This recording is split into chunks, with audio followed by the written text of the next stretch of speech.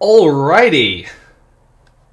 Hello, everybody, and welcome to the 24-hour charity live stream.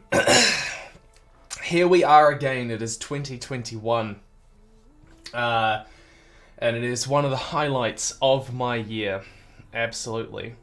Yeah, I just turned myself down a little bit. This year, we are raising money for Safe Harbour. Safe Harbour is a domestic violence shelter that takes everyone, people, men, women, and people of all genders, which I think is really important, especially because a lot of violence shelters don't allow men, and they don't have enough places to go. It's why they stood out to me. Thank you to all people. If you guys, let me know where you are in the world right now. I've got people saying they're from Denmark and Argentina, so tell me in chat whereabouts you guys are at the moment. We currently have 300 people watching, which is pretty damn good. We've got UK, Netherlands, Florida, Norway, USA, Germany, Belgium, Canada, Brazil, Vermont, Sweden, Kansas, New York, Auckland, Poland. Lovely. Tons of people from everywhere. Thank you very much. Remember, liking the stream does help, and especially sharing the stream around to get people to go. It's nice watching that viewership spike.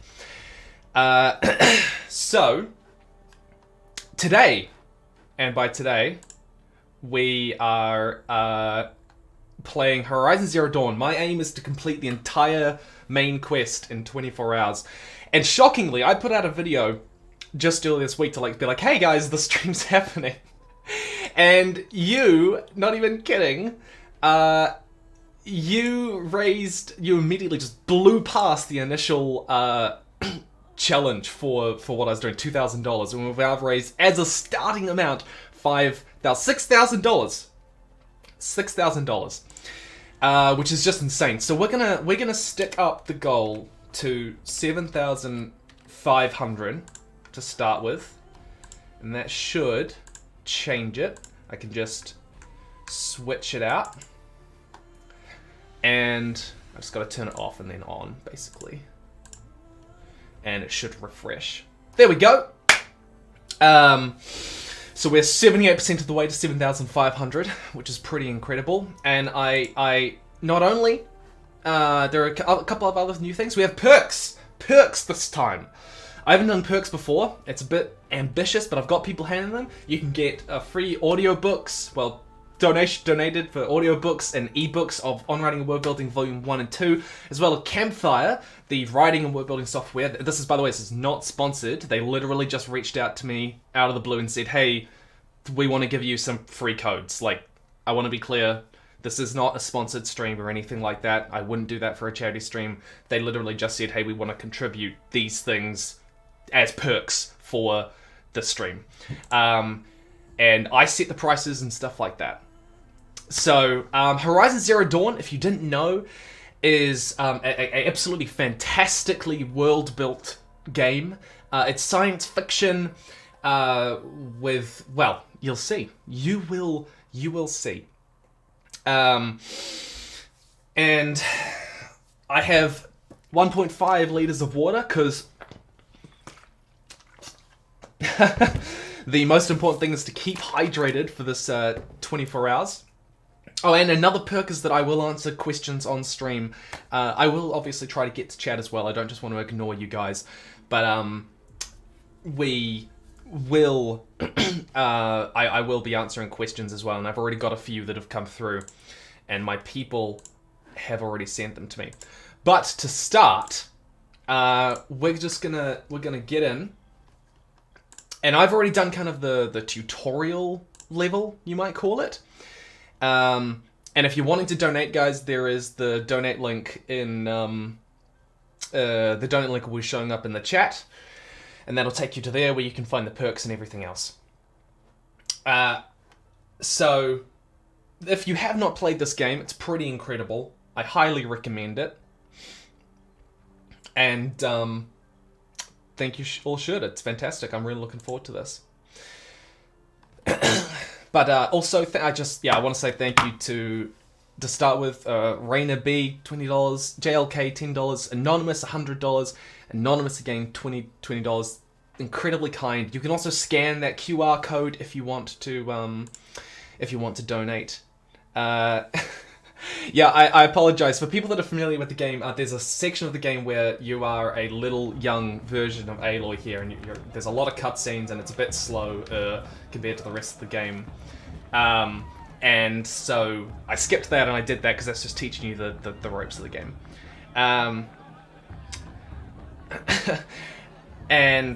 But honestly, any donation, of course, helps.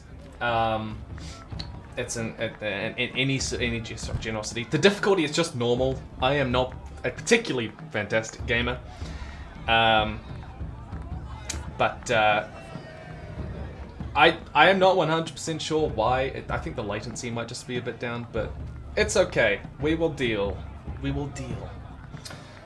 For the gist, basically, this character here, her name is Aloy.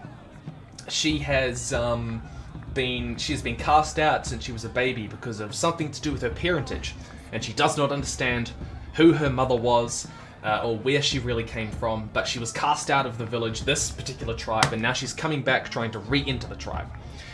Also, for what are we gonna call it? Let's say for the we're gonna the milestone when we get to $7,500.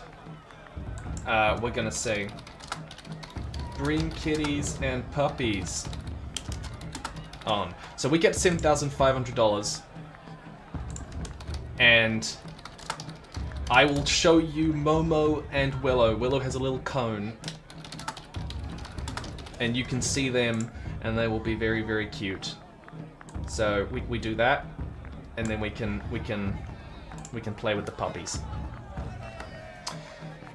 Oh, okay, but this is going to be me trying to rush because obviously I've got 24 hours to try and finish the game. So that's what I'm going to try and do.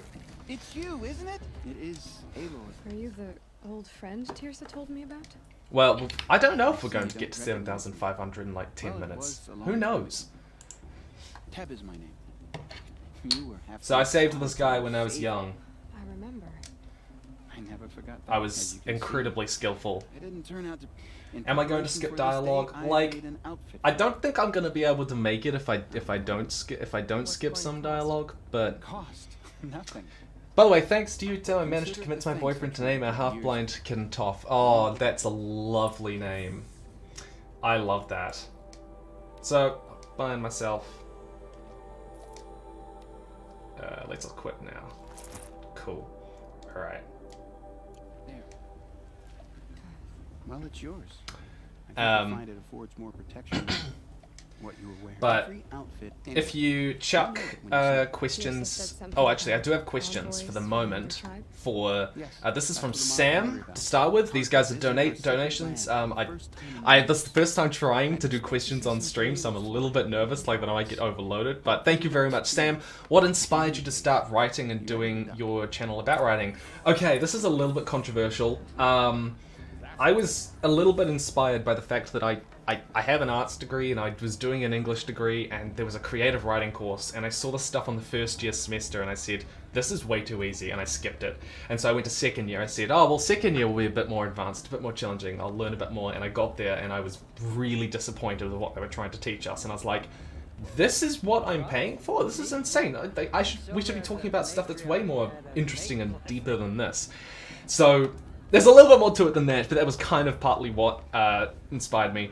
DM in Seattle, what's the worst story idea you've seen successfully pulled off in a book or movie? I don't know. I feel like I kind of want to save that for when other people are around. I'm gonna save that.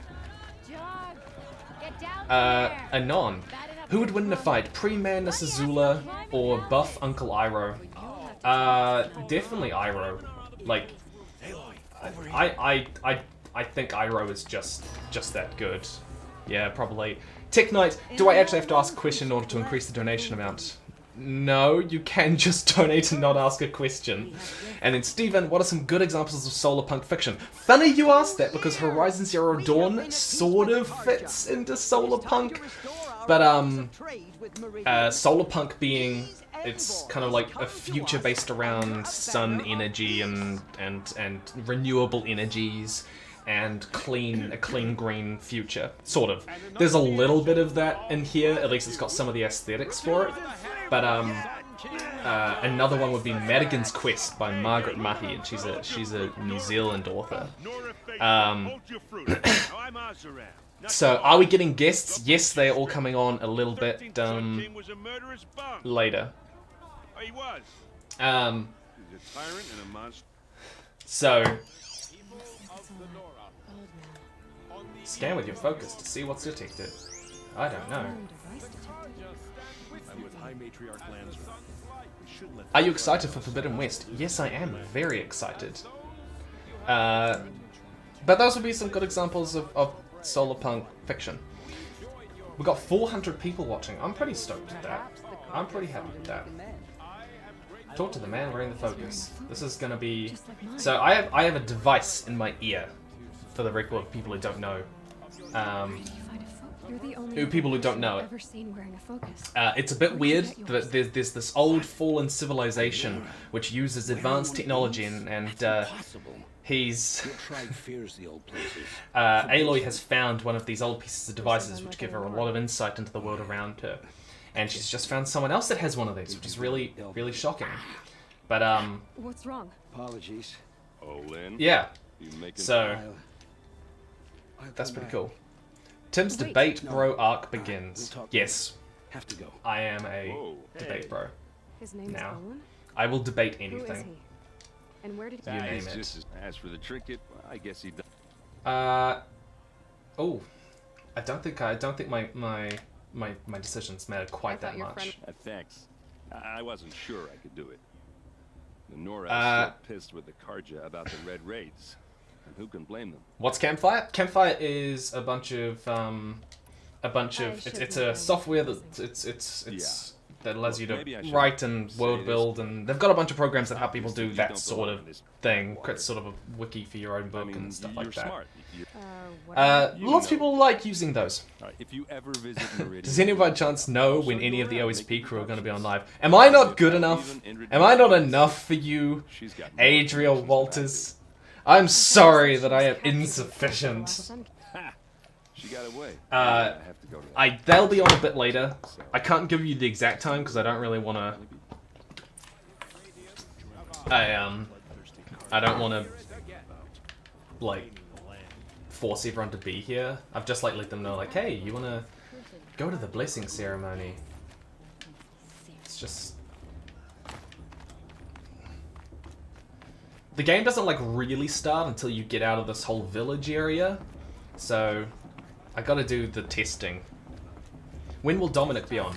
He will be on a bit later, but he will be on. Alright, what am I doing? Aloy, take your place. I'm gonna become a woman of the village. That's what I'm gonna be.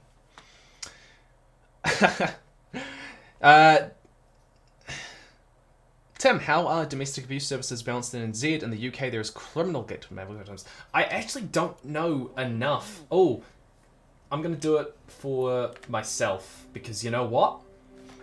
All power to me. Rost and my mum, I did this. I have made... Are we seeing Daniel the Daddy Green? Yes, yes, people. All of these people will be on. I can't tell you exactly when, but they will be on. Have you seen the trailer for Forbidden West? Yes, very much so. I really, really like it. And I'm super looking forward to it. Have you guys like ever sent lanterns up into the air? I've always really loved those. I've always really loved doing those sort of things. Then I just don't want to think about it too much. Let's not talk to Olin because I just want to. Okay, Oh, I didn't realize. So I can just if I can avoid Olin, then I can be faster. And Olin is not a very interesting character, so let's not talk to him. This is Aloy time. Aloy don't need anyone else except chat. Aloy needs chat.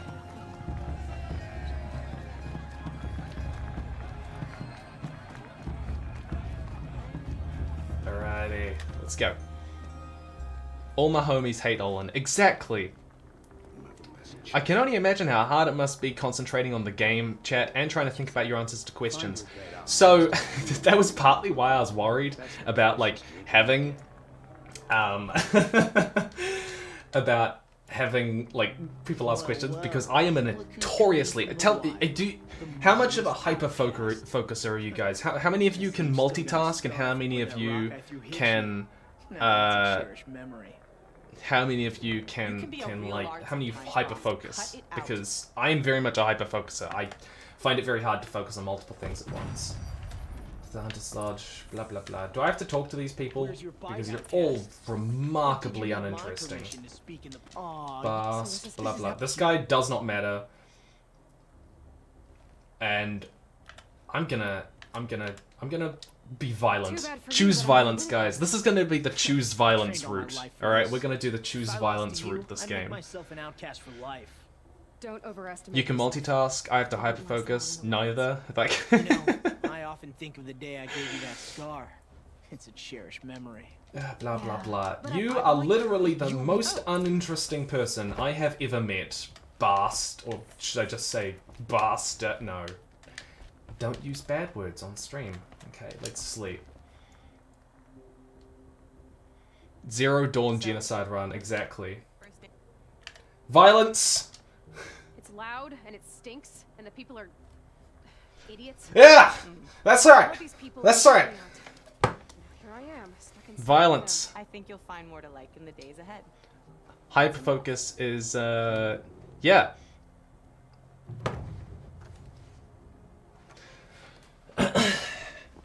Violent Zero Dawn. I agree. I agree. So now I'm gonna go and do the kind of like the this is the testing, which is like the coming of age type thing, you know? Where I become a woman of my tribes. Bast saves you during the attack. No. But does he? I feel a little bit bad for being mean to him now then, but also not too bad, because doesn't he die? Yeah, see...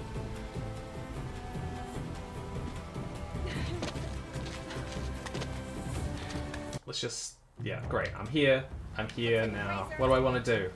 What have I got to do again? I forgot what I have to do. I cannot remember. I think I've got to kill the things. Oh, this is very bad. I forgot. I've just got to kill one? Okay, that's easy. That's easy.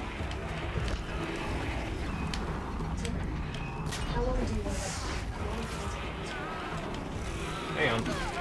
Ooh. Like, do you want half hour stuff? Who's wanting to go on? TierZoo? TierZoo can drop by. Yeah. Sweet. I just want to make sure you didn't want half an hour of... No, that's fine. Sweet. Yep. So, as you can tell, I am a master of games.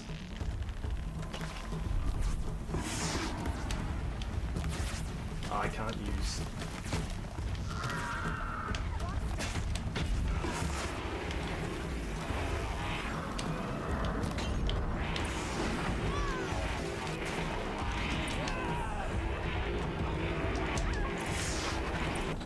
There we go. See? Oh shoot! I've still got super chats on. That's very bad. That is very bad.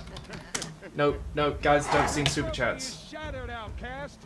I do not want you sending money to me. Super chats? No. Turn it off.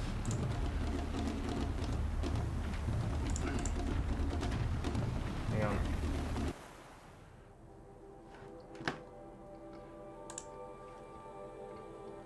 No super chats.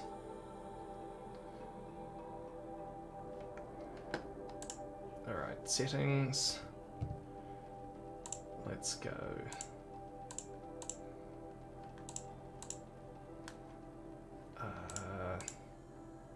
Shoot, where do we put super chats again? Is it under monetization? Supers. No, turn off super chats. Howdy. Okay. Hello. Do I have TierZoo with me?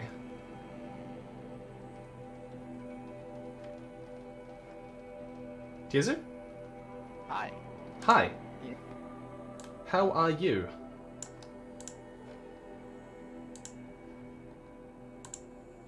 Sorry, you're very quiet. I'm very quiet? At least on... I don't want you to mess with your stuff on the stream, but... No, there we go. Alright, am I a little bit louder? Yeah, a little bit. I can move this. Hang on. I can move my mic. I have the most official setup. There we go. Alright, well, hopefully I am a little bit louder now. I can definitely hear you now, yeah. Yep. Apparently you are quieter than me on stream. Uh-oh. That's fine. It is fine. Hi, everybody. I'll talk louder, I suppose. So, TierZoo. Why don't you tell chat who you are and what you do? Although, I mean, like, I say that knowing full well that you are infinitely more well-known than I am. I don't know, it depends on the circles, I guess. But, hi chat, I make wildlife ecology and evolution videos, but I frame the videos kind of through a gaming lens. I use a lot of gaming jargon and references and stuff. I am currently killing, basically, a deer. I see that. It's like a giant megaloceros or something. I'm trying to kill its... There we go. Aw, it didn't even... There, got it. So, tell me about the place of the deer in the worldwide MMO. That's super interesting because I actually am working on a video right now about... It's specifically about horns and whether or not horns or antlers are like a good choice for the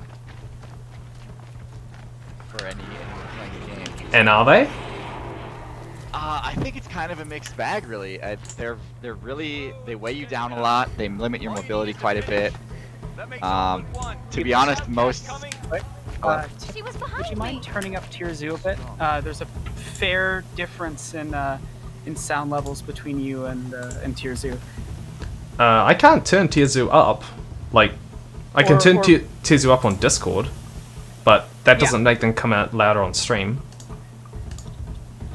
Or maybe you want to bump up the stream volume. I just did. Perfect. Hopefully that helped. I'm gonna go check. I'll be right back. Chat says it's getting better, I think. Yeah. So hopefully.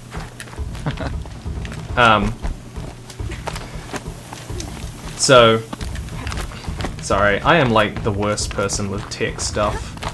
Can't confirm. It's all good now. Sweet. Hooray! We did it. Mission accomplished. What were we talking about? Oh yeah, antlers. Yeah. So, I originally wanted to make the video and just talk about how awesome antlers and horns are, but the more I like researched it, it seems like a lot of animals kind of only have antlers as like a sexual selection thing and don't actually really want them. I mean, I want antlers. No, it would be really cool, right? Yeah, like I think they're okay. In terms of like nature features, I think antlers are one of the coolest features you can have. Sure, I think like bull moose antlers are some of the most iconic nature things on the planet. Exactly. You know? But they don't even keep them year round. Like even a moose is like, I'll use these during the mating season to like flex a bit. Do moose not keep their antlers? No, they fall off after a few months of. Like that's the crazy thing is they spend all their energy and resources growing bones out of their heads, and then they just get rid of them. They just fall off. What? Wait, so why do we kill antlers? Kill animals for their antlers? What, they just fall off. Can we not just go collect them once they fall off? You absolutely can, yes. And Oh my there are people gosh. who do that as well. I feel like I've just uncovered like a mass conspiracy. Like we're just murdering meese en masse. Meese? Moosin? Meese. No, I stand by this. Chat, tell me, is it meese or is it mooses? No. She didn't win. It's one of those. The outcast cheated. See, everyone, Bast's a dick. He just... Oh yeah, we just got attacked, everyone, and now I've got to try and survive. Too many of them. We can't win.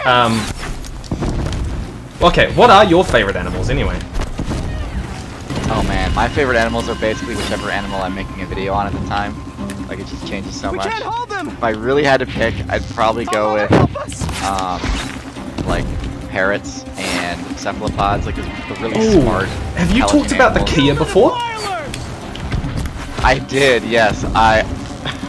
Unfortunately, I put them in low tier on my bird video. Why? They are the best damn creatures in the world! Well, wait, hold on, sorry. Is that like the kakapo? No, the kakapo and the Kia are two different birds, but I understand why you're... Well, I mean, I understand why someone not from New Zealand would confuse them, but the Kia is one of the smartest birds in the world. It's a flight, it's a powerful, beautiful, it's a flying bird. The kakapo is this fat lump of fat that does nothing but die. Okay. Okay, that's pretty much the point that I made in the video, is like, can't even fly, it kind of walks around, it only survives because there's nothing in New Zealand that, you know, is a threat. But, There's more. cool, okay, so tell me more about the Kia then. Is it just another type of parrot? It's the only alpine parrot. I know that much. There are no other alpine parrots. Oh, I have no ammo. This is bad. Shoot. How do I... Oh no, You make ammo on the fly? You can actually, you can craft like 10 arrows in a second in this game. It's beautiful. Oh, I just saw it. There you go, plus 20. That's so Okay, low. let's put down a trap. Too many of them. Come on. There we go. Just jab him in the leg. The alpine parrot. What else? We can't hold them. Oh, mother, help us. Let's turn settings, volume. Oh no! I just turned the difficulty up to ultra hard. That was a very bad. Oh, this is a beautiful bird. I just looked up pictures of it. Oh, I know. It's a stunning bird, right? Yeah. Love the red on the underwing. Oh really yeah, cool. like it's easily my favorite bird. Chat, Google Kia parrot. It's worth it. Yeah, definitely. Chat, tell me your favorite birds, and then TierZoo will rank them. I'm just signing. Oh, man. I'm just signing you up for that. I'm sorry. I love it. That's awesome. You can go watch my bird tier list, chat. See how it ranks up. Yeah, actually. Pigeon, Puffin, Raven. Okay, a lot of these are Arnold. Yep, these are in the video. That's great. Excellent. So, question: what makes you decide whether or not a particular creature makes a tier list? Because I'm sure you're sick of comments which are like, "Why didn't you talk about this?" Yeah, to be honest, I ran into that issue a lot with my most recent video about snakes, and that's just because there's a lot more that I wanted to include, but I couldn't find many good videos of them, and that's really the biggest deciding factor when it comes to whether or not I make a video about something. Right. There's been videos that I made purely because I just noticed that there was a ton of footage about, like, for example, goats and geese. Both of them I never would have really thought, I never thought either of them were like that cool of animals. And then I just noticed that there's a bunch of goofy videos of both of those animals attacking random things. And just in a bunch of wacky situations. Right. Yeah.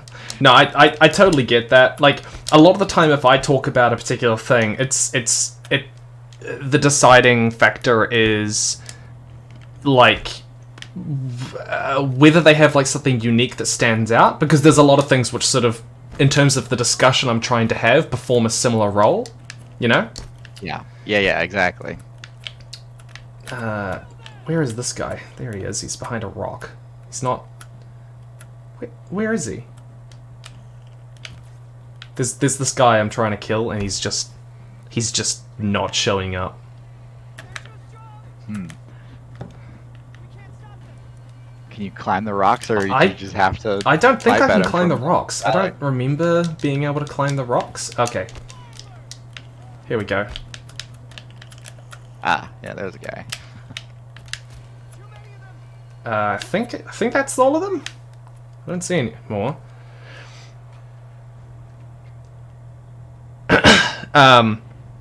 Oh my gosh. Wait, how familiar are you with Horizon Zero Dawn? Not particularly. I played like the intro sequence, like the first hour of the game, I think, with just at a friend's place, and then I never played it again. Right. But it looks good. So a big part of the game is that there are these giant robot animals, or at least robots that were clearly designed after animals. And yeah. I don't know, like from an intellectual perspective, you might find it curious to see...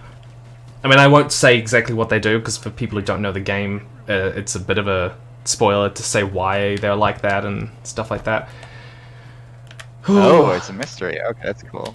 Yeah, well, it's a pretty cool answer, to be perfectly honest. It goes a lot deeper than, I would have initially thought.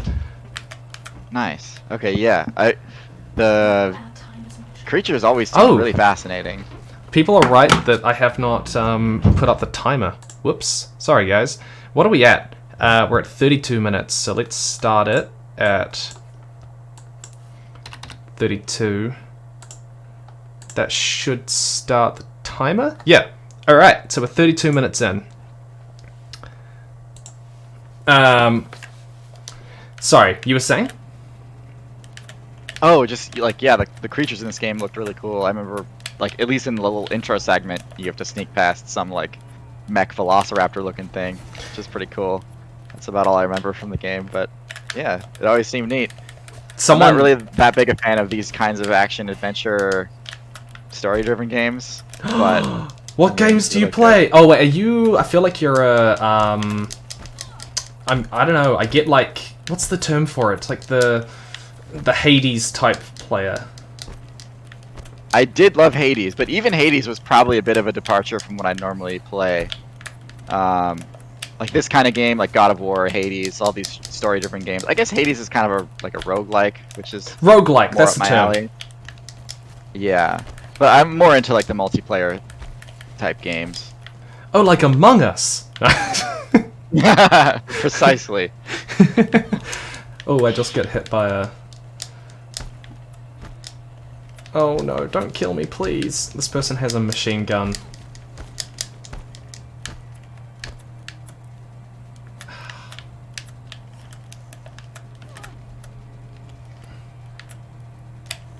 You brought a bow to a machine gun fight? I literally did bring a bow to a machine gun fight. That is exactly what happened, and we are seeing the results of that. Like... I mean, your bow looks pretty strong. Like, really, maybe he brought a machine gun to a bow fight, to be honest. It's true. That's true. Oh, jeez. I am running out of healing materials as well. I remember really struggling with this, but people are probably just saying, Tim, you're a bad gamer. That's my bet. Okay, let's try and catch him in... Let's try and catch him in the buzz. Come on! There we go. Dead. Got him. What was that? Okay. So you've got a bow which allows you to let's down like electric traps. You know, seeing you use the machine gun, I'm thinking maybe the bow is actually the better play. Shut up. I realize because you're bad with it. I just genuinely think it's like the better weapon. All right, I think I got them. The bow is definitely more precise. Like the thing is that these are sort of like really haphazard. Someone just commenting, "You're almost as bad as me." Excuse you. Wow, ruthless. I mean, just the mobility of the bow. Like Your poor character was really. I would just like you for a chat to Oh know, my God. thank you very much, but I got it the first time. Or did I die That's once? true. No, I died on the climb up. I didn't see that, so that didn't happen. Yeah, you didn't see it, so it didn't happen.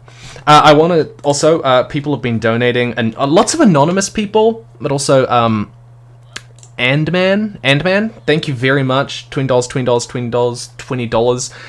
Very kind of you, thank you very much. What are we at? Goodness. Oh my gosh, we've passed the frickin', the frickin' goal. Ooh, does that mean we get to see the kitties and puppies? We do get to see the kitties and puppies. And as our Alright. resident animal expert, you're going to rank whichever one's better, and then chat is going to decide whether you're right or not. Alright? That's... You can't do this to me. I can do this to you. Here we go. and you will live with the flack that comes with this for the rest of your life. So I'm going to go and get... I hope I don't die. This is a pretty cool fight scene I'm watching. Yeah, so- no, so this is Rost, who's like my daddy. He's Daddy Rost. He's not actually he's gonna daddy, die. but he's a daddy Part of the figure. coming of age story. He's gonna die. Yep, he just died, didn't he? Dang. Yeah. I mean, he's a father figure. He has to die. Yep, it's the coming of age story. Exactly. Classic. Now, I really hope if I just go leave and get the cat and the dog, am I gonna die here? If I leave that? I'll protect you. I don't think so. Well, look, we will deal with the price if that happens. No. So I will be back. That'll be it. I will be back. Of course I come online right when he leaves. Poppy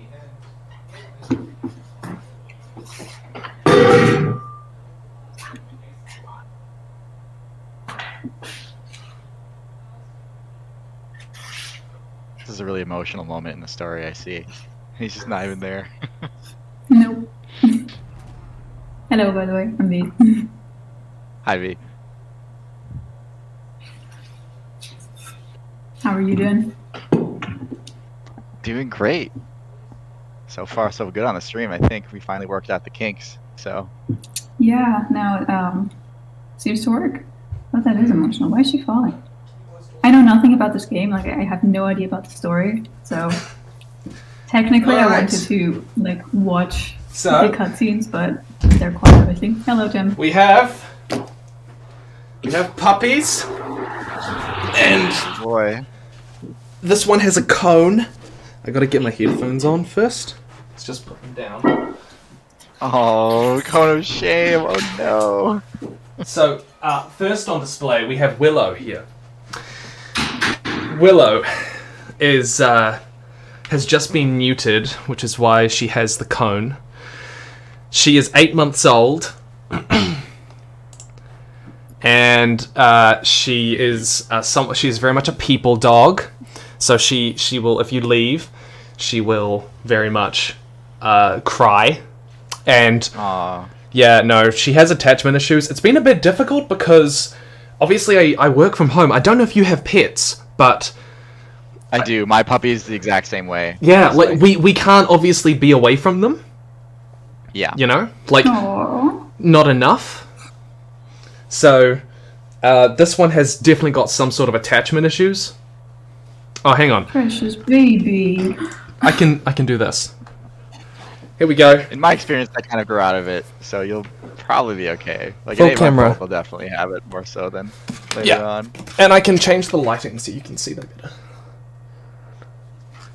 Here we go. Precious baby. Here's Willow. Yeah. I love her. She's lovely, isn't she? And then our second contender, which TierZoo will be judging for moral reasons. This is Momo, who she is a, well, we're not actually entirely sure because we adopted her when she was as a stray from the SPCA, and we think she's around 9 years old, and she is an incredibly cuddly, loves being cradled like a baby, with her feet up like that, and she never wants to be left alone. But she does have injured back legs, which means that she can't jump, which means that she actually can't leave the property because she can't jump fences. I'd love for her to be able to, but she couldn't get back in. Oh no, precious baby. I know. Oh. So, those are your two options, TierZoo. Please do... actually, and chat, I want you to give me your opinion as well. Thanks, Tim. So my opinion doesn't count. V, you're allowed to say things. I know. I get updates of them so regularly. I could never decide. That's true. So, TierZoo, what is your official determination between the two of them? The ranking. Right. Well, clearly these are both top tier animals. Okay. As to which one is like I would rank higher. I don't know. Your puppy looks a lot like my puppy, and so I think I love him. But I do have to give some points for the name Momo. I love that. Oh yeah? It's true. I mean, I assume you know what it's from. Yes. And also I like that your cat doesn't get to run free. Whether that's from its own disability or because... I would love for her to be able to run free, but she can't. Well, if she could, she would terrorize animals everywhere. Like, you like those Kia parrots? you don't want to let your cat run outside then. Why can't I get through this? Search for your equipment. It's telling me to search around here, but... like...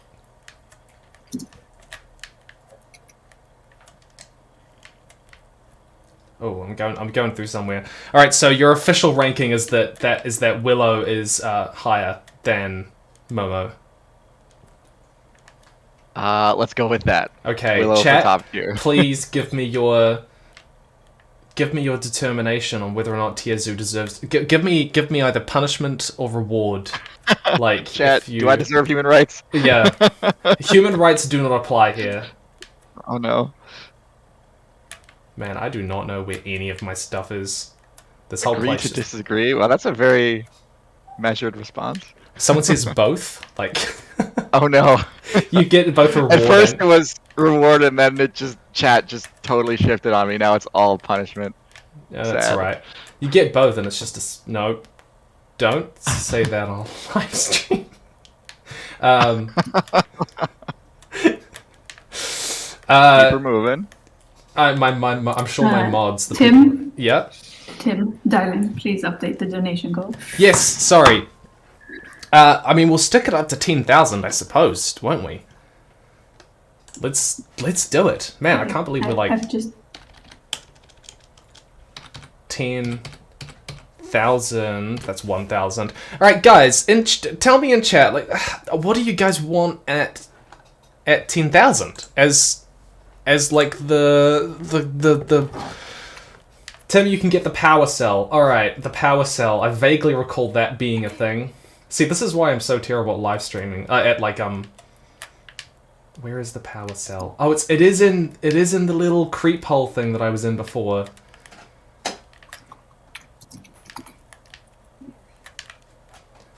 Oh, okay, I found my equipment.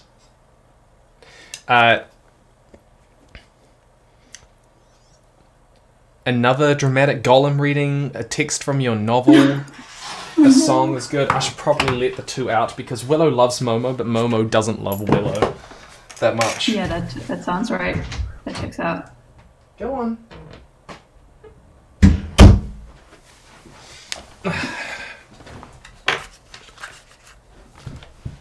Play ultra hard for 10 minutes? That's brutal. I'm not doing that.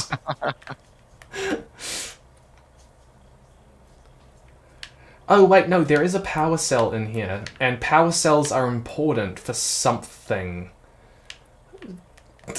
I don't remember what, though. I know that they're just a game thing. Like, they're useful in the game, I think, for some reason. So I should probably go get that. once I can actually remember where on earth it was. No, I don't know where it is. Never mind, chat. I'm sorry, I've failed you. Oh, dramatic. Oh, no, it's a quest where you have to collect like 1 million power cells, and then it takes ages. There's no way I'm doing that on a live stream.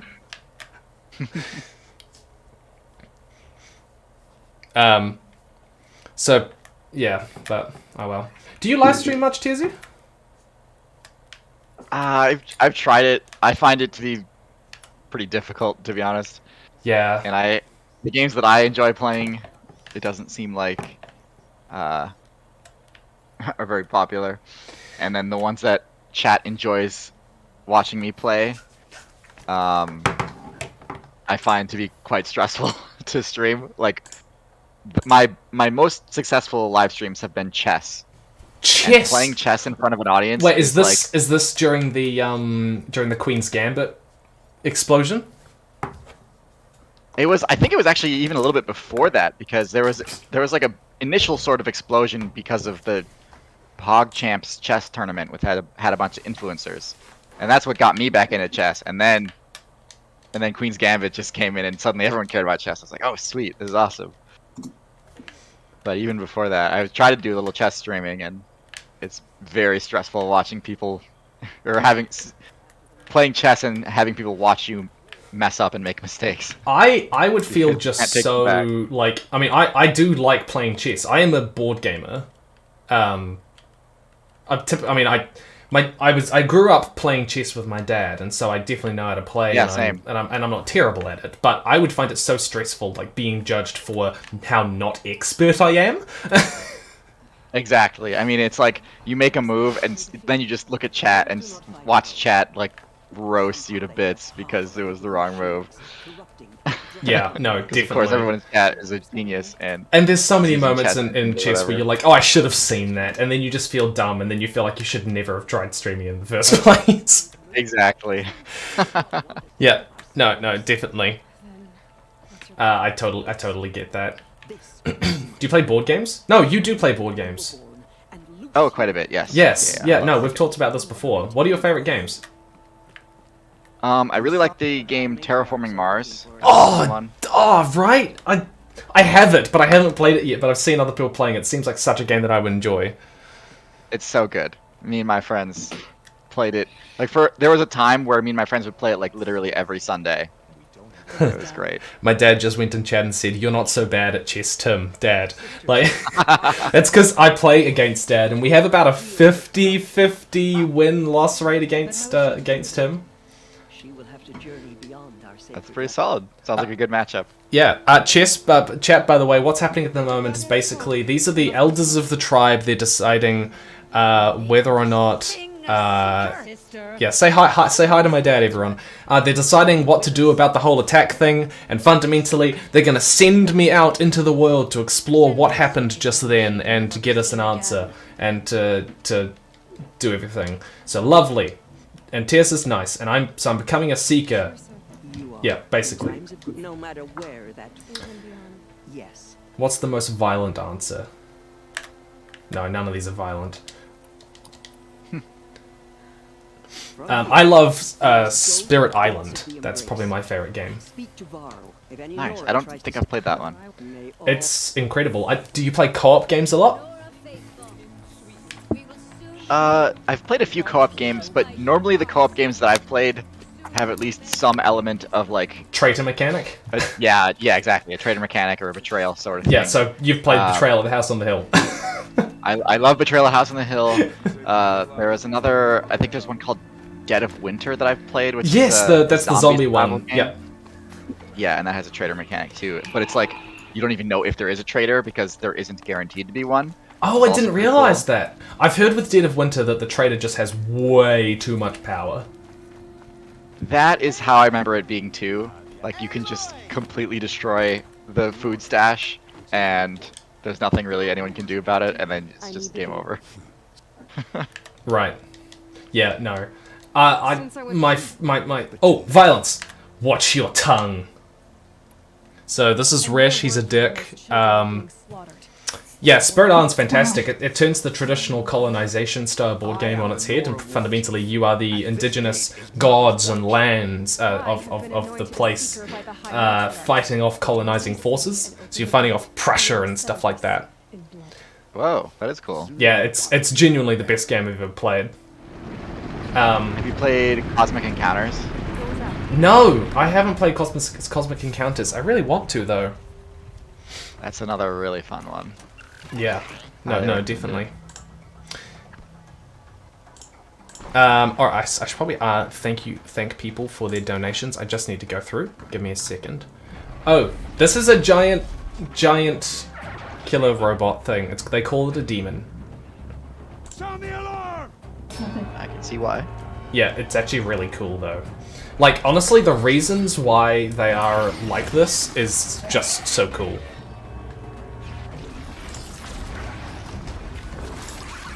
So now I have to know, so now I might actually play the game. Oh, I mean, I want to tell you, because I think it's just... the thing is that Horizon Zero Dawn as a concept has been done plenty of times before, but...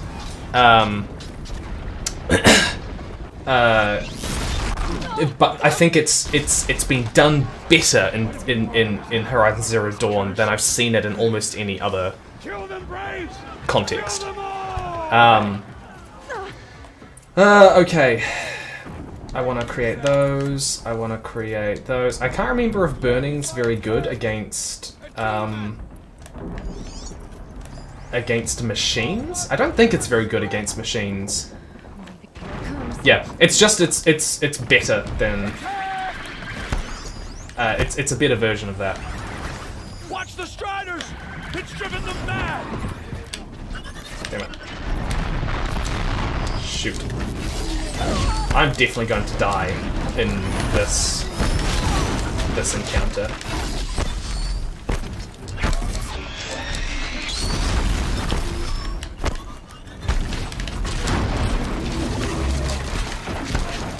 Oh, that did not even slow it down. Shoot.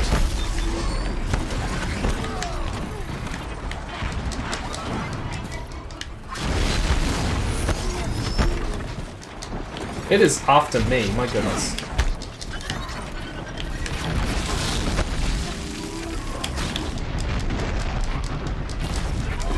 I apologize. I cannot multitask.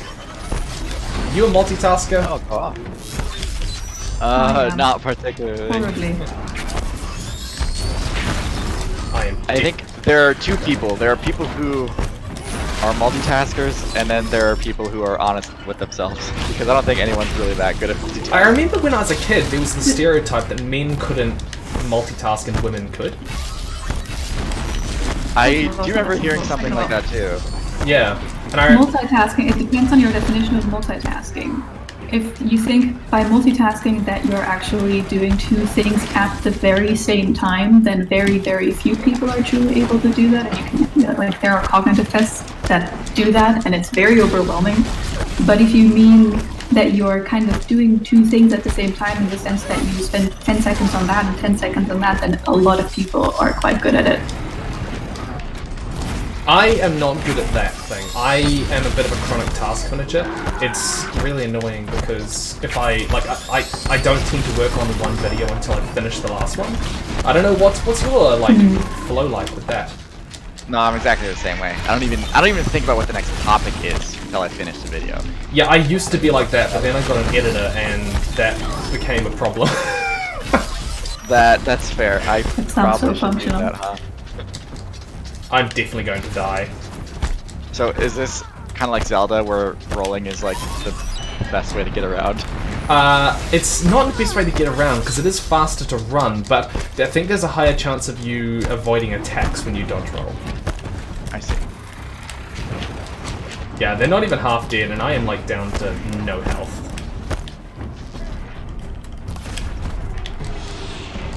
Okay, they're half dead. Maybe I can find some. Maybe I can find some. That is a supply crate. Maybe there's some health around here somewhere. Okay, there's a supply crate there. Okay. Oh no! I didn't want to throw a rock. Okay, okay, I'm back to full health. Back to full health. Hope.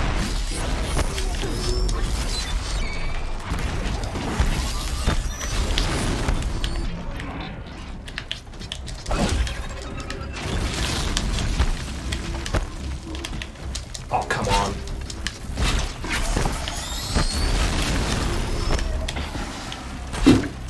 Okay. Nice. I like the trap. No, no.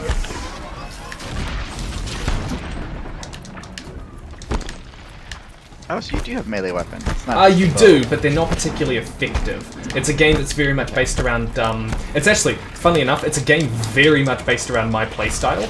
It's designed around traps and sneaking and long-distance combat, which is basically my style for everything. Cool.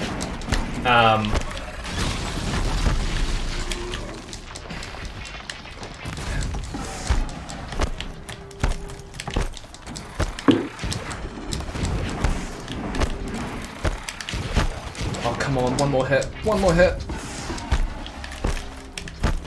Got it. It's down. Nice. Thank you, chat. Please know that I am now your god. Wow, that escalated. Yes. Yeah. Jeez. For the record, I have only died once so far, and that was due to just being distracted. So, currently this is a no-die run. I'm counting it as no-kill run. Alright, deathless. Yeah, totally. Which I've never record. managed to do. I was considering doing Hades, but apparently that would just be a nightmare to do for 24 hours. Depending on how you played it, yeah, it would get probably pretty rough on your fingers. Although the way that you're dodging, I think your fingers are getting pretty tired as well. No, I'm okay. I'm okay. Okay, I do need to thank people. There's a lot of anonymous people who have donated. I just want to say thank you for that. The Burb, Gabe, Iro, Who, Andman, Guy Connolly, Emmett, Keeson, Dominic, Felice Kidora, JLK, Bonnie, Ryan James, Christopher Brown, Vincent AMV. Thank you very much. All of you guys, all the donations really matter, small and large.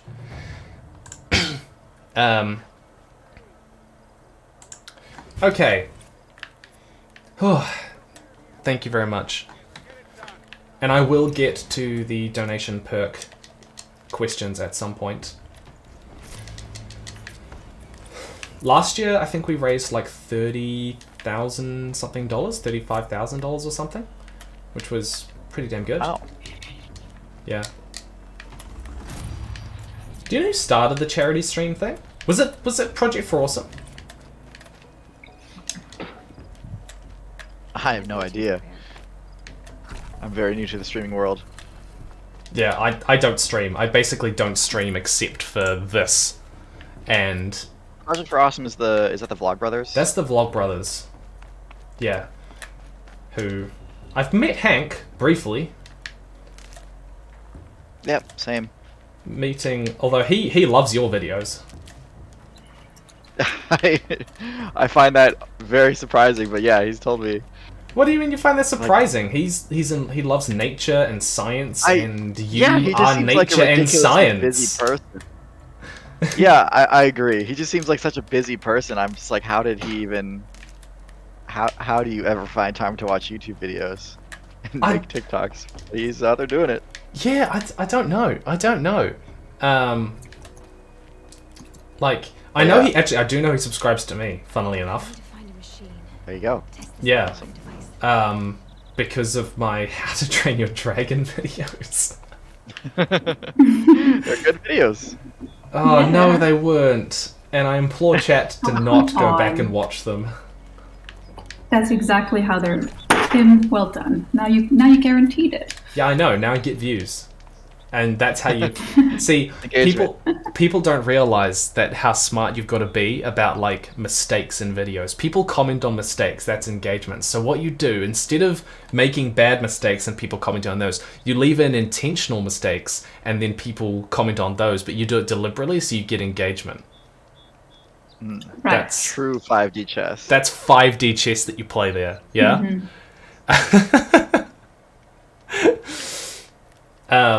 I'm kidding, I don't actually do that. Test the override device on the machine. I should probably buy something, actually. What do I got yet? I want to get a better rope caster.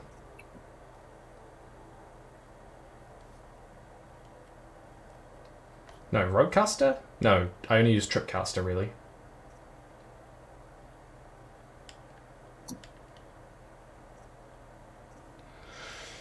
Sharp shot bow is the best. Let's go with the sharp shot bow then.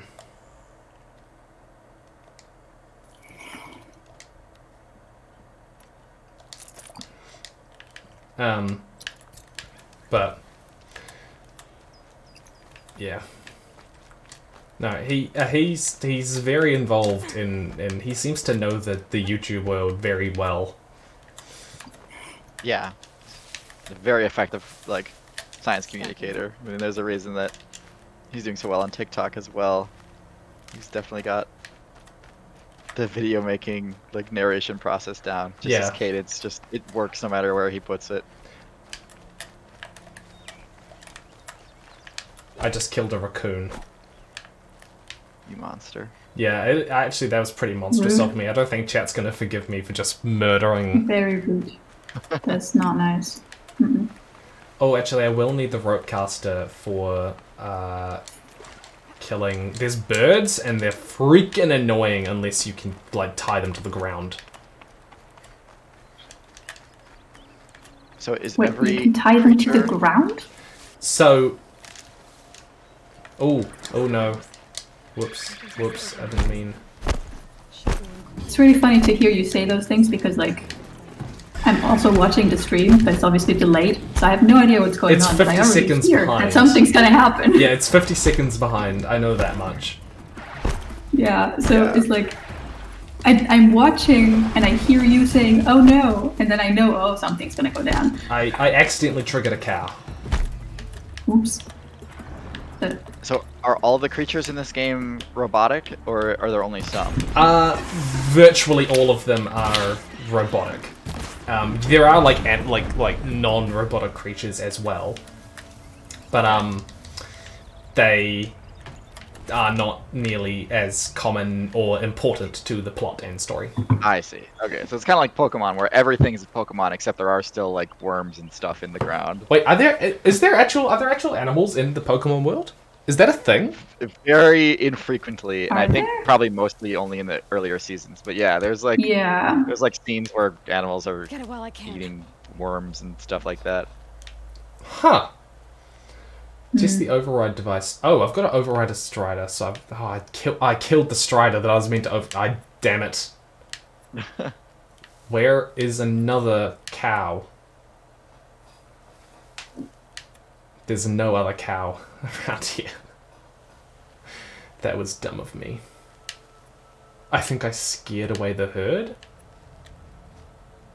Chat says that you should sing Secret Tunnel at 10k. Oh god. Secret? Oh no, I don't want to sing it yet. Yeah, that... What do we got? We got 8,500, which is really good so far. Yeah, you're already getting there. My girlfriend calls me a pessimist because, you know, I'll be like, I'll only be happy if I get like 60 grand, and she's like, Tim, you've never had 60 grand before, and I'll be like, yeah, but I better get that, you know. I don't know. I don't actually think 60 grand is like, any amount is obviously amazing, but I tend to set my sights too high when I do projects. Yeah, I feel that. Okay, there is nothing for me to override around here. There is a limited selection of regular animals, but explaining why is spoilers. Is it? I don't remember there being a spoiler for why there's normal animals. I can't remember. Oh, I mean, like, it's technically a spoiler, I guess, if you... but only in the sense that it comes out when you understand everything else. I don't know. Oh, is there like some hidden valley where there are regular creatures? No, there is no hidden valley where there are regular creatures. Okay. There is a boar here. I will kill the boar for you. I just shot it in the head with an arrow, and it did not die.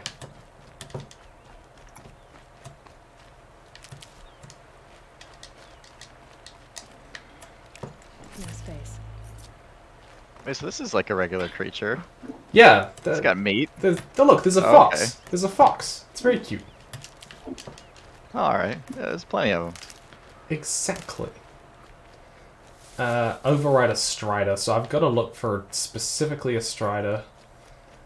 That was really dumb of me to kill that cow.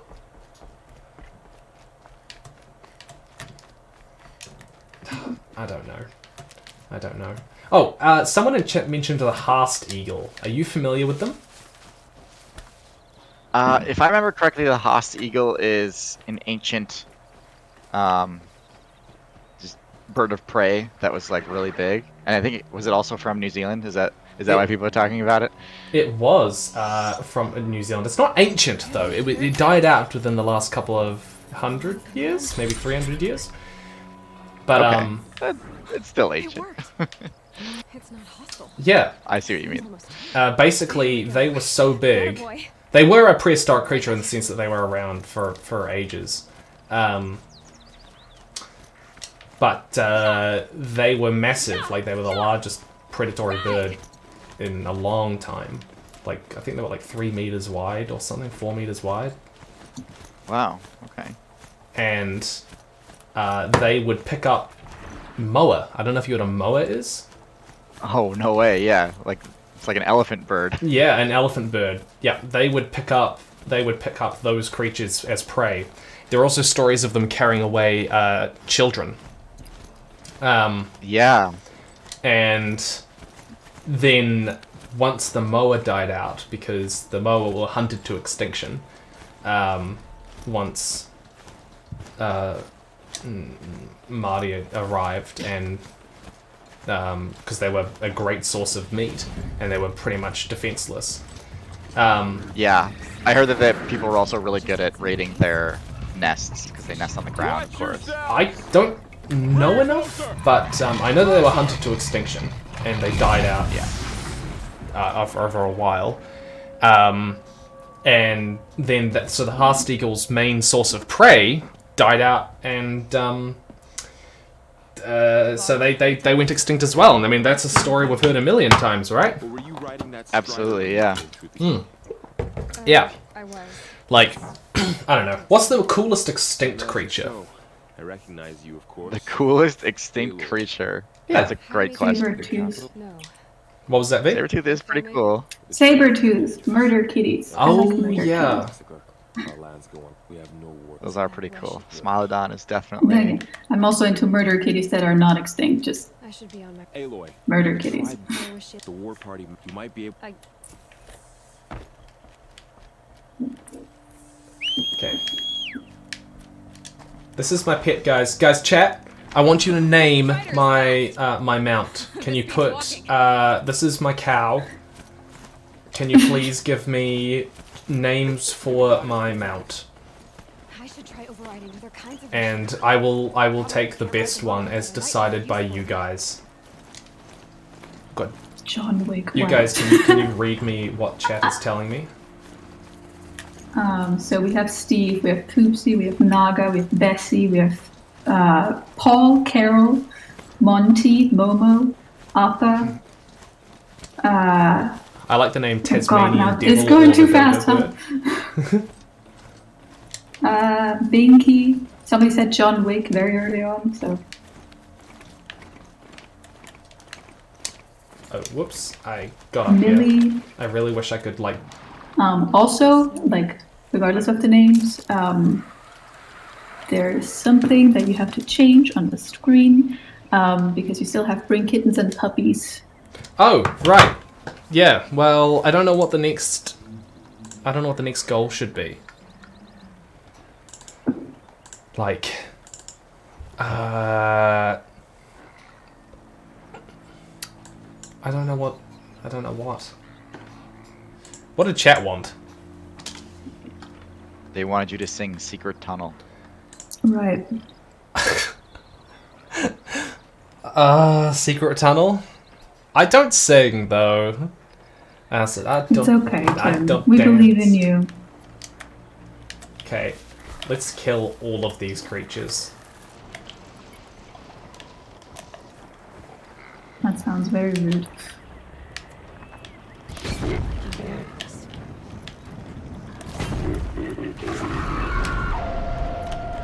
Just light that thing's butt on fire and then just... Oh, it exploded.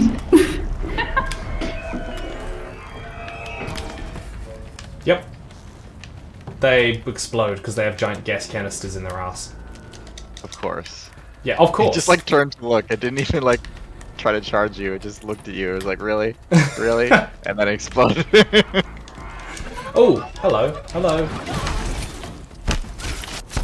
Someone in chat is saying that your response to being asked to sing was genocide, and they are not in.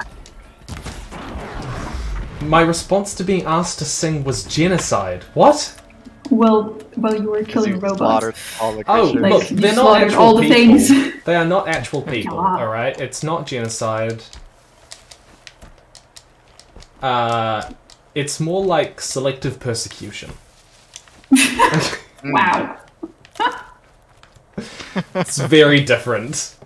The prisoners with jobs. The are- prisoners with jobs! Very Oh, I love that joke. Oh, God. That never gets old on me. Oh. I never... Oh, it always makes me laugh. Always makes me laugh.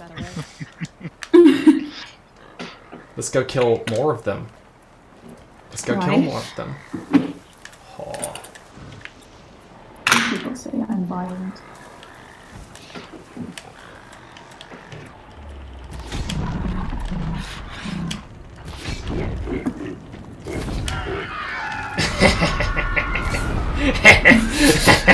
Wow. What's with the cackle? Oh, that was beautiful. That was beautiful. Did you guys Yep. see Gotta laugh them die? maniacally, you know? Yes, now we did. Now we did. So what was the deliberation on the name? What's the one we're settling on? Oh, well, on the name, we haven't got any deliberation. We just settled on you singing Secret Tunnel. Okay, I will sing Secret Tunnel for... I will sing Secret Tunnel. Sing Secret Tunnel. There we go. Beautiful. There we go. Sing Secret Tunnel. You get us to 10k and I will sing Secret Tunnel. And I will do it in a deep South American accent. Oh, God. Whoa. Alright. Why, hello there. I am from Louisiana. Is that not what people from Louisiana sound like? I have no idea. I don't know. My concept of American accents is that there's Texas, there's New York, there's California, and there's to be honest, that's it. In fact, those are the only 3 American states. There are no other states. So which... I'm curious, what do you think my accent sounds most like then? You definitely sound most like California.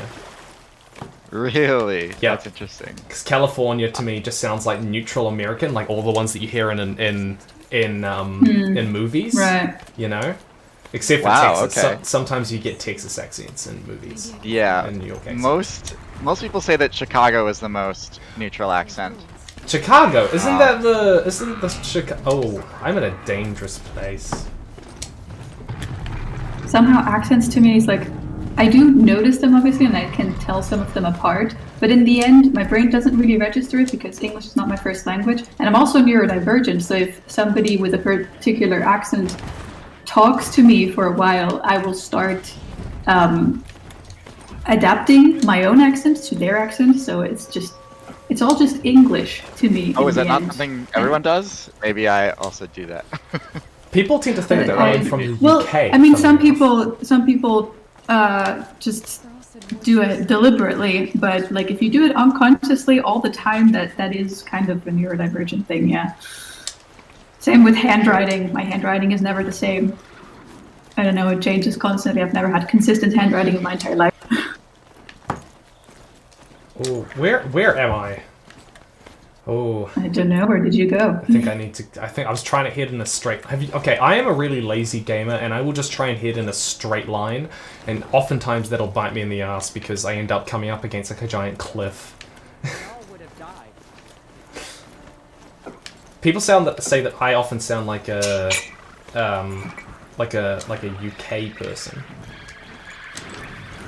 To me, I get the UK and the Australia/New Zealand accent. Australia/New Zealand. Australians, they sound like this.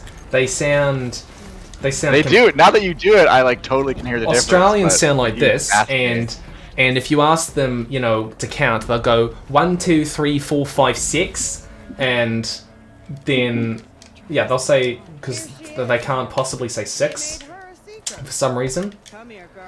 Also, any Australians in the chat, I love you. But also, good save, Tim. You sound like you're gargling gas water. So. Well, I'm glad my Midwest accent doesn't stick out too much, because I have kind of a mix of the Chicago neutral accent and the Wisconsin, which is like borderline Canadian accent. Americans all sound the same to me, except that like intense Southern accents. Like that's the only thing that makes a difference to me. I think. Like maybe that just one bad is at very this, I don't know. distinct for sure. No, I agree with you. That one. Like everything else is just kind of it's American, whatever. Yeah. What does a person from like I don't know, like Alaska sound like?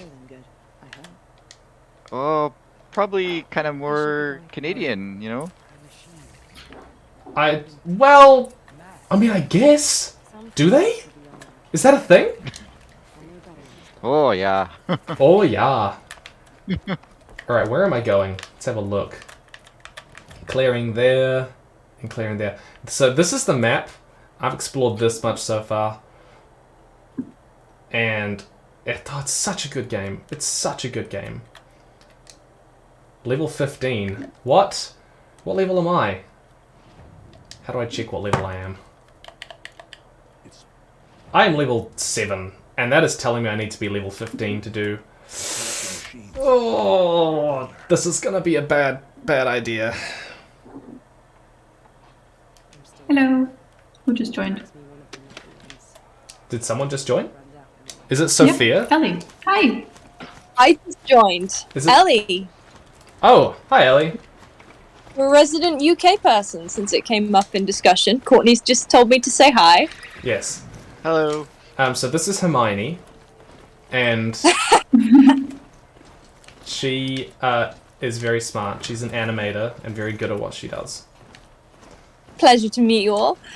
I mean, actually, I think I've met all of you before. Yeah, we've met plenty of times. We've met a few times, V. I think I met you last year, TierZoo, briefly. Yeah. Yeah. Yeah, I wanted to come in and say, TierZoo, I think all your opinions are correct. Every opinion you've expressed today so far has been correct. Are you telling me... Wait, did you just say all the opinions I've expressed so far are correct? Oh. Not you, Tim. TierZoo. No, my opinion. Oh. I'm right about everything. Tim, remember, I'm always right. I'm sorry. Sorry, I'm just used to Ellie disagreeing with me on principle. You said this. Come on, Tim. In what world would I ever say I think all of the opinions you've expressed correct? I was thinking the same thing. Also, okay, I apologize everyone for missing the names for my mount, so please do tell me again, put in chat, and if you guys just tell me whichever name, you guys pick a name out of the chat, and we will the one that sounds good, and we will go with that. I saw someone say Atlas earlier. I thought that was a great name. Atlas. I saw that one too. That was good. Yeah. Well, hey, since apparently I'm like 10 for 10 on opinions, I think I might just quit while I'm ahead. My parents to run something, I'm gonna pop off. What a wise choice. Fair enough, man. Fair enough. Alright, have a good night, everybody. Yeah, thanks for coming on. Bye. Bye. Bye. Alrighty. How are you doing, Ellie? I'm doing really well, thanks, V. How are you doing? Pretty okay. I'm trying to write a research proposal, and the goal is that by the time the stream is done, the research proposal is also done. That's a the really plan. good goal. Guys, what do you think of Horsebot? Someone just said. Horsebot, yeah. Someone said Horsebot. I mean, it's not a horse; it's a cow. accurate. But Is it actually a cow, or are you just calling it a cow? it's designed after a bull. I'm pretty sure. Okay, sure, fair enough. That's a cow. I mean, it's not wrong. You could call it cowbot. Cowbot. What do you guys think of Cowbot, guys? I think Cowbot is acceptable. I think Atlas is a cooler name, but you know. Atlas is cool. Atlas is a cooler name, but it's also too actually like a good name. You know? We don't do actually good things here. No, we don't do We only actually do- good things. No, that would be too much to ask. It We can't would be. keep that up for 24 hours, you know.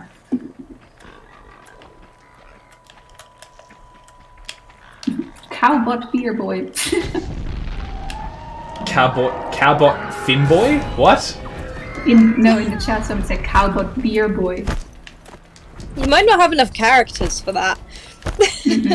No, but cowbot is not, it's not bad. Come on, explode, explode. There we go. Moobot. Someone suggested Moobot. It's quite good. Oh, I don't like. Okay, guys, we're going between Cowbot and Moobot. So type in chat Cowbot or Moobot. Someone just said Moo Machine. That's also quite good. I don't like. I'm not as also big a quite fan good. of Moo Machine. I like Cowbot and what was the other one? Moobot. Cowbot and Moobot. Moobot. Yeah. Someone said Bowboy Bebop. Oh my gosh, it's real 50-50. Cowbot, Moobot. Yeah. It's real 50. Oh, I think Moobot's coming through the most. Yeah, I think Moobot is coming through. Yeah. Moobot's taking over. Yeah, Moobot has taken over, definitely. Alright, guys, we are officially calling him Moobot. Yeah? Amazing. Everyone say hello to Moobot. Well, actually, Moobot's not currently with me. Alright, I guess we can't. Oh, I think I've lost Moobot. Oh no! Oh, no. Well, you have to acquire another Moobot then. I do need to acquire Yeah. another Moobot. That did not last long at all. No, Moobot. I think Moobot might have died. Oh no, that's even worse. How rude. No, it's fine. It's fine. Moobots are replaceable, alright? We can have Moobot number 1 and Moobot number 2. I think you're wrong. No, we're gonna have Moobot 2. 2 Moobot. It's Moobot. I still think you're wrong. So I'm now gonna have to run Moobot 2.0. Yeah, let's go with that. Moobot 2.0. Sure. I should answer the questions that have been coming through on donation. Cool. This is 8 at Laska. Since this is donating to a domestic violence charity, I was wondering why you think there is currently not enough support for men, or your thoughts about the issue about how and why it affects different genders differently. If too heavy, opinion on Scotland. I'll do you both. I'll do both of those questions. But more importantly, chat, I'm interested in hearing your thoughts on like the sort of the dearth. Dearth. Fantastic question. Fantastic word. The absolute dearth of shelters for men. On the one hand, it's because, you know, domestic violence is very much a gendered issue. And so because we have gendered problems, we tend to obviously create gendered solutions. And that means that because particular types of violence get given more... oh, I'm getting attacked. Particular types of violence get given more kind of screen time, attention. Obviously they get disproportionately more of the funding and setup. And you know, I think it's. I'm not saying we should like obviously take shelters away from women and give them to men. I think it's amazing that we have the amount of shelters that we do for women, especially when it is such an issue for women in particular. But we do need more of them, and I think a lot of it is to do with men are not encouraged to seek help, and they're not encouraged to seek safety, really. Safety is something that they're not taught to find with other people so much, but to, you know, to protect themselves and stuff like that. Like, there's very much a gendered social stereotype that people get raised in, even more so in particular communities, which I'm sure many of you in the audience are familiar with. So I reckon it really comes out of those two things, that because it's a gendered issue, we create gendered solutions. And by the way, when I say gendered issue, I just mean that the violence tends to happen along gendered lines a lot. Yeah, and then the social stereotypes that lead men to not find help, to not need to not look for those places, means that we don't tend to think they need that solution when they absolutely do, and we should be teaching men to look for it. Hey, if I could pop in with, I have a bit of a unique perspective on a lot of this as a trans person, because I've experienced the way that society responds to things, you know, based on how they perceive you with your gender presentation at the time. So, statistically speaking, in most countries, while a lot of domestic abusers are men, disproportionately, domestic abuse victims actually lie much more along gender parity than people think they do. But there's a variety of different factors that lead into the way that we respond to this. Part of it is that we don't see... I'm actually working on a longer video next year called... it'll be a series of videos, but the first one's going to be about sexual assault and the way that we treat it along gendered lines. But often the fundamental fact that we don't view women as having agency results in not being able to see them as capable of being abusers, and the way that we disproportionately view men as having absolute agency in situations means that men who are victims are often not seen as legitimate, but are instead viewed as failures of performing their gender. So it results in a situation where not only are men discouraged from seeking help or talking about it, but that if they do, it can actually engender ostracization or further violence in certain ways from other men, often. Yeah, there's definitely the sense of, in some toxic circles, of looking at it as weakness to need or rely on help from others. Well, and not just that, but that, like, the idea that a man wouldn't want, say, in the case of sexual assault, specifically sex or things like that, like it's their wrong versus rather than viewing it as something that's harmful that's done to them. So I've had a large number of men who are friends with me, you know, talk about certain things because I've just been clear that I'm comfortable talking about those things. And I find that a lot of men are like really holding back from ever engaging with these things because they've never heard anyone talk about it, or been encouraged to talk about it and be seen as legitimate in the pain that they've experienced. I remember a conversation with a group of friends where we were discussing, you know, like bad retail experiences, and eventually it got into the topic of like generally older people being very inappropriate in sexual manners, whether it be verbally or physically. And every single person in the conversation, ended up talking about their personal experiences with this, because we'd all worked retail for a couple of years and we're all poor university students. But it was really shocking to a lot of the women that men experience this in workplaces, in retail. I can remember when I was 18 and I was, still deeply in the closet. And at the time I was an athlete, so I looked pretty, macho and muscular and masculine. And I worked at a pharmacy, so there's a lot of older women in their 50s to 60s, and I can't tell you the number of times where they would say completely inappropriate things to me or make a pass at me physically or things like that. It's something that happens that a lot of people don't realize can happen because no one talks about it.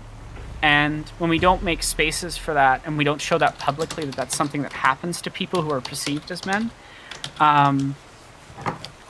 it creates this blanket silence where a lot of people, because of those variety of overlapping factors, don't feel like they can talk about it, that it's safe to talk about it, and they expect retribution for doing so. And just to be clear, women experience a lot of the same types of retribution, but women generally have done a better job of creating spaces for each other to talk to each other, right? Right. So Yeah. I They're more think encouraged fundamentally... to do so. Exactly. Within safer spaces. To be clear, society in general treats all victims like shit. I cannot overstate how horrible society treats victims, regardless of how your gender is perceived. And I know because I've lived both perceptions. Because obviously you can't see me right now, but I'm a very femme presenting person. Often people mistake me for a woman when I'm in public. So it's I think, and you were bringing this up a little bit, Tim, it's not a problem that the MRA types tend to take it into, which is we need to take away this and redistribute. It's no, we need to have more resources. And part of that is building funding, which is the entire purpose of streams like this and why we're raising money, because that money goes to making those resources, making those spaces, making those places that are safe for people to go to when they need it. So yeah, oh yes, absolutely. Trans men experience a very specific type of gendered violence because there's multiple layers. Yeah, as a trans person, the way that our experiences get treated is very, very complicated. Part of it's that a lot of anti-trans rhetoric is built around presenting us as dangerous. Statistically speaking, trans people commit sexual assault at a vastly lower rate and are drastically higher likelihood of being victims of sexual assault. Those numbers are not unrelated. Unsurprisingly, if you've gone through that, you're probably not going to do it to someone else. But it's it's a very specific thing, and that's why it's so important that everyone be talking about this, and that's why I was really fucking happy when I saw that you were doing this, Tim, because I think sometimes the conversation about addressing the lack of resources for men with abuse, it sometimes gets led by people who aren't very good at talking about the topic, as I brought up earlier, the MRA types, where they blame women instead of the actual problems in our society, toxic masculinity, patriarchal structures, those types of things that lead to these situations. Yeah. No, it's a really complicated issue. But I'm glad that overall society is slowly increasing funding. That tends to be the general way that we've been heading for this particular type of violence, which wasn't necessarily recognized as much before. But yeah, and I mean it changes from country to country. You're going to get a lot worse in some countries and a lot better in others. I don't actually know. I mean, I don't actually know enough about what it's like in New Zealand. But my work at the hotline sometimes encounters these issues, which I'm happy to help as best as I can, but I always wish that I can help more, you know. But here's hoping. We're actually currently sitting at the $9,180, which is crazy. Oh, the game volume is a little loud. I'm sorry, it like changes between obviously when I'm in combat and when I'm not in combat. It should be okay now. The other questions were, what do we think of Scotland? V, you're in Europe. What's your opinion of Scotland? You're in Europe, as if that means that it's... No, you speak for all of Europe now, okay? Thanks. That is not... We're having continental representatives. I represent the New Zealand continent, and if anyone says it's not a continent, look up Zealandia, okay? Okay, great. If I'm speaking for all of Europe, then I don't know. I think Scotland's neat. As opposed to not having Scotland. Like what's not neat about Scotland? They have nice like shore sides, like cliff shores. That sounds like lovely nature. I don't know. That's true. That's true. Scotland. All good answers. Scotland created my favorite band, which is cool. I love how What is your favorite band? What? What is your favorite band? Oh, Churches, spelled with a V. Oh, right. They're not like... They're actually pretty underground. You might not have heard of them. They... I came across them because they did the song for Death Stranding. They did the... Oh, I forgot they did that. Yeah, they've done a few games. They did Mirror's Edge as well. I think that's how I found them, actually, was Mirror's Edge. Because, like, back when Mirror's Edge came out, there was a big community for remixing that music. Yeah, and, I do not have enough health for this. That's fine, you got this. No. Actually, so far, everyone, I haven't died, alright? I have not died yet. Should we have a timer? Should we add a timer for No Death Tim? Yeah, it's a good one. It's been X many hours since Tim died. Oh, I am about to die. That's what's about to happen. I just love that you were like, V, what's your opinion? You're in Europe when I am literally right here next door to Scotland. I didn't know you were here. You had gone silent for a bit. So... I was listening respectfully to everyone's very valid opinion. I mean, British opinions in Scotland maybe aren't the best ones to get. My family is from Scotland, alright? I spend a lot of time up there. If I was English, I'd 100% agree with you. I am in fact from so-called Canada. Ellie here has got a lot of Celtic ancestry. Sorry, chat was asking. Love that.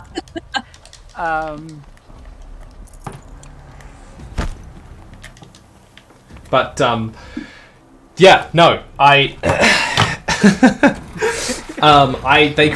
actually created two of my favorite, bands. They created Churches, who I really, really like, I love all of their songs, and so, PogChamps to anyone else who likes Churches. And then, oh no, big demon robot's gonna come find me. And then they also created a tiny band, and now this is actually an underground band that not many people have heard of, so I'm really hip. Again, such a hipster. Yeah, you should be very jealous of how niche I am. Definitely. I have that hip cred. And they're called Quiet Houses. You should look up the song Ocean Avenue by Quiet Houses. I like how you have sort of a theme going with like buildings. We've got churches, we've got quiet houses. Yeah. Mm-hmm. Yeah. Thinking that. I feel like we need like a few more. Funnily enough, one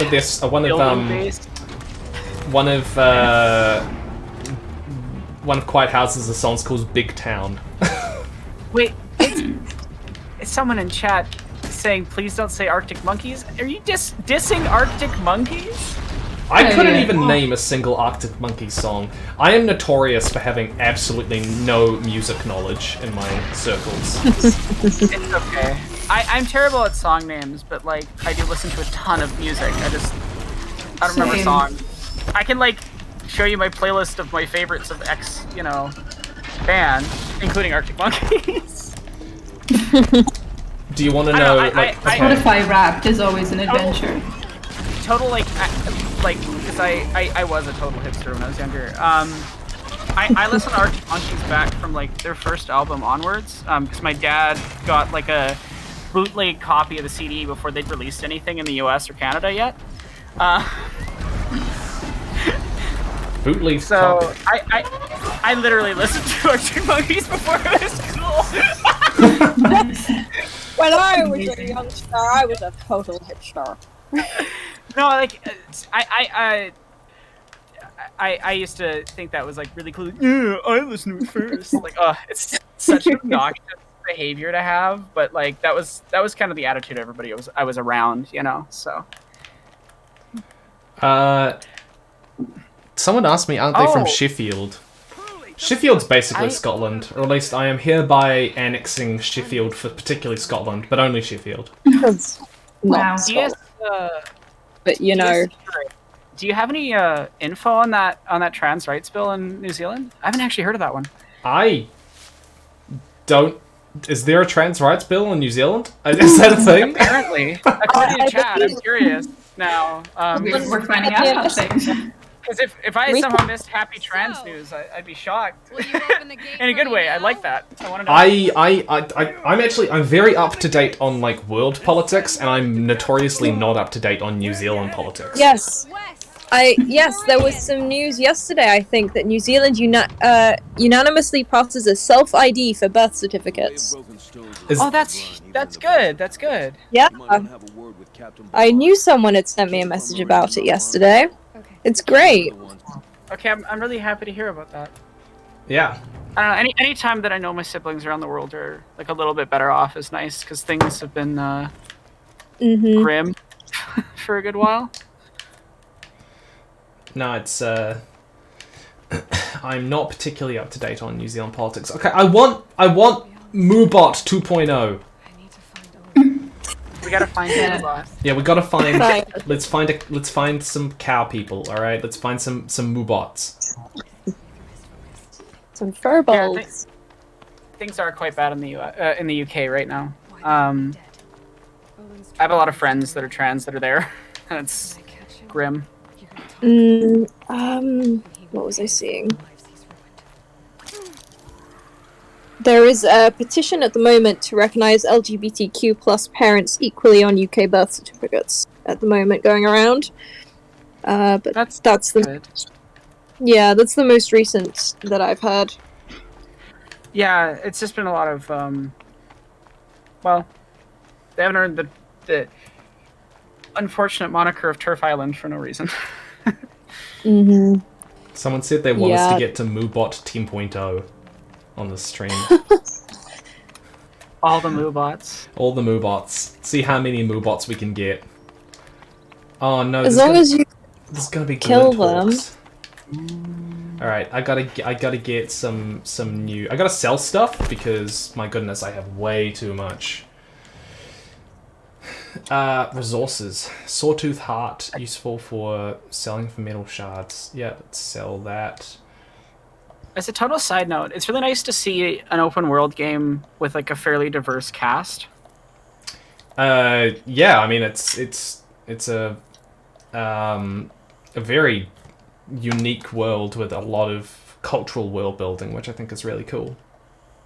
It's always good to. We love to see it. Let's go. No, I need the middle bin. Diversity in games. I need crafting. I need craft. Okay, keep all of those. And then, oh no, I don't want to sell any of those. Don't want to sell. Okay, let's buy. Oh, I should get. I was correct. Horizon Zero Dawn does have a non-binary character. That is great. That's great. That's wonderful. We love to see it. That's exactly what we want to see. in games onwards all the time. Give us more. We're starving for it. Yeah, it's... There's also like a lot of easy ways to do things. Like, to be honest, it can actually be less work in some ways to allow more customization around gender in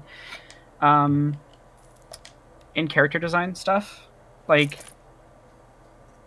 games that do it well often just let you put like any hair type on any person and modify specific like body features and stuff, and then just let them choose pronouns. And actually, like, I always just like the argument like, oh, that means they have to record, you know, extra sets of lines, because it's like, well, actually, a lot of the time companies already use they or them for the main character when you can switch up the pronouns to the main character anyway.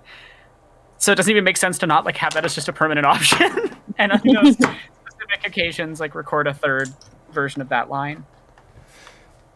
All right. Yeah, I mean, there's definitely systems in place that can allow, you know, flexible voice recordings from, you know, the same recording in theory. Physical customization, a little bit more complicated. There's quite a lot of work involved in that, but in terms of like pronouns and voice, there's a lot that can be done, which is great. Also just, with body stuff, like if you just let, you know, anyone use any body type within the game, and like disconnect that from pronoun usage and disconnect that from which voice you choose. From like, voices, absolutely. Like, there are simple ways of doing that. Even if you still have a fairly binarized thing, you can still allow some aspects of gender nonconformity without literally changing anything. Like, simply not tying voices and pronouns together and voices to bodies and bodies to pronouns is huge steps. Yeah, and it's also just more accurate to the real world. Like, you know, it's not just about trans people too. There are a lot of cis people who don't, you know, fall into very stereotypical views of what their gender is. And the other thing too that I find is like most often missed is allowing for plus-sized characters. Like, oh yeah. So many game designers treat like fatness as like a negative thing inherently. It's really unfortunate. Guys, I just found my cows. Yes. Moo cow, moo cow. Moo cow 2.0. Moo cow 2.0. Let's go. Let's go. Also, next question: is there any plans? This is from Drew. Are there any plans to do this more often? Probably not. The rarity of doing a charity live stream, especially for 24 hours, means that people get more on board with it. It's a lot of admin on my end, but I really enjoy doing it. I like doing it as like an event type thing. The Burb, do you have any advice for creating fantasy conlangs? I am really not experienced at that, so I don't really. My personal thoughts is just to make sure you have like a basic lexicon and that you don't need to do like a full-on conlang. There are lots of other people. I recommend looking up Artifixian if you're interested in more of that kind of stuff. Also, guys, have a look at this. Oh, you know how you were joking about Moobot 2.0 now with bigger horns? Guess what? I have Moobot with bigger horns. Amazing. That's excellent. It is excellent. The next question. Michael, would it be worth it to marry my magic system with physics and calculus in order to have a more fleshed out world? I'm a 5th-year engineering student. I have no idea. That's really up to you and what you want from your story. I personally like softer magic systems. So, I mean, do you guys prefer soft? I know, Ellie, you prefer softer. What about you and V? And Aranock? I'm into hard magic systems. I like it. I think it's all about the specific world and your story you're trying to tell. I'm really, really hard on like everything that you should be doing is primarily about like feeding into your story and themes. So, for example, like the more soft magic systems of like Lord of the Rings that never really explains its magic in a deep ways is really integral to a lot of its messaging around like relationship to nature and things. Whereas like the more hard world building and magic of Avatar: The Last Airbender is like really, really integral to understanding a lot of the function of that world and its storytelling and characters. Yeah. I think it's less about like which is better in a global context, and it's all about what's the purpose. I think as a general rule, hard magic systems are easier for audiences to get on board with because you have to really balance how you engage with a soft magic system. If the thing that I find annoying, like I read ever since Brandon Sanderson became really popular, I've noticed a trend, which is that people who really love his works, you know, because obviously they're great, they'll write a story, but so much of like climactic moments will be about showing me how cool their magic system is, rather than like actually focusing on telling a good story with it. Like they'll just, you know, like, look at how this cool part of it is used. What's really cool is when writers can pull off. Ooh, a big boy. I really like when writers can pull off a mix between the two that feels understandable. Where it's about maintaining sort of a consistent thing, but still having that like magic of mystery. Like a decent example is now I haven't read the books, so I have read Six of Crows, which is fucking phenomenal. But I was wondering. Shadow and Bone. Yeah. God, yes. Oh my God. Here we go. Yeah. Shadow and Bone, the series, which from what I understand, first Tim death. First death, guys. As soon as you started to be like, I haven't read, so I was like, is this gonna be Lee Bardugo? Yeah. So like, from what I know, the TV show is like and this is also like, this isn't me like bad talking the author. The author made improvements when she was working on the TV show from her original first couple of books. Right. She sees them as having these like significant problems and things. And part of that was like adding in all the Six of Crows characters really fucking improves the story. Mm-hmm. Oh, it absolutely does. I read the books after I saw the show and I was guys. Yeah. So I've read Six of Crows more than any book except for Watership Down. I love it. It's so much fun. It's the best heist story. Yeah, it is so much fun to read. It's great. I forgot to save, guys, and now I just lost a bunch of traveling. Oh, I thought it saved because I found the campfires, and I didn't do that. And also, thank you for the Fs in chat. You don't see a Tim death counter. Do you know someone kept like a count of all of my deaths in last year's stream? They sent me a message afterwards with, you died this many times by falling, this many times by being murdered, this many times by lasers. That is incredible. Yeah. That's like, yeah. I love that someone... Yes. Oh, Critical Role's great. Yeah, that community is ridiculous. It is. But yeah, so the Shadow and Bone series is really great because there are like things that people have managed to parse out about how the magic of the world functions, but a lot of it is just so far beyond people that they don't understand it. And like, it works well because it is consistent is a big thing. I think if you have a soft magic system, it needs to feel consistent across the world. Like Lord of the Rings does that really, really well, that like it never has, you know, here's the hard rules of how Gandalf does magic. Yeah. I think that's what I like about hard magic. What I think, I'm just infuriated if something doesn't make sense, which is I think why my impulsive answer is hard magic systems. But like if somebody writes the softest magic system ever, if it is from the very little that we know internally consistent, I love that. I hate inconsistencies. That's my issue with it. See, I'm sat out here. I adore the soft magic systems and the things that don't make any sense. Tim knows I go on a lot of rants we about talk this. a lot about this. We worked on a project on it together. But like, there's two types of not making any sense. There's stuff that is just not explained, and stuff that literally contradicts something or story. Yeah. The first one is lovely. The second bothers. I love when it's like magic and the nature of the world is beyond your understanding. But like, oh, absolutely. The big problem comes in when it's like, well, you said A on page 15, and now you're saying like B on page 60, and it's not. To be clear, Exactly. you can actually do that really, really well if it's two characters' misunderstandings of the world, and not. That's different. That's different. I'm talking about like the actual physical mechanics Yeah, are contradicting yeah. themselves. Where it's like, No, I and agree there's no exactly reason with for you. contradiction. That's when I think a soft magic system, it's easier to do that by accident. Yeah. No, I definitely agree. Like, So now that I think about it, most of the magic systems that I'm really invested in are actually magic. You don't know anything about how it works, but like as long as it's kept consistent, it's I'm surrounded by obviously like Tolkien nerds, and that everyone uses Lord of the Rings as the textbook example of a softer magic system.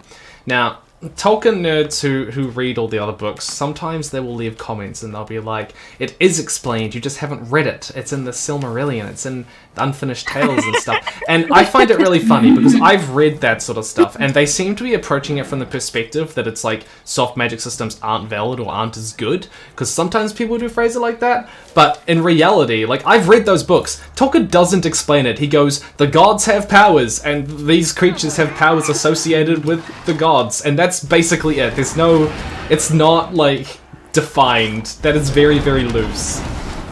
Yeah, no, and that's what I... Also, guys, are you watching Cowbot 2.0 just absolutely mauling? Yeah. Did you see that?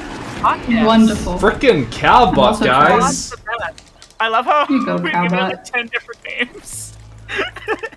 Oh, sorry, this is Moobot, isn't it? This is Moobot. I'm sorry, I everyone. forgot it earlier too, and It's I okay. no, It's no, okay. I Cowbot messed has up established itself. I called it Moo Cow, and I think that's why I got confused. Everyone, give me a Moobot in the chat. Moobot in the chat. Moo Beast, more like. Yeah, Moo Beast. Moo Beast. That's the next Pokemon evolution. Moo Beast. That's the next level up. You gotta upgrade your bots. Yeah, Moo Beast, and then like I don't know what's after Moo Beast. Moo Leviathan.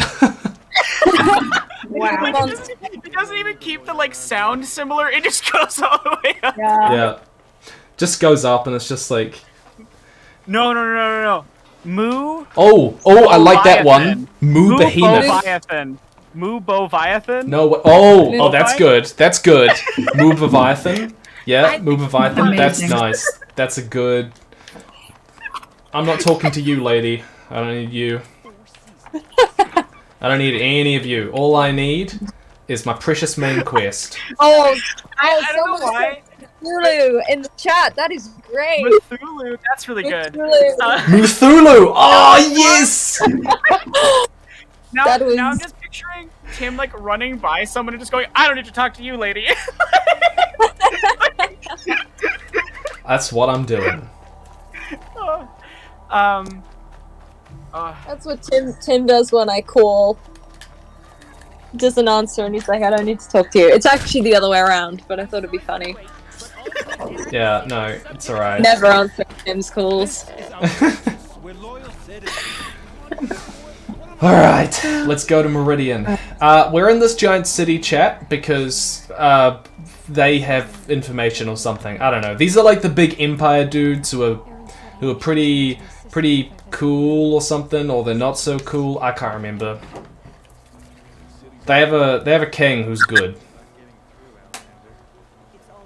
I love Cthulhu though. That's amazing. It's wonderful. Aranock. Am I saying your name right? Aranock? Yeah. Where's the Aranock? Lovely. Aranock. Which of the books have you read then? So Sorry, I I'm still caught up on this. I listened to the lovely audiobook of Six of Crows. I really struggled to read. When I was younger, I used to read like a book a day. Like I used to read a ton when I was a kid, but I have dyslexia, and if I don't read really fast, I can't. The words just start blurring around the page, and some of the medications I'm on for my chronic illness cause drowsiness, so it's really hard for me to concentrate on something. Right. So I find like the only amount of time that I have in the day to like focus on reading is usually when I'm writing code or doing work. So it's sad because I really miss reading books a lot. But a good audiobook. Permanency. Yeah. I read all the time. It's like whenever I'm not doing something, specifically something else, like either writing or cooking or, I don't know, cooking food, I'm always reading. It's ridiculous. That's how I was as a kid. I was the kid at school that like walked around with my face in a book the entire day. Yeah. I guess. I read my first book was really The Hobbit when I was about 8, and then I just read fantasy for a long time. That was pretty much it. I think my dad first read me The Hobbit when I was maybe 3.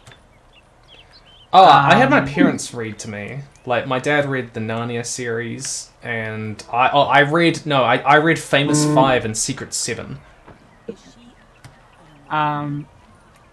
Yeah, no, the first book I ever read, because I was a weird kid, my dad would read me books, and when I was very little, he read me the first Harry Potter book, and so I went and read that book on my own, and that's how I figured out how to read. So I will never forgive. Yeah, same for me.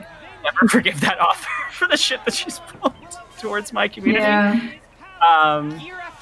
But if we want to talk about bad, hard magic systems, let's talk about bad magic systems. Yep. That is exactly the one that I had in mind. Okay, inconsistencies. That's the one. That's the one. Those books are such a mess after, like, the fourth it's not too bad, but from the fourth onward... But that's okay. That's okay. That's what we have fan fiction for. We're fixing it. Yeah, no, I would actually say that the fan fiction community that came out of that series is, like, drastically better at writing than the author. Why, thank you. I'm flattered. And there's a lot of, like...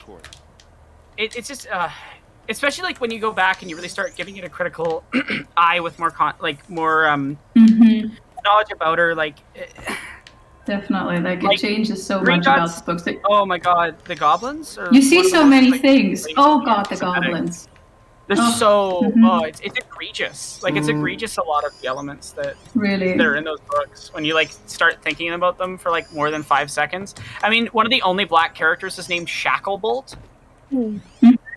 Like shackles. Also, just on its own. Cho Chang. I'm sorry, as a Cho Chang. That's 2 last names. That's 2 last names from different languages. Right? Yeah. And she's supposed to be Chinese, and both names come from Korea, I believe, if I'm remembering correctly. It's like it's really. There's just a lot. There's so much. But yeah, that's a book series that I think really demonstrates like because like I think a soft magic system is a little bit more forgiving of mistakes in the writing in some ways, but it can also lead to like people not caring about certain elements being consistent. And then on the flip side, you can get hard magic systems where like if you have an inconsistency in a hard magic system, it becomes a nightmare. Yeah. Hello. Somebody just joined. Yes, hello. Who have we got? Hi. Oh, it's me, James. Hi, Tim. James Tullos. How's it going? Welcome. Thank you, Mr. Porn Star or erotica author himself. What? Okay, what? No. So me and Tim, like a month ago, filmed the video for my channel, which you can check out. It's James Tullos. Hold on. And it was called Romance Author or Porn Star, and it was a game we played. I would put up a name, and everyone had to guess, is it the name of a romance author or the name of a porn star? And Tim won, by the way. Oh, I am so not surprised. I will I will own that. I did technically win that, and I will say that it comes exclusively from my extremely good knowledge of erotica authors. Okay, but they weren't erotica authors. They were just regular romance authors, Tim. Well, you know, sometimes, you know, we all find happiness in different places. Can I leave yet? Tim, just there's a difference between books with spice and spicy books. Just pointing that out. The only book with spice that I know of is Dune, and the rest are spicy books. I walked right into that. Yeah, that's right. Have you guys seen? Yeah. Oh, actually, James. Okay, first off, chat. This is James. James, tell us. tell tell the chat what you do. Okay, so my channel, I mainly consider myself a booktuber. Like I started off mostly just doing reviews and stuff, but now I do reviews and discussions and whatnot of a bunch of different books. But I also do a ton of world building stuff, which is how Tim and I originally found one another. How did we first connect? I don't even remember. Asking you to help me. I don't remember either, because I know we didn't really talk in person for quite a while. No, I think I came across your content and might have just followed you on Twitter or something. And now I'm just here for your terrible Twitter takes. That's friendship. Everyone's Twitter takes are terrible, Tim. That's true.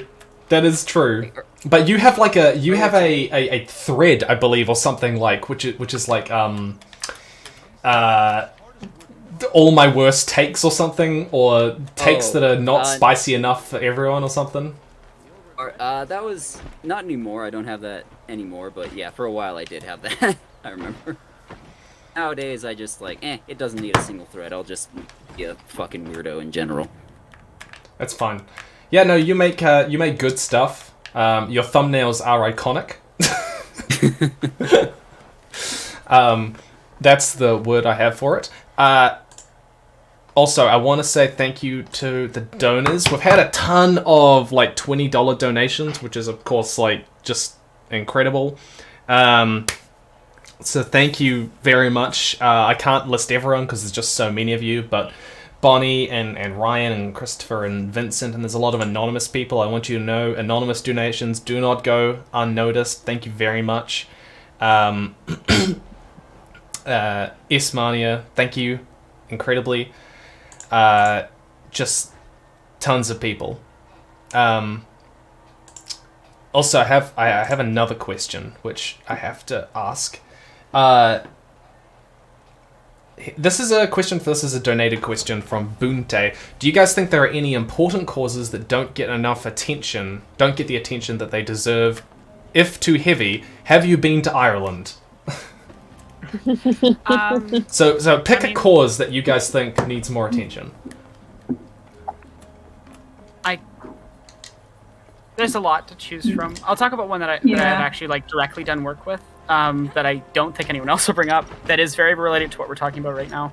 I help out a lot. It's just a really weird series of like connections I've made through doing lots of charity work stuff, but I help a lot with a sex worker mutual aid group in Las Vegas, of all places. So weirdly enough, I know a lot of really famous porn stars, which is funny because I'm asexual. So, so I have no interest in their work. Might have met my aunt. Maybe. What? James! What? Jeez. Do you want to give more context on that or not? No, I don't. and you Fair don't enough. have to. But yeah, so Suede Vegas is a really wonderful mutual aid group that helps sex workers directly. If you want to talk about people that are often abuse survivors or people who have been subjected to things like that, there's a lot of sex workers who have gone through that type of thing because many people start doing sex work due to economics problems. At least those who are seeking aid usually do. A reminder that sex work is work. It's no different than any other worker that is having trouble, and we should be helping people that need that. And many of them do need access to things like shelters at times. So we are helping with that by helping this wonderful charity with Safe Harbour. But yeah, for a cause that I think not a lot of people consider, I think a lot of people don't treat sex workers with the respect that they deserve as human beings, and they're no different than anybody else. They just do a different type of work than what you're used to, but they're selling their bodies just as much as a construction worker is. And check out Suede Vegas. I do a Monday charity stream D&D game that we raise money for a variety of causes, and that's one of the ones that we usually do. Nice. That sounds awesome. Yeah, actually, right now, what they're doing is they're helping sex workers pay for Christmas gifts for the kids and stuff like having a meal for Christmas, that sort of thing. So, if you want to help out kids too, that's where money is currently primarily going to. And a lot of the stuff that they're trying to get like gift wise for their kids isn't like having a fun toy. It's more about like necessities for life. So. Yeah, we think a lot about supplying, like, you know, when we talk about city mission and whatever, we think a lot about supplying food and stuff like that, but people forget how much people need hygiene products, you know. Oh god, yeah, like rent assistance, hygiene products. Totally. People have quite almost a warped idea of the people who are in those positions. So, good question, guys. If you do want to donate to things like the city mission, you know, they're going around town and helping people out in this season. It's good to ask what they need, because and you'll find it pretty easily, usually on their websites or just calling them up, because they will tell you, oh, we need deodorants, we need tampons, we need that sort of thing, you know. Yeah. And not just that, you can also just donate. Like, often a lot of them will have ways that you can donate money directly as well. So yes, yeah, totally. Yeah, like any types of systems like that in your city that provide food, shelter, but most of all those types of resources, those necessary items that people often won't purchase because they're focused on survival, but that are necessary. Yeah, those are really important. Ooh, maybe we should play the game of how far can Tim fall without dying. Sounds like a dangerous. I would do it in this game, except that healing in this game is pretty expensive. Oh. So I'd be better to die. Just on your last point, where can your charity stream be seen? Oh, I will go grab the link and I'll post it. Give me 2 seconds. That isn't the only thing that's done on that channel, but That's a machine. Our wonderful Oh, DM. hey, we've hit 10k. Wait, what? We've hit 10k. If we hit 10k? Yeah. Oh my gosh. Okay. Thank you very much, everyone. That's incredible. I think this is the quickest we've ever hit $10,000. I don't actually know for sure. I'd be curious, my mods who are listening in and watching the stream, any chance one of you could go back to last year's stream and find out at what point we hit 10k? Because I'd be very curious to find that out. So, I believe I promised I would sing a song. And tell you what, chat, I will let you guys, I'll let you guys pick the accent or the voice that I sing it in. So type in chat how you want me to sing it, and I will do that. I don't know if anyone's not familiar with Secret Tunnel. It is a song from Avatar: The Last Airbender. It is an iconic song. I had to resist. Like, my brain hears the words and it just wants to sing it immediately. We've got Gollum. There's a lot of Gollum. There's a lot of Gollum. All right. Yoda. I read 50 Shades of Grey in Gollum's voice before.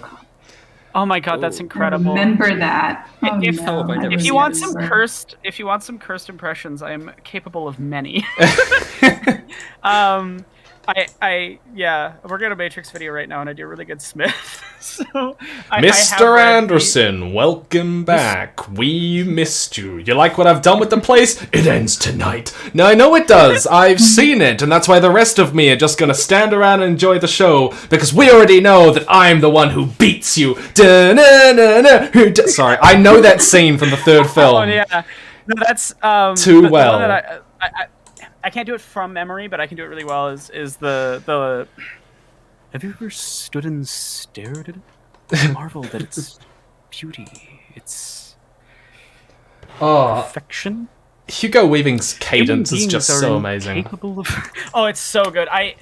There's some lines in the script that I really fucking love that came from other video essayists that I was working on the script with, and for Smith, and one of the best ones is like right after I talk about like cops being immediately established as the villains of the film, which is, you know, relevant to a trans reading of the film because we're talking about violence from the state and everything. But Smith goes, Don't you think we should respect the boys in blue? Alright, I have to sing Secret Tunnel, and it seems overwhelmingly people want Gollum. I haven't done the Gollum voice in a long while. I don't know if I've done it this year. Sorry, but can you even sing as We're about to find out, because Gollum sings, remember? In the second film, he sings. Yeah. Yeah, okay. Yeah, Alright. Just like that. You got it. You got it. Okay. I gotta be honest, I don't actually know... I don't think I know the way the song goes, like, off the top of my head when it's not the Secret Tunnel part. So... Can you guys remember how the sound, how it sounds when they go, two lovers forbidden from one another? I'll go grab it really quick. Yeah. I can't quite remember the like. Sort of. Someone says it's sort of up and down. Thank you, Lupasun, for that description. Very, very astute. Very helpful. Thank you. And from another, a war divides their people. I'm a little bit off, but he's really just like making it up. And like a mountain divides them apart. Build a path to... Okay. From what I've got, they just sort of make it up. So let's just go with that. Right. It's literally just the secret tunnel. Like that's basically the rhythm. And All right. just go Okay. up and down with that. Let's go. Let's go. Lovers. Like that. Two lovers forbidden from one another. A war divides their people. And a mountain divides them apart. Built a path to be together. Secret tunnel! Secret tunnel! Through the mountain! Secret tunnel!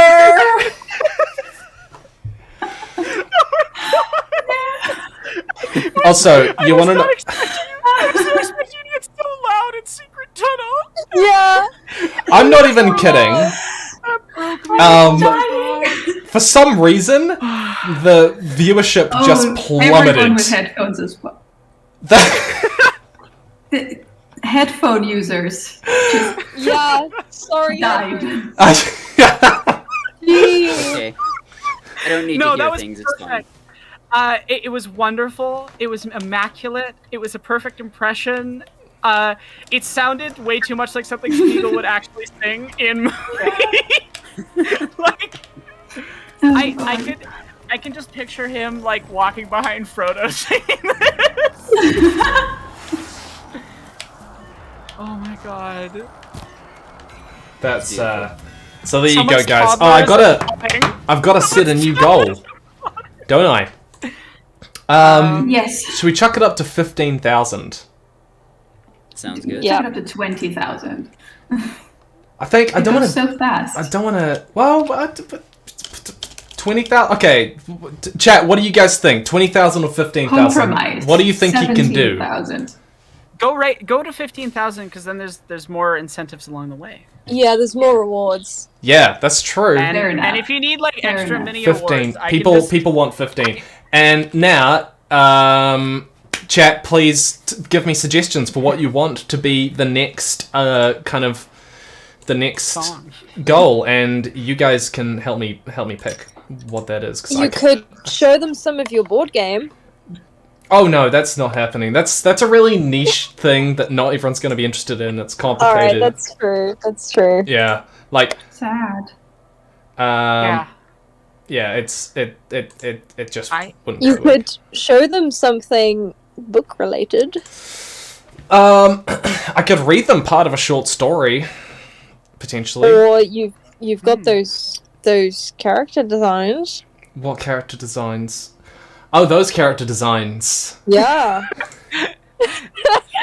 Did you forget that you got them all made? I did, but I don't know. I feel like it might give away a bit too much about. I could. Oh, you know what I could do? I could show them a piece of art that I have, Ellie. Yeah. Oh, you could not. I could though. Nice. People are going fanfic. Oh, you could. People love when people read like bits of fanfic. I don't know. If you want some many voices for a fanfic, let me know. I have many. I'm intrigued. Yeah. Oh, I don't know.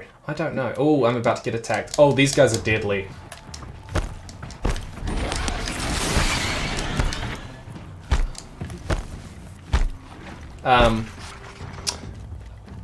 Read Twilight in a Scottish accent. You could also do that. That would be great. I feel like you'd never forgive me for doing a Scottish accent. Tim, you've done a Scottish accent before, and I forgave you for that. It was not good, but I still forgave you. I would forgive you for this as well. It's for a good cause. It's for a good cause. Is there ever a good cause to be Scottish? Hey! It's a good cause for being Scottish. That's very rude. You're so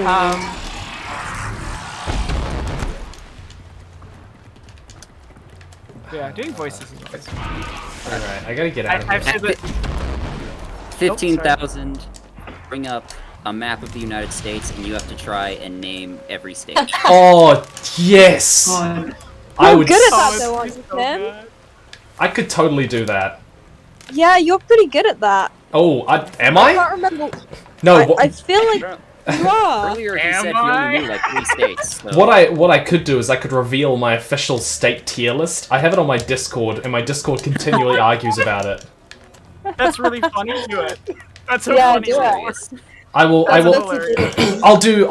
about that, guys? What do you guys think of that? I will show you, I will try and name all of them, and I will then show you my official tier list, and then you guys can argue about why you're all wrong and why I'm right. Like a true democracy. Yeah. That do be how it works, though. There we go. Alright, it's 15,000. That is what we'll do. Well, let's see if my mod people have gotten back to me.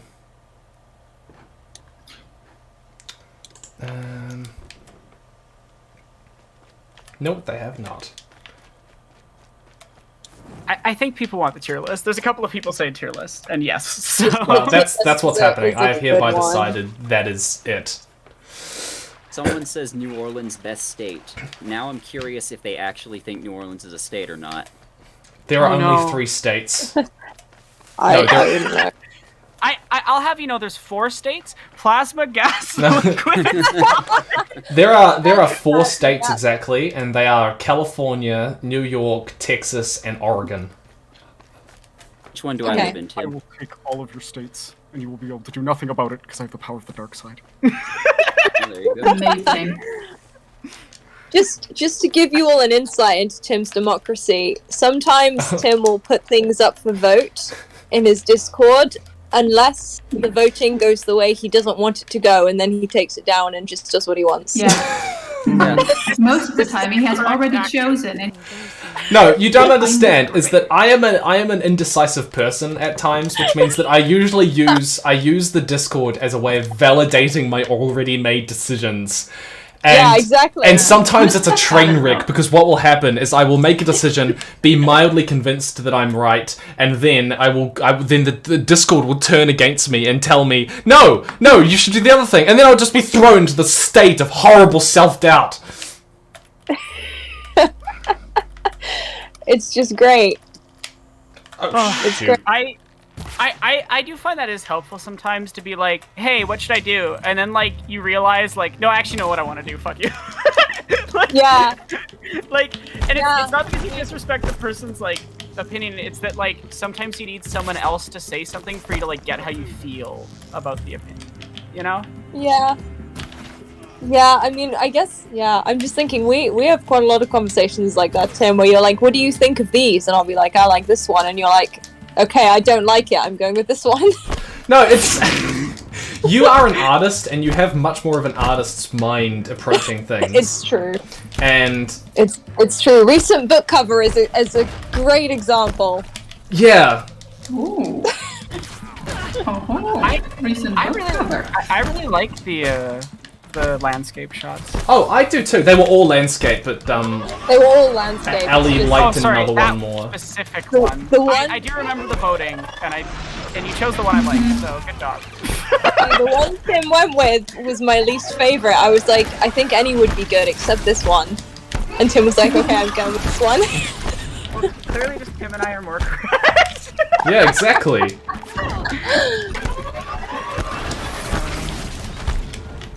I'm very simple, I can't come up with it because... I am very close to death. This is not good. Well, gotta roll fast. Maybe... Gotta go fast! Sorry.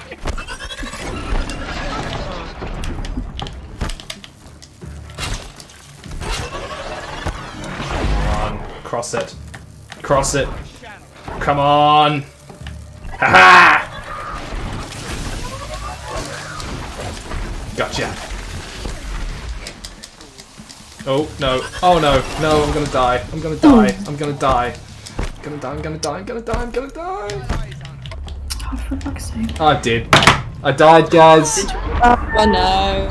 I'm hearing that because the stream is several seconds behind, so I hear what's happening before it actually happens. You basically have precognition. Exactly. Oh so, God. James, That's tell me weird. what books you've read this year. Books Well- I've read this year. Well, actually, I don't want to give me a force second you to to look. confess that you haven't read. So, or if you haven't read, I mean, I don't know if you haven't read, but it'd be very awkward if you hadn't, and then you'd feel bad. So, I don't. So, just which stories have you engaged with? I've read plenty. Yeah, according to my Goodreads challenge, I have read 72 books this year so far. And those are the ones I have. That's good. Wow. Mm-hmm. I usually have 2 going at any given time, sometimes 3. Oh, same. That's a whole new. That's pretty impressive, man. Like, I have 2 going in into time. I'm paper reading and I'm audiobooking. Yeah, so I do paper reading and audiobooking. And then sometimes I will also be doing electronic reading, but I don't want to do that too close to bedtime because it makes it harder to sleep, so I'll be doing that throughout most of the day and then paper reading at night. Yeah, I never look at my phone and right before bed. I never do that. Alright, so this year at the beginning of the year I read the Onision trilogy. That was fun. Oh, please tell me about it. Oh no! Oh, I mean, pain. I did a video where I was like fixing the trilogy and like what I would do to make it better at least. But I don't know how much I can say that hasn't already been said by others. Like, What's it even about? Like, okay, so His ego. basically, yeah. So they're I know a little disconnected bit about books. They're disconnected stories. Like they're not one continuous trilogy. But at the same time, the main character of all 3 of them is Greg Onision. Basically, the first book, Stones to Abigail, which honestly that name sounds like the name of a shitty emo band. But Is it Stones to not Abigail. an actual emo band? Like, I feel like it's got to be a real emo band. It might Probably be. I don't know. somewhere.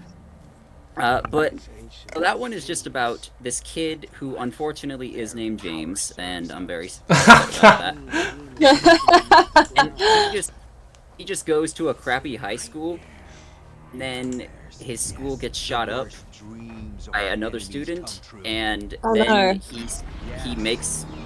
he becomes friends with a girl, and then they start dating.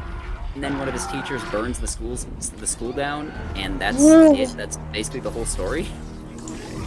I'm really not exaggerating. It's a short book, Where is it set? Is it set in America? Yeah, it's set in the U.S. Well, it's all about the self-insert character. So it's it's set where he lives and or nearby. I can't remember exactly where it is. Exactly. Like,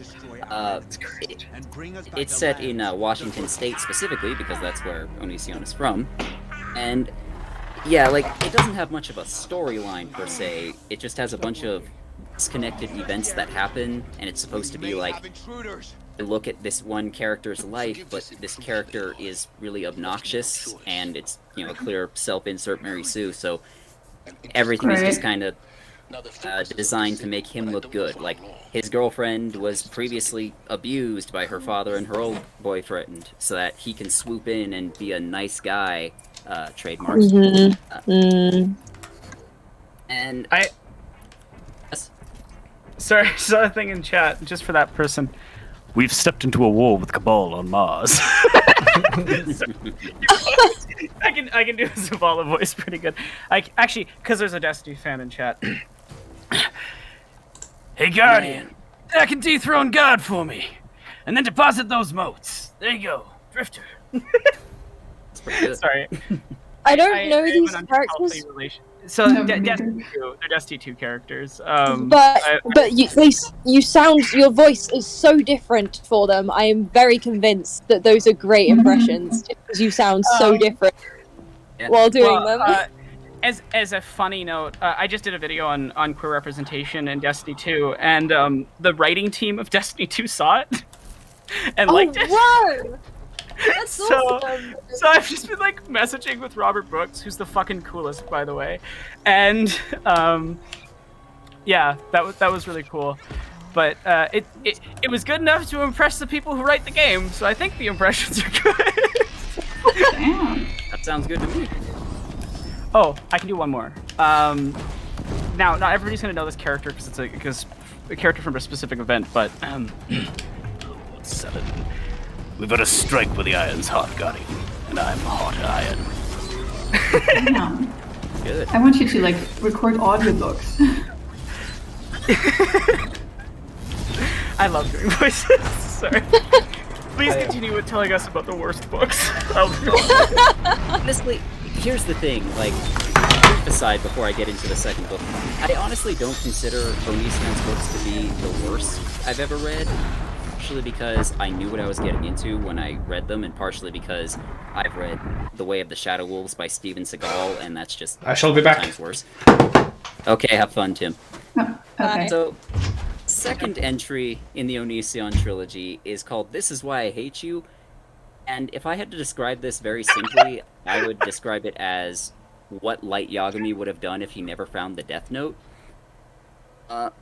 Basically, it's again a high school student who lives in Washington State because it's supposed to just be what Greg's life is, what he wishes his life was, except this guy is named Arthur and he's a psychopath, I guess, is the best way to describe it.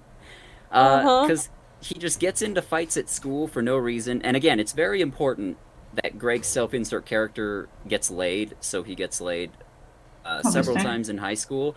They decide not to use condoms because that's like romantic or something.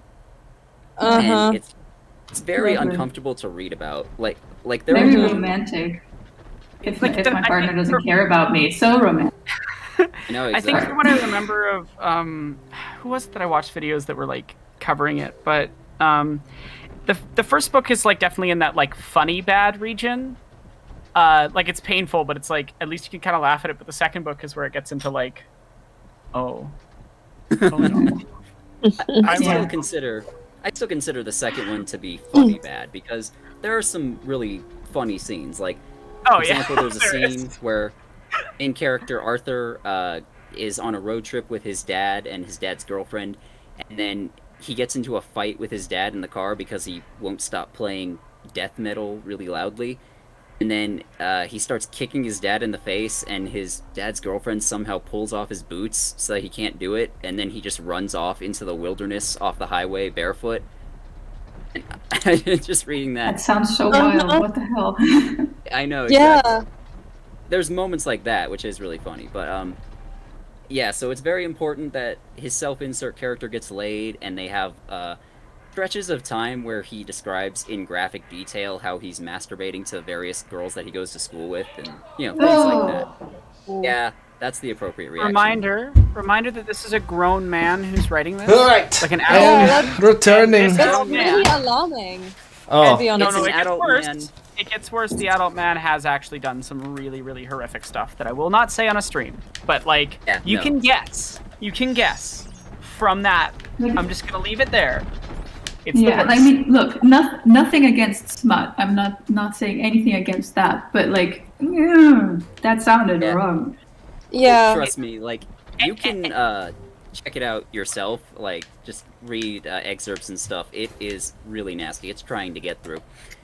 And so this main character, Arthur, is supposed to be, again, self-insert who gets laid, but he's also supposed to be the greatest badass of all time. So, like, just from the beginning of the book, he gets into fights at school with, like, bigger dudes and stuff, and he just effortlessly mops the floor. Oh, that's them. amazing. Of course he does. Oh, hey, I see Krimson Rogue is in the chat. Hi, Crimson. Yeah, he has a whole video series going over these books in much more detail if you want to watch his stuff on them. Does Crimson want to join us? Funny, as a note, what I always find funny about the people that write like self-insert characters that get in fights and stuff is it's very clear to me that they didn't get into a lot of fights in school, and I've unfortunately been in a lot of fucking fights because hey, I was a disabled queer kid. People did not fucking like me, and I also was a highly ranked I was really good at judo. I was like ranked third in the weight class 10 kilos above me. So that doesn't make me some cool badass. It just means that like I knew how to fight and these people didn't know how to punch properly. But like you still get hurt. Like especially if someone doesn't know how to fight, because people who don't know how to fight will just flail about and do something ridiculous. Right. But it's also like it's so clear when they write it that they've never been in a fight to me. Yeah, and that's like, it's like 12 of those throughout this book. Like it, Crimson, I'm sending you a link on Twitter. Oh shit. Okay. Well, I'll be happy to have him in. Let's see if I can get this out of the way before he gets here, so he doesn't show me up too much. So Arthur again gets into like 15 fights over the course of the book. He joins the Air Force, which is exactly what Onision did when he was younger, and then he while he's in the Air Force, he gets into, let's call it a polyamorous throuple to be generous. Basically, he has a girlfriend, and then that girlfriend also has a girlfriend. So basically, they just take turns having sex with that one girl. And Greg takes this as an opportunity to talk about how supportive he is of gay rights and how he's the best person ever, you know, that sort of thing. And I am hiding from the demon robot. And the ending part of the book is where it gets a little yikesy, like we were talking about, because so two dudes try to get revenge on Arthur, or what was it, like 4 dudes? I don't care, the number is important. And they try to do it by attempting to... Should I even say this on screen? I don't know if you can, because I don't know what you're going to say. I don't think you should. I know what you're talking about, dude. It's not worth it. Okay, yeah, so, you know what, you're right. I'm not going to say it. You can look it up yourself if you're curious. Something unpleasant they try to do to his 2 girlfriends, and then he kills them all. And then one Wait, of he the kills his other girlfriends? dudes... Oh no, he kills the people who What? I hate that that's not even like, I mean, it's totally on the cards with Onision. Unbelievable. So yeah, he kills those dudes, and then his girlfriends, out of like loyalty or whatever, finish off his diary, because the book is told as like diary entries, and then they talk about how awesome he is for like the epilogue, and that's the end of book 2 in the Onion trilogy. Jeez. Huh. Okay. Does he like openly talk about this being a self-insert? Like, does he say these books are a self-insert, or is it just like very clearly that's what it is? He talks about it a little bit. Like I believe in the first book he mentions how it's largely inspired by his real life, and he says like a lot of these characters are based on like real life events and stuff like that. And then at the beginning of the second book, I remember very specifically, he says that James, the character from the first book, was the light, like the light half of his personality, and Arthur is supposed to be the dark half. And then That's such a funny thing to say. No, exactly. And then the main character of the third book, he says, is like just himself, good and bad, or something along those lines. Oh god. I don't know. Do you remember specifically, Crimson, what he said about that? I don't recall off the top of my head. I have to look through my notes. Unfortunately, I don't have my copy of the third book anymore for very obvious reasons. So You burned it for, like, in case it contaminated your other books? I burned it for other reasons. Oh, that is the only book in my life I have ever actually burned. I will fully confess, my copy of Reaper's Creek is now a pile of ashes. If you've seen my video, you know why. Oh, that's Olin. I just tried to shoot my ally. I feel like that's a pretty valid response, to be honest. Yeah. I mean, I would say that there is much more effective ways of totally destroying a book. The best ones you can do is composting. I highly recommend you compost old books instead of burning them. Much better for the environment, and you know, but not all cities actually have composting available. So. Yeah. Okay. Wait. So the third book. Let's try and get this out of the way. I don't want to say it specifically on stream, but the reason he destroyed it, I'm just gonna say CP and leave it at that. And confirm that is the reason. Yes. So this one, again, it's like 18 different books all mashed together because it seems like Greg wanted to write one story, but then he got bored and switched it to another, and then he got bored and switched it to another. So it starts off, again, self-insert kid in Washington State, except this time he's younger. He's like 10 or 11 years old this time. And it starts off like it's just, okay, he has a crappy home life, blah, blah, blah. But then he starts getting abducted by aliens. No one believes him. And then he also discovers he has psychic powers, and then he gets a pedophile girlfriend, and then he discovers that he was like a god, or a child of God, or something. It's not explained well in the slightest. And then he goes... he's being a Neil Breen. Kind of, yeah. And after discovering he's a child of God, he just like kills God and then decides, okay, I will... Hey, Dad, kills God. Seriously is like that. I'm not exaggerating in the slightest. Like... Shit. Well, except it's not... I don't think that he was the son of God. He was the son of God's sister, who God attacked, and I will leave it at that. This is turning into some supernatural stuff.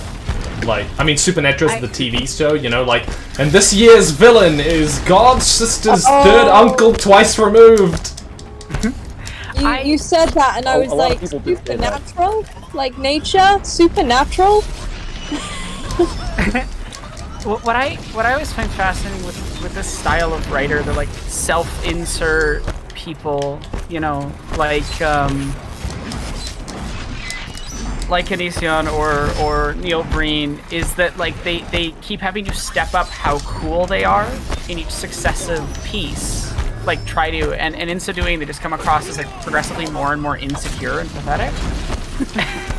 And like there's just something really like weirdly mixed between like sad to see a person like this, but also like deeply disturbing about the way that they talk about other human beings. I think that's a really good way to put it. The books, Onision's books, all have multitude of problems, but Reaper's Creek especially seem to be one rolling example of the rule of cool, one after the other, you know, constantly trying to up the ante and just getting dumber the longer he goes on.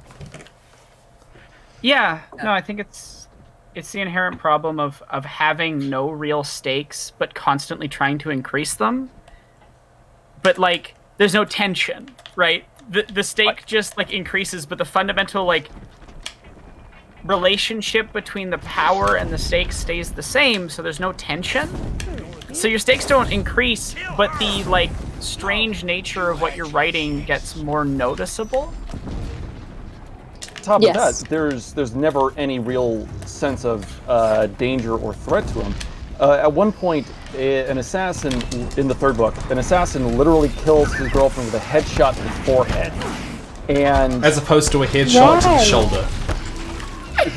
Like the assassin was aiming at him or something and missed. I don't recall. Because no one's as badass as he is. But no, it gets worse.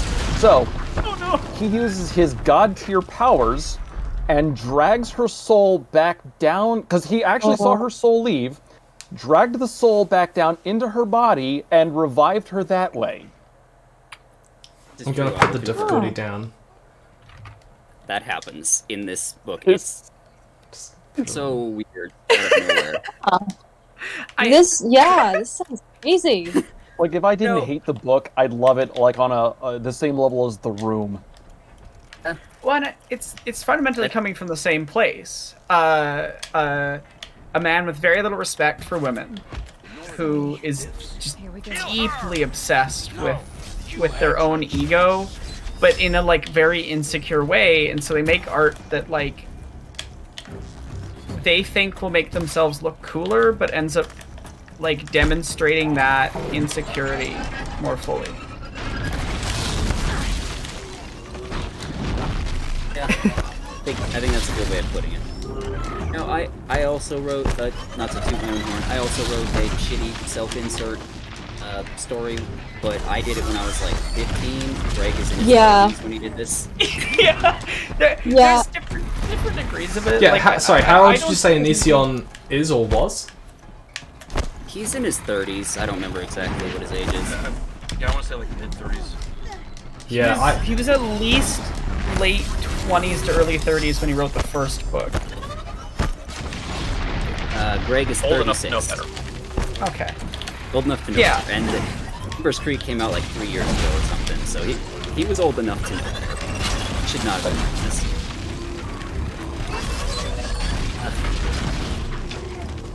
But yes, that is the Onion trilogy. That's how I started off my year with in terms of what I read. I think this demon is bugged. It can't move. Just shoot it. Guessing that Bag of bugs. Whole game. Bag of bugs. Every game. It's all smoke and mirrors. Yeah, as a computer scientist, game code is like 90% like building a spacecraft out of duct tape. Yeah. It's amazing that anything functions in a game engine. It truly is just like 90% magic code. Code wizards. Gosh. Oh, totally. Black magic sacrifices to which gods I do not know, but there must be a lot of them. So we made this for one of my like game class project things, where you make a game across the entire semester and you have a team and whatever. We made like a really physics-based movement system in Unity, but at the time there was an unknown bug in Unity's physics system that like fucked up how all acceleration and deceleration worked in a really weird way, and so I thought I was like a failure. Like I just couldn't figure out and this drove me nuts. The entire project, I kept having to write like weird workarounds, and I'm like, I know for a fact that my physics code is perfect. Like I know that I am writing this algorithm perfectly. Like I know my math is correct, and it was. Yep. The engine wasn't correct.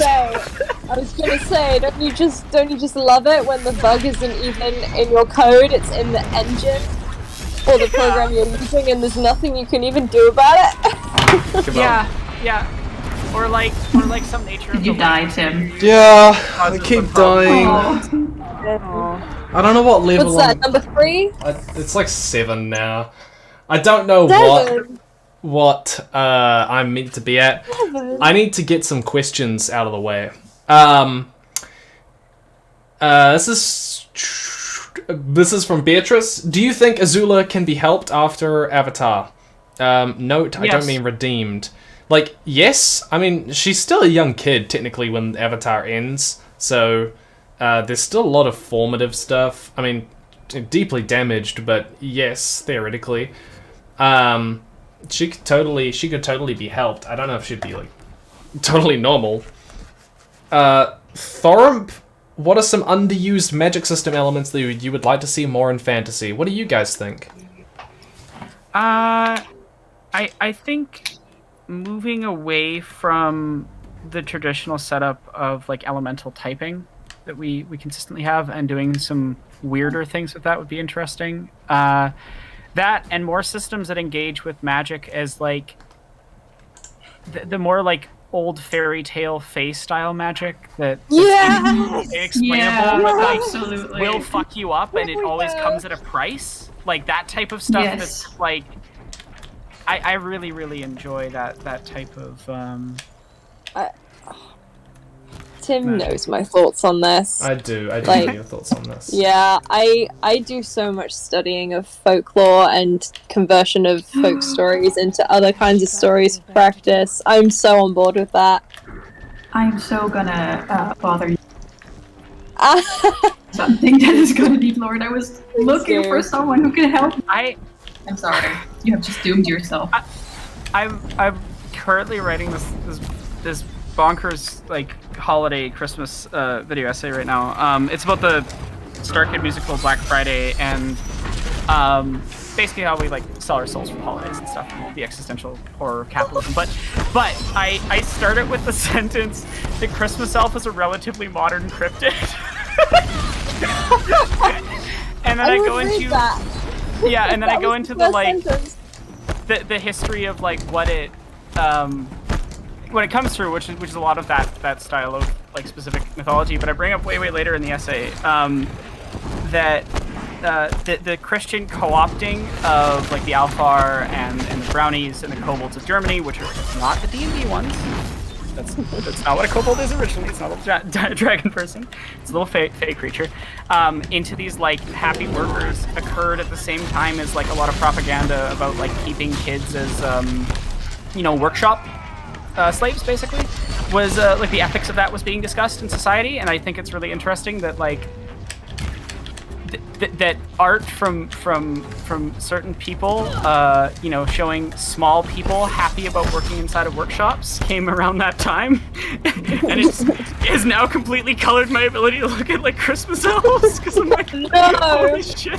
Oh wow. Oh no! So that's my weird, like, recent writing about face stuff. But I thought you'd find that interesting. That is so interesting. I hadn't thought of it that way. That's amazing. It's Anyway. also very cursed. Yeah, so the script talks about how Elf on a Shelf's a panopticon.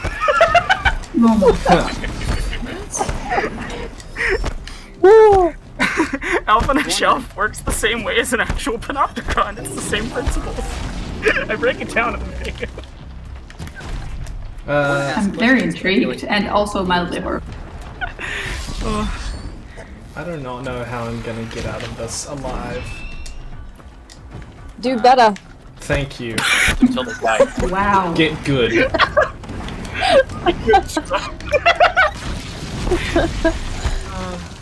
I mean, it's an answer, isn't it? Like, that would solve the problem.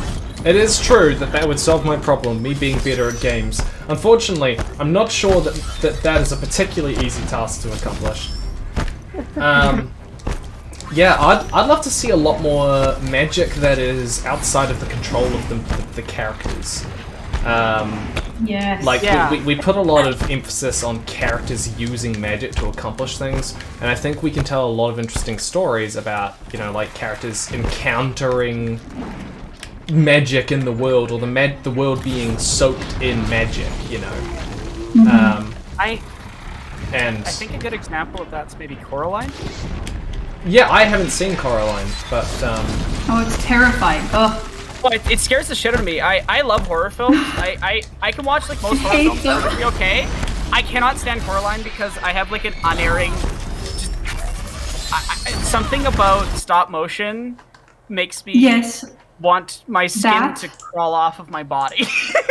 First of all, that. Second of all, I'm terrible. Like, I can't handle horror movies, and I was unprepared. I didn't know anything about this film, and somebody was like, "Oh, I don't know it." So we watched this movie. I had nightmares, just like the eyes and like how the stop motion plays into the horror of it. Oh God, ugh. But the soundtrack's really good. Is that all stop motion, or is that just Coraline? Like, how's Kubo and the two strings and stuff?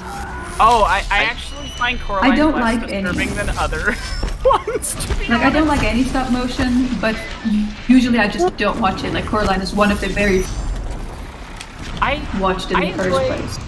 I enjoy clay stop motion. A lot of like Ray Harryhausen type stuff looks great to me. It's specifically the like Wallace and Gromit and its inspired type of stop motion that I. So how's like Sorry, Tim. I think we've distracted away from your answer. Sorry. No, that's fine. I'm about to die again. I think I need to go away and get better gear. I'm not sure I'm good enough to do this. This is on easy, and I'm still not getting this. Well, it feels like you're barely able to damage these things too. We might need to thin out the chat though, because there are other people who I think want to get on, and yeah, I'm gonna head off. Yeah. You'll have a good one. I will head out. Join you tomorrow. Good luck, Tim. Stop dying, all right? Yeah, thanks. It'll be way better if you stop doing that. I Nice to talk to you all. It was nice talking to you. Bye. Y'all have a good night. I'll head out so new people can come in. Yeah. Bye. Cheers. Bye. You too. Thanks for the company. Alright, we got Crimson Rogue, and are you still here, Crimson? Still here. So, this is, I think, the first time you and I have spoken face-to-face. Well, if you want to call this face-to-face. If I want to call this face-to-face, which it is not. Hello. Honored to be here. Believe it or not, this is actually a bit of a tradition, me meeting people for the first time in front of hundreds of other people. A really close friend of mine, Benji, who runs the talefoundry, we didn't speak until the first charity livestream. So, I mean, up to now, our interactions were pretty much just occasional posts on Twitter. So, yeah, this is actually kind of cool. Yeah. No, I like your work. Do you want to tell chat what you do? First off, I'm honored that you actually know anything about my channel. It feels weird, but I am something of a booktuber. Formerly, I used to do adaptation reviews comparing movies to the books they were based on. I've kind of sort of moved away from that, but not completely, and now I mostly do very long-form reviews of terrible books. You know, try to put out writing lessons for others and entertainment value by utilizing terrible examples. My current project, if I can advertise myself, is Model Land by Tyra Banks. I'm actually putting the final edits on that now, and I hope to have that up by next weekend. So, did you say Tyra Banks wrote a book? Tyra Banks, the supermodel, Oh, wait, wrote a book. Is it Tyra Banks wrote a book, or is it Tyra Banks hired someone to write a book? I can't find anything to suggest that she actually did ghostwrite this. Considering the way the book is written, and considering some of the references, I will believe that she actually wrote this herself. That to me speaks to a lack of quality. Well, it's funny you say that. It is the most insane book I've ever read, and I finished Empress Teresa. Oh. Wow. I'm It's interested. worse. Okay. So part of the reason that why she wanted to write this book is because she got the idea. Someone made a snide comment like, "Oh, you're a supermodel. Does that mean you have superpowers?" And she's like, "Oh, that'd be a great idea for a book." And so Oh she man, ended up. that's such a beautiful way to start writing a book. I love it. I mean, I don't mind a good, stupid joke being the impetus for writing a book. But as I say in the review, Model Land is the plot of Charlie and the Chocolate Factory, set at Hogwarts, which was run by the people who run the Hunger Games, and it was written as if Tyra was doing 10 pounds of cocaine a day. What? No, this book is completely insane. Hey, God. Stephen King did 10 pounds of cocaine a day, and he produced some of the greatest novels ever written. So That man does not remember writing Cujo. True. I should definitely go save my game and then come back, because I'm very close to not dying on this, and I want to survive. I'm actually trying to get into reading Stephen King. like I haven't really read much of him until kind of this year, and I read Misery, and I read The Institute, which is one of his like later ones. I have very mixed thoughts on Stephen King myself, because like, the good parts of all of his works are just incredible, among some of the best I've ever read. Like when he's good, he is just absolutely the top of his game. But when he's bad, it's just weird and kind of unpleasant. And, you know what I want to know? I want to be in the editor's room when his editor got it and then got to the part with the space turtle. Oh god. I want to know, like, when he sent back his comments going, hey, I'm not sure this was set up in the story, and then Stephen King just comes back with, I set it up for me, and this is just what I want. This is the clown story now. It's the space turtle clown story.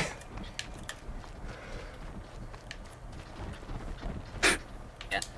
I don't know what he was thinking. I guess he wasn't, like we were saying. He just snorted 30, 40 pounds of cocaine, sat at a typewriter for a few weeks, and then just it came out.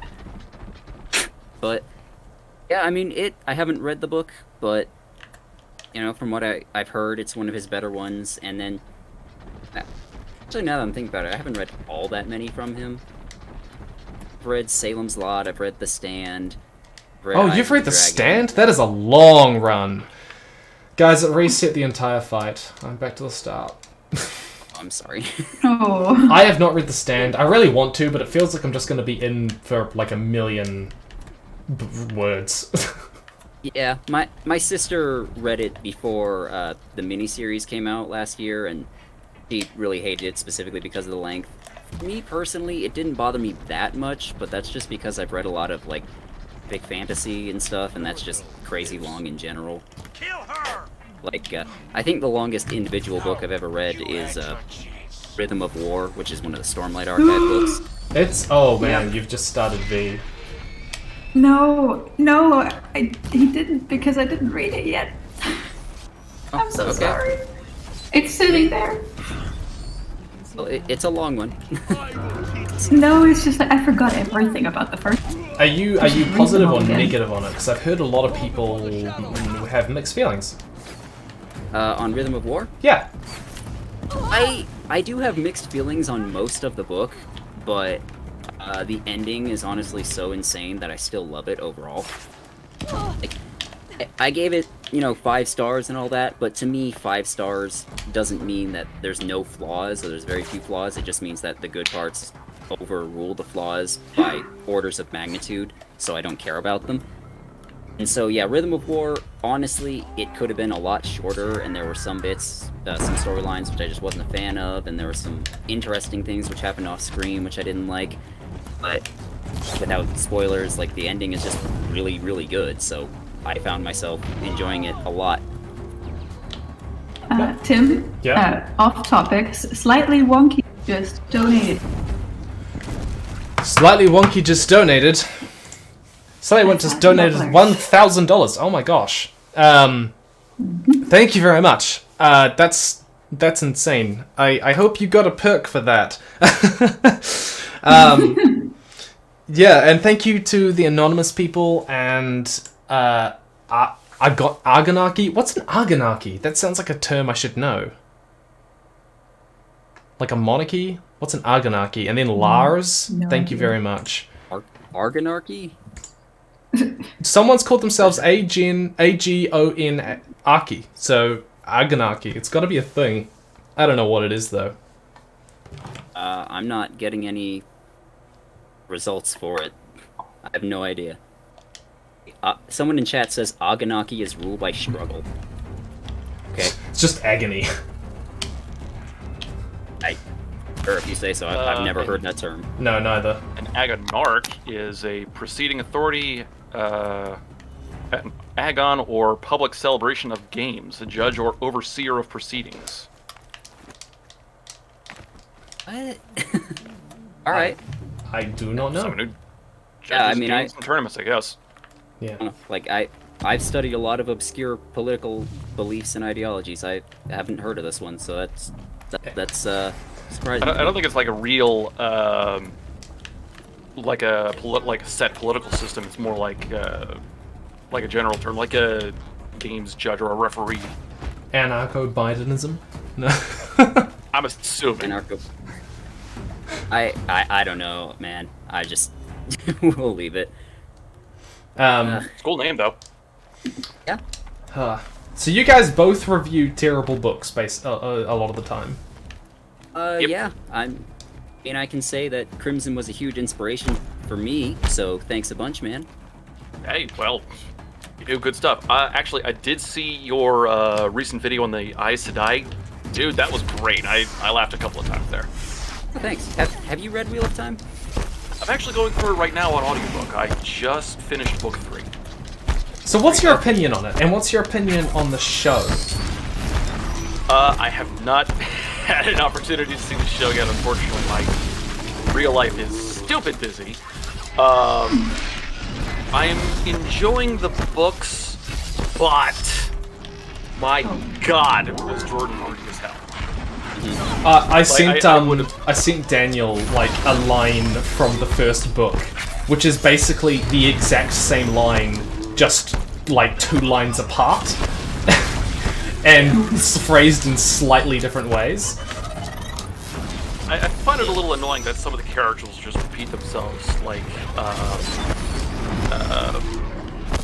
Egwene will worry about Rand, and she'll say, like, let Rand be okay, please let him be okay. It's like, okay, you do that once or twice, I'll forgive it, but you do it like 10 or 12, I start to get annoyed.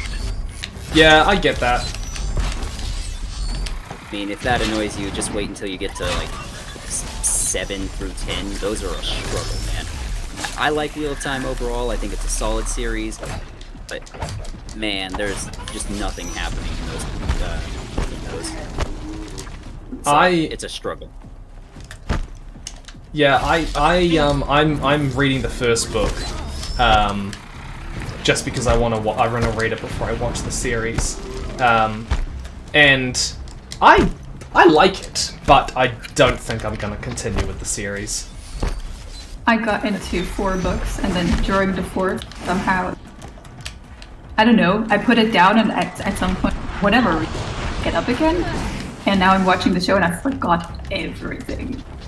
It's like, it's pretty accurate to the show. Everything that's happened in the show so far happened in some way in the book.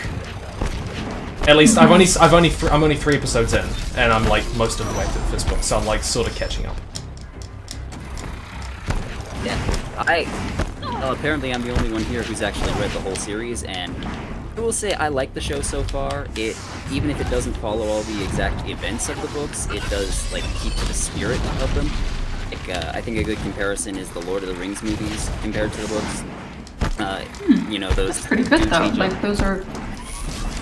Exactly, they change up quite a bit, but they are still very, very good movies on their own right. And I know a lot of hardcore Tolkien fans are upset about, or at least were upset about the changes made. And we're seeing similar things with hardcore Wheel of Time fans, but I mean that's just. I would say the Wheel of Time so far is. But Tom Bombadil, he's the most important character in the series. Oh, you can cut Tom Bombadil. Tom Bombadil does not matter, and cutting him was a good idea. Sir. Sir. I got nothing to follow that up with. That was the threat. That was it. Sir.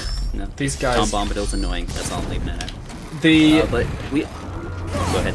Nah, I was just trying to think about the main changes in the. I just got very confused with the timeline. I think because I feel like they go a bit back and forth in the book. I don't.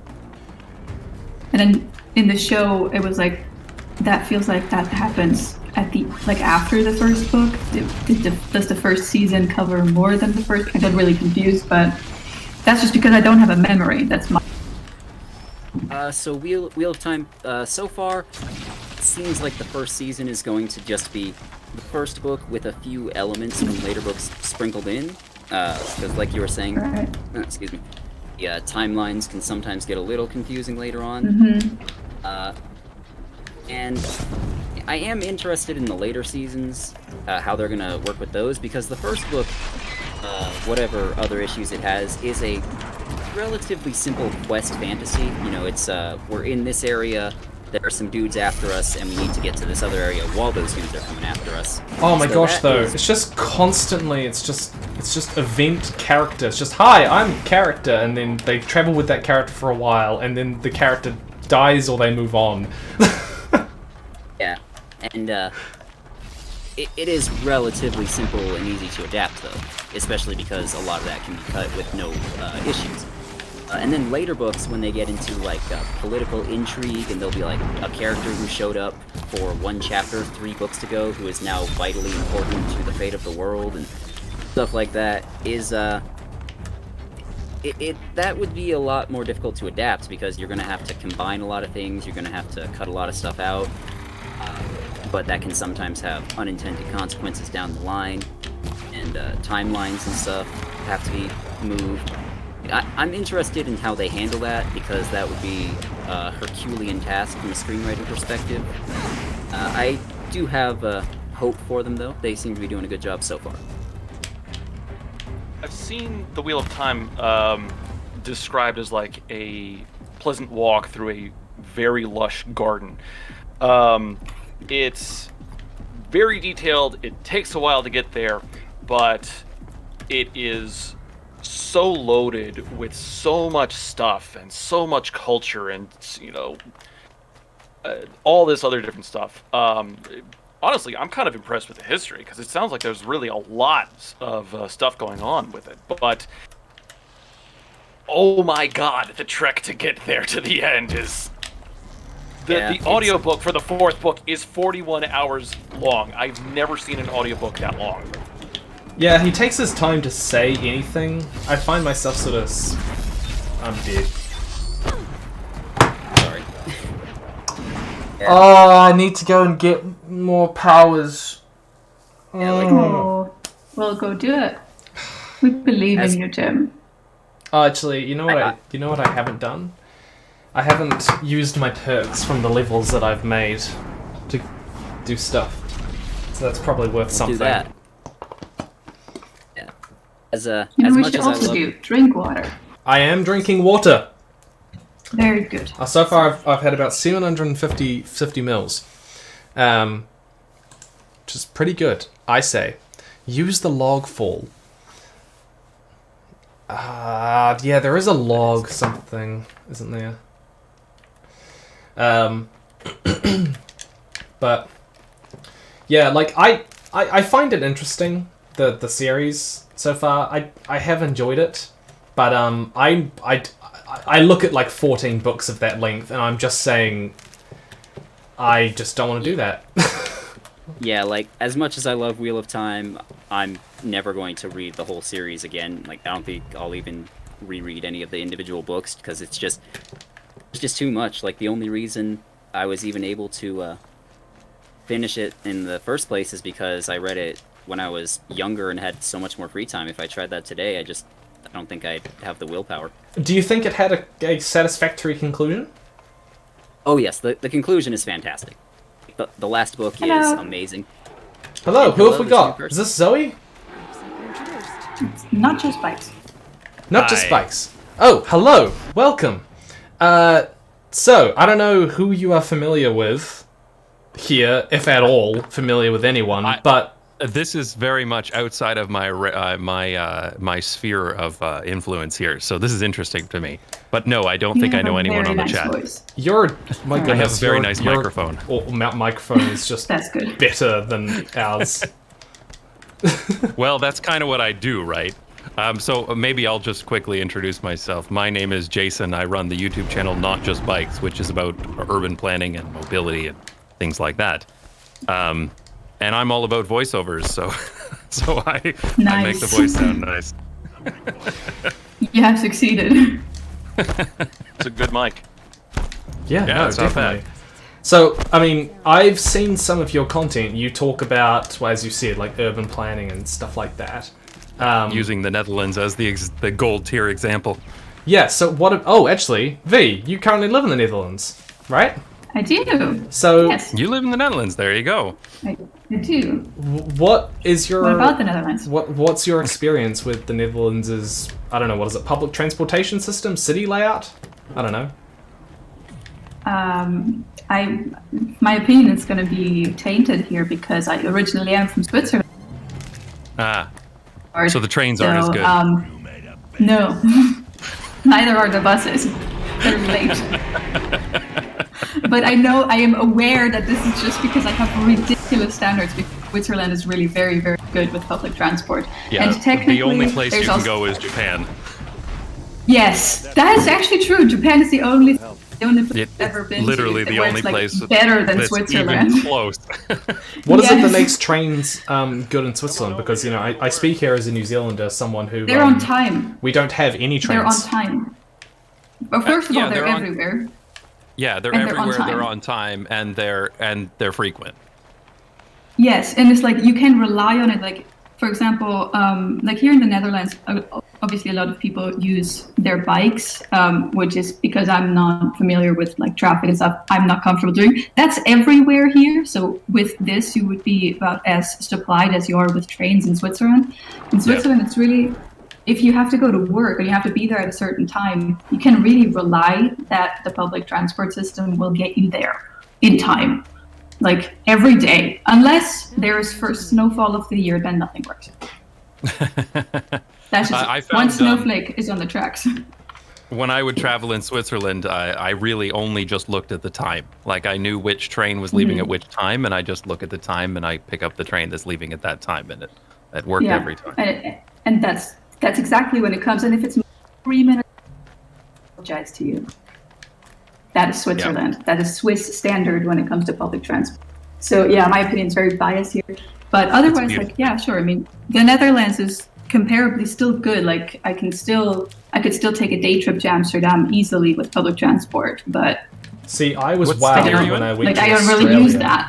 I was wowed when I went to Australia, and the city had like a square within the city that had free transportation, and that was remarkable to me. They just had these like buses. They're not buses, like tram, like train-like things going around. And that was just really cool, because New Zealand just does not have anything like that. Where do you live in New Zealand? I live in Christchurch, so probably a city you don't know or have never heard of. I have certainly heard of it. I've been to New Zealand, but only to the North Island, so I have not been. No, so you haven't seen real New Zealand. Exactly. Yeah. I've seen fake New Zealand. You've seen fake New Zealand. Yeah, and to any North Islanders in the chat, fight me! I love trivial geographic arguments. Yeah, I love learning about them. Like when I learn like the particular states in the United States like hate each other, and you're like, you're all the same, guys, but okay. No, North Island. North Island is fine. It's Everyone just hates California. It's North Island is fine. It's just it's really overpopulated. Cities are really busy, and it doesn't have all the pretty parts of New Zealand. So yeah, I'm saying this in particular to inflame the. Alright, so it's deliberate. Okay. It is deliberate. Yep. Indeed. At least that. I can tell you right now that Colorado is the best state in the United States, and I can confirm that because this game takes place in Colorado.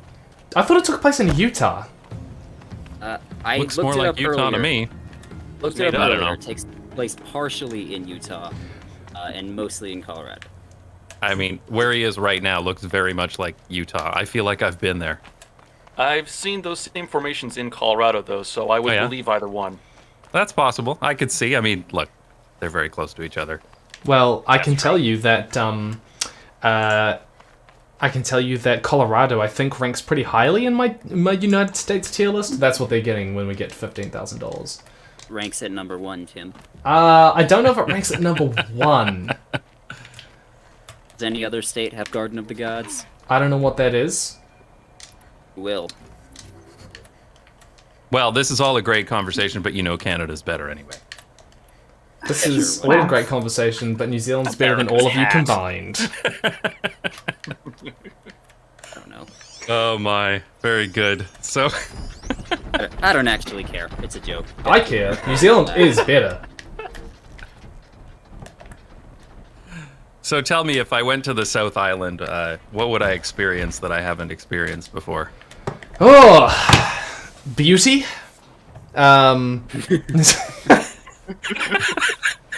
The concept of it, like, you know how, yeah. You know how, like, something might not be, you know, like, you think you understand something and then you realize that you don't because you find something that, like, fully encompasses it. Yeah, well, that's what it's like coming to the South Island. You come here. It's like when I had mangoes in the Philippines, and I'm like, oh my god, I can never have a mango again. Exactly. Also, you get terrible accents in the North Island. South Island has much nicer accents. Auckland just sounds... Auckland's got the typical, get in the car! Get back in the car! You don't want... Hey, we're going to the mall! That's what Auckland does sound like. What? I do enjoy your accents. This has been entertaining, listening to your stream. Yeah, no, they're the typical New Zealand accent that you hear. So, and what else would you find? You would understand class, I suppose, would be the second class, thing. Okay. No. Is this like in the Marxist sense, or is this in the I've got class?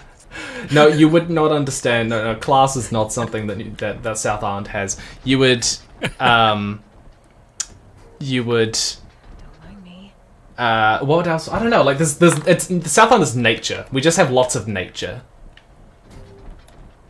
and I can dig it. Like, that's all of it. We have Queenstown, which is it's a tourist town, but it is very nice. It's a city right next to a lake and a mountain range, and it's gorgeous. Have you ever heard of Lauterbrunnen? Or, as I say in my best Swiss accent. I've heard of it, yes. It's kind of like that. Okay. Oh, gosh. I've been to Switzerland several times. I do love Switzerland. But it is pretty. I miss Switzerland. I miss the food. The food? I gotta say, the mountains are just something else there. And the fact that you can take a train to them, it really sells the place for me. You can also take a train through them. Yes, that's true. Absolutely. It's like, do you have both options? Do you want to go up mountain or through mountain? Through a very, very long tunnel for a very long time. Very long tunnel, indeed. And the funny thing is also, like, when you go from south through the very long tunnel, you come out and suddenly it feels like it's funny to me because it's the same country, like, just that southern part of Switzerland is so much, I don't know, it just looks different every time it gets to me. I really want to see Switzerland. I love it. Wait, so whereabouts are you based? Me as in not just bikes, me? Yes, I am in Amsterdam. Right. I've lived here for about, how long has it been? Just over 3 years. Wow. Nice.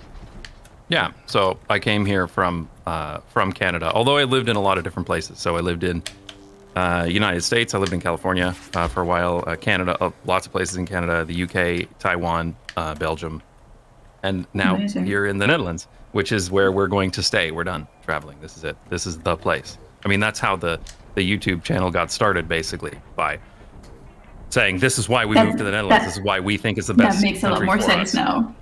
Yeah. Not just bikes as a name makes a lot more sense now. Yeah. Yes. I see that. Because that's exactly where it came from. That there's indeed a lot of reasons the Netherlands is great, and it's not just bikes.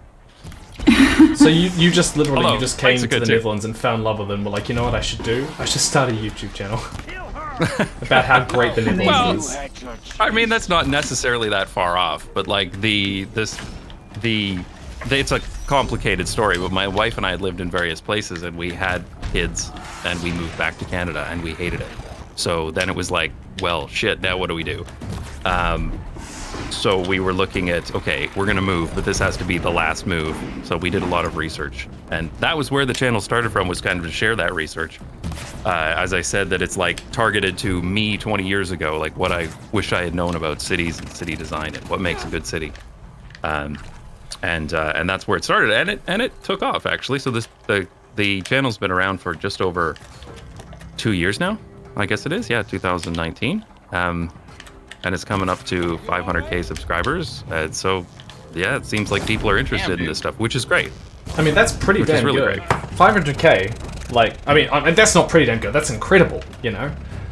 It's remarkable. It's remarkable. Yeah, and it's remarkable, yes. But I mean, it really, I think it is a testament to just how much people care about things like city design and mobility. And there's certainly a renewed interest over the past decade or two into walkable cities. People have realized that it does provide for a better quality of life.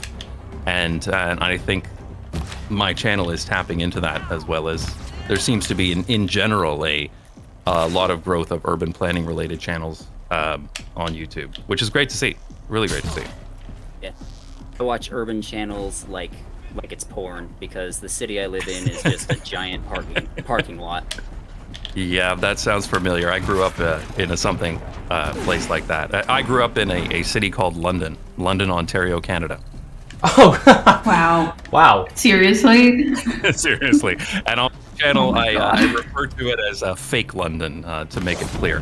Yeah, that checks out. What also is confusing is that I lived in real London for 6 years as well. So, if you're going to name a city after another city, just call it New London or something. I know, right? Why couldn't we just get another York? New York? Well, there is. That's what the Toronto was called, York, before it was renamed to Toronto. It was called York, not New York, just York. But there was a lot of that going on in Canada. I mean, nearby London, there's a Paris, there's a Brussels, there's Windsor, there's all sorts of repeated names throughout Ontario. If we're gonna repeat names in cities, why can't we just like properly treat them like sequels? Instead of New London, we have London 2, London 3. Yeah, right. London 2.0. Yeah, just number them. There are like 6 Londons in the world. But, you know, of course, here we are talking to a guy from New Zealand. You said that like it doesn't exist. You said that like you didn't believe me that I was here. Like, here he is! Yeah, right. Here he is from, quote, New Zealand. New Zealand, okay. I mean, to be fair, New Zealand does not exist. Like... No, you're alive. r/maps without New Zealand. Well, yeah, that's a common one. Yep. That always cracks me up. There's we just don't exist. Maps don't think we exist. Well, you know, it's kind of easy to forget. It drops off the edge of the earth there. It depends how you cut But the it's world. hilarious. That's just... I once To heard me, New that's Zealand comedy. described as Australia's Australia. What do you mean? What does that mean? No, we are... Australia. Brilliant. Australia is a death trap of a country where everything wants to kill you. New Zealand is a beautiful country where everything can be killed by you, because we had no natural predators here until colonization, which meant that we got all of our nature developed into basically flightless birds, and they developed no defenses. So all of our nature is defenseless and helpless and dead. Dying. Wow. Just the way it should be. Man on top. Just the way it should be. People say Oh my god. Hey, you just wait for it. When the apocalypse comes, we're gonna be the safe place that you guys try to get to by season 3. You already are. Madagascar. That already happened. I was going to say Madagascar would be a good second. Yeah, I don't know. Madagascar isn't one of those places that I tend to think of as having its shit together. I don't know much about Pandemic, Madagascar. Matthew. Yeah, you'd have to play Okay, Pandemic, yeah, I guess. That's fair. That's fair. Pandemic. Wait, do you I mean don't the know, how board would they game, be or able do to you mean control the weird phone game? It's the weird phone game. Although I have played the board game, that's quite entertaining too. Although it seemed kind of poor taste to play it when I was... well, we have some friends in Canada that we play it with, and when we were back there in the summer, it seemed a bit poor taste to play it during COVID, but maybe it would have been suitable. I mean, you say Maybe it that, could've but taught us my something. friends and I have been playing it for years. Yeah, me too. It's a good game, actually. I love those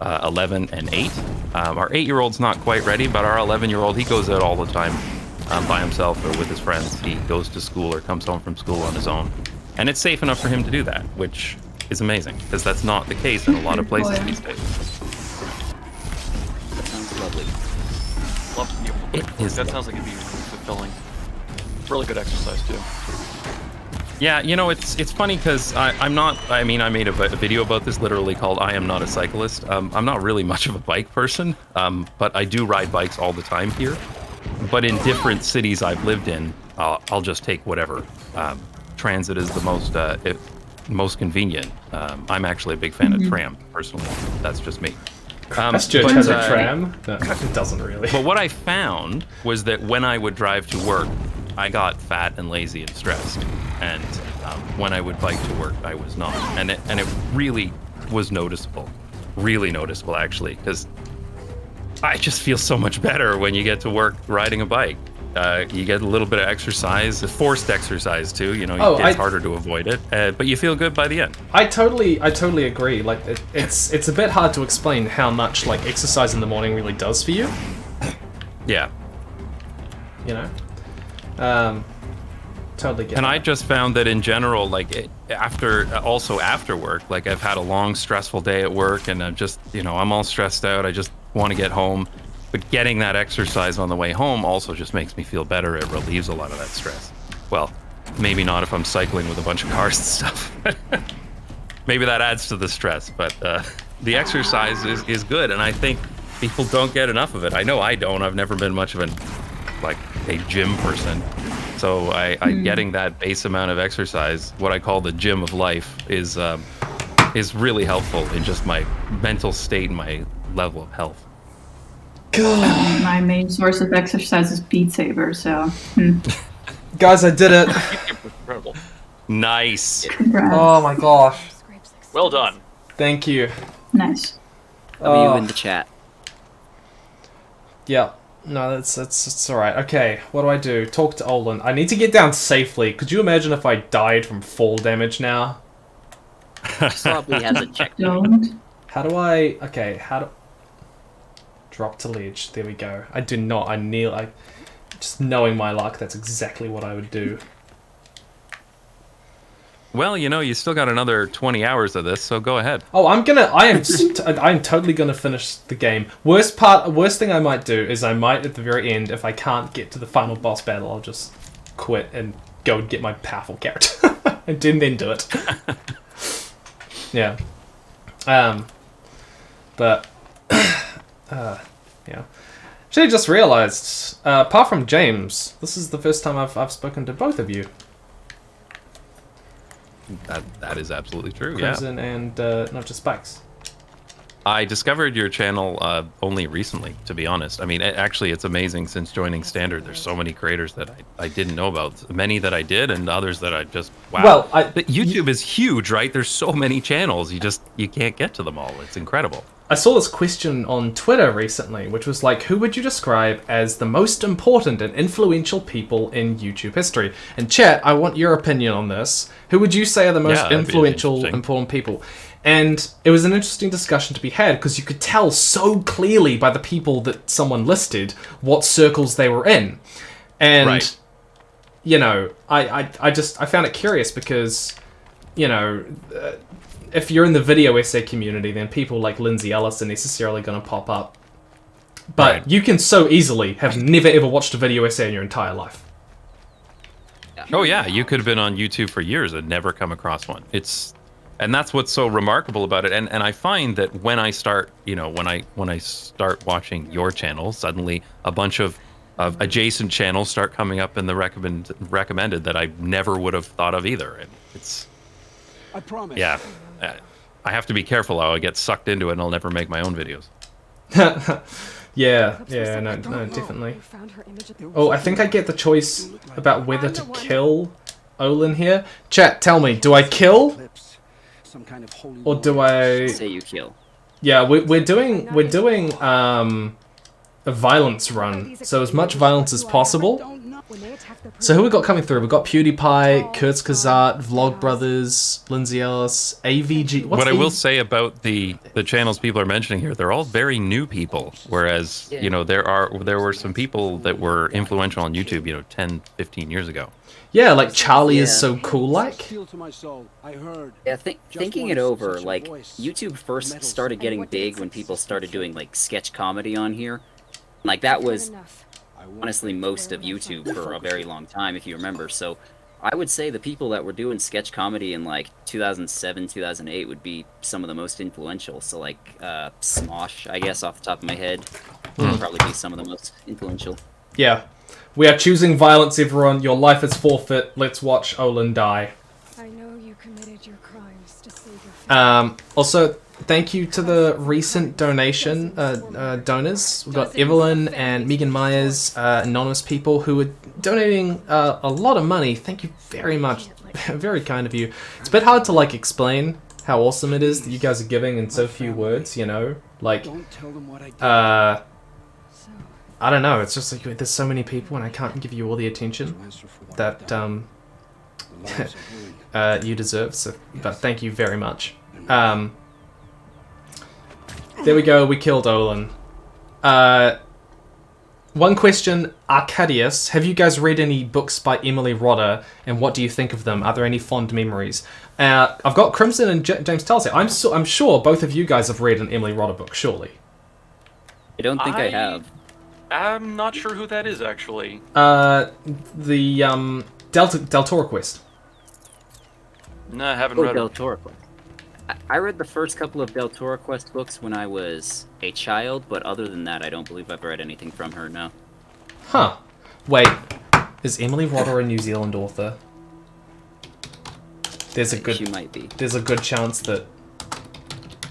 Or Australian? Yeah, I love it when that happens, that a Canadian author comes up and I'm like, how did you not hear about this person? Emily like, Rodda is an Australian author, which means that she probably made it bigger in Australia and New Zealand. Probably, yeah. Yeah. So, sorry, person who asked that question. I apologize. I have read them. I read all of the Del Toro Quest. I had very fond memories and I liked them a lot. Yes, very much so. The next question, Rowan. If you could choose a magic system to master, which one would it be, and how would you use it? You guys go first. Oh, shit, off the top of my head.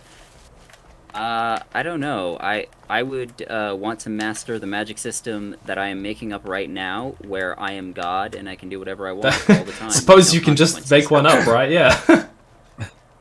Doesn't make for a very good story, though. No, potentially not. If our own magic systems are an option, I'd choose the one that I'm writing for my novel called Tethering. I don't want to go into too much detail right now because the book isn't published yet, but... Oh, come on, tell us. No, no. You gotta go a little bit, man. You gotta go. You can't just drop that. No, you tether. What do you tether them to, and what is the tether made of? The tethers are ethereal. You're able to, depending upon how much stamina you have for it, you're actually able to extend multiple short tethers out of your body, basically like little ghost ropes. Don't read into that too heavily. Ghost ropes. I love it. Tim, you run the risk of hating this. It is an elemental system. It is not your standard earth, wind, fire, water, though. So no, but is it? What is it? They also include life, lightning, shadow, and light, and it's not necessarily just like being able to summon that. It's also how you're able to combine powers. There's a big emphasis on team building and teamwork, and how you're able to coordinate with others in order to effectively combine skills. Okay, I like that. From what I know of, like, Wheel of Time, like, it's elemental, but there's a huge emphasis on having to work together with others. Pretty much. Like, it's elemental, but there's a lot of emphasis on mixing the different elements together to get different effects. By the way, chat, we now have Moobot 3.0 with even bigger and better horns. Lovely. So this can be is this Moobot or is this Moo Behemoth? Take. I have a Flank cow. stick. I have a cow mount who is pretty damn awesome.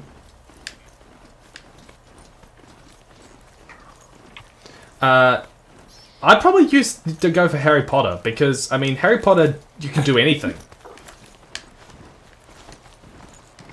Dragon Ball Z. I guess. Dragon Ball. Dragon Ball Z, isn't that just like a giant laser? It. I actually saw someone break it down. It's effectively plasma, and there's some degree of science behind it. I don't know how. No, intentional no, it is. there's not some degree of science. Don't you? No. There is absolutely a degree of science in this. You do not get to say there's some degree of science behind Dragon Ball Z. Never in my life have I seen a less scientific magic system than Dragon Ball Z. Yeah, not buying that. What is this? Nope.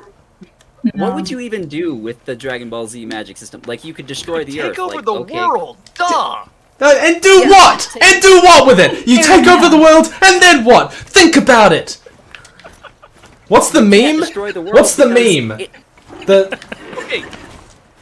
It's like Death Note, where you get to play God, but they can't stop you because the you're not protagonist behind of one Death book. Note is the antagonist. Wait, no, that's not what I.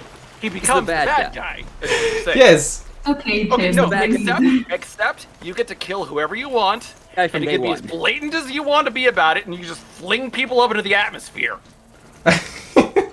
Fair. What are they gonna do to stop you? Shoot you? Bullets bounce off Saiyans. Look. That's so weird. Why do they do that? What to do? What? Why do they bounce off them? Like, that makes no sense. I don't know. It's Yeah. how the- Wait.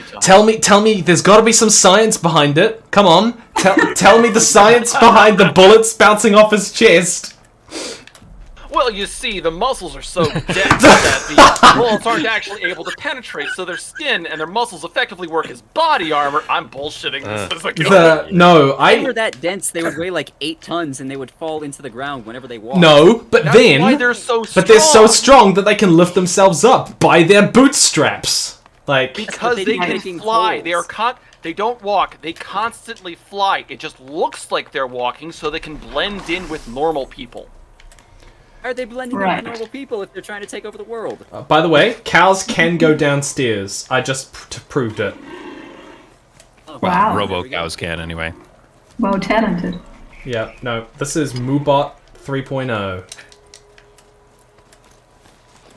So I am not up to speed on my fantasy literature. It's not something that I've been into for a while. Can somebody explain to me a magic system that's actually well done? Because one of the issues I have with magic is it's often used too much in the story, that it's like a Deus Ex Machina and there's nothing left. yeah. Like it in- ruins the story for me. So There's this- tell me where it's done well. There's this writer called Onision, who you'd want to look up. Yeah. Onision's written this trilogy of just phenomenal books. What's Tim, the title of the cruel. first book This again? is cruel. This is not a prank. This is cruel and unusual punishment. Yes, no, that's just rude. He might actually buy the books. Do not I've been support listening to him. the stream The long guy enough. does not deserve money. Onision did not write good books. Yeah, I was listening to your stream for a while, so I'm not totally... Right, okay. Okay, so if you ask that question, the standard answers you're going to get is Brandon Sanderson, Avatar: The Last Airbender. Those are the ones that you'll usually get from a lot of people. So Yeah, let's and that's what I've set those aside a bit. Can you think of a slightly more niche one? Oh man. Off the top of my head, I can think of the King Killer Chronicles, which has 2 different magic systems, and all of my issues with those books aside, they are both pretty good. There is one called Sympathy, which is where you basically connect 2 items magically, and then whatever happens to one also happens to the other. For example, if you connect 2 coins, and then you pick one of them up, the other one will also lift up and just float in the air. For instance, and you can do a lot of interesting stuff like that, or with that. And then the other one is called Naming, and that one is just where you learn the names of like It's objects true and name. stuff. It's true name magic, right? Yeah, basically. Yeah. Like you learn the name of the wind is actually the title of the first book. And if you learn that, then you can summon wind whenever you want and use it to like fly and stuff. And if you learn the name of stone, then you can cause stone to like crumble away and things like that, you know. And while I do have many issues with that series, the magic is not a Deus Ex Machina. Yeah. All right, I'll check that out. I'm actually looking for books for my kids to get into as well, or that I can read to them. So don't read them King Killer. That's fine. How old are your kids? They are 11 and 8. Probably, like the 11-year-old might be able to handle King Krilla. You think an 11-year-old should be reading that chunk of the second book where Kaboth spends like a year with a fairy learning how to have sex? I said the first book, just the first book. There's one book. There's one book, kid. That's it. I would go. Tell you what, a really good book for kids would be The Northern Lights. Yes. Yeah, I read that. I genuinely think that's one of the best kids fantasy books in a long time. His Dark Materials and Rick Riordan's Percy Jackson series and the following series after that are pretty good and tailored to a probably I'd say middle school audience, but he gets very imaginative. Yeah, Percy Jackson is very similar to Harry Potter, so if you're looking for something like that, then those are great for kids. Yeah. The second series, though, is pretty... I don't know, I had a lot of problems with it. Well, it can't be worse than what I'm reading to them right now. What are you reading Which right is now? I'm reading them Warrior Cats. No! No! Did you just badmouth Warrior Cats, the classic book series? I love Warrior Cats for like the first 300 books, but once you get into like book 9,000 like I'm on now, it's getting pretty tiresome. Okay. I do love the first few series, I genuinely do. But now we're into like, oh my god, it is the same damn story every single time. Okay, that's fair. I read multiple... How many books are there? As far as I can tell, there seem to be about 3,000 or 4,000 of them, but I think I'm on like book 35 or something. The trick is that it's actually not a single author.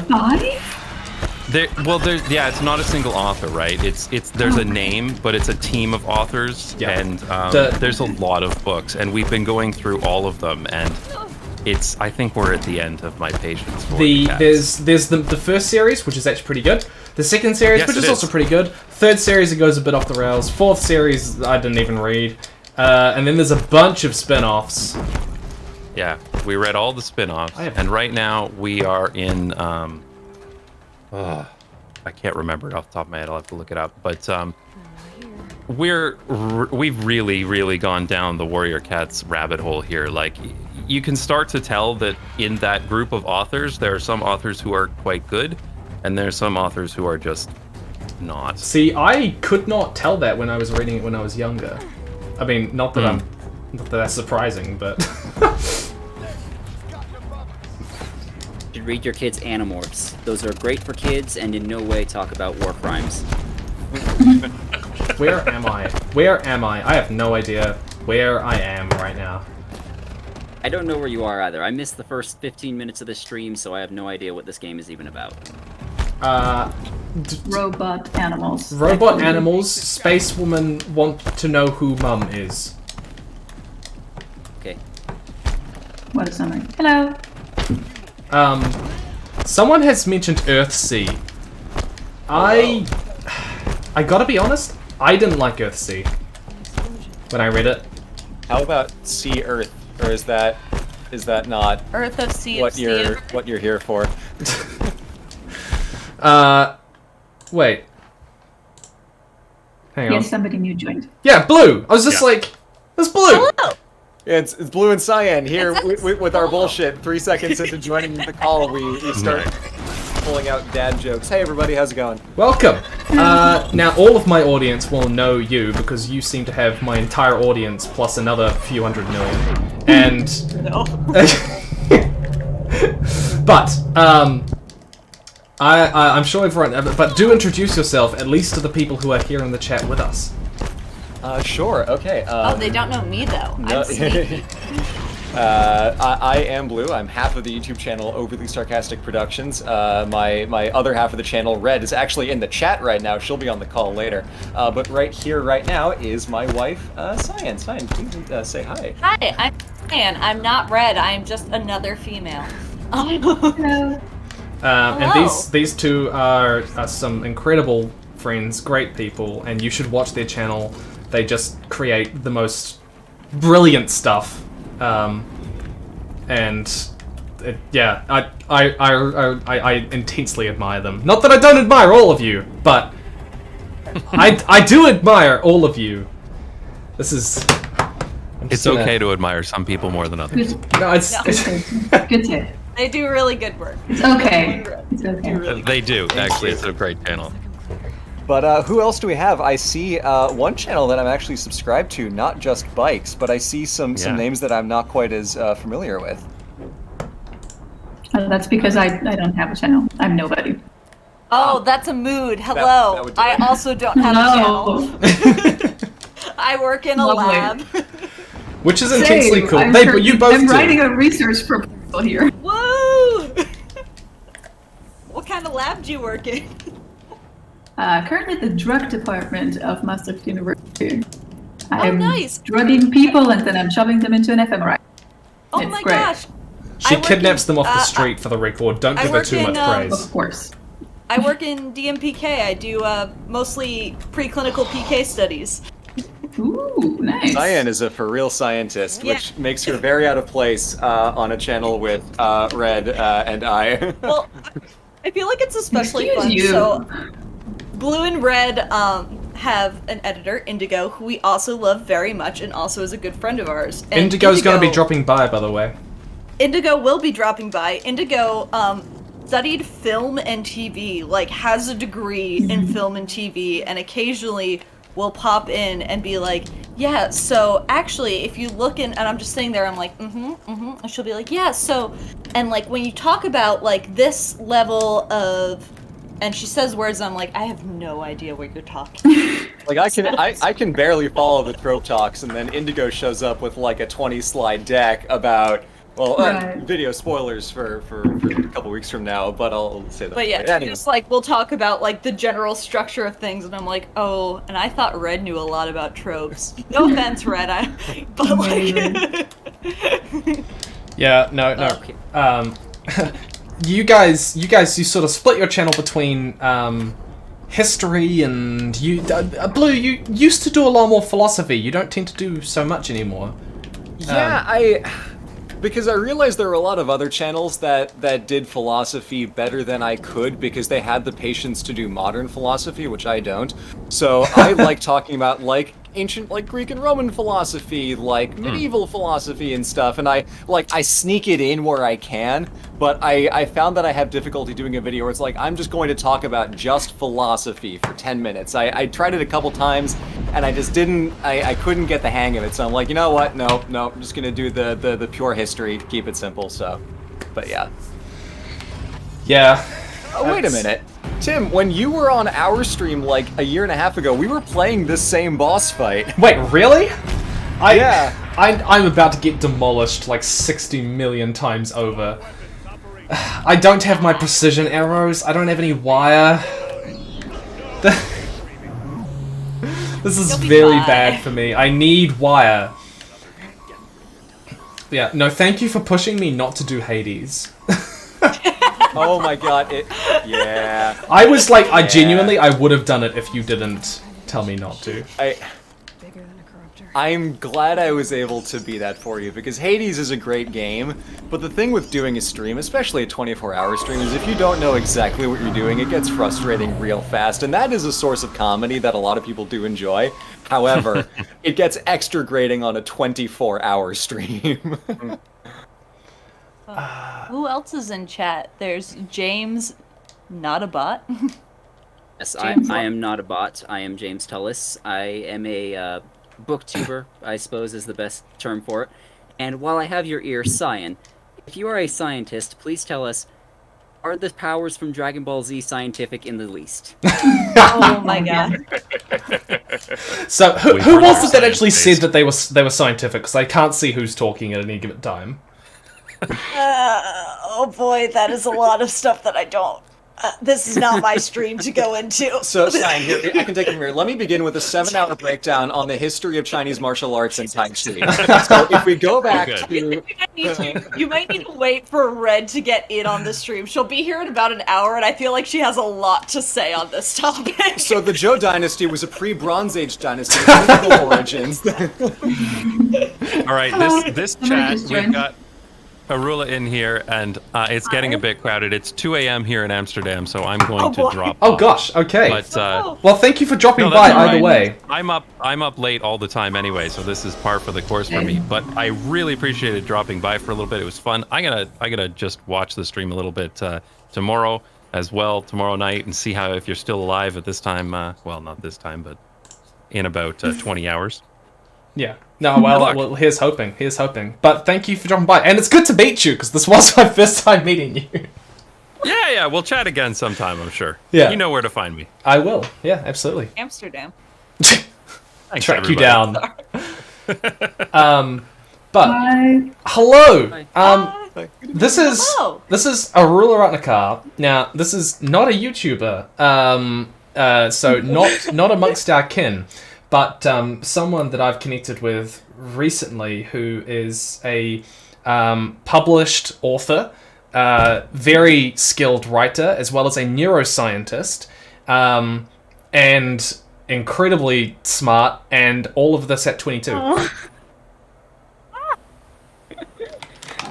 So... that is... Welcome. Thank you. That's a very kind introduction, but it's nice to be here. Yeah, I saw that there are a bunch of other lab people, so... Yeah, true. We've got a few brainy people. V, you are interested in brains. Arula, also interested in brains. We've already established. And the scientists are slowly taking over the this. scientists are teaming up. Do you just want to tell people a bit about what you write and what you're interested in and where people can read your work? Sure. Yeah. So, I write hard science fiction. It's very much based on like neuroscience that I'm researching and interested in researching. My 3 published stories are in Clarkesworld magazine, and I've one accepted also in Clarkesworld that's forthcoming in 2022. My most recently published novella is called Submergence. Tim actually mentioned it in like the dialogue videos, and it's like a really difficult premise to summarize properly, but like it involves sea sponges and optogenetics, it involves a bunch of stuff. I'm really bad at summarizing my stories, so, but yeah, and yeah, that's my work. Yeah, and Clarkesworld is a short story magazine for those of you who don't know. One of the biggest ones in the world, so like being published there it's an incredible accomplishment. Super cool. Yeah. Yeah, it is. Sounds pretty good.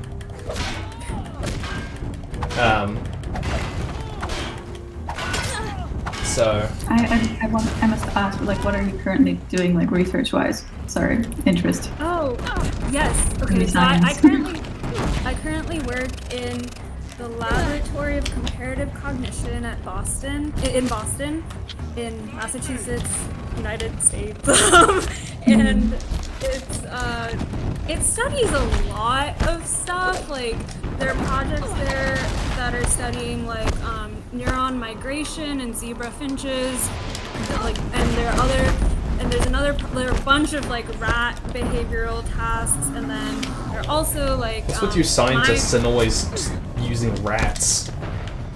Poor rats. I want to know how many rats have died at your hands. You don't want to know that. Trust me, you don't want to know that. Okay, it's everything's ethical. You know, there are a lot of like ethics involved. We care about There are a lot of ethics involved. Not necessarily the best ethics, but there are a lot of ethics, I promise. No.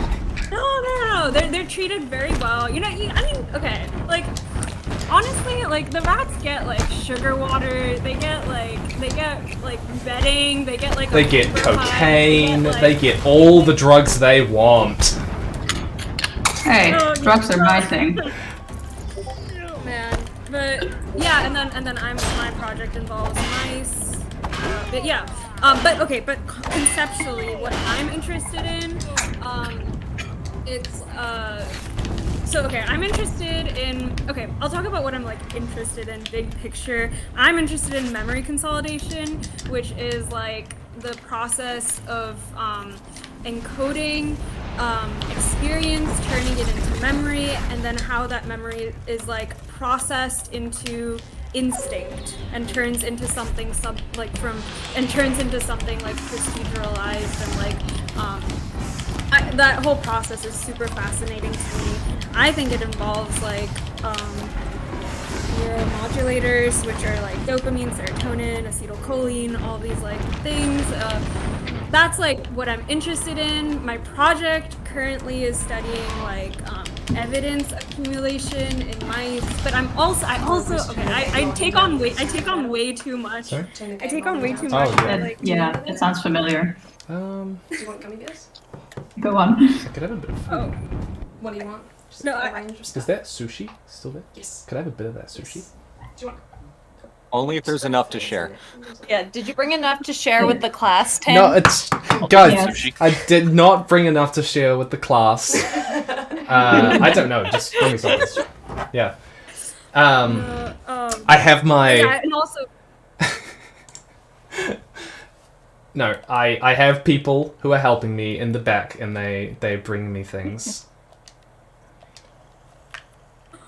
Oh, that's good. Yeah. Because of the and started. also I'm interested in the zebra finch project, which is studying, like, migratory baby neurons and, like, how they move and how they mature and transform into, like, settled neurons and stuff like that. There's a lot of interesting stuff. And That's really neurophotonics, like, interesting. optical engineering too. There's a bunch of stuff. I love science. Nice. No, that's also sounds weird. really, really cool. I personally, like, Yeah, I mean, it does. for the people here who are writers, you know, like, the fact that you have that neuroscience backing is really damn cool to be able to bring that into your stories. Like, you talk a lot about, like, how much you bring that knowledge and that perspective into your writing, but sorry, the question I'm trying to get at is like, for James and Krimson, how much do you guys bring your own personal knowledge and experience into what you write? I need a moment to think about this. Can Krimson go A first? stack of things. Oh my gosh, Sure. I don't need that just yet. Hold on to it. Oh.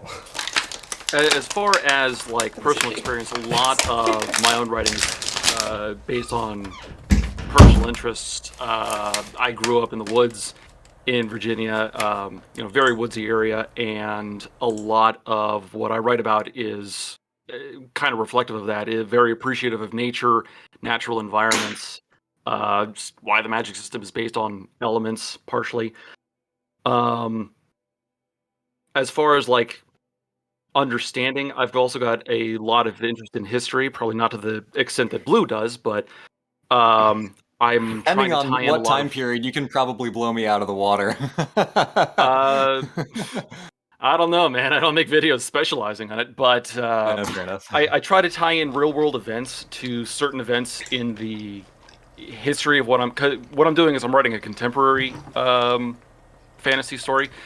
So set in real-world Earth, but kind of a hidden world inside of everything else. Oh, yeah. And it takes place.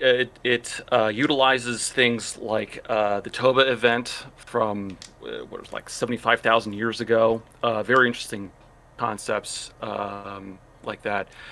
I'm actually drawing a blank on this right now. Sorry, I've been awake since 3 this morning. It's 8 my time right now, but I try to tie in history and historical events where I can. The Dyatlov Pass, things like that. To try to tie in events to tie the history of my made-up society to the real-world history of Earth as much as possible. So, just long-winded way of saying stuff. I don't know. I've been awake for too long. Sorry.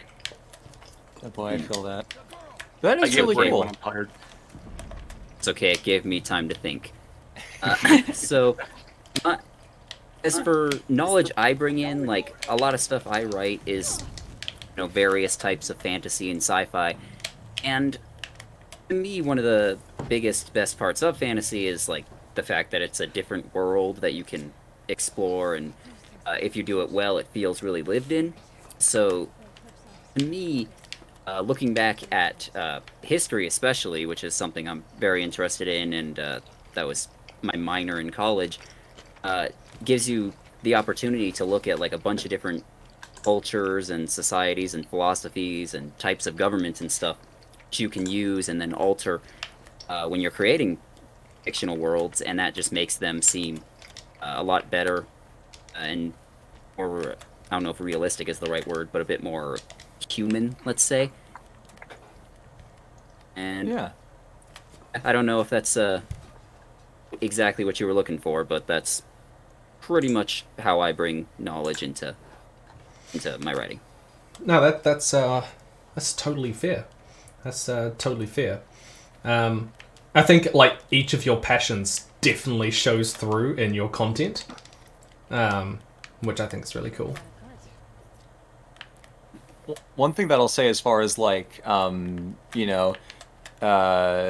using your different interests as an angle into the things you create, like, for instance, you can learn about history of like, oh, what were the causes of the American Revolution? It's like, okay, sure, that's not really going to do me a whole lot of good in my day-to-day life. But in terms of like doing history as a way to like understand, to your point, like how do cultures work? Like how do political systems interact? What do armies do? And like learning about all of those things, it almost becomes a world building exercise, but it's world building about a thing that actually happened in a culture that actually existed. So it's a lot of like, digging into the mechanics of like a, Song of Ice and Fire type world, Lord of the Rings type world, but it's the real life real world, and by like looking into real life history from a like cultural angle, you can learn a lot of stuff that will be really useful in like writing and world building, because you're able to go in and see all these examples and take inspiration from all this cool stuff, rather than just like history being like, and then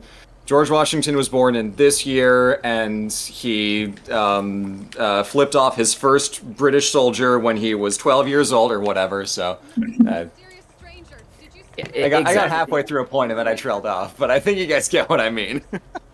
Yeah, no, man, also, like, it sucks that that's how most things, I have so many, like, issues with the education system and just how things are taught. History and also, like, science is just taught exceptionally poorly, and, like, it's, I don't know, I wish it was, like, made exciting in that way. Like, I wish it wasn't just, like, like George Washington did blah, blah, blah, or, like, oh, like, memorize the periodic table of elements, or whatever, like, imagine if, like, like, I failed 9th grade biology, and I was like, I'm never gonna become a biologist, and, like, now, here I am. Here we are. But, it just goes to show, like, if I was in 9th grade and someone told me, like, hey, you can control neurons with light, then I'd be like, damn, I do want to go into biology, but no one said that to me. Wow. Wait, can you control neurons with light? That's optogenetic, yes. So basically, there's this technique. I mean, we use it in the like labs and stuff. So like, so there's this channel. So okay, y'all know how neurons fire? Basically, it's like channels channel proteins in the membrane of the cell, because the neurons are cells, open and allow positively charged ions to flow in, and that's what the electrical signal is. So there's this one in green algae. The way that green algae move is through this process called phototaxis, which involves these ion channels called channel rhodopsin to open and allow positively charged ions to flow into the cell whenever light hits it. So it's like it moves according to light. So someone was like, oh, why don't we take this channel from the algae, this channel protein, and stick it in like a neuron instead. So now we have these light-sensitive ion channels in the neuron, and now when we shine a light on that neuron, those channels will open, positively charged ions will flow through, and it's effectively the same thing as the neuron firing. And that's what optogenetics is. So you can use it to do things like reactivate memories in mice. That's pretty damn incredible. That's so cool. Yeah, that is really crazy and weird, but I like it. Yeah, I wish It's just so fascinating. Yeah, it's really cool that you're able to bring all that knowledge. Like, I don't know. Science is just so cool, but I never got the interest for it, like, at high school. You know? I don't know. I wish I did. I mean, my interest has developed from a very different angle. As Arula said, like, nobody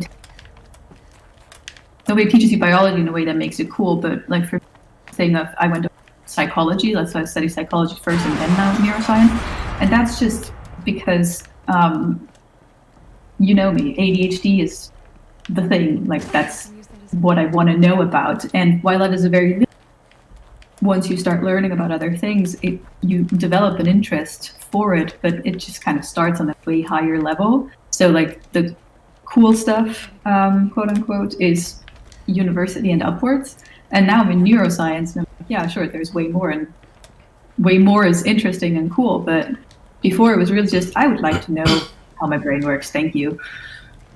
Yeah, I had a similar experience with English teaching at school, which I'm sure there's a person called Zoe who is an English teacher and I'm sure has strong opinions on this. But I don't know what being taught English was like at school for you guys.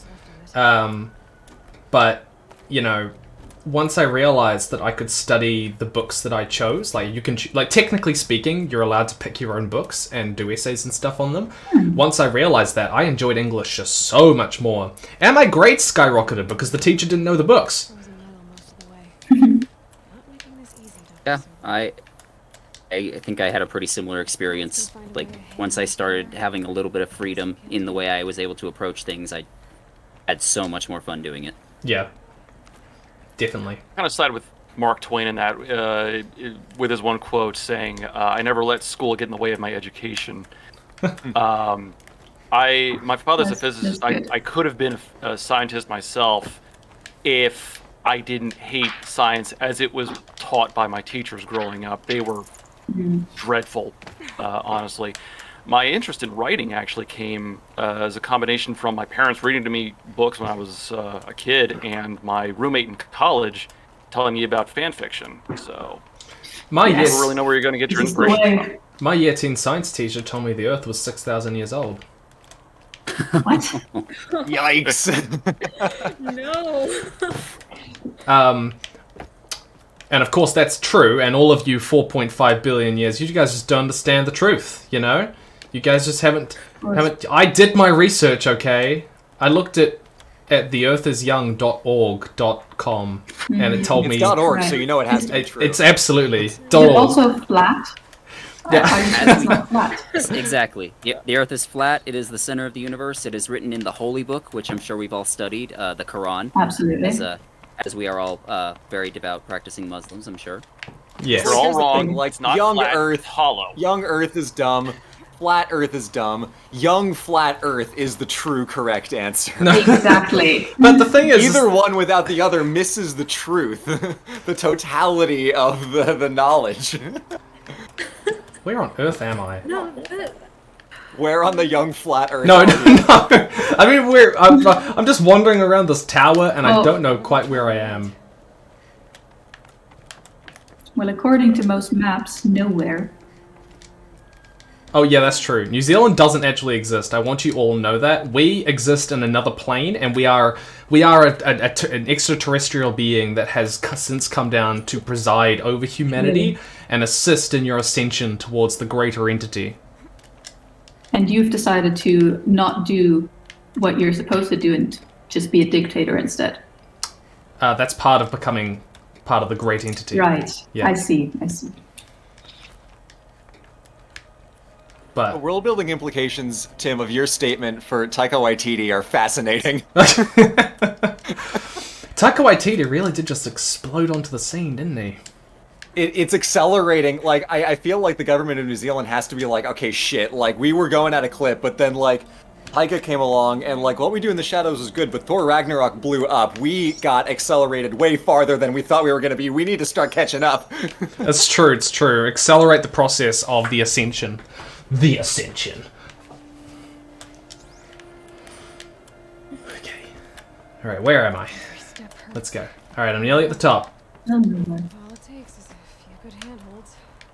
Man, you know, actually though, like, I feel like there are a lot of, you know, quote-unquote advanced topics that can be explained even to, like, kids if it's just taught well. Absolutely. Like, Yeah. I don't know, like, can. you know, like optogenetics, which I just, like, explained to you. I've taught it to my, my little brother when he was, like, I don't know, like 12, and he got it. You know, it's just how you explain it to people matters. And because I was once a struggling student, and I was once, you know, like, I know how to tailor my explanations to people so that they can, like, actually understand them. Which is why I want to be a neuroscience professor. Like, I feel like I would be able to, like, make science accessible to people, and that's what I want to do. Make science accessible again. Like, yeah. Oh god.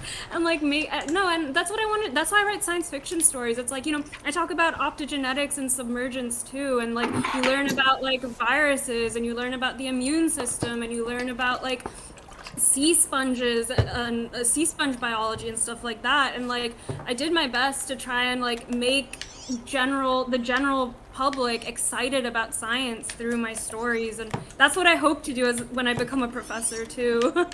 Yeah. That's really cool. In other words, go read these stories, guys. They're really damn good. But crap, what was I gonna say? I just had a thing, and then I forgot what the thing was. Where's your legal team, Ted? Damn it, never mind. I've forgotten. It's okay. If you remember, you can always bring it up. You have plenty of time. Oh, actually, no, that's what I need to do. I need to thank people for donations. Oh, yeah. Ah, there you go. Yeah. Thank you, Megan Myers and Evelyn. I apologize if I miss your name. The way that they do the donations in Tiltify, it's just a little bit hard to catch everyone. Yeah, so thank you. I will just reload the page. And that should be able to show me. And then I have to go through a couple of questions, but they're actually good questions. Thank you, Bernie and Bolivar and a bunch of anonymous people. John Michael. And he says that this money that he's donated is for the rats and mice that are used by scientists. Sec122, Josiah Klein, Hicksune, Turret, Stony, Jack, Robert Tail, thank you very much. Sam and Ryan from Scotland, that's a good name. Wall of Crone, Thorimp, Hilhue, Beatrice, Teresa, ton of anonymous people as well. Like, I want you to know, anonymous people, you are very much noticed as well. Jojo donated $500, which is insane. Also, I don't want to mention Mark, who donated $2,000 ages ago, and I haven't been able to thank him because he did it before the stream started. Thank you very much. Luthien, and a whole number of other people. So thank you very much. Now, the question that they've got here is, in your opinion, what is a good science fiction book to start for people who want to read sci-fi that is not Dune? Yeah. That just directed at all of us. Mm-hmm. Go. Okay. Oh. Well, the final book of The Expanse just came out, and I read that, and it was really good. Overall, I just think The Expanse is a really solid series, which I could go on about forever, but I don't want to. It just feels like a fairly realistic world that it takes place in without being hard sci-fi. The character work is really, really good. It does have some social commentary, but it's not like in your face, so if you are just not into that sort of thing, it shouldn't bother you. All the space combat and everything is really solid. It's a really great series with a lot of horror elements as well, so if you're into that, then I would say try out The Expanse. Yep, Expanse, that's a very much a good beginner series. As an adult, I'm not sure I'd recommend it to, like, younger teens, but I don't know what age that's meant for. I'd have to suggest The Martian by Andy Weir. Very fun book, fun characters, amusing story. What really got my attention was the amount of detail and thought he put into some of the science solutions for some of the problems. A lot of sci-fi doesn't catch my attention because it's just generic story set 500 years in the future in space. The Martian is very much a what few things can Mark Watney actually use to survive on the surface of Mars alone for, I think it was about a year. And Andy Weir is absolutely able to put the science back in science fiction. Obviously a great portion of the book is nonsense, but it's a very fun read, and it's believable enough that it sounds scientifically plausible. Yeah. Yeah, no, I haven't read any Andy Weir yet. I've just bought Project Hail Mary, which I've heard is really damn good. I'm going through that now, actually. It's a lot of fun. Would you say it's better than The Martian? I would say... Okay, so... I don't want to spoil anything. Please don't, because... Right. So, yeah. I enjoyed... I'm only, like, about 160 pages in. I will say that I enjoyed The Martian more because I enjoyed Watney more as a character, but so far, Grace is amusing along similar lines. Seems like a decent person. I don't know where it's going to go, so I am very much on the edge of my seat thus far. Yep, that's fair. That's fair. Okay, well, I look forward to reading it. It seems to be a pretty damn well-received book. I honestly don't know. Like, I have my favorite books, but I also don't know if I'd suggest someone starting with them. I've read so much science fiction in the last year. Like, I haven't read any fantasy, but, like, literally no starting books are jumping to mind. Can I give a film suggestion? Huh? Can I give a film suggestion? Yes. Yes, please. I really like Arrival. I don't do a lot of sci-fi. Yes! It's slow, but Arrival is really good because it's just the right level of actually really cool science and a lot of really interesting linguistics. Oh, man. It has some really fun elements that doesn't dip into being bullshit. Because sometimes... I'm looking at you, Interstellar. It dips into being bullshit. Oh man, I so wish my friend was here. I have the longest running argument about Arrival versus Interstellar about this, and I am very much on board with Interstellar. Someone in chat did rightfully point out the book that I meant to suggest. I will be right back. Okay. Okay. There he goes. To the library.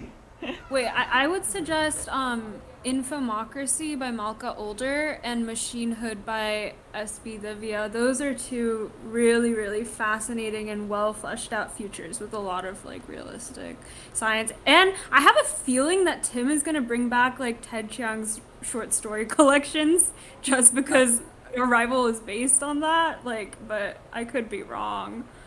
But those are also really, really fantastic. I know Tim has referenced the book that Arrival is based on in some of his videos, so I don't know. We'll see what he comes back with. Yeah. People in chat were I talking think about the Children Rivals- of Time. I'm pretty sure it's Children. He did recommend that at one point. And I read it also, and it is really good. I do want to read that though. Alright. Children of Time. Damn, I was right. Hey. Children of Time is one of the best books I've ever read. It's also one of the best science fiction books I've ever read. I love it with all of my heart. And I cannot recommend the author Adrian Tchaikovsky enough. It won the Arthur C. Clarke Award. And it's just amazing. It's about humanity spreading out into the stars. Except we're doing it by seeding planets with apes and then accelerating their evolution with a virus. Except it goes wrong, as these things do. And our hubris comes back to bite us, and the virus doesn't infect the apes like we hoped, but it infects spiders. This book follows the ascension of a spider civilization to sentience and greatness over thousands of years, paralleled with the story of humanity on a ship traveling across space to get to this planet and found a new home for themselves. It's incredible. Go get it now. I'm sorry, I have what he said. spider phobia. Is that an elaborate metaphor for living in Australia? He wouldn't know. He doesn't live off. Yeah, I don't live in Australia. No, I know. I wasn't accusing you. I wasn't accusing you of living in Australia. I was just saying. What do you mean accusing him of living in Australia? Like it's a crime or something? It's excuse you. Do you not know how Australia was founded? Yes, but being there isn't a crime. You go there because you committed crimes.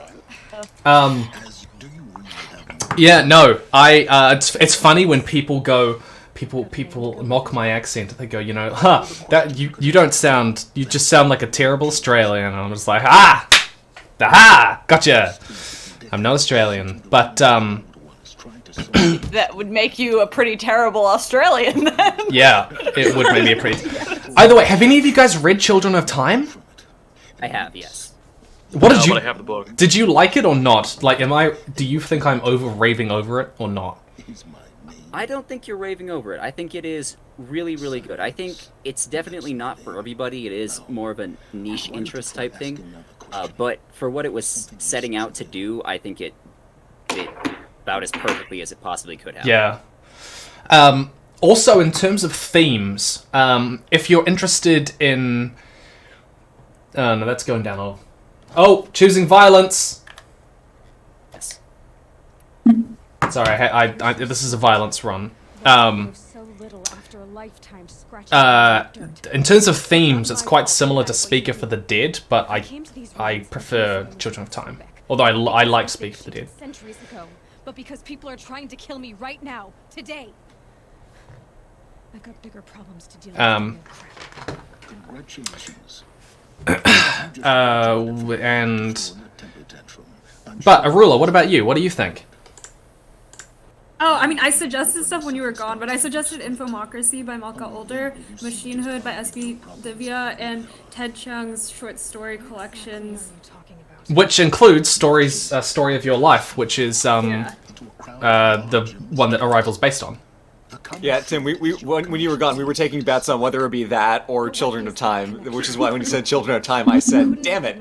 Oh, it was actually very close. No, Stories of Your Life would be the next one that I probably would pick. I really, really love his writing. It's interesting that the film decided to treat them as flash forwards, whereas the short story actually treats it as, like, you never think it's really a flash forward. You think it's a woman imagining her future, kind of.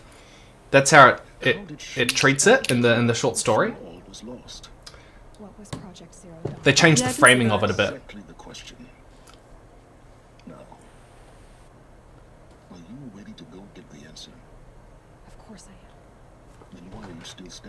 Of course, we can't forget about the greatest science fiction novel ever written, Battlefield Earth by L. Ron Hubbard. I thought the film was bad. Is the book bad as well? Yes, Tim. Well, I don't know. I was just making a joke. Like, yes, it is extremely bad. Although I will say that the book is a bit more competently put together than the film is, but weirdly enough, that makes me want to watch the film more than read the book because the film is at least funny. What's it actually about? Because I don't know, really.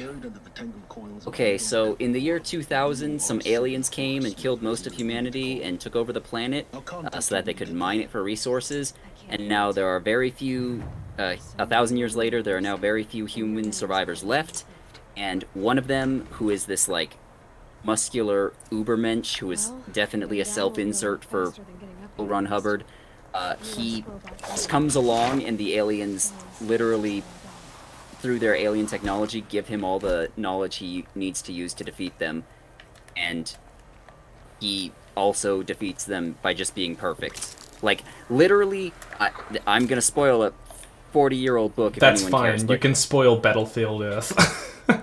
Literally, the main villain of the book dies like 300 pages before the end because he accidentally teleports himself into the middle of a star. And then, yes, that happens. And then, end, like, the final conflict after the main villain is dead is... because they killed off most of the evil aliens, they're called Cyclos because, you know, subtlety. After they killed most of them off, they stopped paying their debts to the Galactic Bank, so the Galactic Bank is going to come and repossess the Earth, and the humans have to stop them from doing that. I swear to God, this is the real plot of the book. That's amazing, and I love it on every level. It sounds like a classic. No. It's only a classic because they forced Scientologists to buy it. Did they really? I'm so curious. Yes. Why? What pretense did they have for that? Like... Because L. Ron Hubbard was the founder of the Church of Scientology. Yeah, I know, but, like, there's, like... It's not a religious text. I suppose that wouldn't stop them, to be honest. Yeah, no, like, I think they just... L. Ron Hubbard had an ego and he wanted everyone to read his books. Yeah, no, that's definitely true. Did you know New Zealand was the first home of the International Church of Scientology? I did not know that. That's Yeah, unfortunate. we have the oldest oldest Scientology church. Let's go with that. Yeah, and then with it's the international one, I'm pretty sure. We were established in New Zealand. It was established in New Zealand in 1955. And it's officially registered as a charity.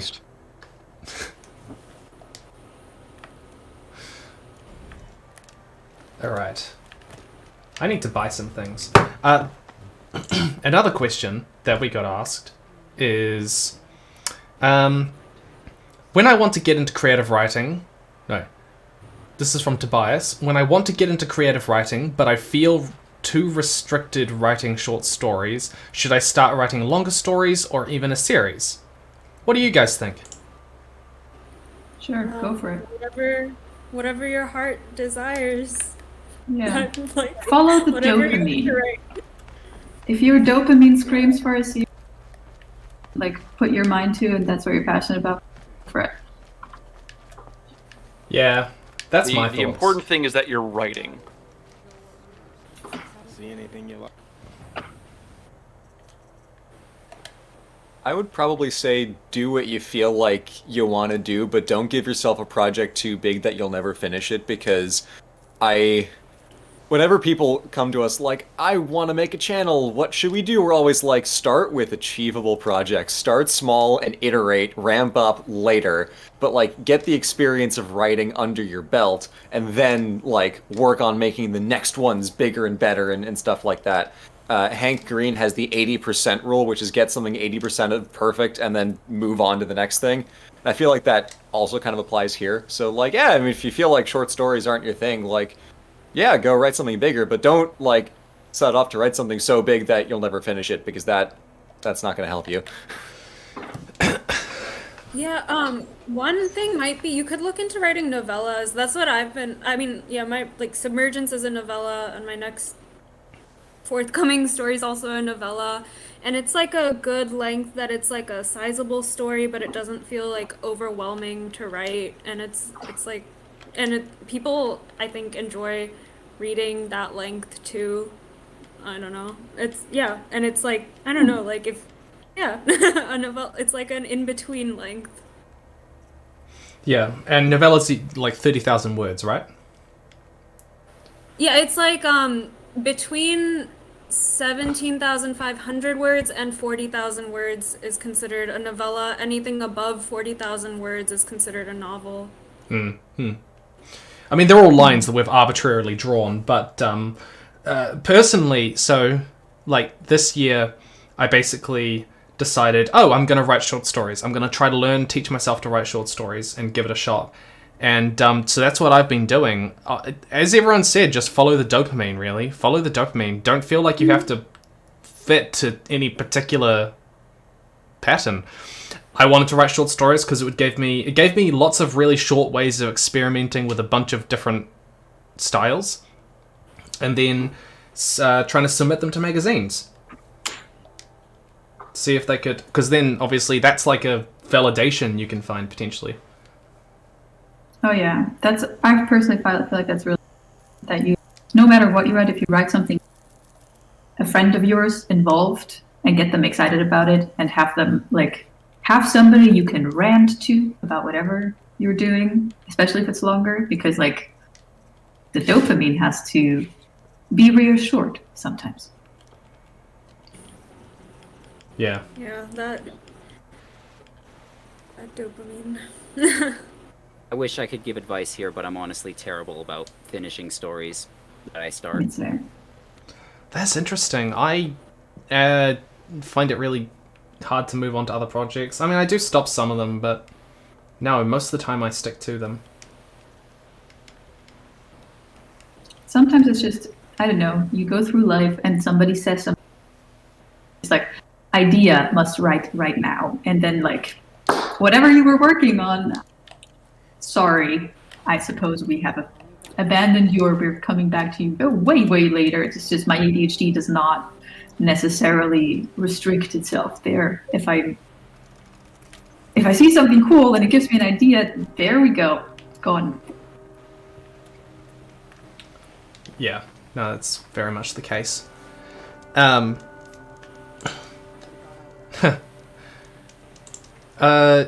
Do you guys only, do you guys have any interest in writing outside of science fiction and fantasy? Kind of. I haven't really done it for a long time. Even stuff that hasn't been like epic fantasy or anything like that has still usually had some fantasy or sci-fi elements. But I have done one or two short stories that were meant to be like dramas, and they're horrible because I was like 17. But I had one which was like dark and edgy teenager who is sad because his parents died instance. Yeah. No, that's fair. What about you, Crimson? Sometimes I'll just give myself like a little writing prompt and make something basic and easy, just so my writing doesn't get rusty. And it's basic stuff like rewriting Carlisle's backstory from Twilight, where he was actually attacked in a church while he was giving a sermon, and accidentally drank vampire blood that way, and had to. It was only because of his faith that he was able to get away and not drink the rest of the congregation. See if I could actually make him interesting as a character. Small things like that when I'm if I'm in any kind of a slump with my novels. Otherwise, if I'm having any kind of trouble writing, I'll just drink a bunch of water, put on some music. I've got like a writer's mix that I like to listen to. Just blast that and let my imagination go. I totally get that. Most people think that I'm really interested in writing science fiction and fantasy, but I wrote fantasy for most of when I was younger, But when I actually really started to write novels that I wanted to look at publishing, I moved on to contemporary, to be perfectly honest. So people might get a bit of a shock when I publish my book. But my short stories, they're all science fiction. And I really like writing science fiction. I just find it's just so much fun. It's just so good as a genre to write in. Agreed. Yeah, I don't know. I don't know where I'll end up with it 10 years from now or whatever, but it'll be good. Oh god, time. 10 years is so long. I know. Hey, you're all going to be YouTubers in 10 years, right? That's... I don't think I will be a YouTuber in 10 years, but that's just me personally. Hey, you're basically a YouTuber. You participate in enough OSP stuff. I really don't think that I'm basically a YouTuber. I only come in for streams and the occasional podcast. Yeah, well, you're very funny and you're actually quite natural doing it, to be perfectly honest. Oh, thank you. It helps when Blue's here because we just talk a lot in general. I think it would be funny to have just Red and I go on a podcast and just see how completely off the rails we go. It's like the OSP After Darks, Yes. where Red and Indigo just talk about who's the best himbo, but we're getting too much into our OSP channel deep stuff. lore. Yeah, we're getting OSP deep lore. This is not the place to get into OSP deep lore. Oh man, I started watching the OSP videos recently. They're good. I like the trope talk stuff. Yeah, trope talk's I great. really We had need a to new one become today. more knowledgeable about YouTube. I need to become more okay. knowledgeable about YouTubing. There's a lot of YouTube. It is. There's a lot of YouTube. It's tough. Like even Red and I, like we have a handful of overlap in the channels that we watch, but like there's stuff that I watch that she never looks at. There's stuff that she watches that I never look at. So sometimes she'll be like, "Hey Blue, I was watching this thing with such and such," and I'm like, "Who? What?" Some people are saying Cyan joining After Dark would be fun. Cyan has a bedtime, and that bedtime is so early. The OSP After Darks happen after my bedtime. That's why I'm not there. I have so many perks to use, and I don't know what to Do we use. have more questions we need to get through? We kind of derailed this one a Sorry, little bit. we do have questions. Helped him pick perks. We do have questions. What do we have? We have Drew, who said, "Are there plans to do this more often?" No, it's just an annual thing. The Burb, do you have any advice? Okay, my mods are sending me these questions, but these questions have been answered in the past. John, your least favorite thing that happened in a book, anything in any book. Forced love interest, love triangle, death just for shock value. I feel like Red would have hot opinions on this. Like, but We'll be here. Stay tuned is all I'm gonna tell you on that. No, but what about you guys? What do you think? What's your... Oh, there's so many. There's so much. There's like, okay, I feel like it's such a personal thing, because like, okay, one thing that gets me personally and specifically is like an open-ended ending. I'm like a hardcore plotter, so I need all of the loose ends to be like tied up neatly and everything to be like reframed at the end. And I don't know, but that's a very, very personal and specific thing, because I know plenty of like, but that's just me. That's just me. I hate open-ended endings. I think what almost bothers me more than a character being killed off for no reason is a character being brought back to life for no reason. No, I mean, it sounds dumb because No, you're talking about the CW cancer. That's what Yeah, kind of. Because like it's supernatural. Like a character being killed off for no reason hurts. But, like, death for no reason happens in real life, and it happens in stories, and it hurts, and unless it's, like, a kid's fiction book where, the point was not to impose grief and it happens like right at the end for no good reason and it kind of just feels cheap, then that's one thing, and that you can make an argument that the author didn't write it very well because it felt cheap. But when a character dies and then is brought back and then the story just ends and it's like, but congratulations they didn't die, it's like, but why didn't they die?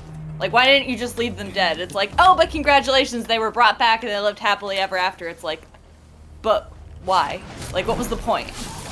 Just to, like, at least have an intention there. Like, do they come back to save the day? Do they come back because the protagonist did something? Like, why did they come back? And if there's no reason, then it just almost feels worse than them dying in the first place because, yay, they came back, but now it just feels like the story was even cheaper than them dying in the first place. I don't know. Something Game of Thrones.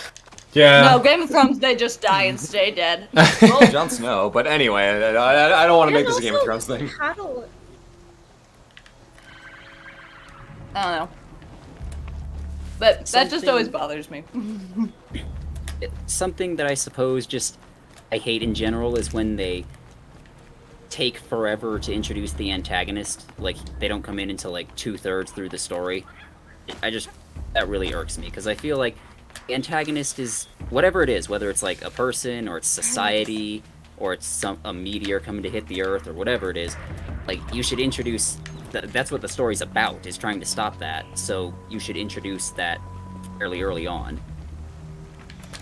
Yeah, no, I do agree. You know, like, for all I love Avatar, for example, I think that, I mean, the fight between Aang and Ozai was clearly the weakest of the climaxes. There's so much more tension with... You can make a good argument to suggest Azula was the real villain, you know? Like, just because we don't meet...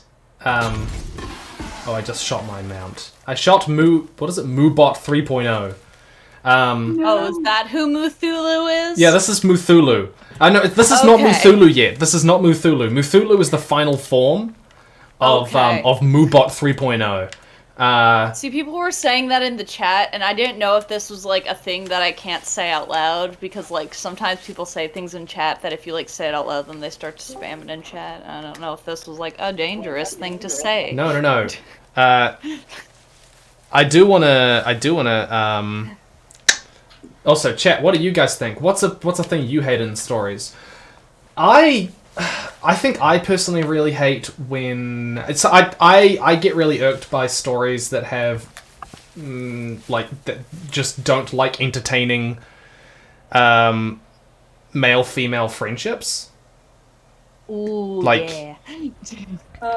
You know, like the Mentalist. You've got the two main characters, Lisbon and what's his name, and it's just like they were a good like work combination, or Scully and Mulder, and they have to make them a couple. It's just... I'll take it further and wider. I hate when stories are awkwardly allo-cis-heteronormative in a way that damages most of the characters. Whether that's like bad queer baiting but never going through with it, or like awkwardly not allowing any characters to have friendships that aren't, you know, with the same gender. Yeah. Yeah. No, Yeah. I personally, oh, wait, no, I can go further than that. I really hate, I read a lot of books that deal with mental health, just because it's an area of mine that interests me a lot. Ooh, yeah. And I really don't like books that focus on romance fixing, or like relationships that are not necessarily like super explicitly being like the romance fix their problems, but it's so contextual that it's hard to separate the two. And yeah, I like the idea of having, you know, friendships which are just kind of powerful things on their own. You know, love is not a magical cure. A really weird specific trope, but as an ace person, I am fucking tired of fixing ace people with sex. It's the worst, most disgusting trope that TV writers do way too often. Looking at House MD in particular right now. Oh, it's the worst. It's bad. Alright, what am I doing here? Kill the Sawtooths. Great. Kill Muthulu. No, I'm not gonna kill Muthulu! Muthulu is a friend! I haven't played this game. Muthulu is The best that's damn... Cthulhu? No, Cthulhu is this guy. Well, this is not Cthulhu yet. This is Cthulhu to be. Okay. Yeah, the stages were Moobot, and then Mooboviathan. Yeah, Mooboviathan. And then Cthulhu. Yeah, I like Moobehemoth. I like Moobehemoth. Ooh, So that one's good too. Yeah, that one's good Moobehemoth. too. Yeah. I feel like Moohemoth works. Moohemoth? Flows a little. Moohemoth, That's true. Moohemoth works. Moohemoth. Thank you, Blue. Yes. Moohemoth. How did I miss that one? Ah. Because you didn't have me yet. That's true. It's true. One thing that I hate in books is when books or shows are way too long because the writers have absolutely no restraint and think that the extra 400 pages were necessary. Like, yes. Very few stories actually need more than, like, 400 pages to tell Speaking the of whole Robert story. Jordan, no, sorry. I would say anyone that like, and this isn't just about like writing for books. This is writing in general. Like anyone that is just incapable of killing their darlings ever, and it's not just that it's like long, but that like it's not like telling important information in an overly long way. It's a ton of just nothing that doesn't need to be there that you could remove and it would have no effect on the story. That's the type of elongating that I think is the worst, because it's like if you can skip entire chapters of a book and it not affect your experience of the story, that's a problem. Yeah, that's a good, yeah. Agreed. It's also when an author can't actually handle stakes. Like if I can bring back an old example, in the Onision trilogy, if your characters were actually challenged and it's like, oh well, we've just wiped out this village. Aha! Well, I've got a magic spell that respawns everybody, and completely undoing everything that just happened. If I can't actually feel a sense of danger, because as a writer, I am an absolute sadist. I love torturing my characters. I'm a monster that way. If I don't feel a sense of danger in the story or the characters, if they don't feel like there's any actual stakes or risk, I lose interest really quick. If the characters aren't permanently suffering, why would I care? But like no, but it is really important to like genuinely have stakes. I was on American Thanksgiving, my friend did like a one shot of Urban Shadows that I played in, and he's a phenomenal DM. Noir Enigma on Twitter, you should watch his stuff. But anyway, he is an excellent DM because he understands how to like apply stakes at the right moments, so that both the players and the audience are really drawn in. But the other half of that too is knowing how to ease tension and where. Like it's got to be that rise and fall, because I find some authors all they do is just rise, but if you never like have any easing of tension, at a certain point it just like stops registering. and then the other thing in that Anisian one is it's that the tension relative to the danger or the power level of the character never changes. So it's literally little kids in the playground growing like, well, my dad's So instead of tension building up, it's just like, this cool thing is like coming to attack, but my guy's cooler. For like a book, and there's no rhythm to the tension. It's like in real life. If everything's constantly on fire, you eventually stop noticing that it's constantly on fire. Yeah. No, that's a really good point though about rhythm, because it's true, because stakes don't, you can't have danger without having something meaningful that is at risk of being lost. So you have to establish that meaningful thing too, and that involves moments of being able to breathe in a story for sure. Like the bonding moments, the the wholesome stuff, because that's what really makes people feel things, is when all of that wholesome stuff is gonna be like, murdered or whatever. We again bringing up that one shot that was really great. there's this like side character that was part of the like werewolves pack named Damien, and DM put in a fair bit of time in the first like section of like setting up Damien and making us all love Damien. Because of a variety of things, Damien died, and we were all like really just like, my heart. But it was so good because it like it piqued the tension, right? And then the character like most connected to my player character was also like in serious danger, and we managed to save them, but at a cost. And it was that perfect thing of like releasing that tension. But both of those characters were set up so that we cared, and so we had that tension where like it's not even necessarily about putting the main character in danger as much as putting the things they care about in danger, or in the case of a actual play, the main characters plural, and putting what they care about in danger. And you have to establish that first. You have to have moments of like, in our case, Damien making really bad puns, to care about it when that character gets hurt or killed, or something happens that affects things. Oh yeah, no, for sure. Like when the funny people become serious, it's like, oh man, like it's gonna go down. Or a really great example of this is you know the show Castlevania. Yep. Yes. Oh boy, do we. Red's probably watching this going, what? They did a really good job setting up like Lisa just in like the first episode, Yeah, no, definitely. Like, the first 15 minutes or whatever. Same with like it was like a similar Barely 5 thing. minutes.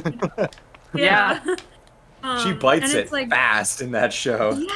But she's so well written anyway. So good. Yeah, She's so and you good. genuinely care. It's like you can set up things really quickly. I genuinely think Dracula in that show is, and I know I might have done a really good video on this, but I genuinely think that Dracula in that show is one of the strongest like villains where you're never going to agree with what he's doing, but you get him. Like you understand the entire time. Yeah. And that's fucking good writing. Absolutely. And he's hot,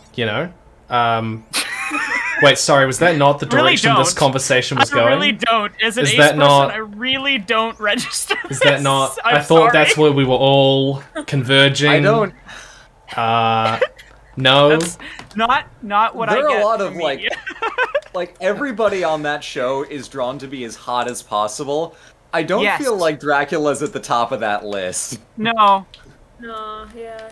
Actually, here's the thing. Red one time tweeted something along the point of, the reason that I love Castlevania is because at every single point, the animators asked, how sexy can we make this? And the answer was yes. And Sam Dietz liked the tweet. The animators knew what they were doing. If you've watched, I can't remember which member of the animation team was on a Drawfee episode, but if anyone has seen that episode of Drawfee where they have one of the Castlevania animators on, like, they knew what they were doing. Yeah. I need to probably answer another question. Hang on. Before we do that, it is looking a little crowded right now, and I have other things to do, so I think I will log off now. I may come back in a couple of hours. It depends on whether or not I feel like sleeping tonight. Yeah, no, that's fair. And I will just say it was nice meeting everybody. Goodbye. I hope you all had a lovely time. All right. Bye. Let's drop by, James. Bye. And actually, I'd hate to get the booktubers here outnumbered to the scientists, but The scientists! It's getting a little We late have for too me much as power well, with the science. That's all right. Thank you very much for dropping by. Oh, of course. Damn scientists, they ruined BookTube. Sorry. Tim, thanks for the invite. Blue, love your channel. Tell Red I said hi. Cyan, you're also awesome. Don't want to forget anybody. And I am said out. thank you. He's just a little far away from the mic Sorry, right now. I'm getting tea. And one last note before I forget. Everyone who donates, doesn't matter what you donate, you're awesome for doing it. Keep it going. Yeah, absolutely. It's probably a good time to remind everybody why we're doing this.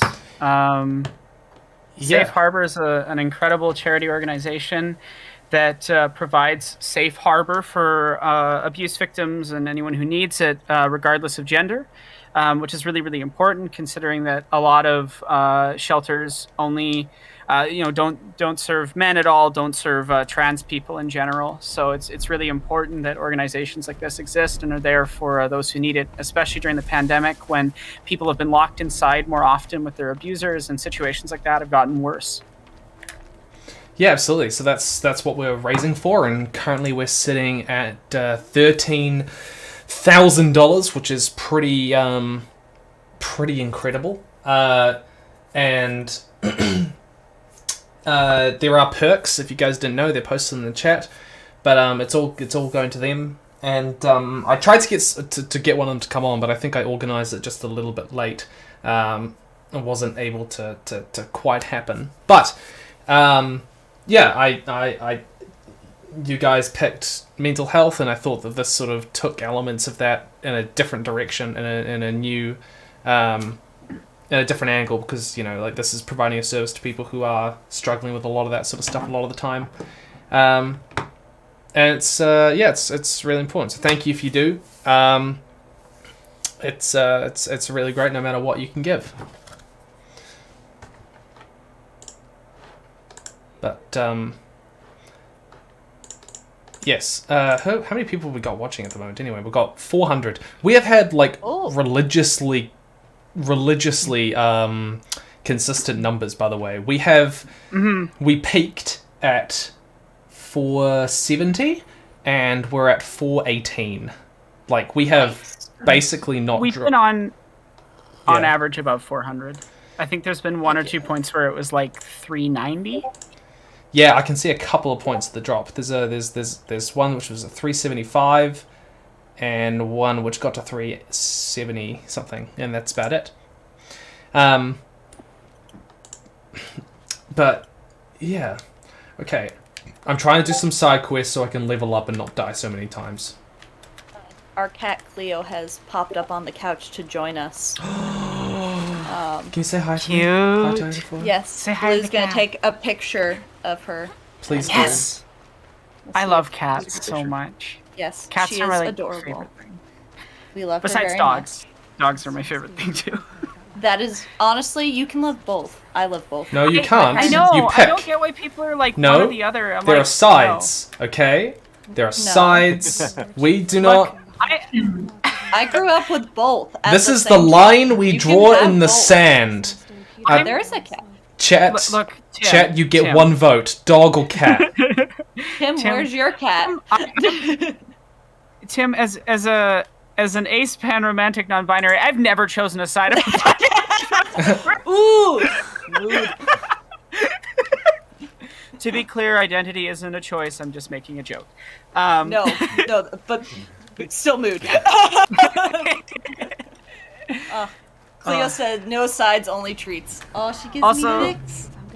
My favorite thing about my family's dog is she's like a cat dog. She's the best. She's like the best parts of a cat, the best parts of a dog. She can't bark because she's a Basenji, and they predate the development of the ability to bark. But she's also attention starved like a dog. She just wants cuddles at all times. My sister has a cat that sits on command. Aww. I love cats like that. That's my cousin's My cat. parents have a giant dog. Not actually giant. So he's a golden doodle, labradoodle, but yellow lab, half Labrador retriever, half poodle. Very large lab, very large poodle, very large labradoodle. Named Riley. And Riley likes to think Riley is a lapdog because when Riley was tiny, Riley decided Riley would be a lapdog, and when Riley grew to be tall enough that he could put his front paws on a 6-foot-tall human's shoulder while standing, Riley still thinks Riley is a lapdog, and Riley cannot be persuaded otherwise. So Riley will just jump up and try to curl himself up on the lap of my 5'1" sister, who is just drowning under big fluffy dog, which is very adorable. My cousin's lab, Toby, was the most wanted to be petted at all times dog ever. I miss that dog, but yeah, he would nap with you on the hammock because they have a cabin out on Lake of the Woods, and so I used to read books while Toby was like on top of me in the hammock. He was the nicest dog ever.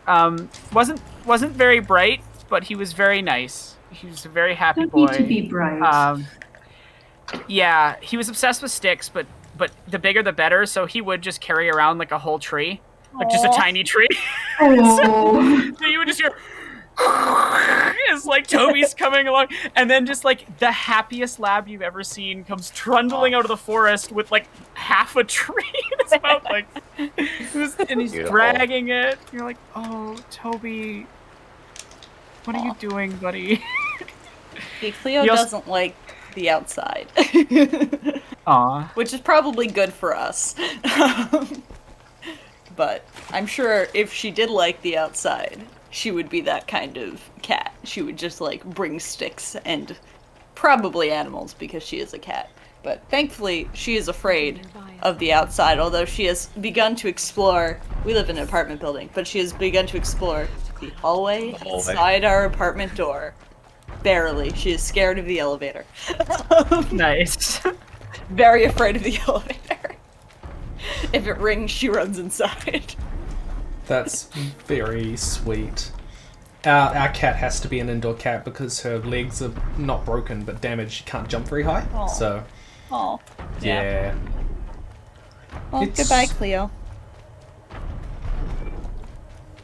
She ran away.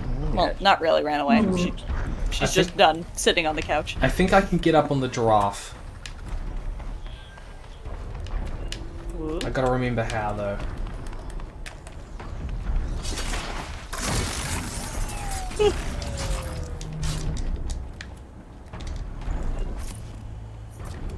I like how it has like a skeleton on its head. What does? Sorry, we're watching like the stream visual, so it's like slightly delayed, so the little T-Rexy thing you killed a little bit back. Yeah, we're probably somewhere around 10 to 30 seconds behind. Right. If we're watching the stream. Only? I thought it was more. Where am I going? It depends. It can get worse over time, which sounds weird, Yeah. but like, yeah. Sometimes it's better, sometimes it's worse. Micro delay increase. I'm not totally sure how to get on. Tim, I remember from 2 years ago when we were watching you play Spyro, the 1 hour where there were like 10 of us on at once, and we would hear you be like, oh, damn it, and then like 30 seconds later we'd see you, like, there was a jump that you missed, and then like you throw your fist in the air like, ah, damn it. We're all like, ah, there it is. Yep. That's so good. Yep, no, that's very much what it's like. Oh, come on. Yeah, I've streamed enough games. It's funny. Every time we stream, Red is like that because she's on a Discord Yeah, call she's on watching stream, so if we're playing like Zelda, you'll fall off a cliff and we'll be like, oh no, and she'll be like, what? Yeah, Oh, the I only fell. solution- Right as you said, you fell off a cliff. I fell. Oh no! There it is! You cursed Oh me. my god, that's so funny. I'm just gonna let myself die. Kill me. It's okay. Come on. It's all up to me. Tim, no. And even right now, like, as you said, I fell, I'm like, no you didn't, you're still on the cliff.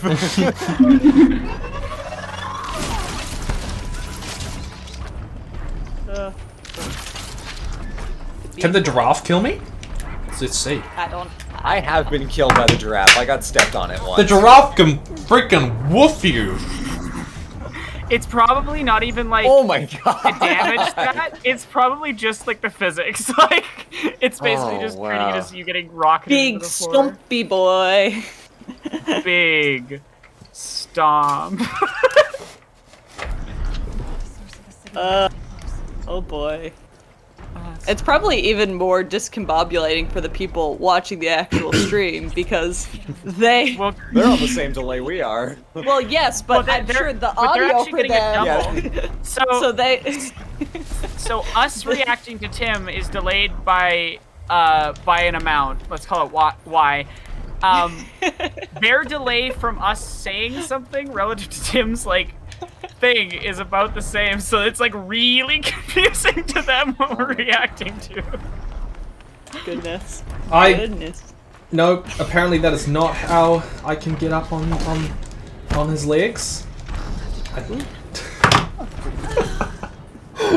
don't know if you can climb the leg. I think I have to jump onto it somehow. Maybe you climb on something tall and then jump off the tall thing. Yeah, I remember you get on its back and then you can start climbing its neck. Yeah, that's what I kind of remember. Because, Tim, the last time I played this game is when we played it with you on stream, last year. Oh, wow. Oh, so you haven't finished this game? Yeah, did you not finish it? No. Why not? I really wanted to, but there were a bunch of other things happening at that point, and then I eventually needed to uninstall it to make space for Ghost of Tsushima, because the install on that game was thick, and then I just, yeah. It's all those art textures. Gotta have the thick install. Yeah. Okay. No, I chose my words correctly. Got it. I'm up. Yay! You're not up yet for us. Hey, there you are! Hey! Nicely done. I think there oh, probably no. are giraffes that you can... No, I'm good. Okay. What? Okay, you're gonna see me jumping back and forth in a second. It's okay. It's all good. How many booktubers does it take to climb a giraffe? I mean, how many booktubers are currently in chat? Do you count me as a booktuber? I was using it as an umbrella term. I would call you more of a booktuber than I am, which is not a high bar to clear. You do book and you do tube, so I mean I do, but I also two of them on me. I don't know. Is there an actual jump button, maybe? This, I would assume I should be able to jump up there the same. Yeah, there we go. I think it might just be the camera angle. There you go. Oh yeah, it's probably contextual controls. Yeah, these games you are were really weird with where the inputs will actually take you to. Assassin's Creed is notorious for this. I suppose it's very camera dependent. It's all part of trying to make it look smooth and cool. Yeah. This is why I really like when games, even if it does affect the diegesis very slightly, put at least an option to have something that highlights where you're going to jump to. Just so you're certain, instead of that frustrating thing of going back and forth and back and forth and back and forth and back and forth, and I'm just trying to climb up. That was good. I now have kids, your vocab word for today is diegesis. Diegesis. That's lovely. Red's not here yet. What's everyone's favorite word? And chat, tell me your favorite word. My favorite word is myriad. I think my favorite word's queer. Mine's inordinate. Why inordinate? Mine is... Because I learned how to spell it when I was 7 and I thought it was really neat. It's a good word. It's a good word. I didn't know what it meant when I was 7, but I thought it was really neat. You might be putting an inordinate amount of value on it. Almost definitely. But it's made it this long and I'm not gonna change it now. What were you saying, Arula? Mine is sesquipedalian, which means it means involving the usage of long words or someone who uses long words. Yes. I love that one. Oh yeah, that's right, because the word, what is it? Hippopotamonstrosesquipedaliophobia is the fear of long words. That's really right. funny. That's incredible. My other favorite word, which is Zwitter Ionic. Oh. What does Zwitter Ionic mean? It's got two opposing charges. It's a chemistry thing. It pretty much it's both it's positive on one side and negative on another side, and it's kind of weird, but it's just fun because it's so dumb it sounds made up. It does sound made up. It's it's one of those science things that look like shitposts, but it's like a word. like blebbing. Yes, exactly. What are we got in chat? Talking about it. We've got Ang. Hey, what's up? Who have we got? Hello. Who's just joined us? Red? You missed. We It's were just Red. talking about diegesis. Oh. And Like people the acted like it word? was a. Yeah, people acted like it was a big. I don't know. For context, I'm a computer scientist. Part of my degree has been focused on game design stuff. So, to me, that's just like language as usual. No, yeah. I was introduced to the word diegesis by a Lindsay video, and I've become completely insufferable about using it at every possible opportunity ever since. Red, we Much do to actually. the chagrin of Indigo, who every time we say it dies inside a little bit. Why? You mean Important word for diegesis? discussing. Red, I do have to ask you a question. It's a very important question. Perhaps. What is the scientific basis for the powers from Dragon Ball Z? Yes. Is there any? No. Why would there be? Thank It's based you. on the concept of chi, which is a non-scientific thing that's basically just like, hey, we're gonna take the fact that sometimes when you move, you can feel your muscle weirdly, and then we're gonna be like, what if that was an energy, and what if you could punch people with it? So There you like, go. we're about 5 steps removed from science. Oh yeah. All right, I Someone believe just that pointed counts out- the issue as settled. Yes. So, someone just pointed out that there are a extremely high number of aces in the discussion right now, which is pretty cool. That is pretty We cool. almost outnumber you. Actually, need we to- might. We actually we need to might. get LK Oh. in here, and then we will. Because how many people are in the chat right now? I'm Ace. Aces sound off. There's I'm at Ace. least 4 of us. Yeah, I am 2, and then blue, and then red. So that's 4. We might win. Ah. We might be winning. Okay, we need to start talking about Castlevania again to even it out. Nobody feeds. Belmont is here. The power of God is Indigo. infused in my spear. We gotta get Indigo in here to talk about how much he loves Trevor Belmont, though. Like, Yeah. there you go. Exactly. It's out. We gotta get Daniel in here to establish the Bane. Please, everyone, tell me you have seen this video from Daniel Green. It's how George R. R. Martin writes a character, and it's all about the lengths he goes to, pun intended, to describe a character balls first. Oh god. You know, That's that's with funny the when line, you- first we must establish the penis. And the other character's like, I don't know if you're saying what I think you're saying. He's like, the penis. He's like, now I know you're saying what I think you're saying. You know, it's funny when Game of Thrones was getting really popular, like when we were in early high school, everyone was like, you gotta watch it. It's like fantasy for people who hate fantasy. And I was like, but I like fantasy. So I just never watched it. Which and is so every time not they what it talk is. Because I it's, know they weren't describing it very well. So I'm not kidding. I had the perfect fucking timing of reading the first Game of Thrones. I read it, and 2 days after I finished reading it, the show was announced with a trailer. Oh, wow. So I was like, oh hell yes, oh fuck yes, this is great. I want to that's see the this. ideal timing. Yeah, Oh, man. I read. And then I couldn't with the third and fourth. Like I got through the third book, and the fourth book was just a slog. And I stopped Yeah, reading. that's actually what I did as well. I read the first 4, and then after reading the 4th one, I was like waiting for the 5th one. Then I was like, you know what? No, I just never picked it back up. But for the person asking in chat, ACE stands for asexual, meaning someone who doesn't experience sexual attraction. I can send you, if you want, I can link a good video on the topic from my friend David J. Bradley. Give me 2 seconds. Because that's a good, like, if you want some more information, person to go to. Actually, David just read me his script. I can't see the details, but it's on an ACE reading of a character, and it's really great. I think he's announced it on Twitter, but I don't want to, like, ruin it's okay. their... I don't want to ruin their announcement early, so... Yes, of course. But yes. It's a good one to start with. I think Interest in Sex is a good one. But yes, Wild to so see so much awareness ACE of it now. stands Like- for asexual. Pretty cool dudes and dudettes and others Guys, gals, non-binary pals.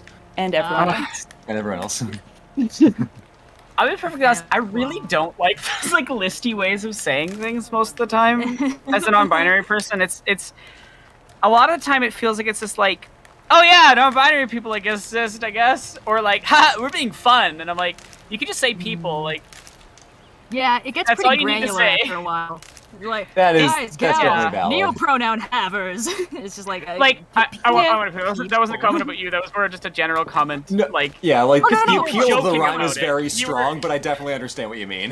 Yeah, like it gets very obnoxious because I find sometimes that non-binary people and identities are trying to treat it as like childish, goofy things sometimes, and Yeah, a little bit of infantilization. I don't know how Yeah. to. I can say I read the word. I don't know how. Thank you. I can't say that word out loud. There's a lot of words I don't know how to actually say, even though like I can spell them and read them. I can't actually say them. Weird. Yeah. What? Yeah. Yeah. Yeah. Sorry. I this get is why just- people gravitate towards that Yeah. that rhyme though. Like, and it's one of those things where like it gets it just gets, you know, annoying at a certain point when it's like all the time. It's like, okay, it's not cutesy and funny anymore. Like it just feels like you're, I don't know. It's I know what you mean. I think it's kind of like. yeah. I Someone feel put in chat, sort of "Hello similar. everyone," Oh, yeah. and also cis people, I guess. Yeah. That's a good way of like, putting it. Yeah. Yeah. I sometimes feel that way about like when they take the acronym and it just gets longer and longer, and I'm like, it's clear that you're tacking people on as you think of them, and I don't like being last place. Yeah, Yeah.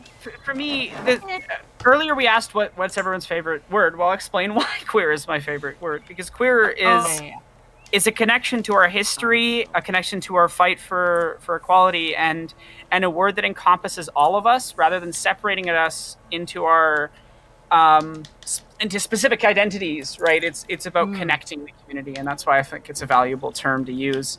And it also means that like if someone's still figuring themselves out, they don't need to like give you the exact list of 3 to 4 like small labels that they've figured out apply to them. They can be like, I'm this, and I know like I don't know what else I might be, but I'm hella queer. Like that, it's very That's useful to have an super umbrella term for useful. that. It's also a safety tool. There are times where it's not safe to openly discuss what your identity is because of whatever reason. Yeah. Using a blanket Yes. term like that is great. And then the other thing that I find it's really good is it's very quick at weeding out people's perception of queer people and their knowledge very quickly. Because people who start throwing like big tantrums about it often aren't super great about actual queer people. And you can tell when they start getting angry at queer people for using our own language. I mean, for a while, like, I don't know if it's common knowledge, but there was this, like, really widespread harassment campaign on Tumblr trying to convince people that queer was the one word that could never, ever be used under any circumstances. And it's just a I remember coincidence that, like, yeah. 9% of those people were TERFs and exclusionists, and it was just... Totally a coincidence. Red, we got some Yeah. emails about that Oh, too yeah, with the we hype. did remember that. We got like, That was weird, hey, actually. I think you guys like it's really offensive to like the LGBT community. It's like, gang, who do you think you're talking to? Actually, okay, so like we get sometimes whenever we get an email, I always try to lower the energy and then match that because sometimes people come at us real aggressive, swinging out the gate, and I'm like, I can tell that you're upset, but if I match your energy, this is never going to end.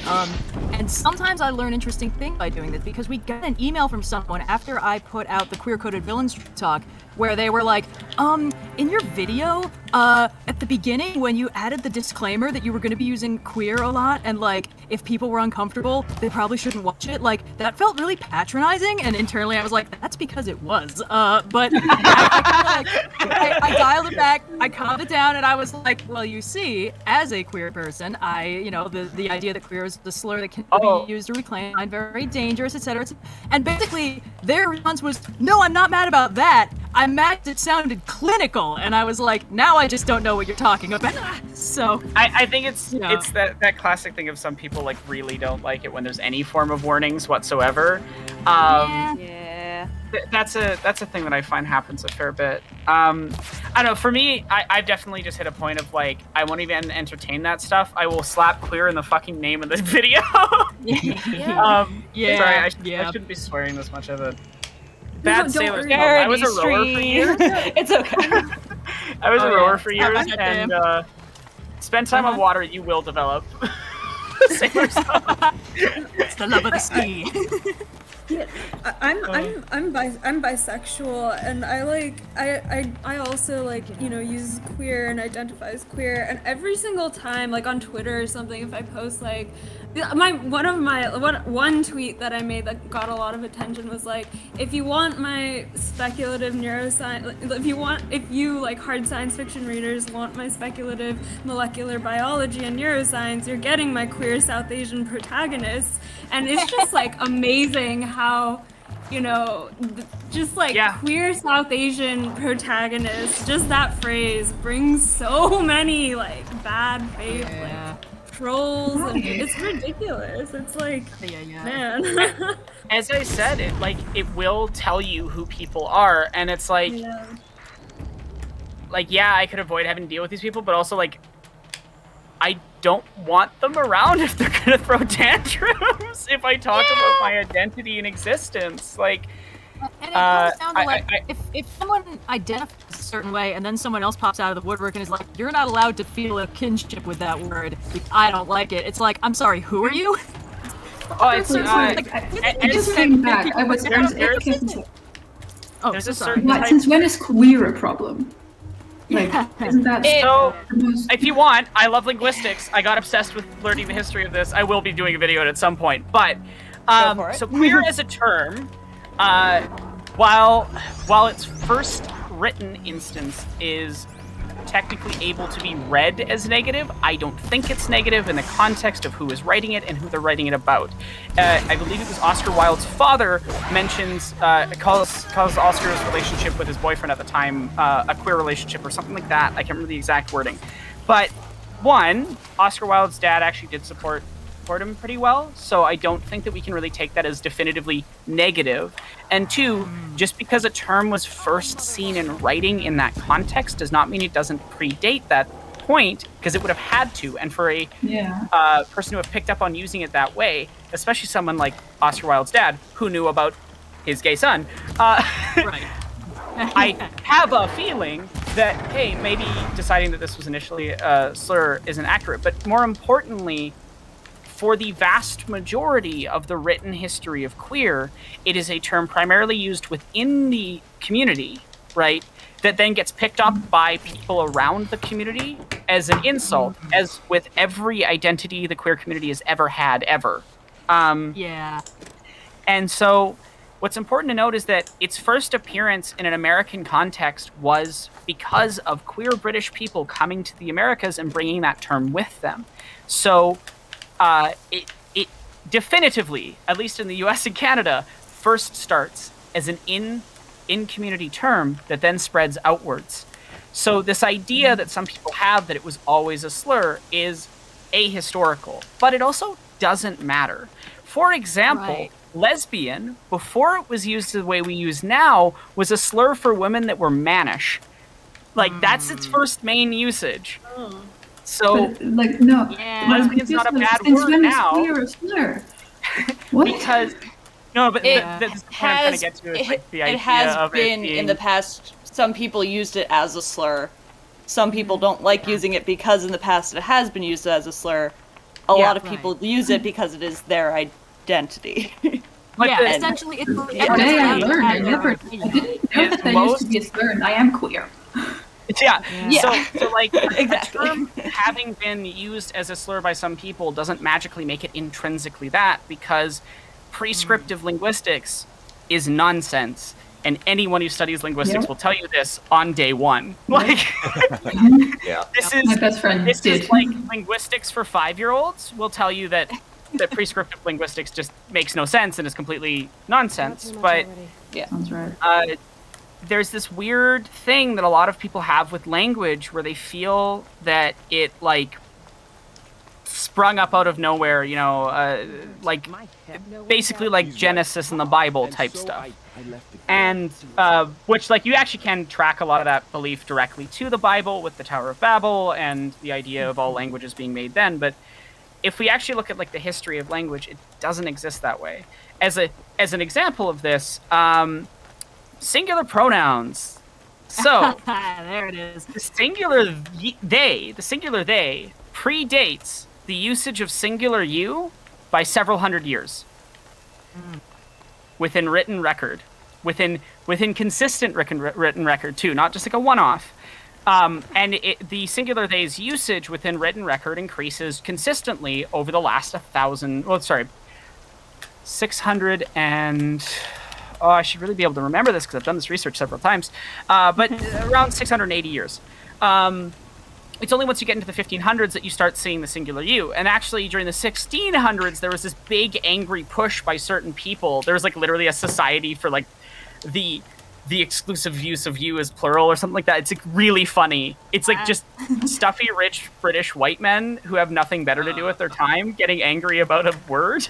But yeah, so the development of like singular they is incredibly old. So even from a prescriptive linguistic standpoint, it actually, like, genuinely, if someone isn't arguing that you have to use thee and thou instead of you for singular usage, then they just are a fool. Like, now, if they're being consistent, I would call them obnoxious and out of touch with how language works, but at least then it isn't just blatant transphobia getting angry at someone like myself using they.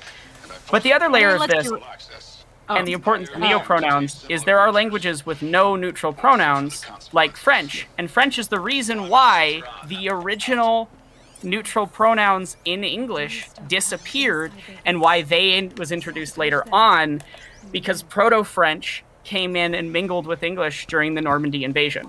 So there's the big complicated history of pronouns. Anyway, French just validated EL as a neutral pronoun, and I'm going to stop talking because I've talked way too much. They did? No, you have. That's cool. Keep talking. It's like fascinating. Wait, which one? I'm confused. So French is now using EL, well, at least Le Robert, a specific French dictionary that is very, very, very, very strict about what words they introduce. The only thing that's stricter than Le Robert is l'Académie Française. So, yeah, like, neopronouns are incredibly important, especially in languages like French that are purely binary, because it gives a space for non-binary people like myself to be able to be referred to. And like, when I say it just happened, I mean like 2 weeks ago, I think. Yeah, it was recent. It was very like recent. Very recent. But yeah, it's one of those things where I think our schooling system fails people at a basic level of understanding of the world, because we teach no linguistics, and it results in both a lack of understanding of the outside world and outside cultures, and a lack of understanding of our own culture and ability to engage with language. I mean, to be fair, in the U.S. schooling system, we also don't teach taxes, but... Yeah. Oh, there's so much wrong with the U.S. schooling system. I mean, yeah. There's a lot wrong with the U.S. schooling system. How much time do you have? Yeah, yeah, exactly. No, I mean, I know that's the only schooling system that has issues.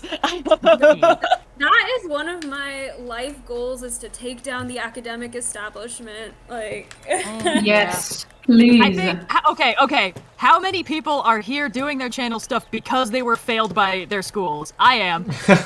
I mean, I'm not doing channel stuff. I don't do channel stuff. Yes. I don't have a channel, but that's why I write stories, and that's why I want to become a neuroscience professor, is to take this because school has failed. Literally, same. I'm in academia. Not do the same thing for future generations. Yeah. How about you, Tim? Were you failed by your schooling system?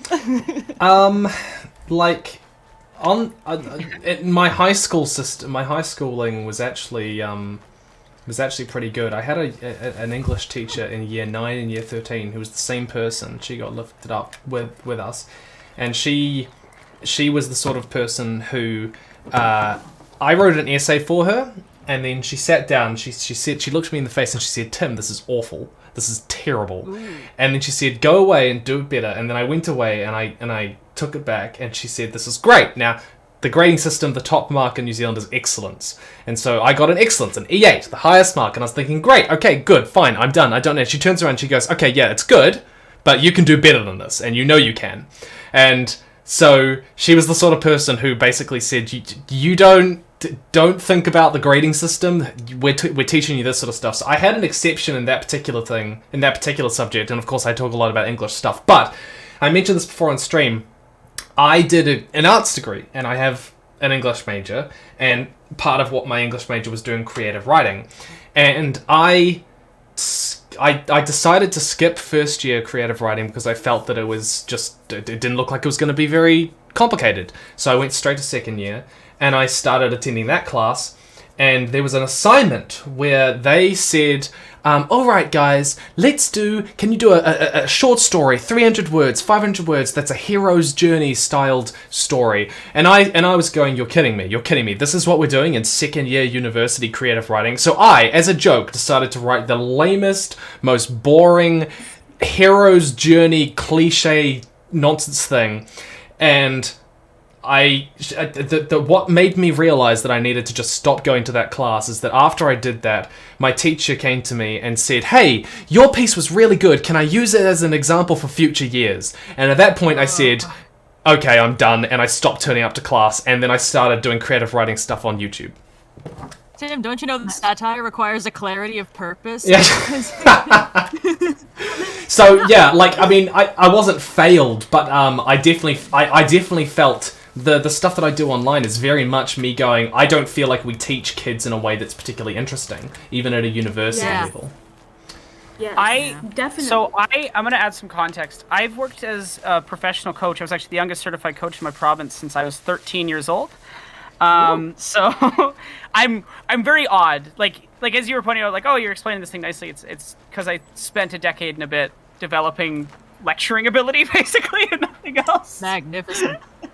And yeah, in my experience, I think a lot of systems are really failing kids, not just in the pure, like, here are details and facts and things to learn, but in getting kids to engage with, like, how they think about things, how they critique things, and how they act critical. And I have to say, like, one thing that was really eye-opening for me as a Canadian was hearing Americans talk about your, like, schooling system, because I thought it was bad here, but oh my god. Like, so for example, we have, like, in grade 12, no matter what, you have to take a History 30. It's either History 30, which is a broader history of Canada, or Indigenous Studies 30. Either way, it's basically a list of, like, every atrocity that the Canadian government has ever committed.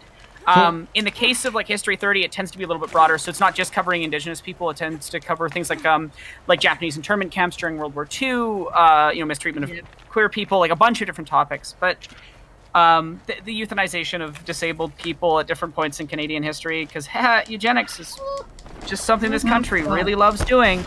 Oh yeah. You're not the only country that's done that. And like, to be clear, that isn't a super long-standing thing. I'm only 23. I know that, like, people like 8 years older than me didn't get any of that. So, like, it's one of those things where it's like, it is getting better, but it's not good. And even how they handle those topics aren't always maybe as willing to acknowledge the ongoing effects of these actions and systemic problems. If you didn't know, the Canadian government is currently sending in the RCMP, which is basically a militarized police force at the national level, to terrorize Wet'suwet'en people in BC over a pipeline. So I highly recommend looking up coverage of that if you want to know some things about Canada. But yeah, that type of clashing over land and protection of land has kind of been an ongoing process over the last 60 years, especially in the modern way that it takes place between, like, police rather than the actual army. But yeah, I definitely agree that, like, part of why I make the things that I do is just that I feel like there's a lack of information on the experiences and perspectives of queer people and disabled people, and I don't know, I spent a decade learning how to be articulate in a teaching manner. I like to think that I do a good job with doing those things. You do. Definitely do. Yeah. No, they're doing such important things, and, like, everything is so mean. Giving drugs, then breast cancer.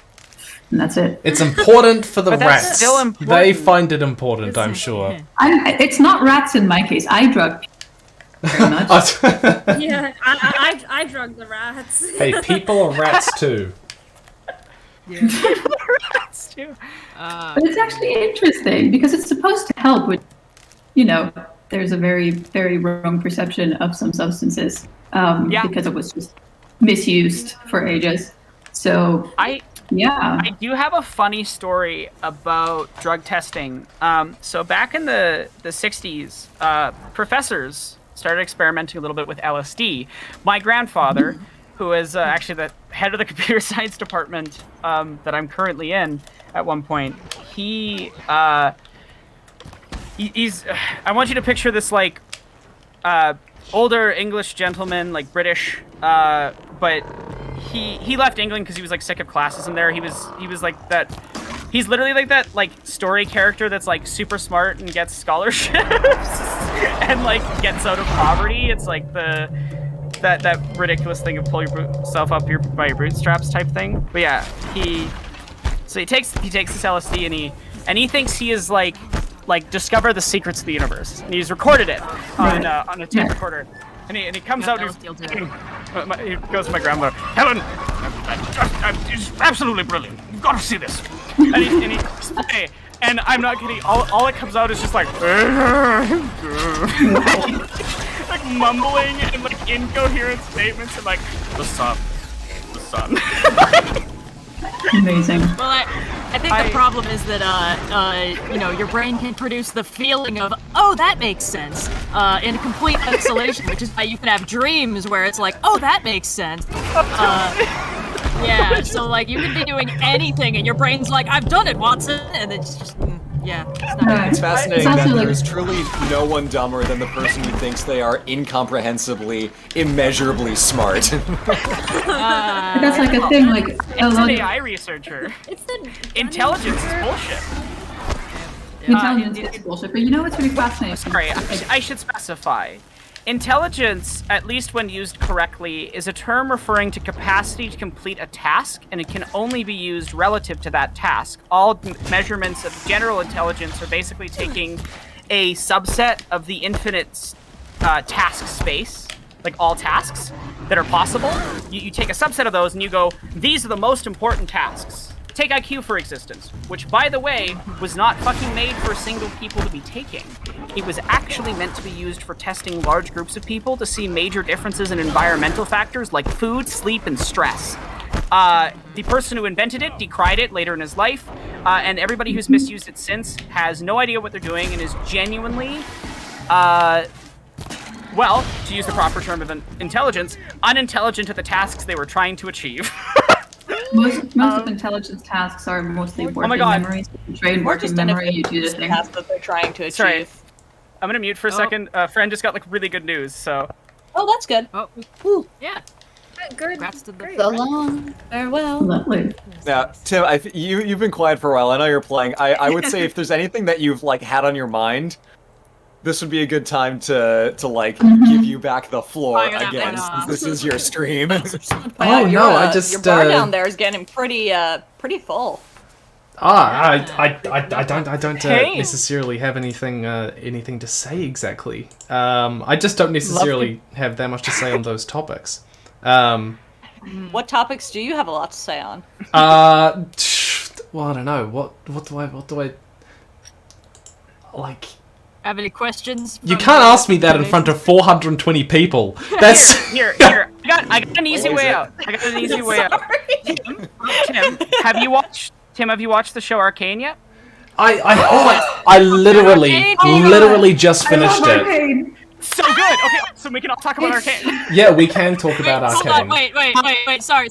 Blue, Cyan, you guys watch Arcane? No, of course not. No, absolutely are you kidding? Why are you asking this? You know us. I just wanted to be super You sure. know us I thought on maybe IRL. I know, but maybe the stars had aligned or something.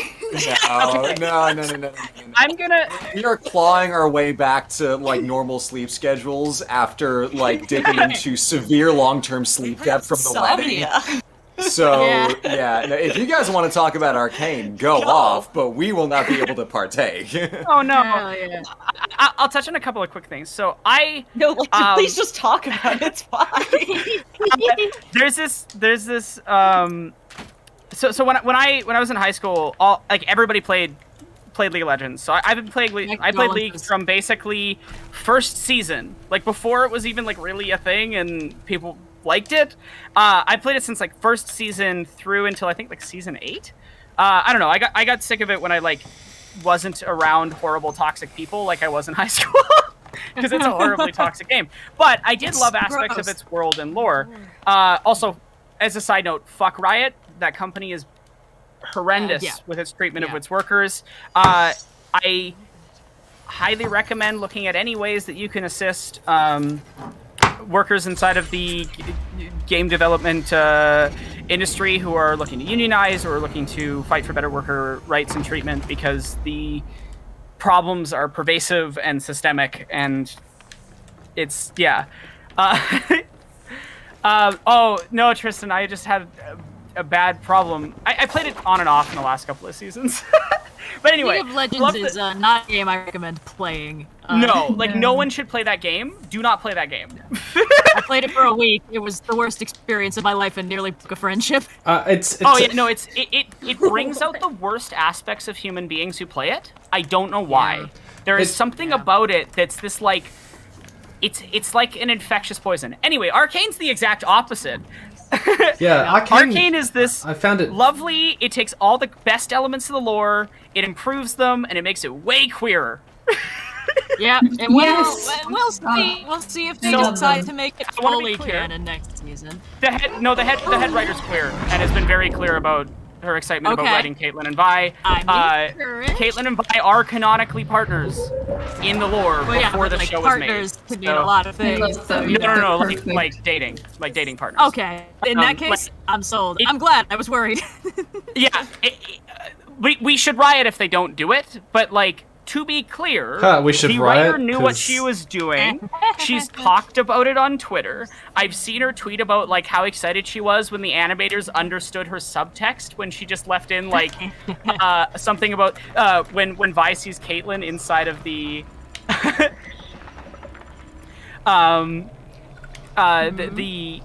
the brothel and like sees sees Caitlin's with a girl and Vi's like,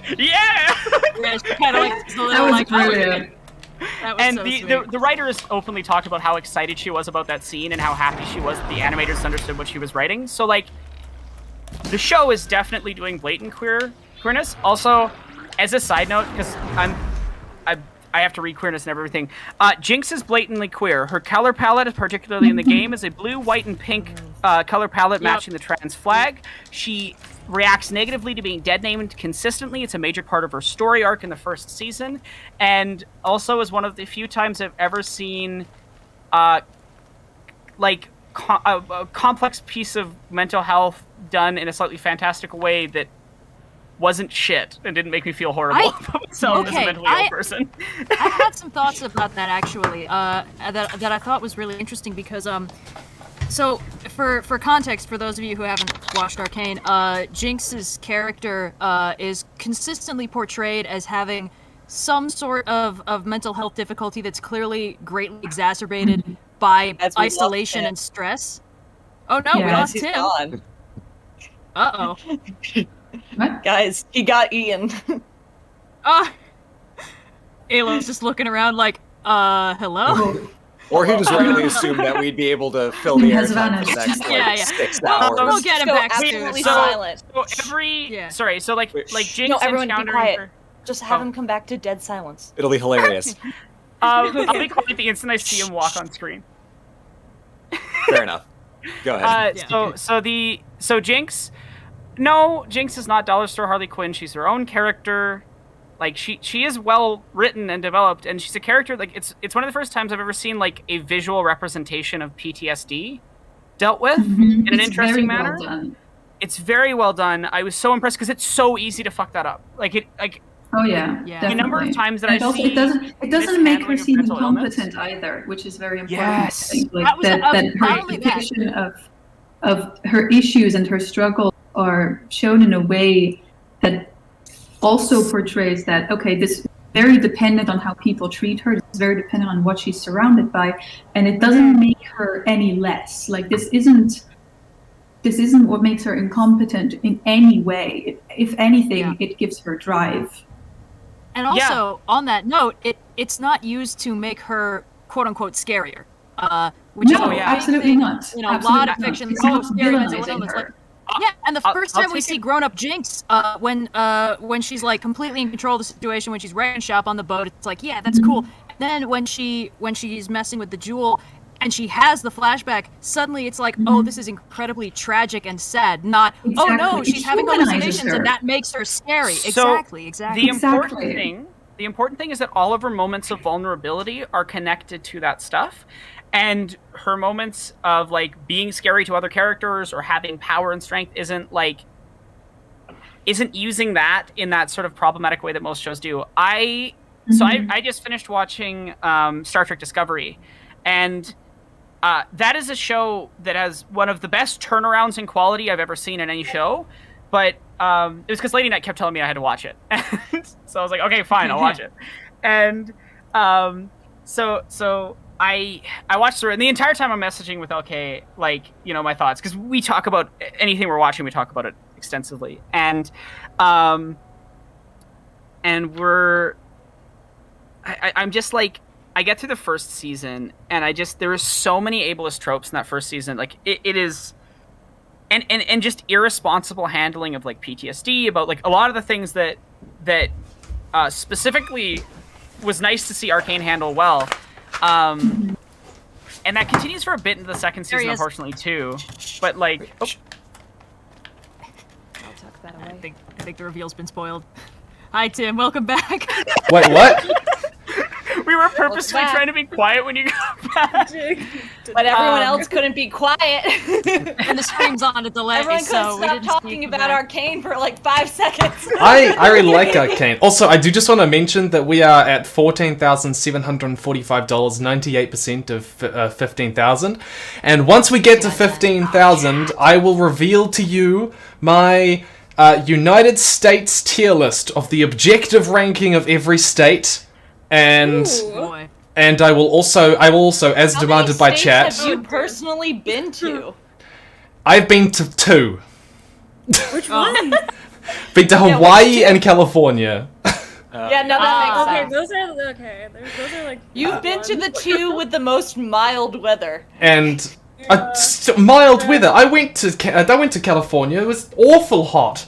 Kansas probably has the most mild weather in the but we went to the 2 with the most mild weather. The chat has also demanded that I bring up a blank map of the United States, and I will try and like name each of them. Chat, you gotta donate. I don't know. I don't know if there's an easy way that I can test myself doing that. There's definitely like quizzes for that online. Probably. I will try and find that, and then I can probably get like a window one and put it in, and then we'll see. We shall see. We shall do it once we get to 15,000. Sorry, I'm just doing a cauldron at the moment. I need to get skills up if I'm going to actually not die too many times. Ah, gotcha. Yeah, we're good. I wonder where Massachusetts would fall on that. So I got a funny story about maps and messing it up. In high school, did anyone else have these things in history classes where we'd have to like color in a map of the parts of the world? Why? She does not like it. Anyway, so we were doing Europe, and I know most of Europe, so I got it pretty good. I had to like check 1 or 2 things online, but my friend, dear God, friend at the time, not a great person, but at the time. Anyway, he had filled out his map and done things like put I think he put Scotland on the mainland. He put Germany on the sea, like against the sea. I think he put France Germany on land as does well. Germany does have a coastal border. Not this coastal border. Oopsies. Yeah. it was one of those things where you're just like, you're just sitting there like, how do you not like at least have some of this by osmosis? Like, I get not knowing where like Belgium necessarily is or something really intricate, but messing up the British Isles? Yeah. Oh. But it's just one of those things where, like, if you never interact with something, like, that's not a failure. I love the people in the chat just defending their states with things like, only one state had 2 recall elections, only one state is shaped like a hand. It's like, okay, guys, really rest in your state right here. I have a simple and direct answer for all of you, and I'm going to preface it with, I've already talked about how much I think Canada is garbage, so don't have me about, like, just liking my own place, because I don't. Every state is terrible and has committed genocide openly by their own definition. So welcome to human history, bucko. Yeah. Most places None of your states are good. Most places have committed genocide at some point. It's kind of the way history goes. Human brains are the worst. Well, yeah, I find my it fascinating how... last year was like, wow, the U.S. is having such terrible luck. You'd think it was built on an Indian burial ground. So, yeah. Ooh, I think I was meant to have dropped. Whoops. Princess Weeks had a really good video on both the magical Negro trope and Indian burial grounds that she just put out that people should go watch. Anyway. Oh, I should watch those, yeah. The last video of hers I watched was about Demona she did in one villainous scene. So good. Oh, she's just a great One channel. villainous scene was a blast. Yeah, that was a lot of fun. It was such a party. I like how we were like, we're gonna make this one short and sweet, and then it was 50 minutes long. Yeah. You guys don't. I wish... Oh, sorry. I was just gonna say, you guys don't always do short and sweet. When it's a detailed diatribe, no. Usually we stick to our like 5 to 15 minute runtime, but then detailed diatribes come on, trope talks come on, and then we get going. Yeah, it didn't work out, but I could do Look, in that month. the best advice you can give to a starting YouTuber, and I say this completely realizing this is not the best advice, is never have any idea about how long you want a video to be, because it never matters and you'll never stick to it and you'll just have a headache trying to. Here's what I would recommend. Never try to specify the total length of a video, but always try your best to cut anything that isn't necessary and keep it as short as you can so that you're just getting to your like primary points, because I think a lot of people really struggle with killing their darlings, and the more you get used to it, the easier it gets. So like, and to be clear, there is important spaces for things like non sequitur tangent jokes and things, because it can be tone setting, and that has value. That has a lot of value in the right video. But like that's what I'd recommend for time, is like, don't expect to make a 20-minute video, because like if the idea isn't going to take 20 minutes to explain, don't try to force it. That's what I've learned. Super long videos. Who watched that Quentin Reviews video about Victorious recently? Dear God. Oh boy. 5-hour one? I haven't thought about Victorious in a long time. I never. That's actually not true. I thought about it last week. I watched the video. I think that video really did it justice. I like Quentin's videos. I like Quentin's videos, but he needs to learn to kill his darlings on the long ones. No, I loved every second of that 5-hour video. But also, like, on the subject of Quentin Reviews, I didn't realize this until recently. I actually saw one of his videos when he was just like starting out.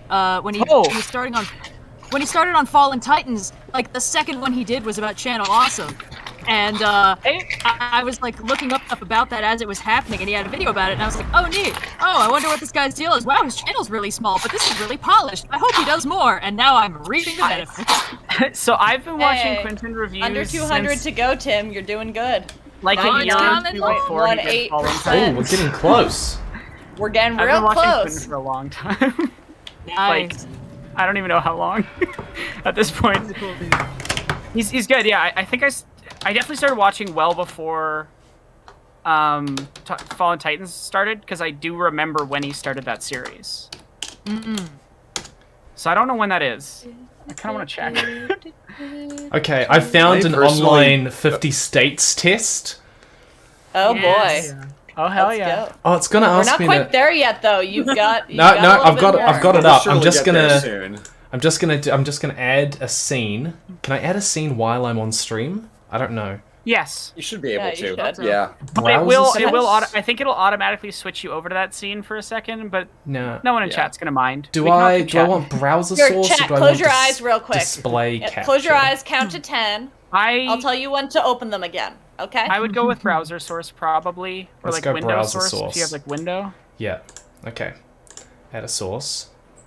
Actually, sorry, yeah, browser source is an actual like you link a like widget or something that's on a website or something. Don't use browser source. Use window. Are you in OBS or? Oh no, that is not what I want. $100 anonymous donation. Thank you very much. Yes, thank you everyone who is There you go. donating. I'm so impressed with people who just like throw away like $100 anonymously. It's like they don't want to be credited. They want, like they don't want their name said. You know, That's how I don't prefer to think donate. A lot of people don't. I personally wouldn't want my name out there. I haven't had the money to like donate to anything in several years because I a very guess- broke university student. I guess but- I'm just more saying it like it feels crappy from my perspective to not be able to like thank someone more personally, you know? You know, if they're in the chat, they see the anonymous pop up. They know. Yeah. Even if They you know. don't know. They Yeah, know. there's a It's- dopamine hit it's- when you see your own thing on screen. Whether it's a They comment know. or a Glamorous donation. to imagine them like crapping away. Have we had it? We're there. We're done. We're Thank good. you so much. Let's go. Both anonymous donators. You're both lovely. Whoa! Go back. $200 from H. I Wait. can see into the infinite. Hang on. You can't see this. You're seeing behind the curtain. This should never be seen. Keep dragging it down. Dopamine is the best neuromodulator. It's my favorite. It's my favorite one. Close your eyes, chat. Okay, for 20,000, we're gonna do a neurotransmitter tier list. Yes. Yes. I would be so down. You have no idea. Serotonin gang, rise up. Wait, okay. Get those big SSRIs up in here. Wait. The underdog is a Can you guys see the map We now? can, yes. We can. We can see the map. And me? Yeah, we're good. Yep. And we map see and you me in and the map. charity and the Yep, you're donations? Do your And test. some You're stylish good. Adobe I Suite believe ads in for you. Billie Eilish somehow. Oh, they're starting you off with Oregon, my favorite. Okay. Is it? Click on. Anytime I see Oregon, I have to. Oh no, Oregon was good. I know where Oregon is. I've played Life is I know where Strange. Oregon is. Anytime I see but do Oregon, you I know have to where resist Delaware- the urge. Did you know Delaware. that Delaware has more chickens than it has No, people. Delaware. I think is somewhere up here. That's I can't see where you're Maine. pointing. That's Maine. I think that is New Hampshire. I'm gonna go. That is Delaware. Oh, I remember where Delaware Oh, that's is, telling me. But No, it's I telling won't me say where anything. the states are. I don't want that. that's weird. Nope. Why is it doing that? No, let's go Sporkle. Can you play the quiz? Okay. Enter the state. What do you mean? Okay, I gotta type it? Oh, Oregon is I here. think well, that doesn't locate them. I think yeah, it looks like you just have to name all 50 states. Okay, well, Oh, no. I mean, I know. Oh wait, no, This is that's a telling me where it is. I don't want it to tell me that's where that the is. problem. Find the U.S. states. Yeah. I think what it's trying to do is it's trying to get you to like Okay, name all of Texas. Let me figure this out. Let's talk about arcade. Let's go. Oh my god. Delaware. I'm gonna Oh, guess. Delaware again. I'm gonna guess there. Oh, I knew it was up here somewhere. New York. It's. I think it's this one. This is. No, what? Oh, that's so embarrassing. Painful. when you clicked Delaware on New York and then New York popped up, I was like, oh no. Okay. The most iconic New York. Wyoming. New York City is so far I from think the rest of New York Wyoming is like it's like there or something. New York Ah! City is literally New York City is in a close. is in a different state, and that's really funny.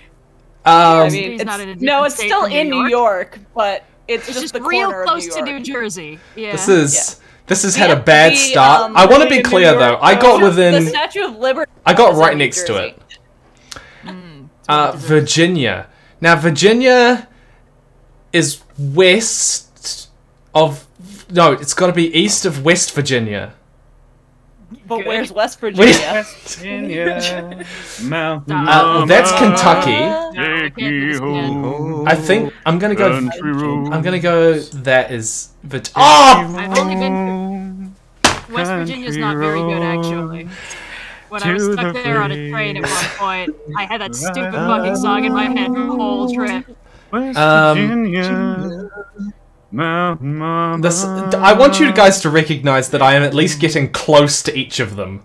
Country road. Yeah, you are like getting the zones. Like, I think it's worth not at least Texas, a 0.2 out of 1. You know. Montana? Listen, if you asked me to guess most of the countries in Europe and place them, I probably would get most of them wrong. So Let's go. absolutely. Can we just play GeoGuessr? GeoGuessr. I gotta go back and fight the robot dinosaurs. Okay, this is. I'm gonna guess that this is Montana. Oh come on! I thought that was Colorado. Oh. So close. I'm just imagining like the in-universe explanation for this is that Aloy stumbles onto a computer and just gets into the internet and starts doing map quizzes, like BuzzFeed personality tests.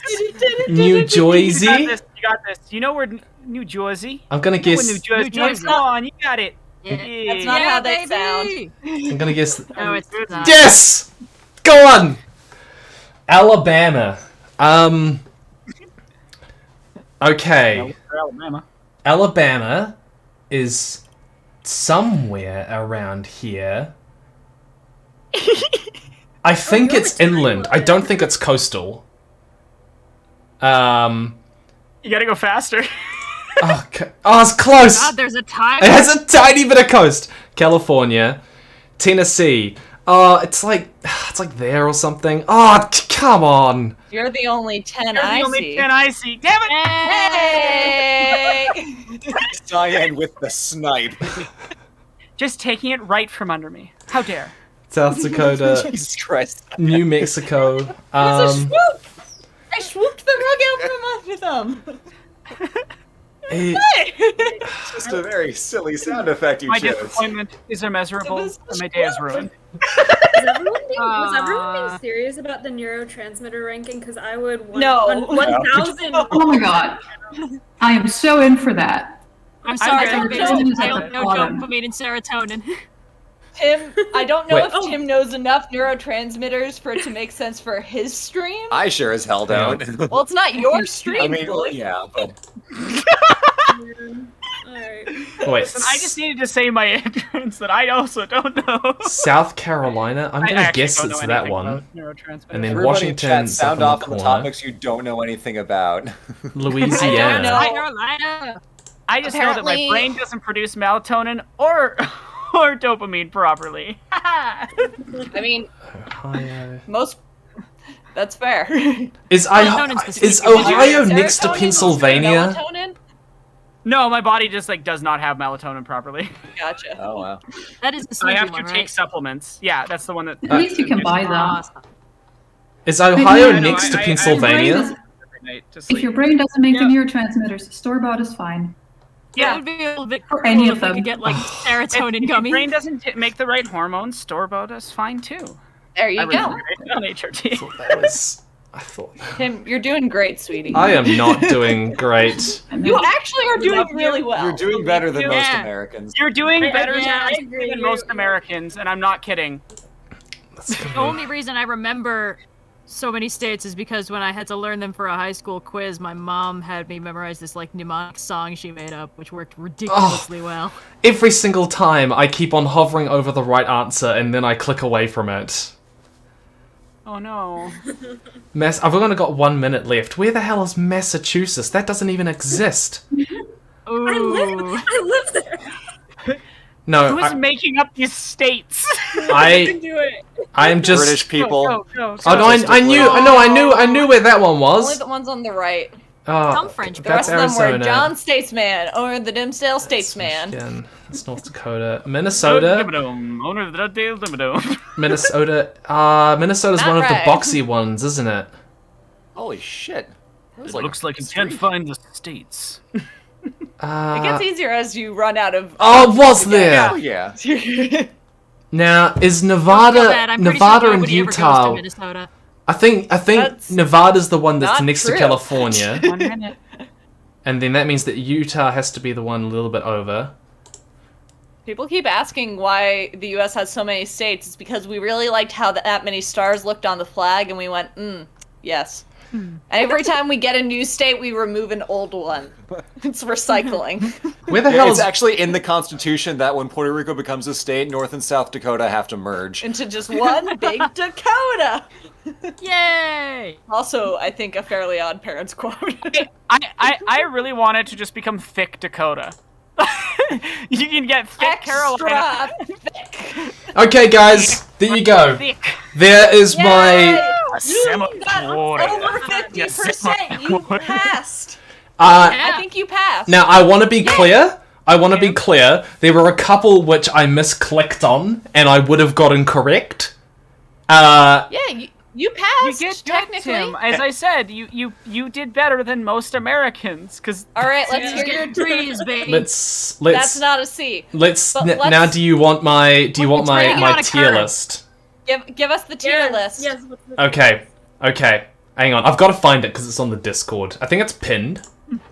Because I think I keep on returning to how glorious it is. Not in general, at least. Let's have a look-see. Now, chat, I want you to realize that whatever I'm about to show you is objectively correct, and there is no disputing this.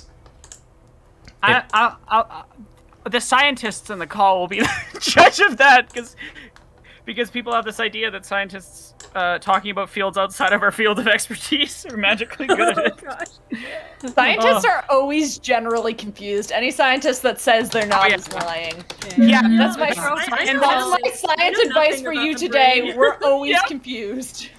The trope is called omnidisciplinary scientist. It is when a story has a scientist character, and by virtue of being a scientist, they are good at all science. Exactly. It hurts. It hurts. Yeah. That being said, if anyone has any questions about pandemic spread simulation, I'm very knowledgeable about that. Here you go. Okay. Here is your 100% absolutely. Why is Washington an S tier? Yeah, that's the wrong place. But also, No. at least you do have Ohio in the correct place. Everyone from Ohio I've ever met agrees with that placement. Why are you nuking Rhode Island? I want to be. Hold on, I love the implication that in the Nukem tier is California, which is one of the 2 states Tim has been to, which implies he went there and said, "Oh, screw this place." Nope. No, I have a very strict criteria about how Wait, this where'd was you put decided. Maine? Oh, Maine has a B. That's fine. And also, chat, I want you to tell me how correct I am.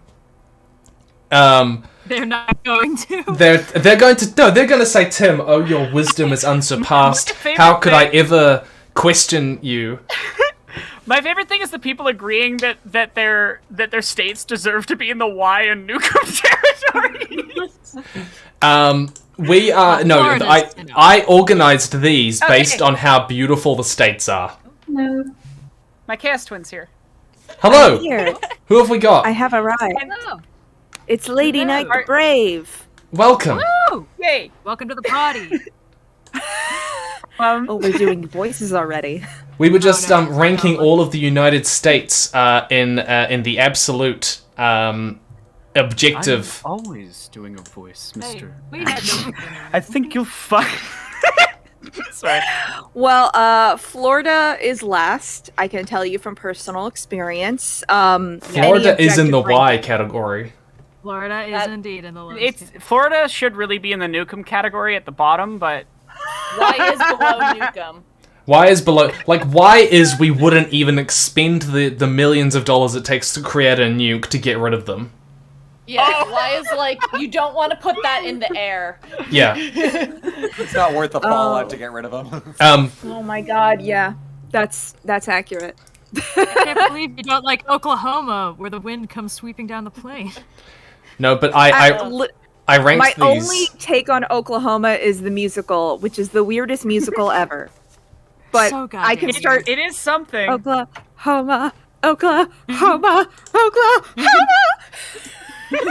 Oklahoma is really, really easy to sing, which might be why my middle school choir teacher was like, "This is a healthy thing to expose children to." Oh my god, no. the part of that musical where a man looks at another man and says, "Hey, what if you killed yourself because you're in the way of my romance that I want to have?" no. Also, He you're doesn't just creeping say out my it. girlfriend. He doesn't just say it; he sings it for like. Yeah, he 4 has it minutes. Wouldn't that be awesome for me? Imagine, I don't, the Aloes are not okay. They'll just like walk in and be like, look, I want to fuck, go kill yourself. Listen. If we want to talk about a musical that says the straights are not okay, that's Guys and Dolls. Yeah. The straights are not okay, but I'm just talking specifically Aloes. Yeah, Guys and Dolls is the straights are not okay, the musical. Got great songs in it, and if you listen to any of the lyrics, you will go, wait a second. The only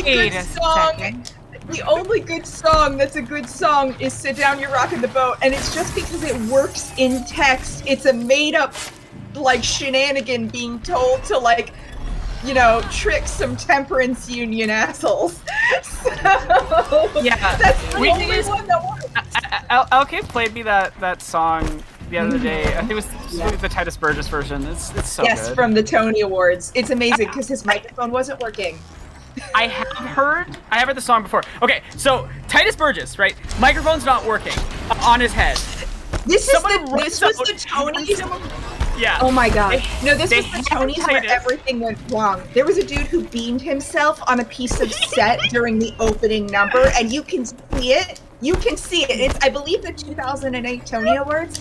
And yeah, so Titus Burgess's microphone isn't working, and you can hear some poor set tech going, I'm running, like whatever it is with the mic, I'm going, and he like throws it into Titus Burgess's hand, and he doesn't even blink and keeps singing. It's so amazing. Not just that, he doesn't blink, he tosses the prop he's supposed to be using, his hat, which is like an integral part of his choreography, and fucking invents new choreography that incorporates the mic in for the rest of the thing. He was holding a hat that he probably used, and he just threw it off stage. It's amazing. When you hit the end of the song, you will have forgotten that this entire time, Titus was not supposed to be doing this song specifically with a mic. Incredible. It really does work with the gospel vibe at the end of that song. Oh, but yeah, God, Guys and Dolls is a weird show. So's Oklahoma. So's Carousel. There's a lot of musicals that are just I was mentally going through the list of musicals that could be classed as the straights are not okay, and it's like Phantom of the Opera, West Side Story, Moulin Rouge. Better it just question. Keeps going. What show is not that is primarily the straights that isn't the straights are not okay? Hang on. Let me think. I will come up with an answer. Give me a minute. Peter Pan. Do we need musicals or do TV shows? Is anyone okay with musicals Peter only? Pan? I mean, like, that musical's racist, but, like, I don't think the main takeaway is the straights are not okay. It's just, boy, oh boy, old-timey shit was racist, huh? I have seen a single good version of a staged Peter Pan. Oh, Mamma Mia! Mamma Mia! Oh, Mamma Mia! There you go! Yeah! It's not that they're straight, that's the problem. There's a lot of other things that are giving them problems, but it's not their heterosexuality that is inherently making them flawed. Alright, pivot real quick. Tim, what are we gonna do for the next donation goal? Oh, good point. I don't know, chat. You guys put suggestions in chat of what you guys would like me to do at 20k. Last year, I believe I helped you with the Darth Plagueis speech. I did like one half of it for you. I did Minnie Mouse voice do it. while you did the other half in Gollum voice. We've already had a Gollum, I remember though. that. We've already had a Gollum. But you've got like a dozen different characters with me, so if you want me to choose a character... Wait, Aranock. Okay. Yeah? So, do you remember that I know the V speech entirely by heart from V for Vendetta? This is my party trick. Speech. Thank you. The By entire memory. V speech. So, Yeah. I mean, you won't be able to tell that it's not in front of me, except for that fact that I will stammer. I can prove it. I have. They witnessed me do it completely off the dome. Yeah, because we had paused a movie we were watching, and without breaking a sweat at all, just immediately did it. There is no way she had time to search it, and I could hear her keyboard. So I had a friend in high school who was really obsessed with V for Vendetta, and was just like would do that speech really dramatically, and I memorized it so that she wasn't doing it on her own, because when you're the only one being a drama hoe, it's awkward in public. But if there's two of you, then it's valid. So yeah, I learned the V speech so that she wasn't doing it on her own, and I still have it memorized. So I don't know, I could do that. I could try doing that in Minnie Mouse voice or some shit. Someone also suggested chat Mad Libs, which looked fun. What's chat Mad Libs? What does that mean? So you do Mad Libs, but your chat gives you words to fill in the Mad Libs with. That could be interesting, especially because you can still curate which words you grab, Tim. Yeah, you don't have to. I gotta be honest, I'm not actually sure what a Mad Lib is. Oh, you don't know. It's a party game, but it's not actually fun. So. A Mad Lib is where you have a text, a speech or something, and you have a series of things like nouns, verbs, adjectives that you have to fill in, and then it'll literally be like the blank dog jumped blank. The blank, and basically you fill it in with funny words, and usually the way it would go would be that somebody would be like, okay, so I need 2 nouns, I need an adjective, whatever, and you just give words that you think might be funny, and the person just fills in the Mad Libs on their own and reads out what you end up with, and it might be funny. Might is the emphasis. Once you've heard one the fart dog jumped over the fart car, you're like, okay, all right. I gotta be honest, I'm gonna go with Red on this one. That does not sound that funny. Yeah. Especially when every third word is penis, it's like, okay, we get it. Yeah. Oh my god, who are you playing Mad Libs with? I'm guessing third graders. You're all just bad at Mad Libs. I mean, I played Mad Libs when I was in 3rd grade, but in fairness, when I was in 3rd grade, I was in a private Hebrew school, so, yeah, farts was about as, raunchy as we got, I would say. I definitely don't remember it getting any filthier than that, and usually it was just trying to come up with words that we thought were inherently funny, I don't know. I guess now I would say moist. Yeah. Now I would say sesquipedalian. If you could ever find a reason to use anti-disestablishmentarianism, I didn't know that word at the time. But, or supercalifragilisticexpialidocious. I was such a dick in drama class. Do you remember that drama game where it's like, what are you and what am I? And then you say a thing and you have to improvise and the other person takes on what you just said and... Oh, that's not one that we did. Okay, it worked by going, what are you doing? And you go, I'm doing this. And then the person does this. And then they go, what are you doing? And I'm doing this. Except you change it, so you're not actually doing whatever the thing is. And I was a dick at one point. I was really into drama, and I remember very distinctly, I would have been 14 or something, we were playing that game, and I said, what are you doing? And I said, I'm being an anti-disestablishmentarianist. And of course the teacher and the whole class just goes silent, just like, what does that even mean? And the teacher goes, Tim, pick something up. And I go, I'm brushing my teeth. I only remember it means something against the church, I think. It's something anti-church. It can. It's being against... You break it into smaller pieces. Establishment... can be the church. Yeah. Could be. Yeah. Oh, I thought it was specific. No. It's anti-establishmentarianism is basically a ideological belief against the establishment. It's a really simple word that sounds really complicated. Yeah. When I was young and I found it in the dictionary, I remember something in the definition mentioned with the church. That might have been like an example. It's probably of, an like, example. Probably. So Probably. like half an hour ago when I was talking about how most books are too long and can stand to be cut down, apparently the same thing applies to words. Like, half of those letters aren't doing anything we need them to be doing. Well, they Yeah, actually are. Anti-establishment probably would be. Well, I think just anti-establishment would probably do the job, But but that's not- anti-disestablishmentarianism sounds great. Yeah, but also like that's not actually saying it's an ideological belief. That's just saying like you're anti-establishment, which like is a piece of the ideological system, but not the entire system, basically. Oh boy, we're getting into smart people talk. I'm in the wrong room. Let's talk about musicals again. Anyway, You know I'm we're not no that closer to finding a $20,000 stretch goal. So let's get back to brainstorming. I have offered my thing. Also, actually, no. Okay. I already read you guys I got last one. year. I think I read you the I got first comment. Okay, I got one.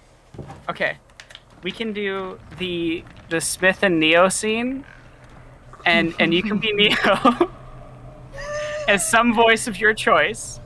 You know the one like where they're like in the interrogation room and he's I like, know which one you're talking about. Yeah. Which I give you a finger and you give me my call. That one. exactly. This Gestapo crap. What is a call?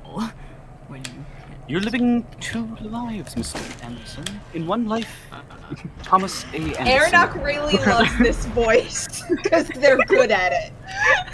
Okay, but I can do a different voice for it that's funny. Or I could just do Smith and you could do something ridiculous for Neo. It'll be really funny in my that brain way. jumped to like Elmo. I don't know why. I can't do any voices.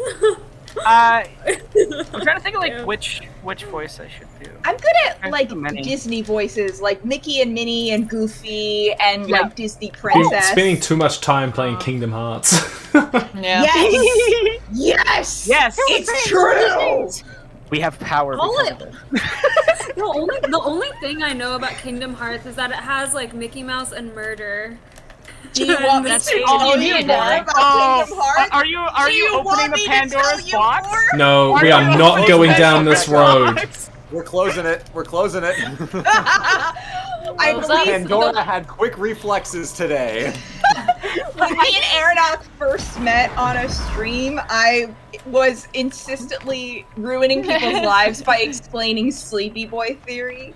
Someone's like, there you go, 20k stretch goal, just a Kingdom Hearts lore dump. I would appreciate basically when LK and I first met, it was on a charity stream, and we earned the title the Chaos Twins because of it. Yeah, although I feel like you might have given us that title. I mean, people No. said we were chaotic. Did somebody else say that? No, someone else said it. I think it might have been Jess. I don't know. Someone said it first, but we ran with it. We did. To We be did. fair. And at this point, we just started being like, chaos! As if, fuck you! As if, fuck you. Also, Martin Pin, Scorsese. Oh, Tim, Martin this Scorsese. is your stream. Do you I'm have sorry, an Tim. idea for the 20,000 goal? Or a preference? Yeah, that's a good question. That is a veto great power? question. I am currently trying to kill things, and I am Yes, not I very see good. that. This was maybe not an opportune time And for me to ask. I am not Why particularly don't good at. why don't we figure it out in a little bit? Yes. Yeah, we can maybe we Oh, table this I should until probably after change Cauldron. the at least. Change the Change the number. Change the number. Yes. And you could just put a question mark. All I know about Horizon Zero Dawn is that I was unable to get past the training level. When you're all the spoilers for it like 2 weeks ago, so I'm pretty up to speed. Like, it's fine, and I don't mind things being spoiled because I couldn't play it. Right now, I've played all of Death's Door, and I can't beat the final boss. I don't know. I can't. This happened to me on Hollow Knight. I'm like, I would love Those are for legit, somebody to like really hard games, though. Those are legit, really hard games. I was doing fine on Death's Door. I was able to keep up, and then the final boss has 9 stages. I really wish somebody could come in and just beat the final boss so that I could get the endgame stuff. Could you change the difficulty? No, I wish. Oh man. So there is that's, no difficulty that's setting. That's why difficulty settings are fucking important as an accessibility option, and you should all go watch my video on that. I legitimately just quit Hollow Knight, and because I couldn't be bothered trying to get that good. Like it just doesn't interest me. A roommate helped me through certain parts, but Death's Door, I was able to do all of it except for one specific part where the floor was ice, and it was just like one little area where the floor was ice and there were no walls, so I kept falling and dying, and it was just like I needed to get through a timed thing to get a bit. That was the only thing I needed help with. Everything else I did myself, but then I got to the final boss, and he's 9 stages, and I'm like, but apparently there's all this fun stuff after you beat the game where I like fetch quest shit. I like just running around and completing things, and like, that stuff sounds really fun, and I can't get any of it, because all of it happens after you beat the boss. And I'm like, no fair. This is why Somebody I just needs watch to- those cutscene movies. You know, like you could just load up 5 hours, no commentary, and just get the entire game without having to play it. But I like the part where you're running around and completing quests. So, like, if somebody, like, literally, if somebody was able to beat this final boss for me, I would have a great time doing whatever else is left. But I can't. I just need somebody to beat this final boss for me. Red, I can do wish I even could one help. better. Instead of watching entire cutscene movies, you watch very in-depth game design videos about games you have no intention of ever playing. Oh, I love stuff like that, and I do it all the time. I'm literally in a Discord with a bunch of other game design video essayists, where half the time I'm like, I've never played that game, but okay. Like, I'll listen to my buddy Dirk Fry ramble about this for an hour. Or you could do what I do and just get a game and then realize you get stuck at a place because this game also has no difficulty settings, and then make Blue do it. And be like, hey, I got stuck. Blue has no interest in playing this game. I'm like, can you play this?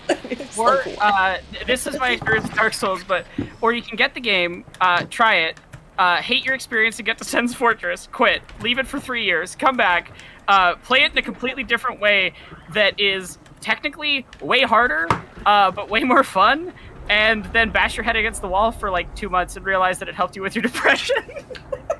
Which is weirdly an experience I know like 15 other people have with that game. And there's like multiple video essayists that have talked about the specific thing, and it's weird. It's weird. We don't that, have time to unpack all of that. Most people There was a play zero Dark punctuation Souls. about that. Did you see Laura Crone's video? What? Yes, We're I did both see those. recommending different. Yeah, about playing the video game wrong and having more fun. Yes. I relate to that on a spiritual level. So when my Destiny 2 clan were doing the Deepstone Crypt raid when it released on day 1, we did all the challenge mode versions of the encounters, which were completely optional. You don't have to do them that way. Because we were all overthinking how complicated the mechanics were, and we had like a great time doing it. But it was really difficult, and then we like played the normal mode without doing like all of the extra hard steps, and we're like, this is easy, it's boring. I played all of Abzu, not realizing how you're supposed to swim. God, I love Abzu so much. I love Abzu so much. I played the entire. There's a button. I forget what it was. There's like a button that's like a push forward kind of a thing. I played the whole game with just that, but there was actually just a regular like push to forward move. I do need to do Mechanic. questions, which have come Yes. through with donations. Yes. So this one Let's is do it. from Tristan, which is what do we think is the most difficult or important, which are two different things, most difficult or important aspect of epic fantasy to get right or focus on? Oh man. Quick round. What do you guys think? My Not quick two overloading with garbage language. Um, I don't care about your fantasy economy. Do not dump a sci-fi dictionary on my head. That is mine. Please try to enter that stuff organically into your story in a way that is not going to overwhelm your readers. I would say the most important thing is making sure that, like, you know, the themes and character arcs and story aren't eclipsed or overlooked because, ooh, look, cool world. Because trust me, most readers, most viewers are not going to care as much about your world as you do. And what's far more important and what's going to draw them into that space is the prioritization of the human element. So, and the human element isn't like literally humans. It can be whatever it is, but just it's so important that they care about the characters because then they'll want to learn about your world.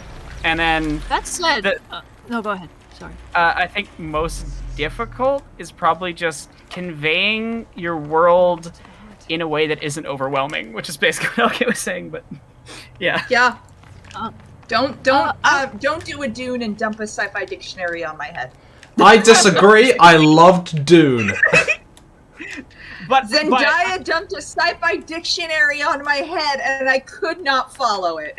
I'm gonna say, I think that the most important thing about retaining the tone of epic fantasy is actually about making the world feel bigger than just what we actually see. Like, it's important to focus on the human element, but, like, it doesn't feel like epic fantasy if all we're seeing is the immediate sphere around these characters and what's relevant to them. Like, I mean, you know, the archetypical epic fantasy is Lord of the Rings, and part of why that works so well is that the main characters feel so tiny and out of place in this massive epic operatic setting, you know? Like, my dad's favorite example of just weird shit from the book they didn't put in that movie is there's this mountain that Frodo goes up, and when you're on top of the mountain, you can see all of Middle Earth, and it's like, why the fuck is it like that? Magic? Yeah, there's just magic in the world, and the world is so much bigger than just Frodo and what he's doing, so wait, what? That makes it feel epic. What mountain? I don't remember. I haven't read the book since I was like 8, and I didn't understand any of it when I was 8. I'll look it up later for you. Yeah. My answer is 2 words: runtime restraint.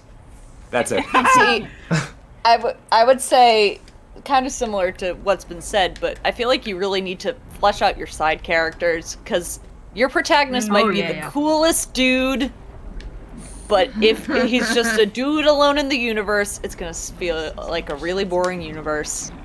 I mean, unless you're doing like, yeah, but like if my point is like if your universe is gonna feel really empty, it's gonna feel really boring. So unless you like flesh it out and make it feel like they're not just like NPCs that you meet in a video game and they feel like actual people, it's gonna feel just kind of really flat.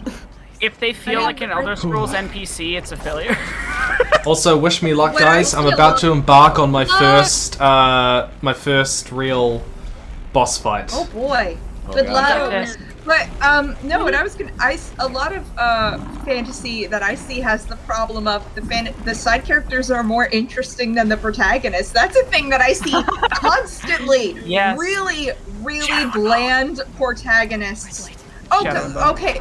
No, Cass is the main character of his. Cass is the main character of his story. Oh wait, you mean Shadow and Bone? Shadow and Bone is the. Right. Sorry. I think the TV show adds a lot to. Yeah. That's true. Okay, if we're talking about just the books, Alina Starkov is. Alina. Yeah. People don't remember her name says a lot, to be honest. Everyone's given an answer. Should we perhaps go to the next question? Sorry. I mean, who's been trying to say something? I'll just say that my personal thought would be a lot more along the lines of Aranock, which is think about the small story you're telling. The hardest thing that I see a lot of people when they try to write fantasy is that they think about the big story, the big lore, the big twists, the big universe, the big stakes, and always think about the small story that you're telling, the drama between the characters that's, deeply human and deeply relatable. Yeah, that's definitely where I sit. Shiny Dino's question. This is for the scientists in the room. Does the fact that quantum field theory requires both charge and mass renormalization to make their equations and operators actually be sensible mean that the universe just works that way, or that despite our best, or that or just that our best efforts are unavoidably incomplete. So, as I said earlier, when you ask scientists something, know that they know something about a field. There's a really good example of this, where it's like it's a little graph. It's really simple. It's a little oversimple, but it gets a general idea across with like what you learn. And there's a tiny little circle in the start, and it's like general stuff you just kind of learn day to day. And then like a little bit wider around that's like high school, elementary stuff you learn there. And then a little wider than that is like your undergrad, and part of your undergrad is like a spike that starts going out in one direction towards a specific topic. And then like a master's makes that spike a little sharper and a little further out. And then when you get to a PhD, it's really far out, but it's really thin. It's not very broad. You know a lot about one tiny little thing. As far as I know, none of the scientists in this call are physicists. I might have the closest degree. I have a math major. That's pretty close to physics. And I'll say that the cardinal of all physics is that if your equation doesn't work for modeling reality, that's because your equation isn't good enough, not because reality's fucked. So, Arula, were you trying to say something? Arula, were you trying to say something? I was just gonna. Well, I didn't answer to the fantasy question, but for this question, I don't know. I know about brains, but that's it. Yeah. I know nothing. I was gonna just say. Jon Snow. I was just gonna say. I mean, physics is not my strongest suit. Technically, my training is in engineering, but mostly in biomedical engineering. I have my master's degree in biomedical engineering. But I would say that we are continuing to get better and better detection equipment, and that's led to a lot of really cool advances in physics. And I think that as we get better and better detection equipment, we get to learn more about particles that we always figured existed. As Red mentioned, if your equation doesn't describe reality, your equation is wrong, not reality. So we always knew these things existed, but we couldn't find them. And we also can find things that we didn't know existed, and now suddenly we do, and it helps explain things that before we thought, okay, well, these just exist this way, and suddenly we learn, oh, they don't just exist this way. There's this new thing that we could have never imagined before, but now we can because we have this new technology, Yeah. DNA, we kind of knew something was there, but until we could see it, we didn't know for sure, Same with cells, same with all that. As science advances, we'll learn more, but it's hard to know exactly what's there until you know what's there. This is why it always bothers me when I see a headline that's like, "Oh, a new discovery proves Einstein wrong?" ? And then the actual article is like, "We found a math error in this thing that wasn't published by Einstein, and either it means that the universe doesn't work at all that we thought it did, or that somebody fucked up a decimal place." And it's like, I fucking wonder which is which. Yeah, no, that happens a lot. I'm just gonna say, like, as well, there's an aspect of just as a data scientist, so much of my work is about understanding error, understanding equipment error, understanding failability of designers of algorithms and things. And so, like, basically, every device that we can build is fallible to some degree. Everything in physics is some layer of abstraction over, like, this conceptual, possible, perfect algorithm that just exactly models the universe. And what we do is we basically just keep iterating on these things as we get more knowledge. And this is why, like, a theory isn't, like, pure fact.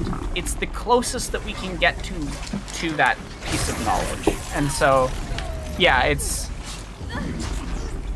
not a failure, it's just a step along the way. Yeah. That's really the thing. Like, I mean, again, like, my math major mostly means I deal with pure mathematics. But I did some time doing data sets. I know. Look, I tried physics. It was hard and confusing. No. Tim just keeps dying. No, you don't realize why I've been dying. I've been sneaking up against an enemy, and doing a sneak attack, which kills them instantly. Great, except the problem is that the animation to kill them means that it moves the character's body into a particular position, and the way that it does that is slamming me into a deadly shield, which kills me. So No! So I'm gonna have to Oh, that's so funny. I'm not so sorry. do this. Okay. It's okay. But yeah. right, so the thing I was saying, you know, a lot of the time what you have is a data set, and then you're trying to find the equations that model that data set best. And once you're out of the realm of and once you're out of the realm of theoretical mathematics, all you will ever get is a best approximation. That's the whole point. Like when you're dealing with pure math, when you're calculating integrals, they always start with a sum, a Riemann sum, and then you're getting the best approximation because you're doing pure mathematics. That best approximation becomes numerically perfect. That's not how real data sets work, and that's not how real physics modeling works. You always just find the best possible solution. So I'm going to talk about this just in a more modern context of like how a lot of recent advancements have come about, just because I'm a machine learning. You might not want to stay on this too much I longer. very appreciate that this shortly, is it's our just field of like- study, but I'm sure Tim has other questions. Sorry. I do have other questions, but I'm honestly, I'm pretty sure that was a joke. Actually, Arula, this is for you in particular. Oh, good. This is from Sharas. Sharas13 Venkatesh. Oh, I apologize if that is incorrectly pronounced. Any chance of getting a physical release of Submergence in the future? Ooh.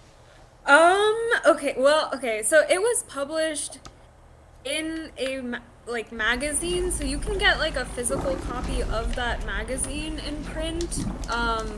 But I don't know. I have not thought about that at all. Well, the way that you would get it is the Clark's World physical copy of that. Yeah. And which volume is that in? It's in volume 174. Let me just really quick double check that. Yeah, issue 174, March 2021. Yeah, that it's in there, and the entire issue is fantastic. So like the other stories that you would get in the magazine, along with my novella, are fantastic from like other authors. But yeah, no, that's yeah, it's a great piece, and you should totally go pick it up. Now this is a whole Pandora's box of a question. Oh no! It's from some S Flynn 314. What are your thoughts on Death of the Author? Okay. What are your thoughts on Death of the Author? I just finished a very long piece relevant. Which one? Which one? Oh, the Matrix. Yeah. So basically, the problem with a lot of people's engagement with Death of the Author is they don't think about whether or not the author's life experience is actually relevant to the work in direct ways.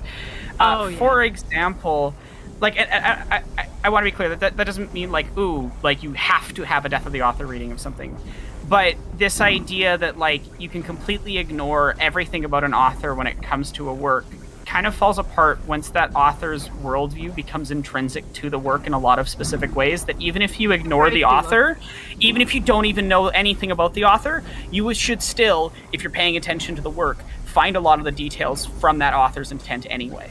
By the way, Auxiliary Power 2 is asking us to explain or define the question. Death of the Author basically is a sort of literary theory about whether or not the authorial intent of a creation matters. So Death of the Author says that it doesn't, and the author dies as soon as the work is published and it belongs to the audience and their intent has no bearing. I would say the opposite is auteur theory, which is like the author very, very much matters, and their work is, their worldview is intrinsic to the thing. Personally, I go on a kind of sliding scale, but continue, Aranock. But nuance in my literary analysis? Yeah, so basically what I'm building to is there are certain people that often what they do is they use Death of the Author as a method of either writing out subtext about marginalization, like purposefully ignoring its existence within the work, or purposefully ignoring harmful, blatantly bigoted aspects of a work because it's inconvenient to that reader. And because like emotionally it's inconvenient to them, it makes them uncomfortable or whatever. And I just finished a very, very long script about why the Matrix film, the first Matrix film, is intrinsically trans. Why any reading that ignores it is significantly flawed. And I very specifically started by, so the framing device is like I'm arguing with Agent Smith. Like I'm in the interrogation room from the film. I'm going to be animating the entire opening section and various bits throughout. Because I've done video games, I can animate. And so basically I go, okay, you want to do Death of the Author? We'll do Death of the Author. It's still incredibly trans. Like, even if you completely ignore that the authors have stated that it is, because the trans reading actually predates either of them coming out, and was for a long time just purely trans people picking up on all of the, like, ridiculous number of things. And when I say ridiculous number of things, like, this script is a little over an hour because almost every single major line in that film connects to the trans experience in overly specific ways. There is an incredible amount of tiny details in it that are very, very specific to that. And as Damer Sophie put on... Oh, sorry? I don't want you spoiling the content of your upcoming video in a more broad question about Death of the Author. But I'm building to a point, and as like, which is that work, right? When you ignore that trans aspect, detracts from the ability to have more complete and overarching conversations about the work, and it restricts things. And I find that Death of the Author, when it's used in that way, is really, really harmful, but it gets done in the exact opposite way. And I'm just using trans stuff as an example, but this happens with people of color, this happens with various different things. So happens a lot around J.K. Rowling discussions. Yes, that's what I'm getting to. So J.K. Rowling, right, a lot of her books have extremely problematic stuff. I mean, okay, you can speak to the blatant, like, anti-Jewish nonsense with the goblins. I didn't even pick up on the goblin stuff until years later. The stuff that bothers me has more to do with Fantastic Beasts. Yeah, but... Oh god, yeah. The Fantastic Beasts stuff is the stuff that I will scream about till I'm dead. But go on. So the films, so the books include stuff like blatant excuses for, like, literal slavery. That's not like subtext. That is the text of the Harry Potter books. The elves like being slaves. and a lot of language. This is awful. And they're like, and everyone that's funny making fun of her. That. Yeah. But here's what's important. If you actually look into the specific arguments that are being given, they're the same arguments that, like, really racist slave owners that are white gave about actual real life slaves. And I don't think that you can separate. And I actually think it's actively lazy and harmful for an audience to actively... That was Sorry? I was like watching the health bar tick down, like, no.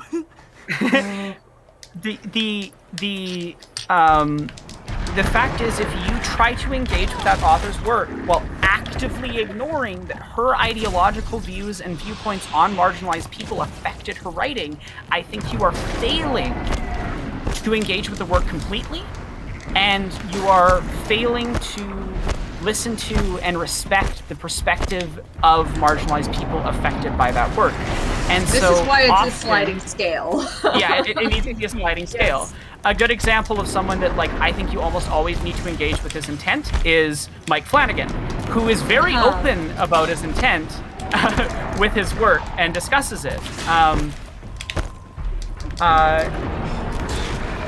mean, I would say, like, for example, if you want, like Stephen Moffat's one, where it's like, I like some of Stephen Moffat's work, but I can't really Death of the Author that work. I can only engage with it in a way where I'm acknowledging its problematic elements and still trying to enjoy the good parts of it. So, like, that's the sliding scale part, where, like, the author isn't dead. He's very, very, very present. But I'm still trying to get enjoyment out of the parts that work.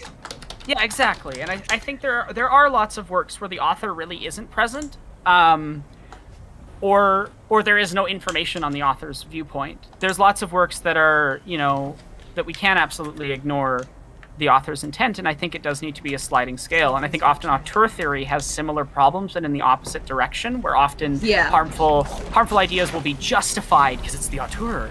I also think, just in general, that like there's this thing where people who are arguing about death of the author are really saying, I want permission to still enjoy this work even though it turns out the author sucks. And it's like, that's not the point of death of the author, and you don't need permission to do that. Like, you can still get a lot, or have gotten a lot out of a story where the author actively put bad stuff into it. You're still allowed to enjoy Harry Potter. Like, no one's gonna tell you not to, but maybe don't give J.K. Rowling money. Don't please not giving J.K. Rowling money. I think with that we may have come to the final crux of the question, and we should move on to the next question, because that's really what this whole thing was building toward. I think we're good. Yes. I think we got I just want to be very clear, because someone's going to try to take me out of context or ignore what I'm saying. Absolutely, enjoy those works. Just don't ignore the harmful parts, please. Oh, of course not. That's the other side of this. I know everybody in the call understands. I'm just being very careful because as a trans person, I can get taken out of context very easily by people. I've already seen someone in chat getting angry at me for disliking J.K. Rowling. And look, J.K. Rowling wrote... Let's make this very clear. We all hate J.K. Rowling in here. But I'm just going to say it in one sentence. J.K. Rowling wrote one of the most disgusting manifestos of hate speech I have ever read. I helped with an hour-long piece that dissected the very intricate ways in which it displays very complex bigotry. Okay, we are going to move on from this point, I think. That's my point. We're just going to move on. That is actually my signal. I've been on for a while. Sorry. Just other people to hop on. So, it's been fun. Maybe I'll be back later. Good luck, Tim. Yeah, no, I'll see y'all. It's alright, it's great, V. Bye. It was nice talking to you. Have a good night. Have a good one. It was nice talking to you too. Bye. Bye-bye. So, is there another question? Let me look. I'm gonna be quiet for a bit. It's okay. This is a subject you have a lot of feelings about. Yeah. No, we actually we don't. Those are actually the only questions. All right. That we have so at the moment. Tim. What? Stream goal. Oh You're yeah. Not actively fighting anyone. I don't know. I'm so terrible at coming up with these. No, you don't start actively fighting someone. I'm gonna hop out so other people can join in. You all have a lovely night. Bye. Bye. Okay. Have a good night. Bye. Have a nice Bye. night. Good night. I do not have ideas for that. Look, we're a while off it. I don't have to come up with anything just yet. No. You heard that, chat? Donate It's a to make challenge. him regret that. Here, Tim, I will say this. We have gotten a lot of mileage out of pet cameos. Oh yeah? So if that's true. If a pet is nearby and would not be disturbed from a nap, that is a good option, because pets on the camera on stream, instant hit. That would be my recommendation. We did it for $10,000, but I can get. What? Do it again. Oh, actually, tell you what. Oh, someone also was suggesting MS Paint. You can MS Paint your cat. What about $20,000? I will get Willow in a Christmas costume. Perfect. Yes. Done. That's it. That's everything. There we go. Sold, Alright, chat, baby. get going. Let's You get. know what you must do. I might give another $500 to get us closer to that. Willow in Christmas costume. There we go. Yes. And Yes. that can be up to my partner. Also, I'm still listed in recent donations. Y'all get on it. Oh man! I shouldn't still be on. I did that like 20 minutes ago. Do it for the Christmas costume. I was actually really bad at advertising the stream this year. I was just so behind on things. Oh, I'm dead. I haven't even retweeted or whatever. I should probably do that. I put tweeted a this in a picture of community Cleo tab, and Cleo sitting on the couch. That was my contribution to announcing the stream. It was, hey, you should be watching the stream. Cleo's watching the stream. Cleo is currently chickening on the floor, staring good old nap. at her favorite toy. What is her favorite toy? So it's called the Kitty Whip because it is just pretty much a strip of leather hanging off a wooden dowel of sorts. We bought it off of Etsy, and the Etsy shop was pretty much like, cats love this, or you can return it. And we were like, seems legit. She loved it. Wait, what was it exactly? Yeah, the store was like, I don't understand what it is about the feline psychology that makes them just love this thing. What is it? What is it? They do. So it's just a little stick with like a leather cord on it. On the end of a stick. And you just like whip it around, and then it's like the feather toy, but it's like it's a leather cord, so the cats can like chew on it more. But and yeah. There's just something about it. Cats love it. Yeah, so the problem is she kept breaking the feathers off her feather toy. And we had gone through a stupid amount of feathers, and she kept actually eating the hook off her feather toy, which can't be good for her teeth. So we wanted to, she's aggressive. She likes to munch. I'm gonna go because it's like 11 p.m. here, and I like. Yeah, that's very fair. No, that's fair. Oh man. Yeah. Wonderful to meet you. Good to meet you. Yeah. Yeah, thank you for dropping by. You all too. I'm maybe like tomorrow or something.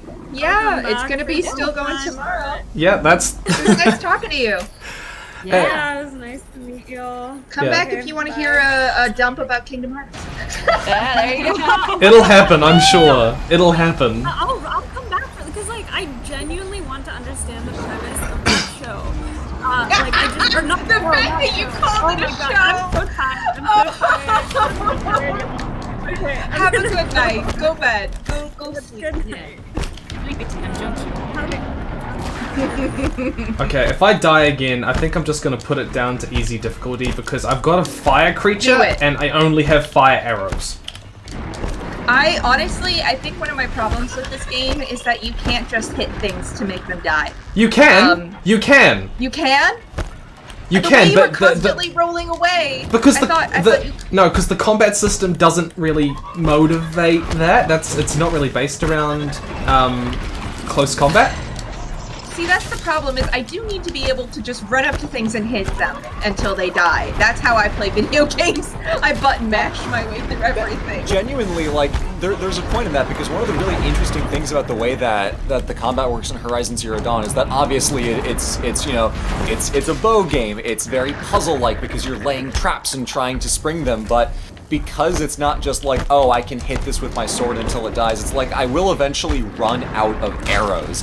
It's a much different type of combat experience than almost any other game, so you'll get to, like, exactly like Tim, this kind of situation where it's like, I just fully don't have the right tools to face this right now.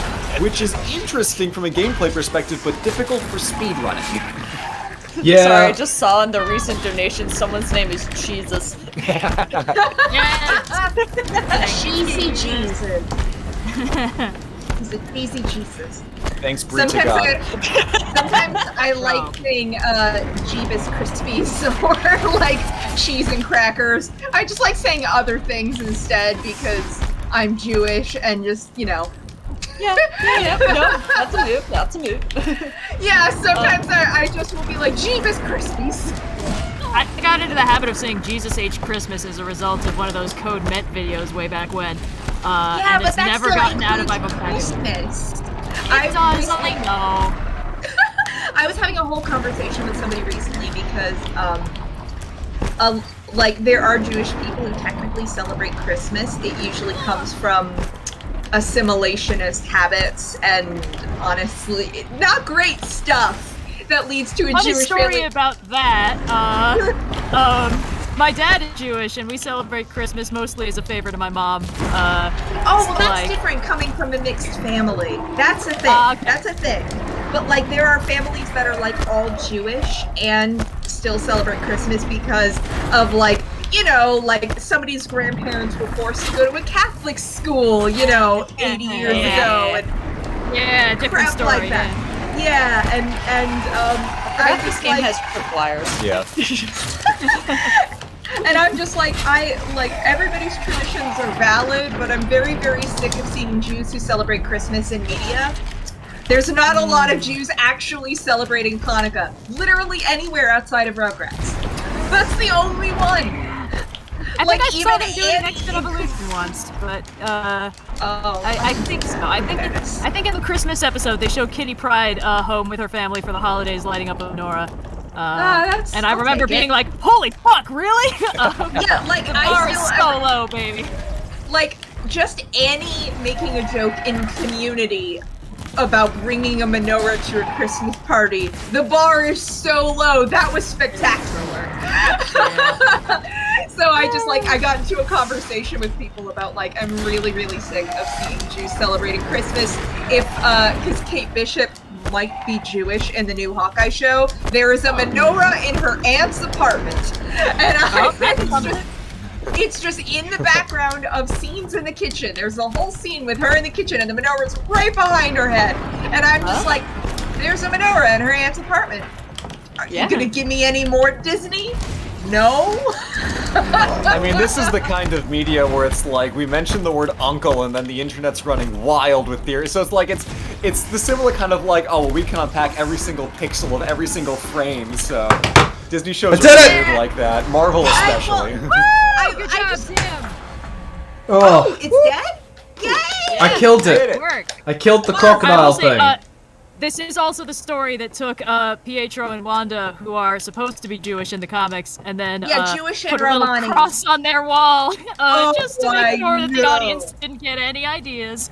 That's the thing, is I'm extremely bitter at Marvel right now about that, because not only did they they ignored both her Judaism and her Romani heritage. I know there's been variations over the course of the comics, so like their backstories have changed, but over the course of the comics they have been Romani and Jewish, and they ignored all of that.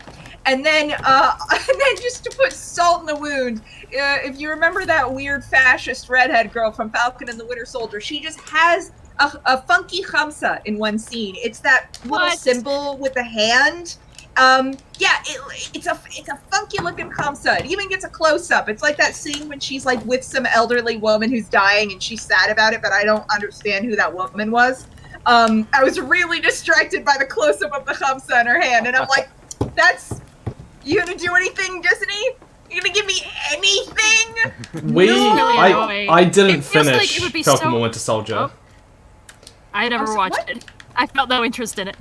Oh, fair. I lost interest after a while. I don't know what it was about it. It just felt really... I'm in an abusive relationship with the MCU. They keep hurting me and I keep coming back. I'm a battered housewife. It felt to me that, like, Marvel could so easily just not be weird about this. Like, it Marvel feels like could it would just be so easier. easily be good. Yeah, it's like, it feels like it would be easier to be good than do some of the weird stuff they do.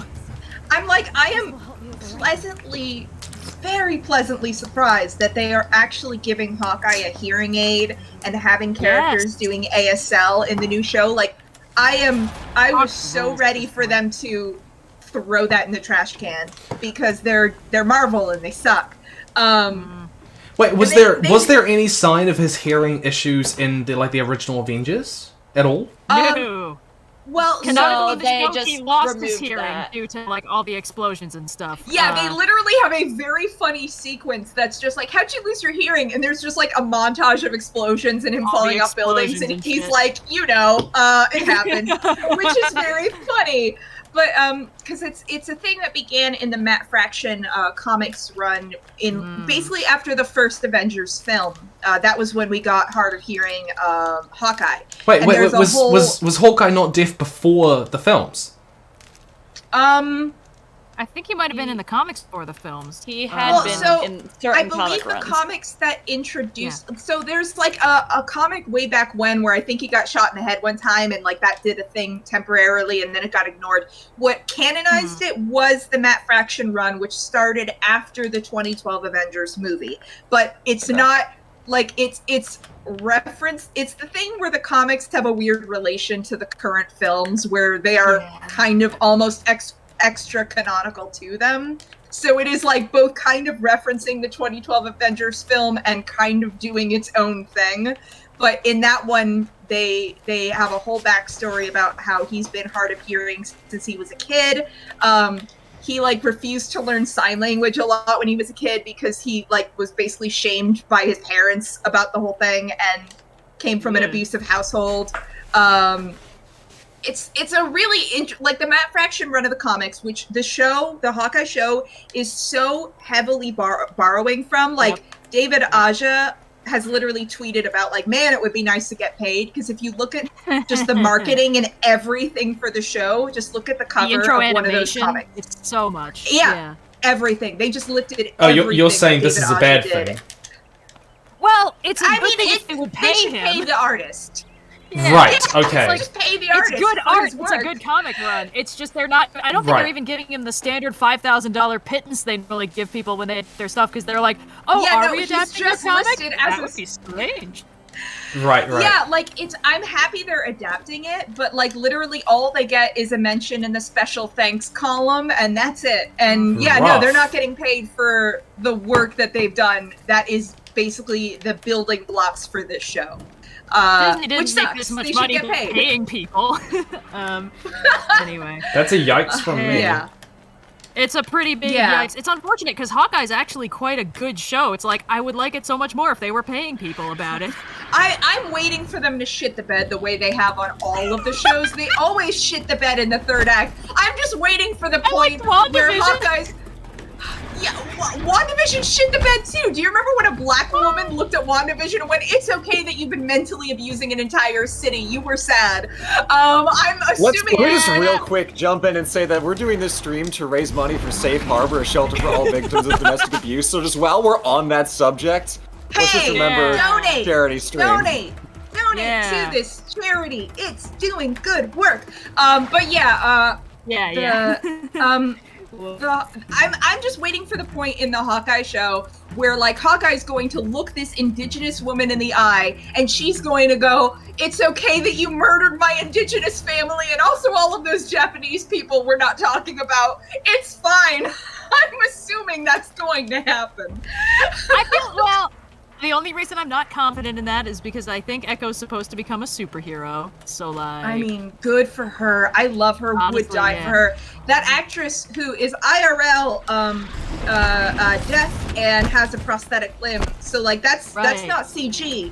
That's real. They've actually cast a real disabled indigenous woman, and she's incredible. Awesome. Would die for her. I fell in love with her in like her first 8 minutes of show. I'm really happy with what they're doing. I have no confidence. I'm in an abusive relationship with the MCU, and I am assuming they will hurt me again.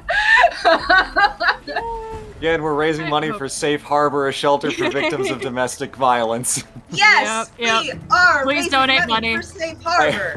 I might suggest we donate. not joke about that. Oh, that's a really smart thing. I apologize. Yeah, sorry, fam, not to put you on blast.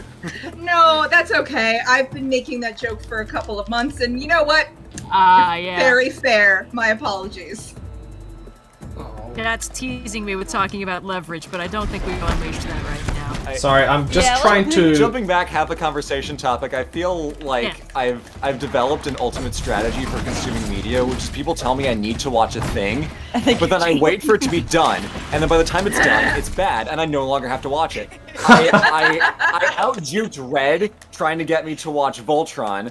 I out-juked like half of my none of friends us in knew that college was who told me stuck. to watch Game of Thrones, and now I'm out-juking everybody on the MCU TV Wait, shows. does Voltron It's have a bad foolproof ending? strategy. Without enabling a Voltron- 20-minute tangent. Voltron's first 6 seasons I will stand by. The 7th season was downhill. I didn't watch the 8th season. Evidence suggests that was the right call. We don't need But to it's get incredible. into it, but No, I just we find don't. it funny that I can out-juke people by waiting for the show to be done, and then the people who were bugging me about it for months are like, okay, yeah, never mind. The secret is Blue doesn't actually watch TV. He just says he will until people stop talking about his show. It's a brilliant strategy. It's so perfect to get people to stop bugging me No, about it. see, I actually think people should watch Game of Thrones. Like, I don't think you should necessarily watch the final season, but like, Oh, do we have a new friend? Oh, Cuenin! Oh, who's joined us? Hello? Alexander Cuenin. This is my editor, by the way. Ah, hello. Hello. Hello, my name is the editor. I had it changed legally earlier this year, actually, so it's Yeah, official. it's true. So I didn't realize that I let you out of your cage. Who let you out? I actually forged a key. So Oh. good luck Once with again, that we're going raising forward, money but- for Safe Harbor. Victims of domestic violence. Oh no. Do you remember, Tim, last year when you were raising money to like protect children and I was yelling at you to stop killing the baby in the game? The little Koroks, yes. Yeah. Here we go.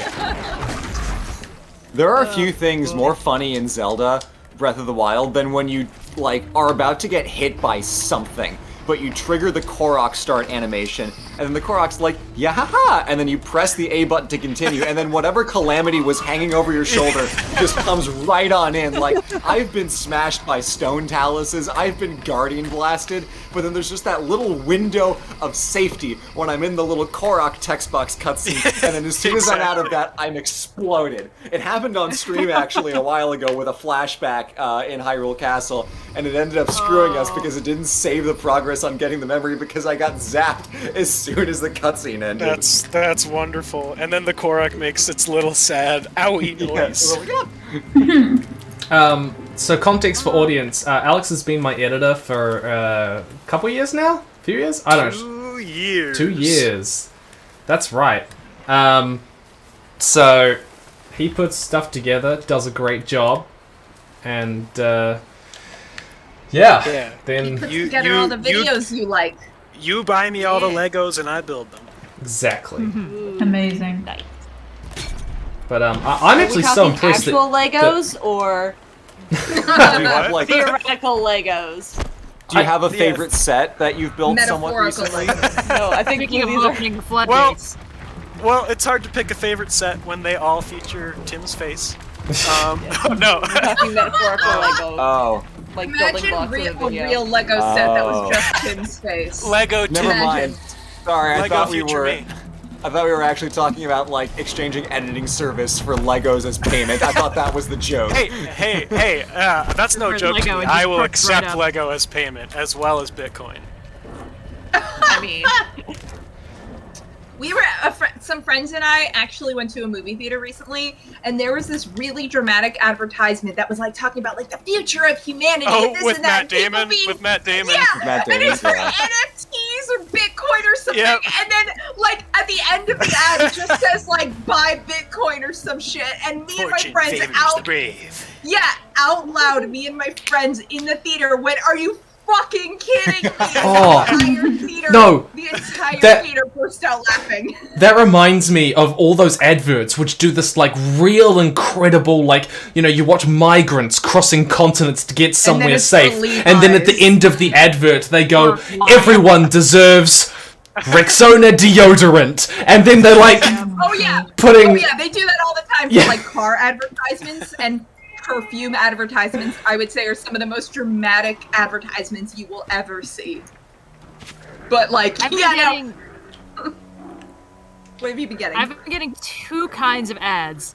One of them is a completely disjointed set of clips of beautiful people in natural environments, and then at the end it's for shampoo or cars or something. The other one is tinkly piano music. Amazon has a new $15 minimum wage, which isn't even true. So like, if they could stop, that'd be great. Guys, I'm trying to get Moobot 4.0 and this is not working. Moobot? Yeah. Behemoth. 4.0. Behemoth. Behemoth. Okay, sorry, we're going with Behemoth. This is Behemoth. We're upgrading to Behemoth, but the Behemoths are trying to kill me! That's very naughty, Behemoth. Yeah. I mean, to admittedly... Be fascinating if they weren't looking for me? Is that what she just said? No, I just saw the text on the bottom of the screen. What? I like how Aloy's got time to quip while she's somersaulting through the forest Yeah! at night, trying not to get Also- gored by mooses. Also, people are suggesting Moosifer in the chat. Oh, Moosifer! Oh, That's so good! They're Okay. all Moosifer until they're converted into a friendly moose. Oh, that's beautiful. How did I not think of that? See, Tim, this is why you keep me on the payroll. Oh. This is why you send me Legos. Jeez, yeah. You're just incredible. Invaluable. You know. It looks like we might have another member of the OSP crew coming on in a hot second. I could just imagine, you know, like you're coming up with names for the red and blue thing, and Red and Cyan are just sitting there with the third member going, man, we have no idea what to call you, and Blue just goes, what about green? And then you guys go, oh, brilliant, I'd never thought of that, just incredible. What about purple? What about purple? We don't have a purple. We don't have purple. Because blue and green, I'm sorry, blue and red together. Well, together they are purple. Yeah, if you fuse us, Steven Universe style. Or give us the Oh, Patara man. DBZ earrings. I miss Steven Universe. I liked that show a lot. It made me cry. I think like it was good, and even though its own fan base is trying to eat itself, I feel like it was actually quite good and like is holding up fairly well. You know? Yeah, no, like I didn't really interact that much with the fan base. I just kind of quietly enjoyed the show on my own time.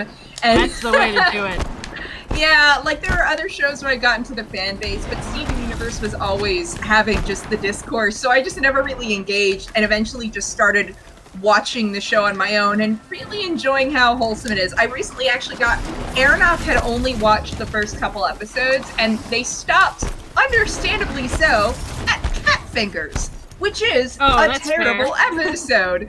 And they didn't realize Yeah, and I was like, and I think the one right after that is the Frybo episode, like the two worst episodes in the show. And so they stopped, and I'm like, that's really fair. I need you to understand it does get better. I found the art of hooking people on shows by making them watch random out-of-context episodes from the middle of the show.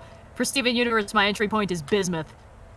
Oh, that's a good one. Right, you got me to watch Spectacular Spider-Man with the symbiote episode where he goes on a joy. Where the symbiote takes Peter on a joyride to fight crime in Central Park at night. I would show people Giant Woman. That's the episode I would show a person of Steven Universe to get them hooked. Because I feel like that's because Bismuth has too much plot stuff, and I feel like if you're trying to hook somebody without getting having to explain too much, I would show them Giant Woman. I feel like that's a really good bottle episode to explain what the show is. Not relevant to Steven Universe, but I would say Bismuth is an excellent crystal for getting people into cool rocks. I totally agree. I'm sold on any bismuth. Okay, guys, I'm about to get Mucifer. I'm about to get Mucifer. Get Mucifer! Get him! Also, jumping back to the red, blue, purple thing, it's just a secret ace joke. That's the joke. Red, blue, and purple are not the ace flag. Well, no, but red and blue part together being purple, it's just, Gotcha. Guys, I have Mucifer. Oh, she's here! You have Mucifer, you have Indigo! Hello, Indigo is Mucifer confirmed. Woo! Slowly, the OS penetration of future me has continued. Giant woman! Sorry. Get claimed. I am now trying to escape a lot of demon robots on Mucifer. Not. I got claimed for poorly singing Disney Hercules once, so I forgot about that. Yeah. You got claimed for that, really? Yeah. I mean, it was on a stream, so it wasn't monetized anyway, but... Oh, yeah. Wow. Yeah. Wow. I forgot about that. We do have some... so first off, welcome, Indigo. Oh, hey. We've had... I'm so happy we've had Red, Blue, Cyan, and Indigo. This is great. Yeah, we're assembling the whole Cleo, you've got the whole crowd. Exactly, got the whole crowd. I can pick her up. The next question is from HK Osiris. What is your favorite genre play media? What does that mean? Like video games? What says Cabin in the Woods, which is a film, Westworld, which is a TV show, and WandaVision, which is a TV show. So I guess genre of film/play/media. Or they're talking about a video or a thing that plays on a genre, because Cabin in the Woods is a satire of horror. Yeah. WandaVision is a riff on sitcoms. Oh, and Westworld's a riff on westerns. Westerns. Yeah, I think it's like meta genre stuff. Man, we might be reading this question completely incorrectly. But To be honest, mine's probably we gotta get Westworld. Ludo History on here. Oh yeah, no, Ludo History. I think Ludo History is himself or is asleep right yeah, now. I hope he's taking a nap. Yeah. He was playing some Age of Empires earlier this evening. He deserves a also, good I nap. don't know who's talking about Tamara Pierce in the chat, but yes. So I just saw somebody talking about Caladri of Mindilla. Favorite Tamara Pierce character. Yes, 10 out of 10. Oh, this is a dangerous place to be. But favorite play on genre. What now? Genre. Yeah, I really don't know. I mean, I think it's like Cowboy Bebop, which I did a video on recently, is like, like remixing a lot of different genres in a fun way. I wish I liked Cowboy Bebop. No, the anime, the Netflix show. I mean the anime. Oh, that's sorry. I know. I watched all of it because it's like it's a pop culture icon, you know. And yeah, you're doing trope analysis. It's important to familiarize yourself with the classics. But like, I felt like I wasn't getting it. I think the only episode I liked was the one with the murder clown. Oh, the murder clown episode is gorgeously animated. Perrette Lafaux is a beautifully animated episode. I mean, like, that's where that comes from? No, it comes from a Jean-Luc Godard film. Okay. Yeah, the episode is named after a Jean-Luc Godard film. But I mean, I would say I engage with classics all the time that I don't vibe with. Like, that's fine. That's like, you can just watch something that's a classic and it's not for you. I don't particularly enjoy Citizen Kane. And that's supposed to be the best movie ever I'm not made. convinced anyone enjoys Citizen Kane. I'm pretty sure 10 people did in 1950, and then they told everyone else it's the best thing, and then everyone else felt stupid if they didn't enjoy it, and then we just have more people feeling stupid if they don't enjoy it, till everyone has to say they like Citizen Kane because of 10 guys in 1950. I'm Well, fully, I also don't I'm also particularly fully enjoy- convinced that's how Scotch whiskey works, but go on. I mean, like, I also don't particularly enjoy Casablanca. If I'm gonna pick a favorite, like, Humphrey Bogart film, I'm gonna pick To Have and Have Not, where he actually smiles, and you kind of can see what makes him compelling and, like, lovable to all these women. Because, like, when he smiles, I'm like, oh, damn, okay, I get it now. And that one, he's just gloomy constantly, and I'm just like, okay, sure. The best part of that movie is the last line, this is the start of a beautiful friendship. I was like, I want that movie. I watched Maltese Falcon semi-recently, and I kept waiting for it to get good. And it's actually pretty forlornly stare at my Casablanca poster on the wall. African Queen is also a really fun movie, but that one is problematic as hell. It's got some really dated stuff in it. I mean, so does To Have and Have Not, but I think it's more minor. Actually, I have an answer. It's a book, Don Quixote. Because the entire premise of Don Quixote is that it's a satire of the, like, courtly love, chivalry, knight, you know, shining armor thing, where it's just this dumbass from a small village puts a bucket on his head and goes to fight windmills and ruin people's lives by trying to play the hero. It's a perfect deconstruction of, like, the idiot person who causes way more problems than they solve plotline 400 years ahead of schedule. And then in the sequel, they find someone who wrote, like, in the sequel, they find someone who wrote fanfic about them and they go beat him up. Yeah, because Don Quixote Quixote never Part 1 was misses. finished in, like, 16 whatever, and then someone wrote a fanfic waiting for Part 2 to come out, so when Cervantes actually wrote Don Quixote Part 2, there is a plot point where Don Quixote and Sancho Panza go to find the person who was writing wrong stories about them, beat them up, and tell them to cut it out. Oh my god. This was in the 1600s. I wish that Man of La Mancha was less of a banger because the music in that is way too good considering it totally subverts all the good stuff about Don Quixote. Like, Yeah, so I that's actually my haven't answer. That's seen my Man of answer. La Mancha. I just like I've the listened to the music is soundtrack. good. Yeah, I've enjoyed the music. What is it ruining about Don Quixote?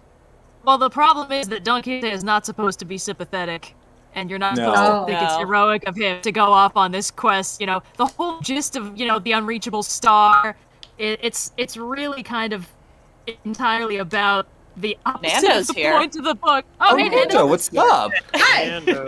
Hello! We're talking about Don Quixote. Hello. Yeah. Nando. Nando, how goes your legal battle against the movies? Against the movie? I'm destroying them. As you've seen in the last couple of years, very few have come out. They've been delayed a lot. That is all things I have done personally. That was you? I've been going all around the world. Yep. Wait, hang on a second. So they haven't been coming out because of the pandemic. No, because of me. I don't want to. Now I'm just saying. Spoil anything, but I really wanted to make the Morbius movie never come out, so I took drastic steps. Damn.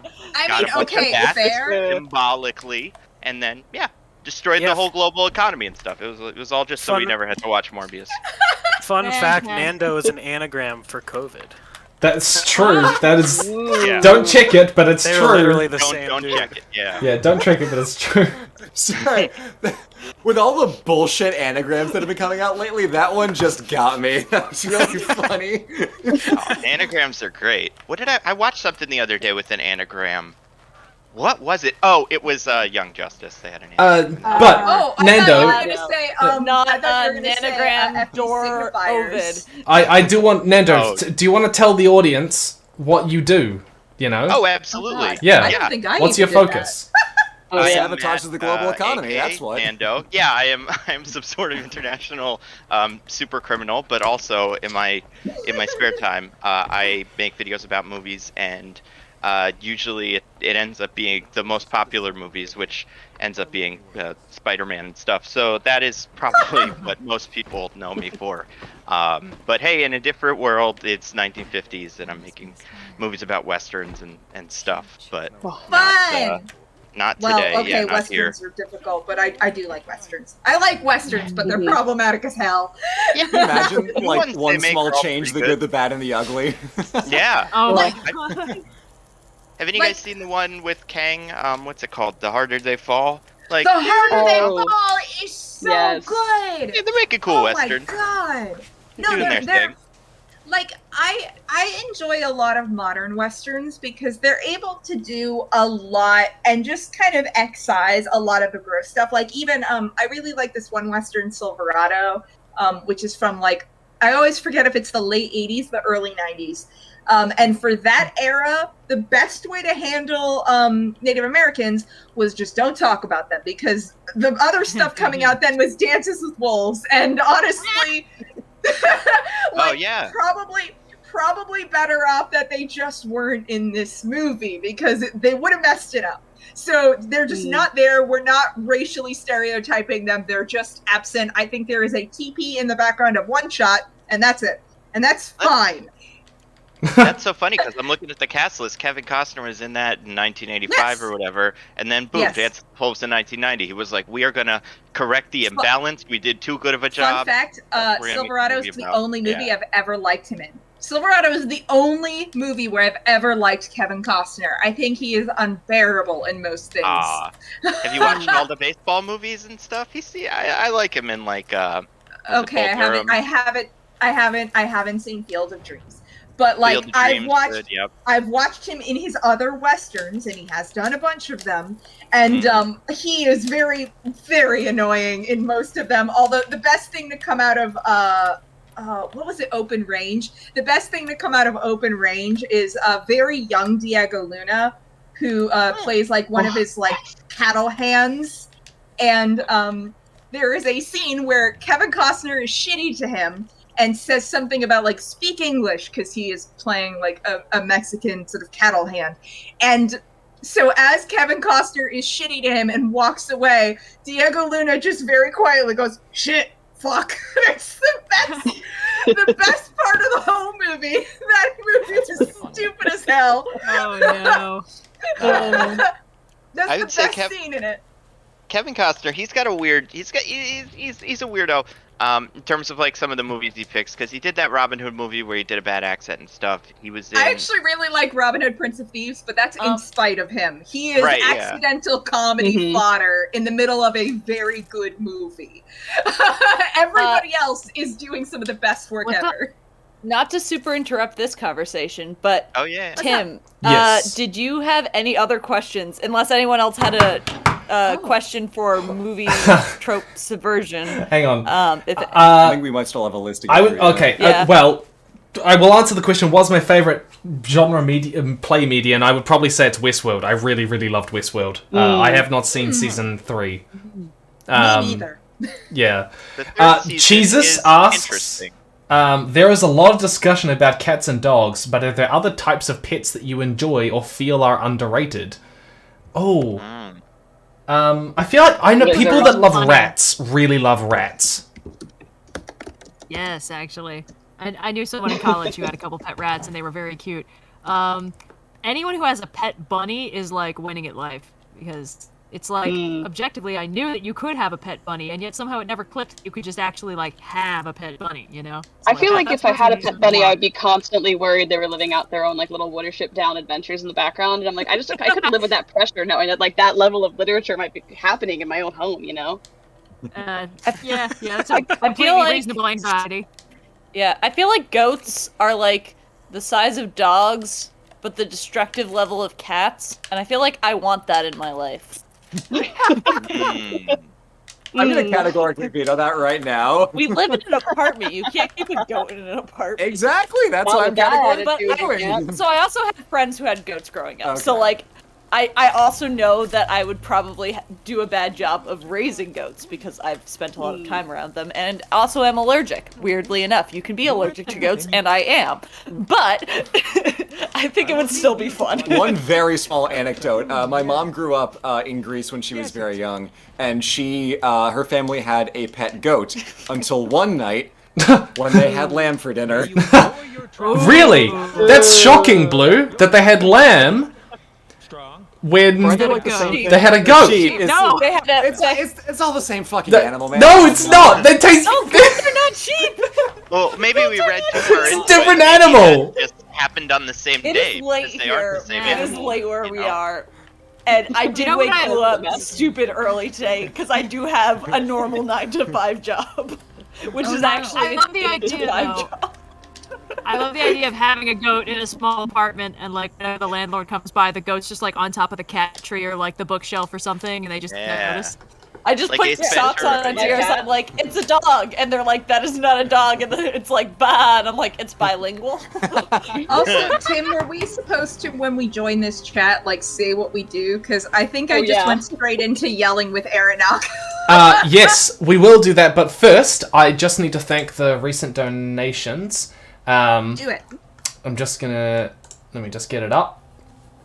Yeah, there's a lot of people that have been going in and out, so I've been a little bit hard to keep track. So first off, people who have been donating anonymously, you are absolutely noticed. So many of you are giving so much money, like hundreds and 50s and tons of stuff. Thank you so much. Jack Mason, Lazy Days, Stosh Powick, Caladri of Mindilin, J Deer, LK the Brave, Beep Boop. Wonder who that is. Yeah, wonder who. Beep boop, it me. Logan, Outgrid, Imaginary, Imaginary VA the BA, Zangar, Joshapito, Duncan, Blank, Cass the Dragon, John Michael, HK Cyrus, who donated $200, which is incredible. Thank you very much. And someone else, Stosh Park, by the way, special mention, donated $500, which is just crazy. Damn. Yeah, so thank you very much. I'm sure there are people that I have missed. It's just that they come through and it's a bit hard to find them all, and I can't remember where I got to last time. But thank you. But Ladyknightthebrave, tell people the magical content that you create. I make video essays about film theory and feelings, and I talk about stuff that makes me cry, and it apparently makes other people cry when I talk about things that make me cry.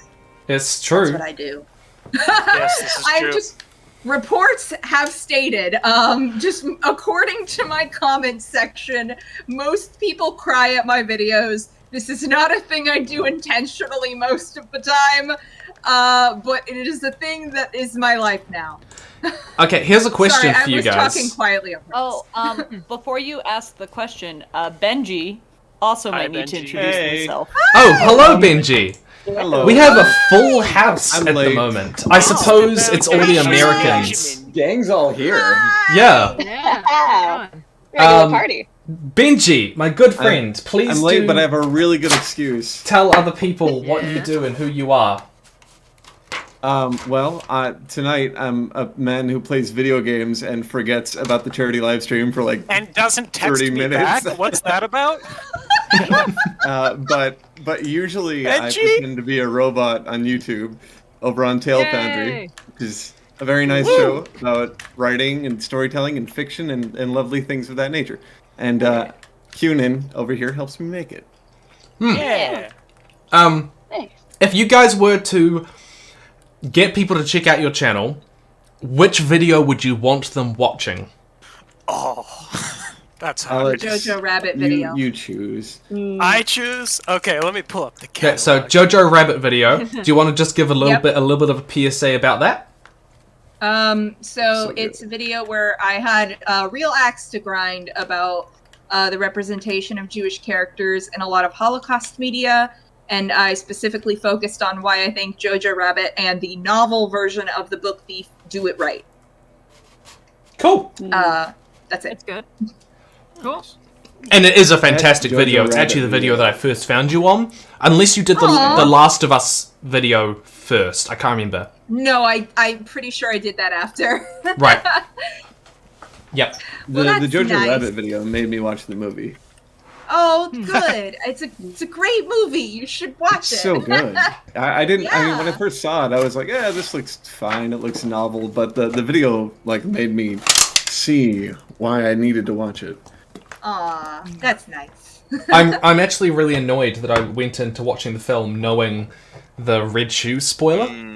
That's all I'll say. Oh, God. Yeah. That's And let's keep that spoiler under wraps for people who haven't seen the film. But yeah, I didn't know that was happening, and I honestly didn't think much of the film. Like I didn't think of it like, oh, I need to watch it. Not that I thought it was bad, and then I watched it and I thought, oh yeah, it's really damn good. Yeah, it's real good, and we don't get characters like Elsa very often, and she is very special to me. Yeah, no, she's a very unique perspective or type of representation. Yeah. As you speak to in the video. Yeah, there's not a lot of Jewish characters who get to be anything other than tragic and tragically dying props. Usually for Gentile characters to like look at and feel badly The about. righteous Gentile. Yeah, no, that's a whole trope. It's a trope, but also it's literally a designation that was given to Gentiles who saved Jews during the Holocaust. Like, it's just a thing, but it then became a trope of like most films like to depict righteous Gentiles, mostly because Schindler's List was pretty groundbreaking in its time, but notably made by a Jewish man, so understood the things that you need to do in that kind of a story to like still be good. And everyone just took, oh, they love stories about righteous Gentiles, let's just make a shit tillion of them, and we'll have like tragic Jews who just get to be props. The Zookeeper's Wife is, I think, one of the worst ones I've seen. Yeah, I wasn't big on that. That one film. is particularly egregious just because there's a scene where you see all the Jews she's hiding in like the basement of her zoo, drawing yellow stars on the wall in chalk, and you can tell it's because oh no, you can tell it's because like that the director thought it would be really, really beautiful to just slowly pan the camera over this wall of yellow stars and be like, ah, yes, look how many Jews she saved. But also, the point of them hiding in that basement is so that they can hide from Nazis. You know what makes it really hard to hide from Nazis is your Jewish graffiti. So there is this scene later where a Nazi goes in the basement, sees all the yellow stars, and goes, hey, wait a minute, this is the stupidest thing I've ever seen. Yeah, it's a pretty, You think in universe they were like, they'll never, even if they see it, they'll be like, well, it's gotta be something else. There's no way they were stupid enough to draw all the stars, so. Officer, I'm an amateur astronomer, I assure you. Yeah. It's so frustrating because there's like two Jewish actors who I really, really love in that movie, and like they're phenomenal because they're always phenomenal. I believe her name is Shira Haas. She was in the Netflix miniseries Unorthodox, And like, she's this like under 5-foot woman who can just do things with her face that make me cry. So like, even though her part in the movie is stupid and she's underwritten, she's still like working the shit out of it. And there's this other actor, I always forget his name and I have to look it up. Ido Goldberg, I believe. Sneeze on a Holocaust film, he will appear. I've seen him in at least 3 different researching that video was depressing as hell. And I watched The Zookeeper's Wife, and then I rewatched Defiance, which is a good one, by the way. Watch Defiance or Son of Saul. I don't think I've seen Defiance. It's with Daniel Craig. He's doing a really bad Russian accent, but it's by Edward Zwick, who is Jewish. It is about Jews who basically hid in the forest during the Holocaust, and so basically they created a little enclave hidden in the forest. They got to fight Nazis, not a thing you get to see Jewish people do a lot. It's a true story. It's great. It's really good. Just know Daniel Craig's Russian accent is shit, but like other than that, it's a great movie. Daniel Craig's accents were either terrible or fantastic, and there's no in between. Well, now there, listen to me, we have a Mr. and on hands. Exactly. Honestly, Knives out, leaks bloody. I think he gets paid to do accents badly, and he's made a career out of it, and I support him. But but yeah, and Son of Saul is it's a really harrowing film about a real thing where some Jewish people were basically made to essentially be the staff doing the dirty work in concentration camps. So this guy was basically a guy who had to herd people into the chambers, and that's like a real thing that happened.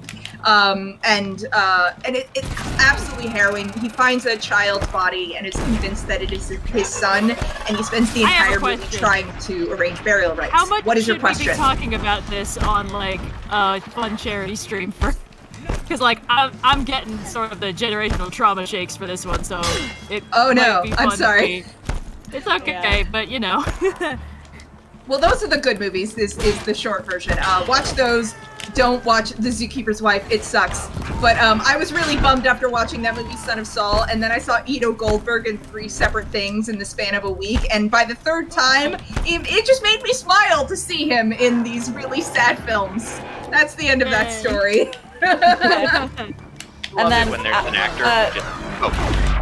No, I was just gonna say, I know, I think Alex or Cuenin, I don't know which one you prefer. You said you had a movie you want to, a video of yours that you wanted to say if people want to find your work. I just talked for like 20 minutes. Please talk. Yeah, for Talefoundry, yeah. So my favorite one that we've done recently is titled "The Darkest Fairy Tale Ever Written," and it, like Benji did a fantastic job writing and performing it. It's just fantastic. It talks a lot about like psychological shadow, and one story in particular written by Hans Christian Andersen who explores it, and it's really cool. You should check it out. It's fun because it's not the kind of fairy tale you usually see like parents telling to their children, because we all know a lot of fairy tales have really dark origins, but the versions we get and the versions we tell tend to be softer and gentler for probably very good reasons. But this one, as far as I know, there's like not a Disney-fied version of this, because there's really no way to tell it that would keep the message intact and also, kind of blunt the impact. Because it's about a shadow usurping a man's life and getting him sent off to the guillotine. Red and Blue, do you guys have a video? Wonderful story. Yeah, Red and Blue, what video would you guys suggest if people want to find your channel for the first time? That's a tough one. Well, yeah. You gotta pick one. You've had a little bit to think, guys. I just talked for 20 minutes. Yeah, I gave you a good buffer. I'm disposed towards my more recent videos because they're top of mind, and I made a bunch of them this year. You're stalling. I really liked the video I did on Sappho. Watch my Loki video. Yes. Oh, yeah, Loki video's good. Yes, Sappho one. Yeah, the March videos were fantastic this year. Like, March was definitely our highlight. Loki was great. Sappho was great. I really like being able to dig into that one because Sappho is a character with so much, like, mystique and just, like, general, like, intrigue around this persona where like there's no person behind it. We know nothing about this character, and yet, so that was really cool to dig into, and just the like tracing an example of like we talk about all the time, like, oh, there's this ancient knowledge and it was lost and we don't have it anymore. Going through an example of like, okay, how did we actually like the process of losing this knowledge? Like, where was it copied down? In which like translation leaps did it make it, and which ones did it not? Where did the interest kind of peter off? Where were the gaps of what information kind of is this the ball exactly? for a couple hundred years, and then suddenly like, oh, like by the 1000s it's like, oh, we don't have anything anymore. So it's really cool to go. Information about Sappho of Lesbos specifically. Oh, right. Ancient Greek poet. Yeah. Right. The 10th muse. Nando, what about you? What movie should people jump into to explore your channel? Oh, I hate all my children equally, so it's so hard to tell. Yeah, that's what I say. I especially what does she say in Arrested Development? I don't care for Job. Like, nah, I like my videos. I don't know. I think it's a fun one, especially now in these troubled times where who knows who's going to be playing MODOK in the new movie. I did like my Ant-Man 3 pitch from like years ago. Still pretty solid video, and it holds up even more because I was like, it should probably be MODOK as the villain, and now it seems like it will be, but no one knows what they're gonna do with it. So, but that video is fun. I usually just tell people like, pick something you like. It's like a thing that you saw on TV that you enjoyed, and then go to my page and search for that, because I probably made a video about, like Spider-Man. If I can actually give a testimony to exactly that, Red and I watched Rogue One together in theaters, and your video on Rogue One is one of my favorites on your channel, because it's so cool, because like you say, it's like, this is the one instance where you can actually make the Nando cut of Rogue One, and it's so much better when you cut out the scenes with Bodhi. It's yes, I have... you want to cut Bodhi? Look, I love Bodhi. I wish we had him for Bodhi. You can keep all the stuff about Bodhi after you meet him, after our main characters meet him. Yeah, Everything exactly. before that is pointless and also rips the surprise away from you. And it makes Saw Gerrera not work. Honestly, I think just cut more Saw Gerrera. Just cut more Gullet. All you need to do is cut the more Gullet scene. I think the movie works much better without it. Yeah, no, that's part of the Mando cut. Yeah, the gist of it is just... Yeah, it's a weird movie, and I think everybody kind of knows. Everybody saw that and was like, it's almost good, and we all left with a warm feeling because we watched. Like, the end is it's a lot and it's pretty entertaining. But yeah, that beginning part kind of. It's bomb. I wrote 300,000 words about Rogue One. I love Rogue One. The thing is, like, people say, like, oh, less is more, and it's very hard to actually see an example of that in practice.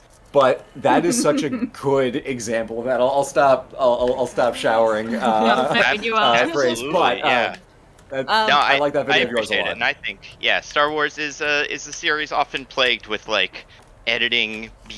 People going into the editing bay and either doing something amazing with it, like they did with the original one, or like George Lucas in Episode 2 or whatever, where he's like, we have to change this guy's face a little bit with CGI, and it's just like, it's got the weight of the world on its shoulders. I would love to see the Gareth Edwards cut of Rogue One. I don't know that it would be better necessarily. It could be worse, but I still want to see it. I'm just interested in what his original vision was.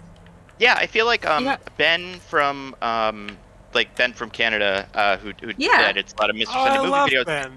He did one back in the day on James's channel that was like, one of the problems with Rogue One is that there's a lot of stuff that was cut. We don't really know where it came, where it would have gone, but there's one scene where they're all running on the beach with some sort of tape, and it's like, that's what you're missing, is the scene at the end of the movie where the main characters are together because they are some sort of unit and they all split up immediately. So I feel like the Gareth Edwards cut at least seems to have some version of that.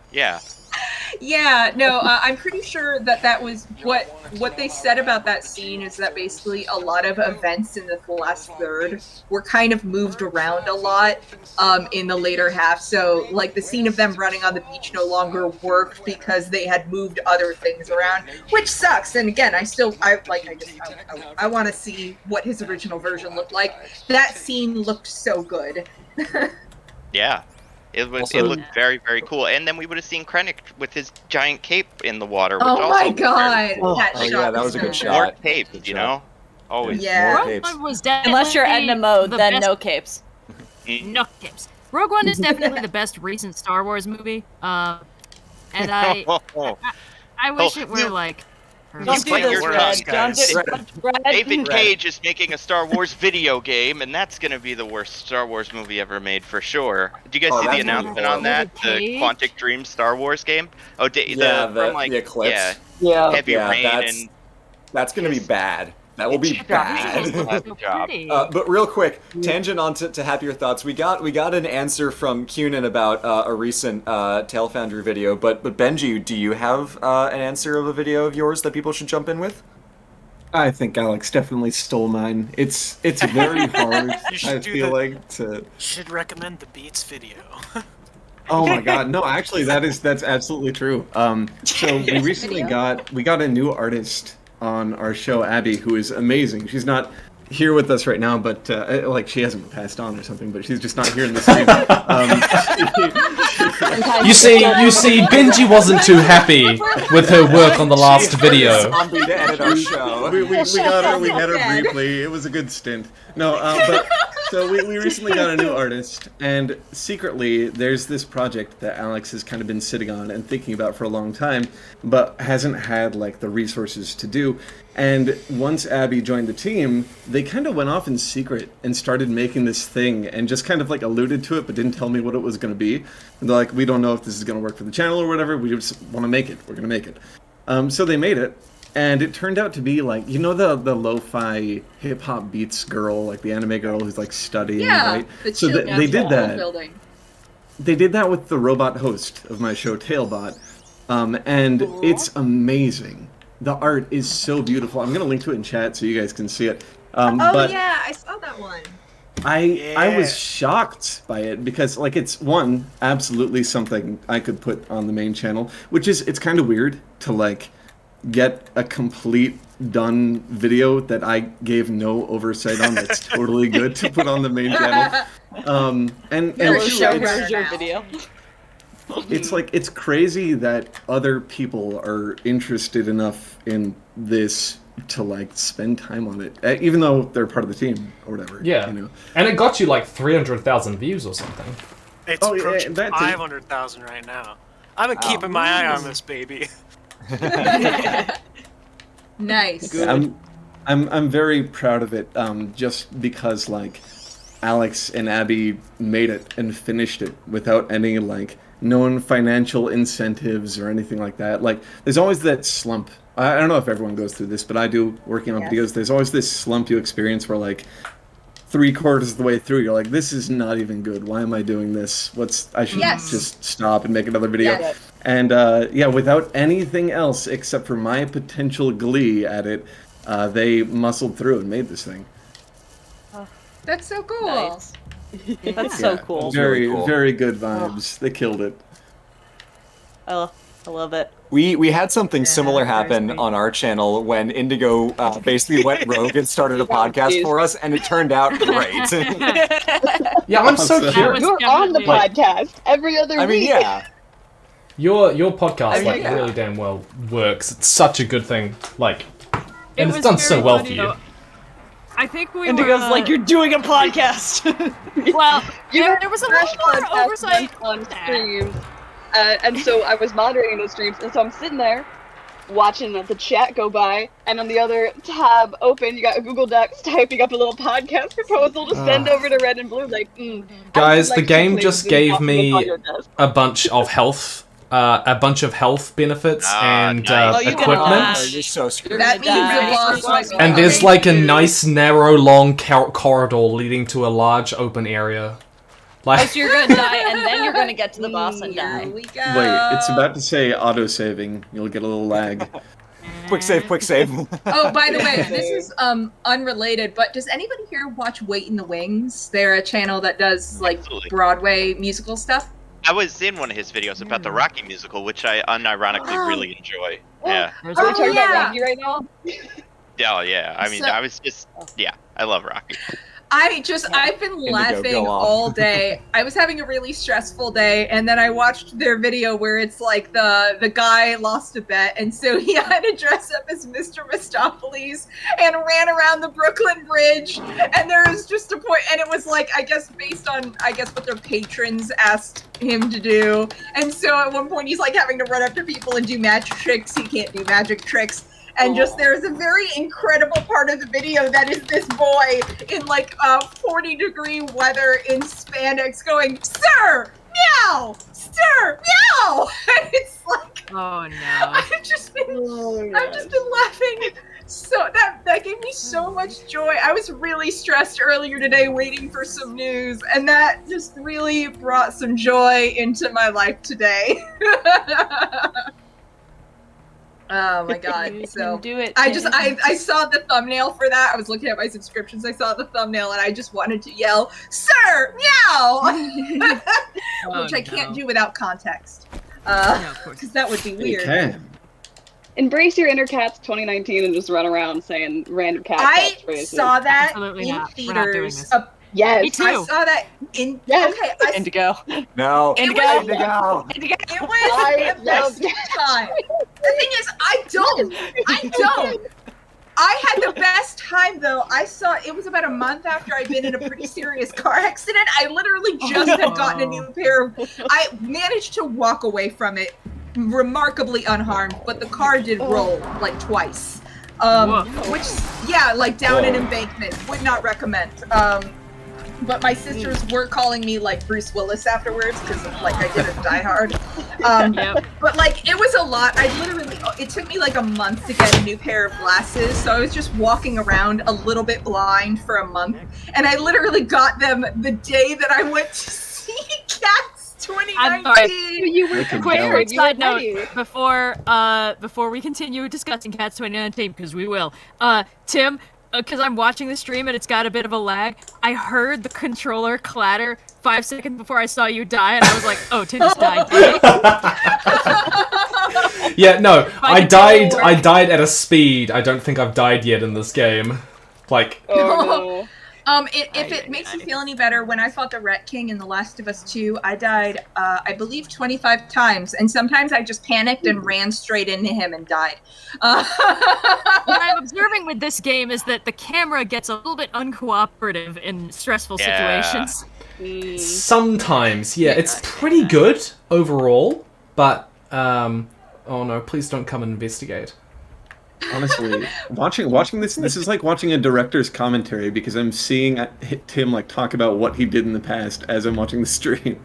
Yeah. But yeah, I got to see Cats 2019. I went to a rowdy screening. I had the best time. I was yelling about shoes a lot because me and the person sitting next to me, who I did not know the person sitting next to me, but we were both really fixated on like the shoes, the human-looking shoes. Why did some of them have shoes? Where did they get shoes? Where did they get Converse from? There's just two dancers in the ensemble who just are wearing Converse for no explained reason. Also, this is not technically Tom Hooper's fault. This is Andrew Lloyd Webber's fault. But there is a line in the Jellicle Cat song where they're going like Jellicle Cats, hypocritical cats, this and this and that, and they say rabbinical cats. And I was like, oh no. Pardon me! No. See, here's the thing. Show me the rabbinical cats, you fucking coward. I'm sorry. Show me a cat with What is a- Talise and Payas. Show me I want Mel Brooks to fucking walk across the screen in full fur and go, "I is the living," and walk off. Like, show me the rabbinical cats. I literally screamed in the theater. I feel like I should clarify. I don't think that Cats 2019 was good, but similar to Lady Night, I had a transcendent experience watching it in theaters. It was so fun. It was so fun. I went with a bunch of old theater friends. It was like me and my boys vibing. I was under no influences whatsoever, just experiencing Cats raw and yes. And but like when you're about 10 minutes into the movie, everyone who was going to leave Cats had left, so everyone in that theater was in it for the long haul. We were doing sing-alongs, everyone was like jamming, and this was like the week it had come out, so well before people had like call any of the ready. Songs. The only song I knew was Memory because my cousins used to make fun of Memory, and so like I just had an aunt who would like Memory all alone, like just like that, and so like that was all I knew about Cats. And then like Skimbleshanks happens, and Skimbleshanks has the best number. Oh my god! And like when he started the like that bit, I started just like without even thinking about it. And the whole theater started to clap, and we're just so like, I do have beef with Skimbleshank's number only on like sound design levels though, because when he tap dances on the wood and on the railway track, it makes two different sounds, but neither of them are the correct sound for tap shoes on that material, and it bugs me so much. I've been completely misunderstanding this movie. I always thought it was just a goofy, weird flub, but apparently it's the Rocky Horror Picture Show listening to you guys. Kind of. Like the Rocky Horror Picture Show knows what it actually, is. Yes. Yeah. Here's the thing. My worst fear is the day that Cats has official call and responses, because I think that will ruin the magic of having like just except for experiencing Skimbleshanks, because my entire theater did go choo choo along with the song. All right, that is the appropriate response. But I honestly no, it's Jupiter Ascending. It's a movie that's taking itself very seriously and doesn't understand that it's fucking hilarious. I'm gonna interrupt the convo for a second. I'm gonna head out. Blue's gonna stay, but it is. Yes. I've been up for a very long time. Tim, I know this is nothing because you're gonna be up for a lot longer, but I've been up for a very long time. Yeah, our day started at like 5. Yeah, my day started. We're coming up on hour 20 here. Yeah, I'm 20 hours right now, so I'm gonna call it for myself. Yeah, we will see you tomorrow. See you tomorrow. Yeah, we'll be back tomorrow when probably Daniel will be on. Thank you. Very Good luck. Have a good night. We will still be here, but I am logging off. See you soon, friends. Also, is anybody watching Tim trying to get through this level? It is tough, man. I would die. I would die so much. Yes. Feel for it. They're doing better than me. Playing. Yep. Very I'm glad you grateful brought not up to be Jupiter playing. Ascending. Oh, God. Oh, no. My favorite. No. I have been tormenting Indigo with Jupiter Ascending for nearly a year now. It's the most beautiful trash. It's such beautiful, beautiful trash. It's like it's a so incredible. kaleidoscope at an airport, and they just put it on a screen. It's high art. It is high art trash. You can't like, but you need to watch the scene where oh my god, I almost called her Miley Cyrus. Her name starts with an M. What is her name? Mila Kunis. Mila Kunis. Thank you. Thank you. NFT billionaire Mila Kunis. Yeah. When real weird. When Mila Kunis puts a pad glue side down on Channing Tatum's injury. Like it's just, or I mean, of course, like everything Eddie Redmayne is doing. That's Eddie Redmayne's best performance. He's never done anything as good in his entire career as he did in this movie, where he goes, "I create life." Yeah. I'm sorry. To be fair, Eddie I will Redmayne's watch performance, anything with Eddie Redmayne just to see Eddie Redmayne's face. I have a crush on Eddie Redmayne, but I do think a lot of his career is a dumpster fire. Are you telling me that his performance in Les Miserables makes was not top tier? Well, he's actually one of the better parts of that movie, shockingly. My favorite role in that film is Russell Crowe, and I stand by his singing. No. Yep. Russell Crowe's singing in the mid. Nope. I love his rendition of Stars. I love his rendition of Stars. The things I learn about you during these live streams. Timothy, go to musical jail. No. You know what? You know why? I know. I'm gonna go to musical jail, because that's where all the people with taste are. No. No, they should have hired an opera singer. Have you heard Norm Lewis perform that song? I have heard Norm Lewis perform that song. And you know what? You know what? He's better than Russell Crowe. Very much so. But I still liked Russell Crowe. is that I fell in love with Norm Lewis's Javert, then Javert's songs became my favorite, and then I watched the movie, which was a very unfortunate order of events. Would you say it was a series of unfortunate events? I would say so. How dare you invite us here and do this to us? I will say, I just realized I identified the key difference in my head between Jupiter Ascending and Cats 2019. Jupiter Ascending feels very ambitious, even though it fails at almost everything. Cats 2019 does not feel ambitious, even though it clearly was. Like, you get what I mean? What's funny like, is, have you read interviews about how little Tom Hooper understands special effects, which is part of Oh, yeah. Because, like, why did you have Tom Hooper make movie musicals? What is that? Yeah, he had like zero understanding of how special effects work, and he would just ask for things that are like impossible or just stupid and like the wrong order of how a VFX artist would do things, and he would just constantly be like, but do this, and they would be like, that's not how it works, and he would be like, but do that. So they would waste time doing stupid shit that was unhelpful. Also, I'm really sorry, Tim. I believe in you. I do not believe in me. I believe in you. I'm gonna interrupt real quick because I am going to hop off. I promised my roommate I would watch the movie Tusk with him. So wish me luck. Oh no! Good luck. Why did you promise Tell me that? nothing. Because we're watching all of Kevin Smith's movies and it's been a blast. It is certainly one of them. Oh no! All right, well, I'll be back at some point. You all have fun. Thank you for Best the of luck. time. Alexander, Oh, the movie. wonderful to meet you. Yeah, good to meet Goodbye. you. Goodbye, my minion. At this moment, I would like to take the love you opportunity to too. request that we talk about literally anything other than Cats and Jupiter Ascending. I concur. I will second Sonic the that. Hedgehog 2 trailer. Did anyone else catch the Sonic trailer? Because I was surprised at how hyped I got after watching it. No, I'm Sonic gonna trailer rules. I'm gonna It's mute for good. a second. I'm not leaving. I'm just gonna mute for a second. I got a call. 1 sec. Yeah, Sonic trailer's dope. Knuckles is sexy again. Thank God. Yes!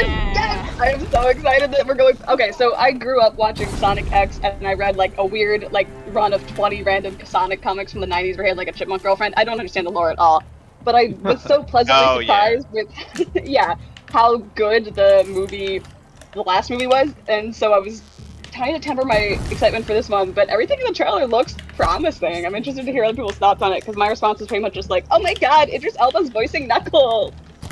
Here's the thing. I knew that I was going to like the first Sonic movie because I am that kind of person. Like, even if that movie sucked, I knew I would be the one person who was like, it was fun and I liked how it had the power of friendship. And then everyone else was also like, the Sonic movie is good actually. Bullying Studios works. I was like, well shit, okay, I guess everyone thinks it's cool now. So when the trailer came out, I was like, yeah, I mean, I'm gonna like this no matter what. And then everyone else was also like, Sonic 2 looks good. Knuckles the Echidna is sexy again. I was like, okay, cool, we're all on board with this. We're gonna make this a franchise after the MCU peters out. Yeah, right. The Sonic, so much the Sonic Sonic lore to hit. CU, we're just going to do a massive Sonic cinematic universe. The Renaissonic. I'm watching the trailer for Sonic 2 right now. This legitimately looks like a classic 90s movie. Right? It's got that In all like the best ways. great kind of like Back to the Future energy to it in a way where that just chef's kiss. I love to see it. I want that from my movies. This is like very unapologetically fun. I love seeing Jim Carrey with like these bacon strip mustache pieces. Full Eggman Daddy's got a new stash. Yeah. It's so fun, and like it doesn't feel embarrassed to be what it is, which is something that's bothered me about a lot of recent movie adaptations of like beloved 90s and earlier properties. Power Rangers. Like Power Rangers. Power Rangers. Power Rangers, I actually didn't mind as much. It did feel kind of embarrassed to be Power Rangers, but at least when they turned into a giant robot, they were like, yeah, this is so stupid, but we fun. love it. They had the music, they had the Go-Go Power Rangers, that's all I really cared about. As long as that was in there somewhere. I never watched Power Rangers, but you know it's filmed in New Zealand? Really? Yeah. As Actually, all that makes quality sense. films are. It's true. Every quality film is filmed in New Zealand. Anything that's not filmed in New Zealand is not good. Yep, automatically. I won't argue with that. Yeah.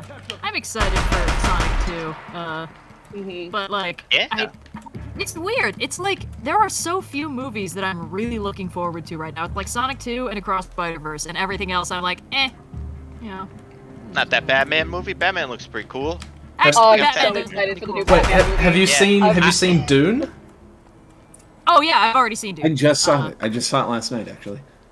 Yeah, it's really good. I mean, I was like, I think it maybe didn't need to be that long, but I can't really complain because by the time I started kind of like getting up and checking the progress bar, that was 50 minutes in when they gave me the sandcrawler scene, and I would have been happy if the entire movie was just the sandcrawler scene. So like, they knew their pacing. They were like, how much world building lore can we drop on them before they give up and mutiny? 50 minutes? All right, 50 minutes and we do the sandcrawler thing. Funny little thing about this latest Dune film.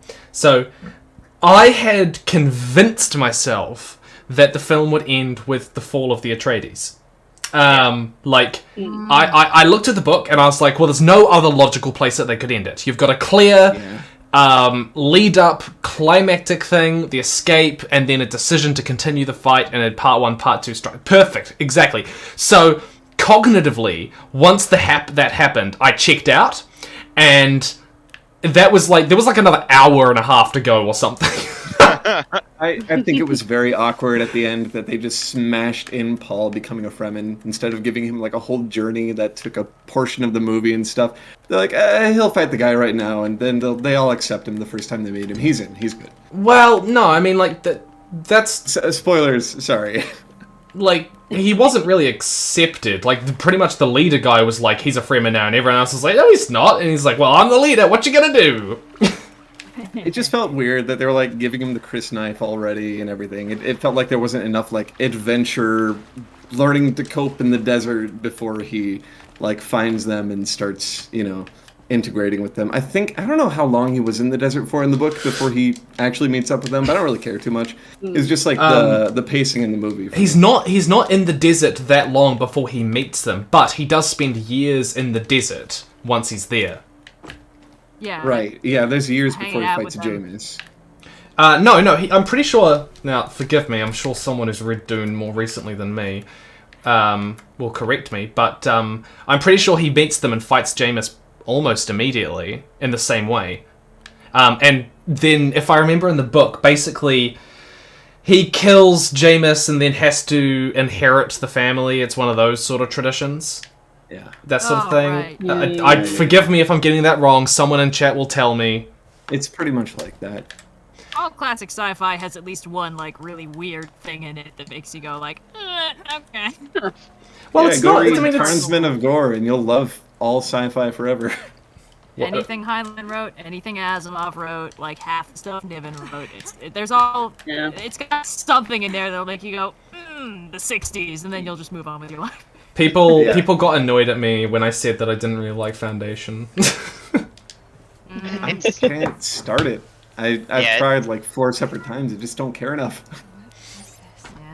I don't think I ever tried to read Foundation, but I did read the iRobot ones, and I don't know. I've had a soft spot for like old hard sci-fi that was like we take one starting premise and then we just extrapolate the world building out of it, and like that was the only thing Niven was good at. So like all the works of Larry Niven are pretty good about that if you ignore that they have characters in them, because Niven sure did. We'll discuss this. Yes, Asimov's short stories are better. Chat's right, but Asimov's joke books should never be read. Sounds like you're telling me to go read Asimov's joke books. Well, here's the thing. Asimov has joke books, but Asimov was kind of a shitty misogynistic person, so all of his jokes are basically, haha, women. So, and I read this when I was like 10, and I was like, I don't think these are funny. It's weird. Isn't he supposed to be good at this? It's a little bit... It's... So, I don't know if you guys have read the Remembrance of Earth's Past trilogy. To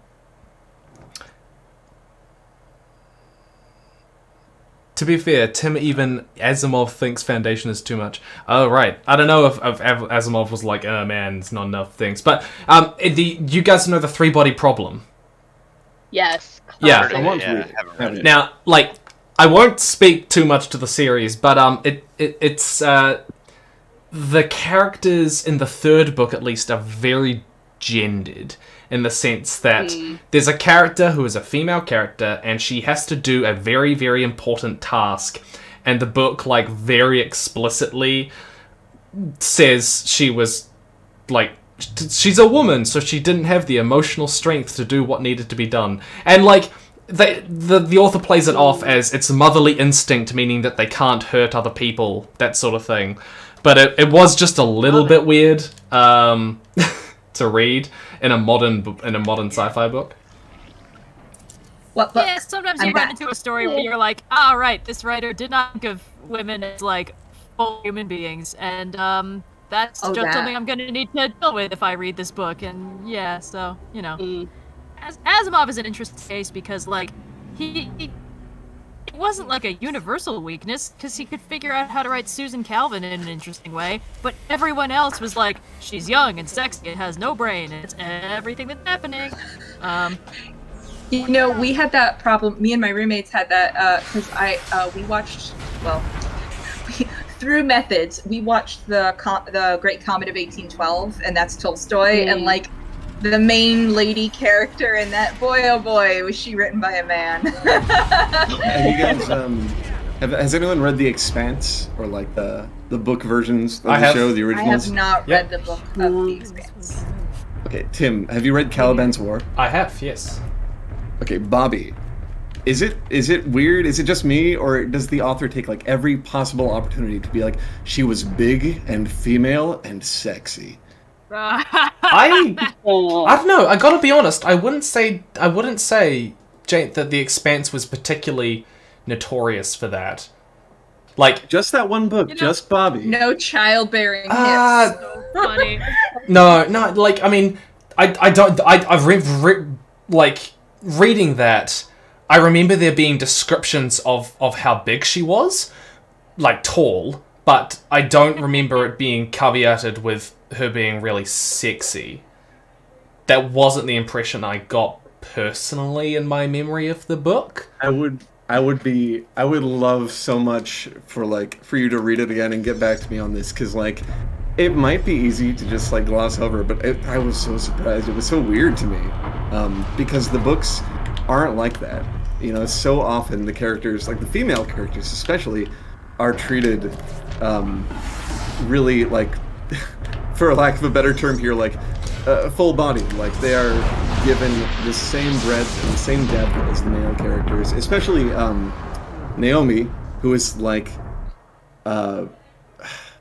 who is I just died better brutally. than Holden. Sorry. Who's like, yeah. No, I totally get it. I'll give you a weirder thing. The weirdest one that gets to me is that I read a lot of crime fiction, and let's ban that account. Yeah. Don't worry about it. Yeah. Fastest ban in the West. Can I not ban them permanently? Like just straight up? I just pressed block. Yeah, I just did that for my own. I mean, it was hidden from chat. Yeah, but if you press the 3 vertical dots, you can block them through that. Or at least I could. I can't block them. I've got report, remove, put user in timeout, and unhide user. How unfortunate. That's yeah, odd. that was me. Well, luckily, I do have people in the background who are able to time them out. So, hopefully... Oh, they're just hidden forever. That was Yeah. Is that a thing? Does that hide them forever from the channel? Yep, hide user on this channel. Does it hide them from everyone or just me? On YouTube, I have no mercy with hiding people on YouTube. Cross the line once, I just don't want to see you ever again. That effectively blocks them. It effectively blocks I them. blocked them for you. Hell yeah. That's disgusting. Destroy them. Thank you for spotting that. Hide user is a very useful thing. I use it a lot. Yep. Mm-hmm. On to somewhat happier topics. Do we have any more questions to read out from people who donated? Yeah. Sorry. Yes. Actually, I will just mention. The weird thing, and I've mentioned this on Twitter before, is that I read a lot of crime fiction, and sometimes crime fiction can be really weird because it'll describe female bodies, dead female bodies, in sexual terms.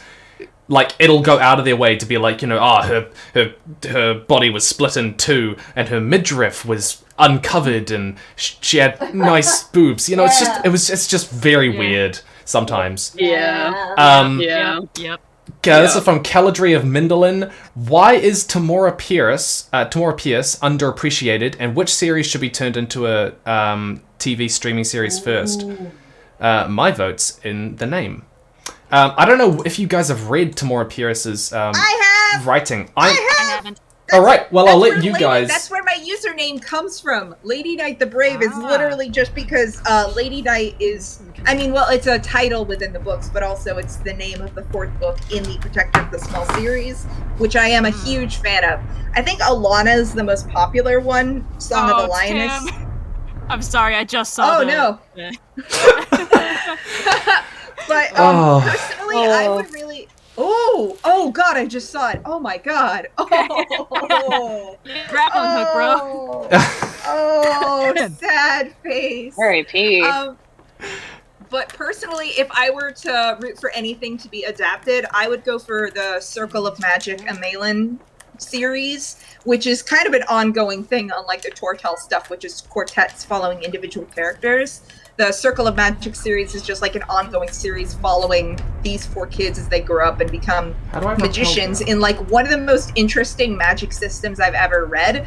And I just think that would be cool as shit to adapt because like it's not something that I see very often, like a boy with plant magic and the girl with, you know, like the weaving magic. Like I really love the way magic works in that account. Or in that series. So yeah, I would recommend they adapt that personally, but probably Alana is what they would go for. Alana?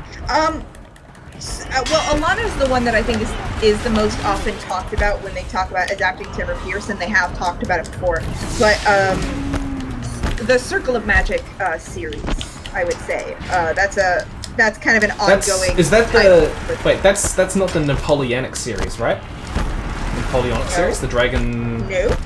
Which one am I thinking? Nope. I don't know. Circle of Magic takes place in the setting is kind of vaguely South Asian, I would say, and a lot of the magics in it are very like physical, often involving crafts. Like there's like cooking magic and like a glass making magic or smith magic.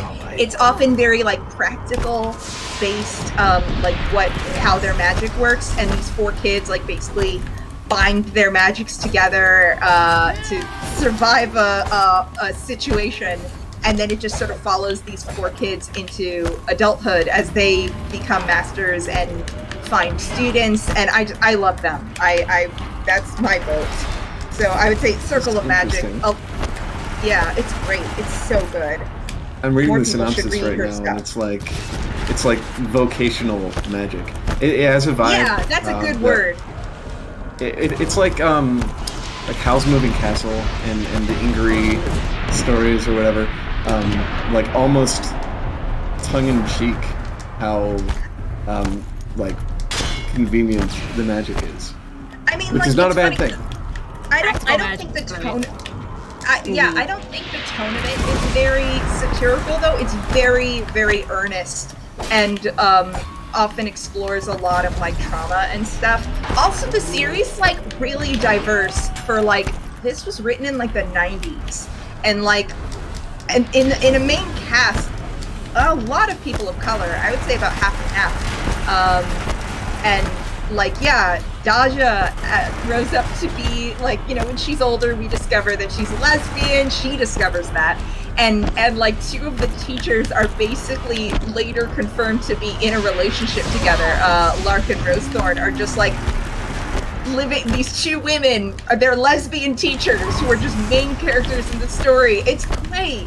It's great. Fun. Yeah, I'm still waiting for the Tristana and Lightsbridge series that she's talked about. I don't know why she's so underappreciated, except for that, I don't know, there are a lot of girls on the cover of her books, and stuff about girls often gets kind of sidelined. I will look for this at half price books and sign them there. Oh, I've been reading her books since I was 8 years old. I own every single one of her books, most of them in physical copies, but I bought some of her recent stuff digitally. But, you know, I've been a fan of hers for years, and that is where my handle comes from.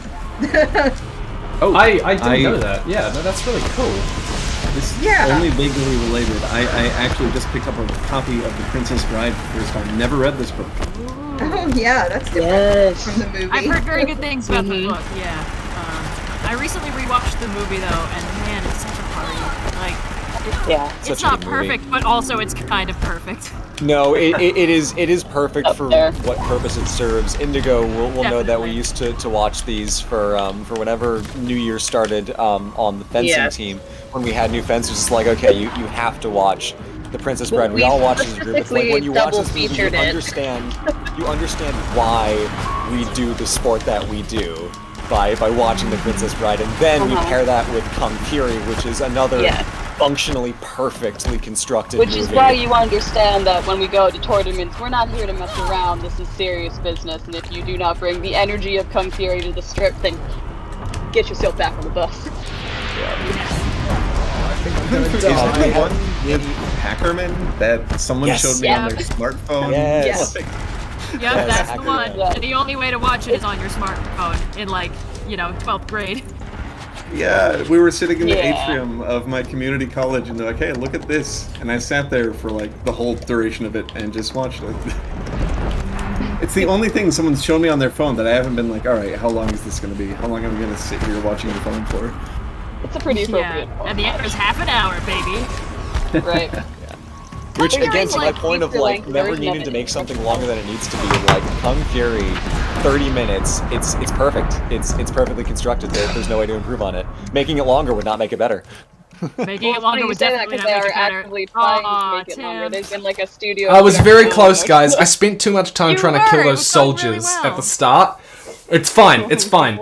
This is actually not too bad. I've got a pretty good, reliable rhythm with these guys. Yeah. I've got 2 health potions. I've got plenty of health, and I've got lots of ammo. So I should get it this time.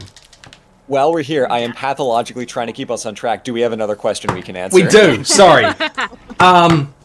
Next question. No, don't apologize. This is a good opportunity to switch topics. Yeah. Opinions on the relatively new Star Wars shows on Disney, mentioning Mandalorian, The Bad Batch, and Book of Boba Fett. Oh man, Cuenin would love to have been here for opinions on this. I know nothing except for the first 5 episodes of Mandalorian. I think Petra Pascal is really, really hot, and I wish that the show didn't insist on him wearing a helmet all the time. Okay. I'm very shallow. I like his face. I would like to see his face. Who is everyone's current man crush? Henry Cavill. Henry Cavill is mine. Just general. Oh yeah, no, Tim's correct. Tim is correct. It's Henry Cavill. It's Henry Cavill. Henry Cavill in which property though? Witcher Henry Cavill? Anything. Okay. I love how unashamedly nerdy Henry Cavill is, and just how solid a guy seems to be. You don't mean characters, you mean as a person. Okay. Well, Henry Cavill which dude's face you like looking at? Yeah, who's pretty or handsome or whatever. I have a big I have a big crush on Freddie Carter, who plays Kaz Brecker in the Shadow and Bone TV show. I like weird twigs. That is my type. It's pretty weird twigs. I have weird taste in dudes. I had a big crush on Vern Gorman for a lot of years because of Pacific Rim, and I know that's weird. He's a frog prince. Who's the guy who played Scarecrow in Batman Begins? Cillian Murphy. Him too. Yeah, okay, yeah. No, only when I'm feeling a little spicy and dark. I have a big crush on Cillian Murphy because of Peaky Blinders mostly. But yeah, I watched 28 Days Later for that boy. And I'm not a big fan of horror. I think I would end it all Jason Momoa, so that's gonna have to be my answer. Have you seen him in Stargate Atlantis? I actually have. And it's cool how much he's already very much his current vibe in this show from honestly, the 90s. Well, it's the 2000s, but Aquaman is No, you're fine. Aquaman is just Ronin, but with water powers. Oh, totally right. Oh, speaking of which, wait, who was it that mentioned they hated characters coming back pointlessly? That was Cyan. Is Cyan still here? Yeah. No, she went to sleep. Oh, okay. Well, Ronan, Stargate Atlantis, that happened, and I was annoyed. They had to fight. I remember him dying. No, he died. He died for 2 minutes. In the finale episode, they were coming back to Earth. It was the big fight with the Wraith, and they're like, well, of course we need some stakes. And so they kill off Ronan, and then they bring him back. And he's the only character. Yeah, but the finale episode is bad. Yeah, I know the finale episode's bad. That is one reason it is bad. Back unnecessarily, or that he died unnecessarily? That he came back. I wanted him to stay dead. Ooh, I like him. Either kill him or don't. Don't just bring him back. You know. They really were hoping to have a TV movie follow up to fix Atlantis, and then they never got one. That's unfortunate. Well, because that's what happened with Stargate, was that they got canceled with SG-1. They got canceled basically, but they were allowed a TV movie to kind of wrap everything up. And it really suffers from being an entire season squeezed into a 2-hour movie. Like, it really, really suffers from that. But like, if you needed your resolution, it's there. Atlantis doesn't get that. It just ends. It's such a bummer. Low key, that whole season squeezed into a movie thing is exactly how I felt about Dune. I really think it would have been an amazing series. I mean, like, it probably should have been because it was just 2 hours of build-up and Zendaya dropping a sci-fi dictionary on my head. I was texting Aranock being like, "What the Fremen? What?" And like, also by the way, no time to like acclimate to anything.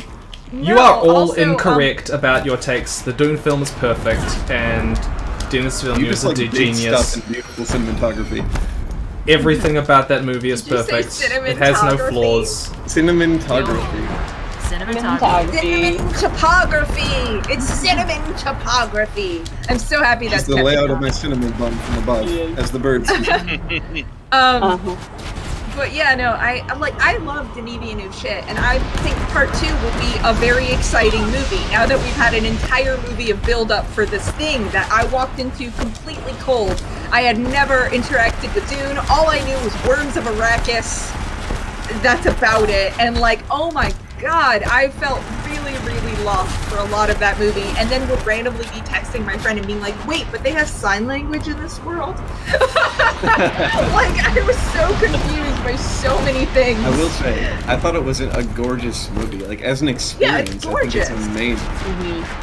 It's beautiful. If I had seen it in the theater, that would have probably been really banging. I don't think it would have been more fun to watch, because I still would have been really, really baffled by a lot of things. And like when Stellan Skarsgård, Greaseman, just like levitates in the air like a giant slug, I'm like, well, if you read the book, you're like, yay! But I was wondering, people who never read what that looks like to them. Wait, I'm sorry. Why is that confusing? It's science fiction. It's not that surprising someone can levitate. No, but no one else is doing it. It's just things keep happening in that movie with very little explanation, and you're just suddenly like, there's just a horrifying spider pet that just like appears, and I was still processing the spider pet. Oh my gosh! See, horrifying. that is why I loved it. Oh my gosh! I was just like, what? It's like finally a film that doesn't treat me like an idiot and forces me to learn about everything. It just does things. They needed to like sit you down and explain everything. For idiots like me, yeah. I don't. Honestly, like, I thought it was really funny that. Sorry, go ahead. I thought it was funny that they like had him watching educational 3D documentaries in his room to like give you more exposition. I was like, that's clever. I see what you're doing, Denis Villeneuve. I don't hate it, but it was just like, I see you found a way to squeeze in still more exposition about your stupid world that has too many things in it that I don't understand. It's a beautiful world. It's just too much for an hour and a half. It's like 2.5 hours. An hour and a half is the explanatory part before there was a point when my friend was explaining things to me and I started yelling, Frank Herbert, go to jail. Just because I was like, this is too much. Go to jail. No, go to fantasy jail. I will say, like, in terms of design and like making Arrakis and making the whole thing, it's beautiful like, to look I at. felt like it was perfect. It was like better than I imagined. Yeah, visually stunning. No complaints there. Although I would have loved some actual color somewhere in this movie. There was Like, tons of color. It was so good. It was orange. No, Mad Max Fury Road was orange. This was a desaturated yellow.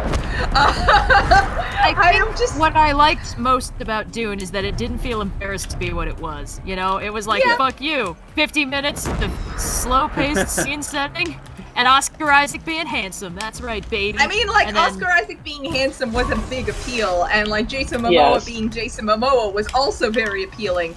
And then, like, the moments when I'm like, I see, this is a metaphor for why colonizers are bad. I get you. I see what you are putting down. I can vibe with this statement.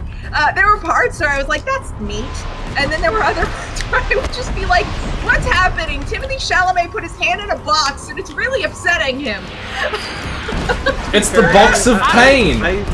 She said, he said, what's in the box? And she said, pain. I don't know how you get more clear than that. I would like more clarity. Why pain box? Why pain box? Yeah, Why? pain box. We've all seen it. Are you telling me you don't have a pain box? You must have a better childhood than mine. I am so dead. I am so dead. Why am I healing? You can do it. You can do it. You can do it. Come on, Tim. You're No! surviving. Oh no. Oh no, did I curse it?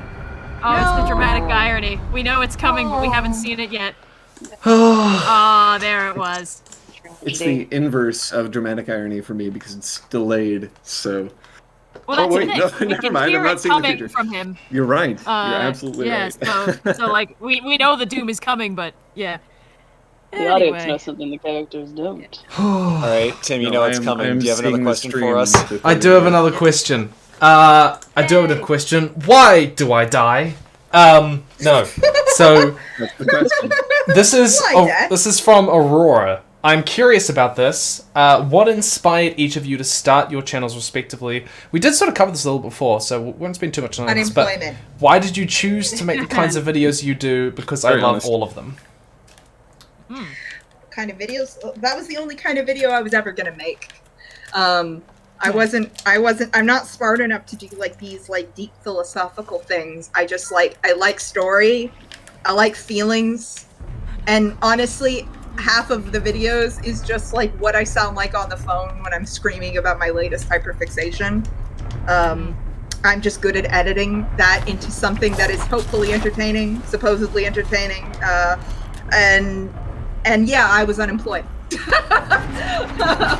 the time, I had a lot of time on my hands. Genuinely, the reason I started doing channeling stuff is that I've been given a microphone by a friend, and I had developed an interest in voiceover work, but I knew I needed a shitload of practice. And I was like, well, I also had to read much ado about nothing for school, and I kind of ranted about it to my family over dinner, and they all really liked what I was saying about it. So like, yeah. So then I just wrote up what I remembered of my rant as a script, and I recorded it experimentally. And then my teacher was like, "I need you to do an art project for the end of the corner," and I was like, well, shit, I'm already halfway done with this. So I just kind of did that. And then after Hold a on. while, I was like, that was really fun. Oh, Cleo's trying to eat some What's up? chips. I'll be right back. oh, okay. Yeah, so that was what got me started. And then after that, it was just kind of like, what do I want to talk about today? I know.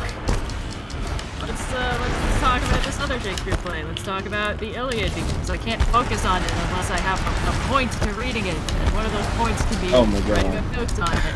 It's the ADHD, baby. It doesn't do things for no it must reason. be the same thing for me. Yeah, because I want to just like sit and enjoy something, but I really need some secondary motivation. Yeah, it needs something to connect to in my head. If I have a reason for doing something, I can do anything, but I need a reason. And so I'm sitting in class, and they're like, read the Iliad, the boat chapter. It's very important that you read the boat chapter. Fucking why, teacher? Oh, you know. Fuck you, that's why. So then, okay, great, fantastic. Now I have to read the boat chapter. I have no reason to read the boat chapter. Nobody likes the boat chapter.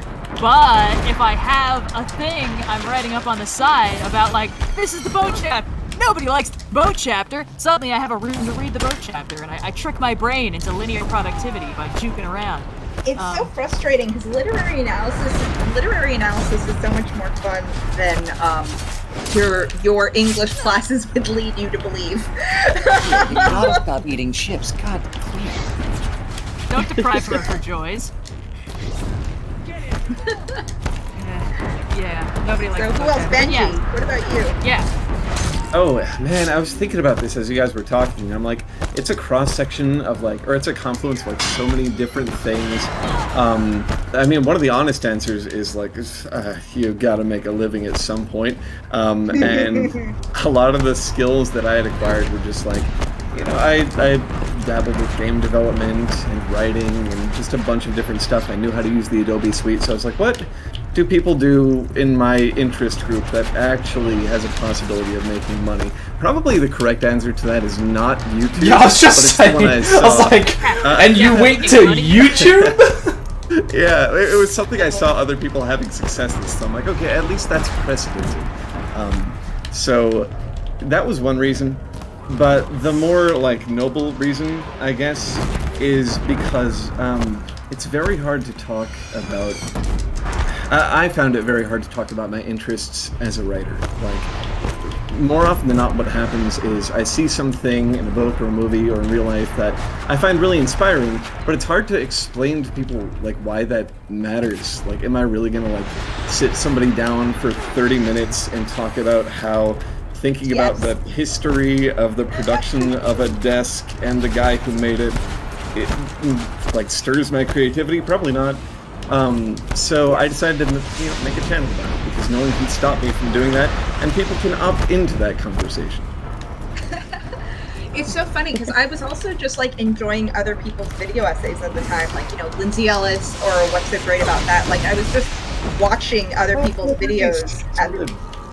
Yeah, and like, What's So Great About That is so good. And honestly, her way of like just using quotations was definitely an inspiration for like me quoting poems I like. I was like, if she can do it, this is cool. Actually, that's a good secondary question after we talk about, you know, why we got started with it, is like, which channels were we watching that were like getting the creativity gears turning before we started? My answer is slightly tangential to that because my inspiration for starting on the YouTube thing, in addition to Red being in between very large projects and me offering a helping hand as a little like intermission show, was that I had a really good lecture. Cleo, you gotta stop eating chips out of that box. Was that I had a really good lecture. An animal or a roommate, but I like the second. Cleo's an animal. Cleo's my cat. But I had a really good lecture on the history of the ancient Athenian Empire, and the lecture, the professor was so funny when he talked about it, and I'm like, okay, I gotta copy this. This is so engaging. I feel like I care so much about this topic that I did not care about before. I gotta go for it. So I wrote it into a script, poorly because it was my first video, and I did that, and then I just kind of kept doing that until eventually I actually learned how to talk with my own voice through brute force of practice, and then you know, off I go. So when I joined, you know, Red already had like 15 or so videos in the channel, but we were like, you were like a couple hundred subscribers maybe, and then I joined in like a year. We got like 1,000. Year after that we were at like 3,000. Year after that like 10,000, and then we kind of, you know, went off to infinite and beyond. But it was. Yeah, it started with an interest from a professor who just gave a really good lecture, and I'm like, I'm doing that. I had actually been under the impression that you joined on when it was already a big deal. Like, it's like findable online, because I remember you messaged me because you were like, hey, I found your channel, it's really cool, can I help? And I was like, oh shit, yeah. So like, it wasn't unheard of, but it was real weenie. Because at the time I'd been doing it as a side project in high school, and I fully thought that when I went to college I would not have time to keep it up. But when I was in my first quarter of Greek thought and literature, I was like, I'm going to go nuts if I don't like find an outlet for all this really boring reading I have to do. Well, you know what I already have. So I branched out. Research. it started with that Yeah. because I had done like Greek stuff and I was taking classes that involved like classical literature. So it was like, hey, Blue, before I was known Blue, like thing. So when I joined into the channel, Red had done the Shakespeare videos and then like Iphigenia and like Oedipus, and you were working on the Iliad and the Odyssey, and I was like kind of consulting to help with that because I was reading them in class at the time. And then when you did Dante after the first the Inferno video, that's when I did like a batch of like 6 like over the summer at once, and then we kind of evened out a little bit more because we were working on videos in the time that we scrounged between our college assignments. I have no idea how we put out any videos in college. It was insane. Yeah. I feel like a lot of YouTubers have like those halcyon years right at the start where like you look back and you're like, what was I doing? I was like working like 12-hour days, like. Yeah. Well, because in the beginning it's fun. It's not a job yet. It's like the distraction Still from fun. your day job. It's still pretty fun. I don't know. I have been in kind of a slightly exhaustive stage lately where I just like have been very burned out. I did it, guys! Like, you did it! Yay! Yeah! Incredible. And you're apparently 6 levels under for this one, so really nice work. Wow. Thank you. Good Oh. job! Oh, that's good. Yay! Oh. Love the cinematic way her hair's clipping through the armored shell of this monster right now. Yeah, the visuals really are beautiful in this game. I mean, I say that unironically, but yes, it's quite funny. Yes. I mean, it is a gorgeous game, but like clipping issues. Come on, all video games. I don't know how much chat is like here for the talk versus here for watching me die too many times, you know? But They seem to enjoy watching you die, honestly. they do, but they are also celebrating my victory, so... It's true. It's true. I think Either they're one just is enjoying entertaining. watching you play. I will just say, so I started my channel because I did videos, like random skit videos, for like 6 months, and I got 60 subscribers, and it went nowhere, and after that I quit. But in my last couple of weeks, I decided, oh, you know what, I'm gonna try do, like, different types of content. Like, content that, you know, that I haven't tried before. So I did basically kind of like a video essay and a theory video, and they didn't work. So I gave up. And then at that point, 6 months later, suddenly my last video, literally the last video that I made on a whim, exploded to 200,000 views. And so I decided to capitalize on that and started making How to Train Your Dragon videos. Yes, your favorite videos up to this day, the brand you're glad you built upon. Yeah, I mean, I did it for a long time, but it was sort of just, I sort of fell into it because that was what worked. I had an audience suddenly. It's so funny because like I was doing fan videos back in the day, like they're still on my channel, just like unlisted. I had a whole bunch of fan videos. I used to do that in like high school and college and stuff. So like I was doing that for a long time, but never really, like, it was just because I felt like it. I kind of I wasn't actively seeking out subscribers, or it was cool when I got comments, but it never really blew up. It was just kind of a thing I did for fun. And then, yeah, one day I just decided to do video essays because I liked them and I didn't really think it would go anywhere. That's something I'm curious about, like everyone's discovery moments when you're like, oh, okay, this is working. Yeah, the moment that I started doing writing videos was the moment that I felt like I was doing something that mattered, you know? There's a point at which you kind of feel like you're not just creating content because it's a curiosity or because it's fun, but because you're doing something that actually matters to someone else that's helpful. Yeah. Rogue One was when my channel really blew up. Up to that point, I was kind of mostly just, you know, following the lulls. Like, I you know, would watch a show like Russian Dollar Fleabag and be like, I want to unpack this, but I didn't really know who was watching or gave a crap. It was just kind of doing it for the passion, I guess. And then, yeah, like around Rogue One, my channel kind of exploded. I was getting like 1,000 new subscribers a day for a couple of months. And that was like, oh, there is an audience that actually gives a crap. I'm trying to just remember. lost him. Oh. Just opening the window. But yeah, I think for us the numbers started going up. I want to say 2017, like Eros and Psyche, spring of 2017. it was Eros and Finals Psyche, week. yeah, and it started climbing in spring of 2017 because we put it up for Valentine's Day, so it was in February. But I remember it started really kind of going up in May.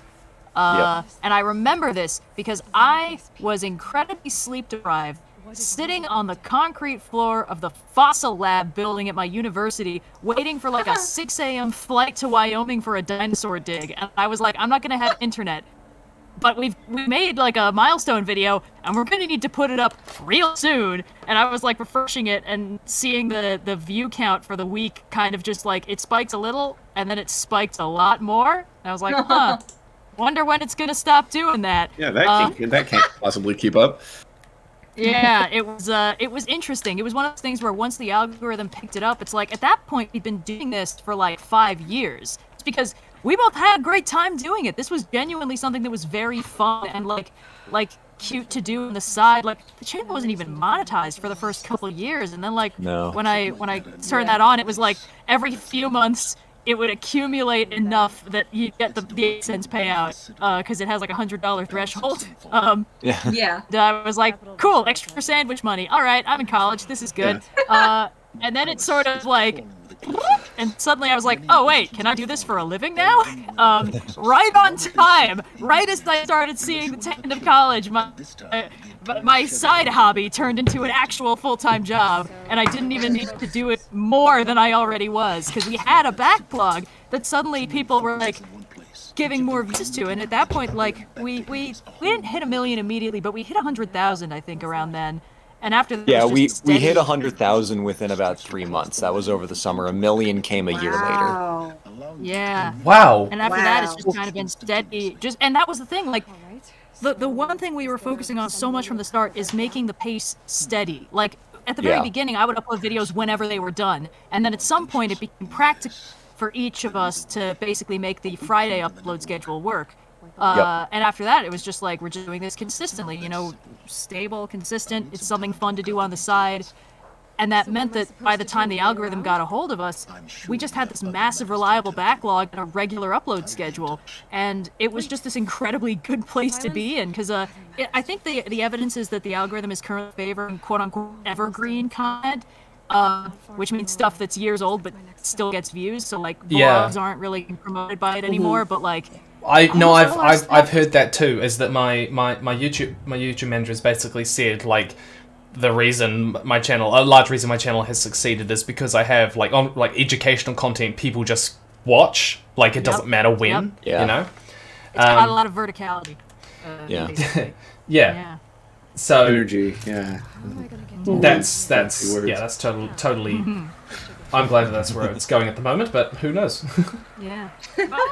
So it was fascinating because, like, people showed up for one video and then just basically, like, everyone who saw the Eros and Psyche video, like, say 10% of them decided to watch through, like, another OSP video, but, like, most of that 10% watched through our entire channel backlog.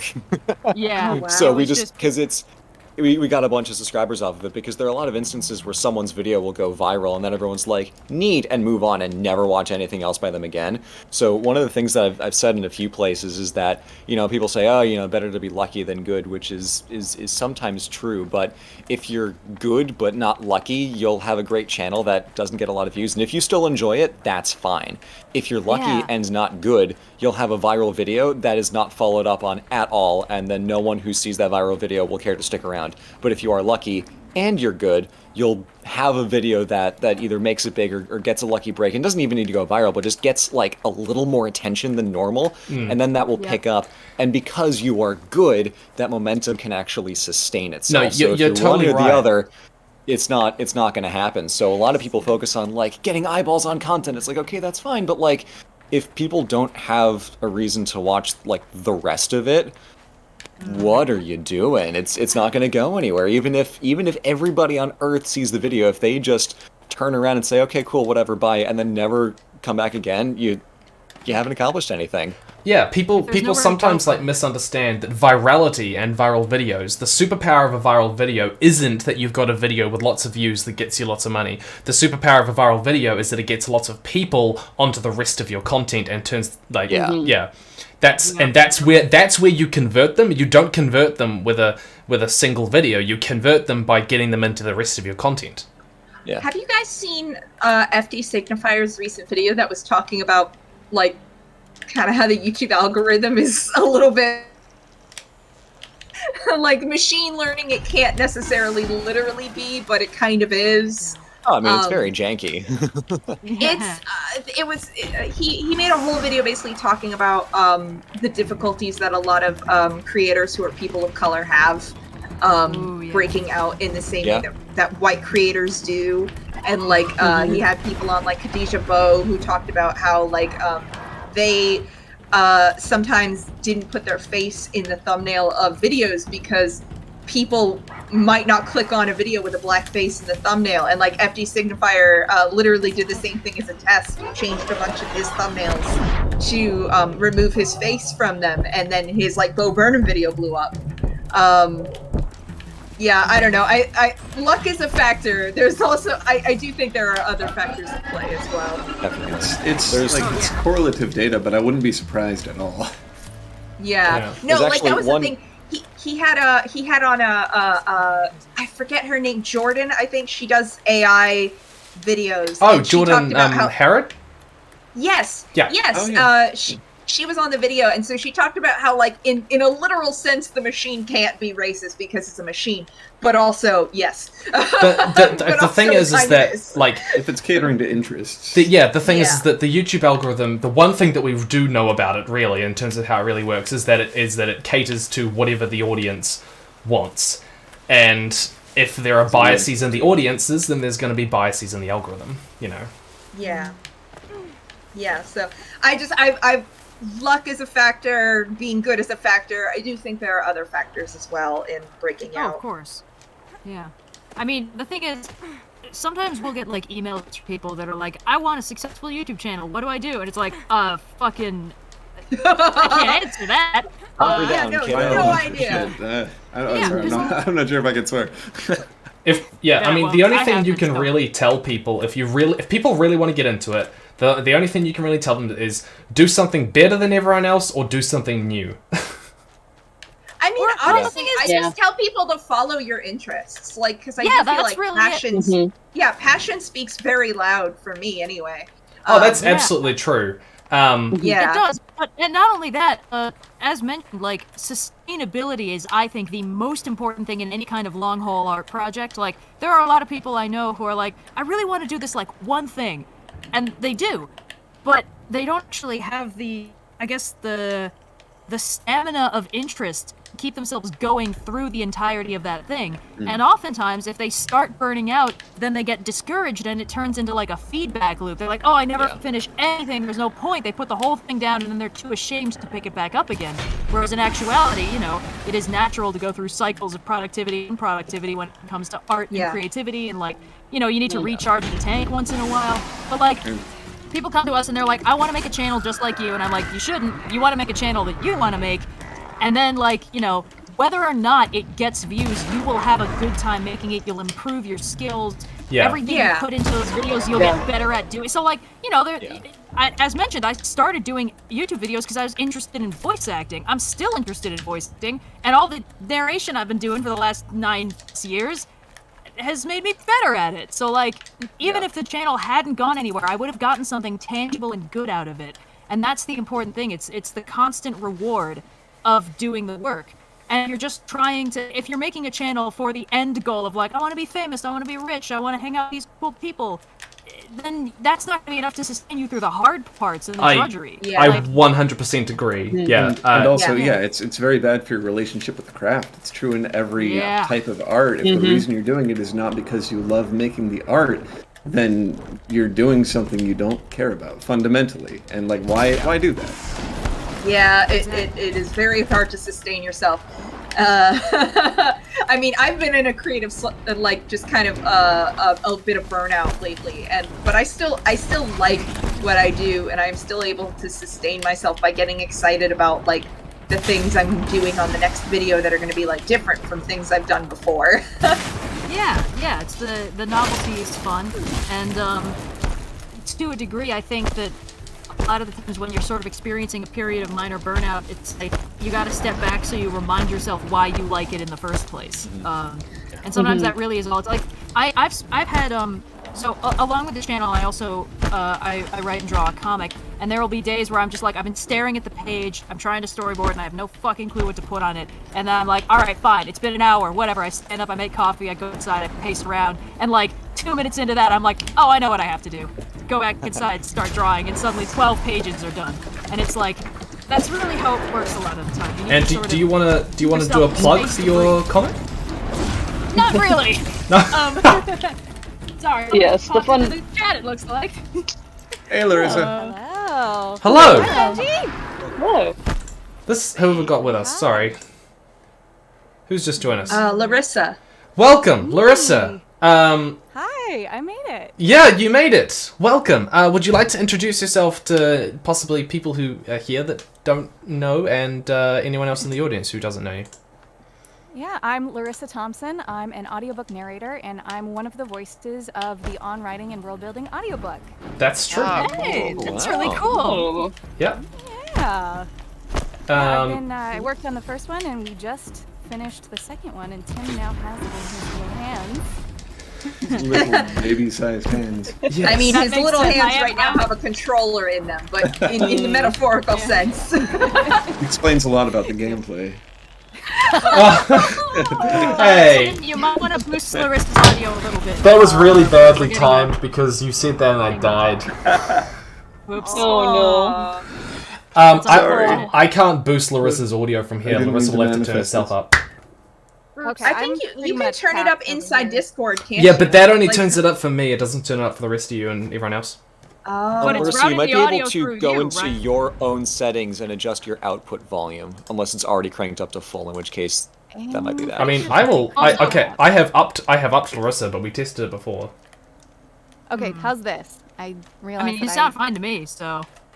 Okay. Yeah, it's all like, you know. A little quiet, but I mean, I think it's fine. You're audible. The game's not drowning anybody out because it's so quiet, so I think we're good. Yeah. Okay, I'll just get really, really close. Hi. I'd also like to point out how ASMR. hilarious it is that you have by far the best mic quality of anyone here on this Yes. call. My mic's Almost okay, like right? I do professional voiceover work. Yeah. It is very For your crisp. next charity stream, can we do an ASMR cast?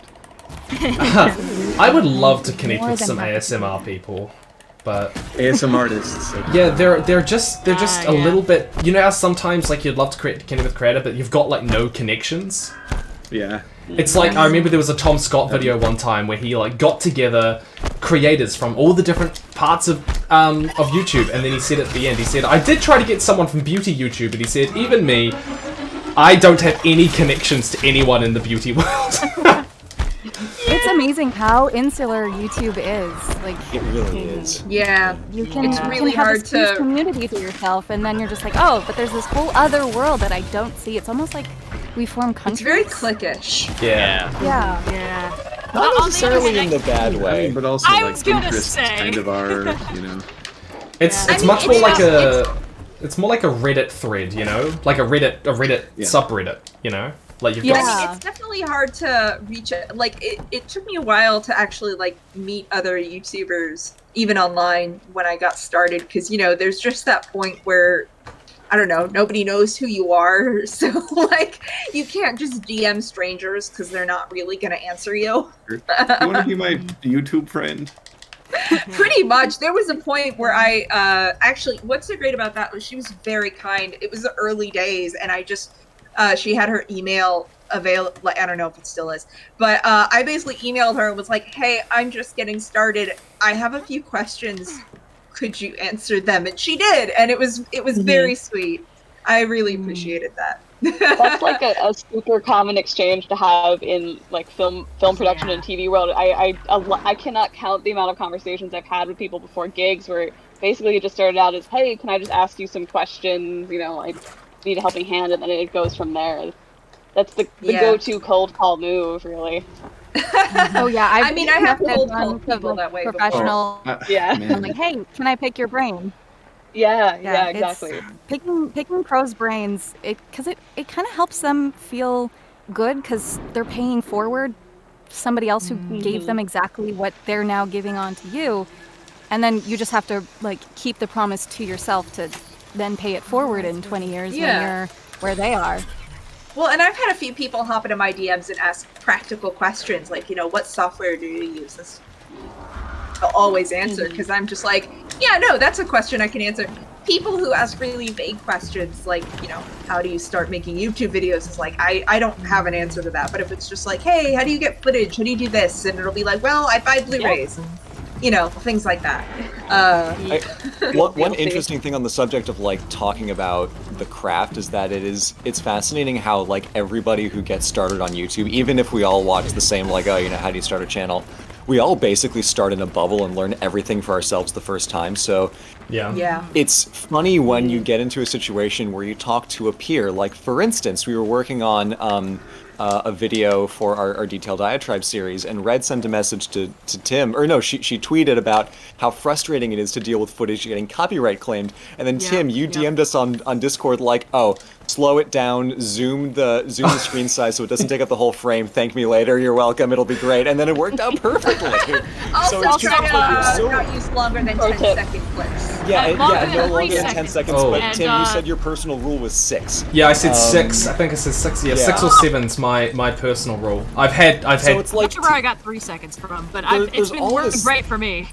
There's all this stuff that we just like learn for ourselves, kind of in a void of figuring it out. But then, on like the rare occasions where we actually get together and exchange notes, it's revelatory when people realize the things that one person figured out in a corner, and even within the same communities, and just like hasn't had an occasion to share with someone else. It's wild. I mean, it's funny because part of the reason I started the video essay thing was because I've worked professionally as an editor. So, like, I knew that was a thing that I would just understand coming in, and I would be good at that aspect of it. That was the part that I was like, that will be fine. I need to figure out, like, how to talk on a microphone and not sound really monotone. My sister said I sounded really monotone in some of my early videos. And just stuff like yeah, stuff like that. Voice. What? It takes time to find your voice and like get comfortable and confident using tones and stuff.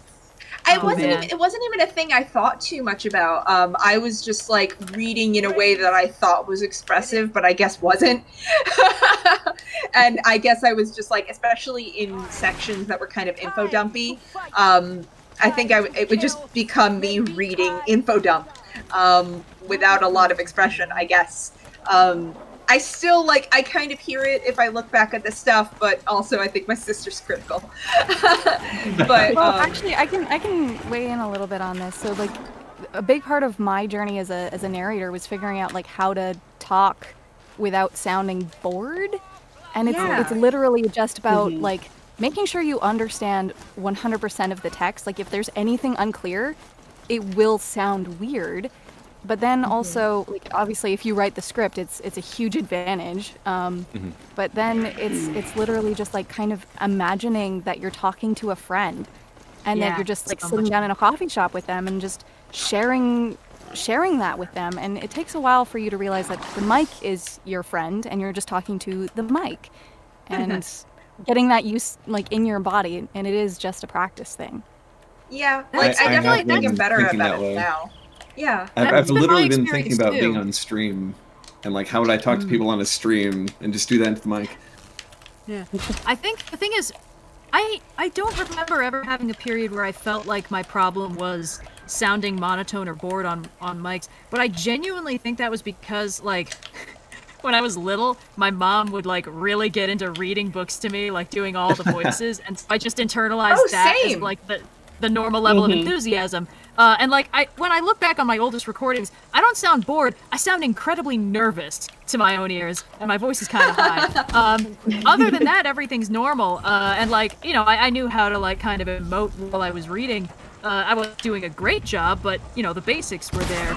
After that, it was mostly a matter of getting used to the sound of my own voice on recording so I could stand to edit it, which was a matter of exposure therapy. Well, and it's funny, 'cause, like, I got kind of a weird experience with this because I technically play a character on my show, and I've really had to deliberate, like, do I do a voice for this character? For a long time I've tried to, but it's just like, it doesn't feel good long term to be doing like a character voice for videos that are ostensibly like my opinion and kind of personal. So I'm kind of like biting the bullet and just being like, this sounds like me, and that's okay. No one's gonna be But like, it is a voice. oh, it's secretly, yeah. I do feel like the delivery in your videos is different from your speaking voice. You do have like a way you deliver in your videos, which I apparently do too, because I once read a poem. I was talking to CJ the X, who you should watch their videos, by the way. But I was talking to them, I think, about a poem I was planning on using in the Cowboy Bebop video, and I read the poem to them, and I started to read the poem, and they went, "Oh my God, Ladyknightthebrave voice." So like, there is actually like there is a very practical reason for like the performer voice, and that's like there's that element of distance. It's almost that parasocial relationship, and you kind of need that for your mental health. Not in an inauthentic way. Like it's still you, but it's not the you that your spouse sees or that your parents see or that your siblings see. It's separate from the real you, which makes it a little easier to distance yourself from criticism. It's like customer service voice. Yeah, as a slight example Oh, of yeah. that, if you compare almost any of my videos to me speaking right now, I'm a half octave lower than I am in any of my videos. Well, that is like a different thing. I guess the character voice for Tailbot was like really affected, for lack of a better word, and it was actually like hard to sustain for a lot of my scripts. And so recently I've been like, let's just relax a little bit. I'll use my performance voice or whatever instead of Tailbot's character voice.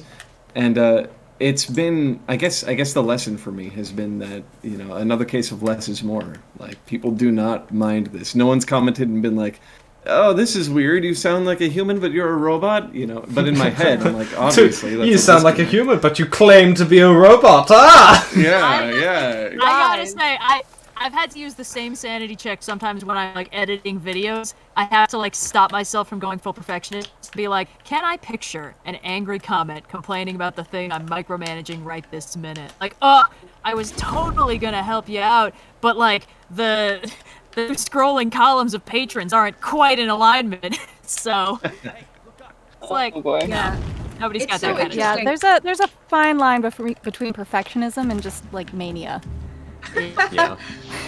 Still working on that.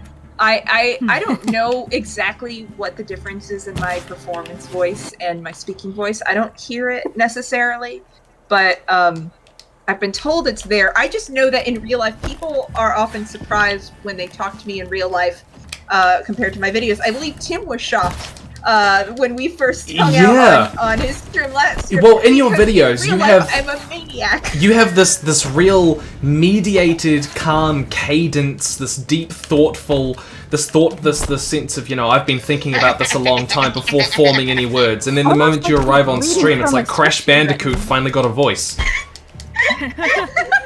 Yeah, no, in real life I'm like, hello! And I'm just absolutely, I spent half of the stream last year yelling at you about random things. Mostly I just remember yelling, stop killing the baby, but I know I yelled a lot.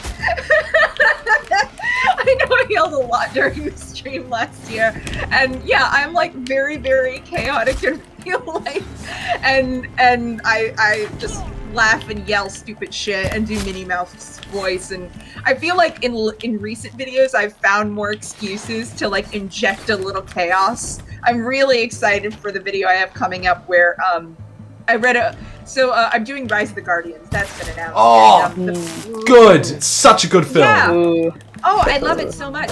But so I read the books that they're based on. And it's sort of based on ish. What actually happened was he optioned basically the story concept and was writing the books as the film was being developed. Like, only 2 of the books out of 5 had been released by the time. Like the third book was released like a couple weeks before the movie came out. So like they're based on his concept, but the books are insane. The books are absolutely insane. Bill Joyce needs to go to fantasy jail. Like, the things. Also, he's not allowed to name things. He should not be allowed to name things. Can you give us an example of one of these names? Okay, Sandman. His name is Sanderson Man Snoozy. That's incredible. Sounds like an underground jazz nickname. And like Aster Bunnymunt. Aster. Incredible. My favorite one is okay, so the Man in the Moon, kind of a minor character in the movie, but kind of their boss. I'm very glad that the movies kept Man and Moon vague, because Bill Joyce, for reasons I do not understand, decided to do the Romanoffs, like full Anastasia. What? I don't know why. The Man in the Moon's parents are called Tsar and Tsarina Lunanoff. They were murdered by Pitch, who was their vizier. Jack Frost was named Nightlight, and he killed Pitch with a moon dagger, and then they got stuck in purgatory hell for millions of years. It's so insane. I want to do like I don't know how much of this I'm going to do, mostly because I don't like being on camera that much, but I probably am going to be doing something with like sticky notes and a red yarn board and just like looking in horror at the camera, because it's insane. Bunny, he's really. You mean Easter or Aster or Like, whatever? okay, but kids don't have the same expectations as adults, so you can do that stuff, and kids are just like, fun, yeah, good. No, that's the thing. That's the thing is, I am going to have a bit of a, like, you know, preface before I start this. That is like, these books were not meant to be read by a 30-year-old woman, and if I had read these when I was 7, I probably would have loved them. But unfortunately, I did read them when I was 30, and I think they're insane. So I am going to make jokes about it, because I think this shit is wild. Well, because Bunny eats chocolate and grows extra arms and gets swole. This is like Animorphs all over again. Oh my god, I forgot about that. There is bit where there is a scene where him and Tooth sort of debate who's the most cryptid. I mean, that's not what they're actually debating, but that is what they're debating, because their Tooth is like, well, I manifested from my body like Dracula with bats, 10,000 little tooth fairies, because that's how the tooth fairies work. They come from her body like Dracula making bats or something, and then Bunny was like, well, I grew 12 arms to try and save our friend. Oh, maybe I could grow 10,000 arms. How much chocolate would that take? And I'm like, no! And you know there's somebody there who's like dived deep into this lore and created this massive web and has a whole bunch of crazy theories. Like, I did commission some really upsetting fan art from a friend, specifically to talk about Swole Bunny. And what's really funny was they kept calling it furry porn, and I kept being like, no, I don't want furry. I want disturbing. I think we need to take a time out from this conversation before this gets off the rails. Tim, do you have any more questions for us to answer? I do. Thank you for keeping us on track. Oh, great wise tracker I'm so on sorry. track 1. I'm so sorry. Don't read my name out. Oh, wait. You got me. That is exactly what they wanted to happen. Nice save though. You didn't even get to the full. No, I didn't. Yeah. My brain was at least like a millisecond in front of my mouth. In one word or fewer, how is your day going? Well, I keep talking too much. Well, that's more than one. So I'm gonna say tiring. I wonder why. That seems so weird. I don't know why. No idea. Yeah. Mysterious. Yeah, Tim, you should probably address the other things going on in your life. Not this. This is fine. But obviously, there's other things like this. Okay, this is from Stosh Pahalik. What is your biggest mental health concern? That is a really hard question. I can field it. Let's I got put up a one. warning for whatever we get into in this question, because... Well, I don't want to get too dark. What was the question? Not too dark. Yeah, I don't I'm wanna going to get- think like work-related ones. I missed the question. What is your was, biggest mental health concern? Oh. I got one. Yeah. And this is like it seems trivial, but really procrastination.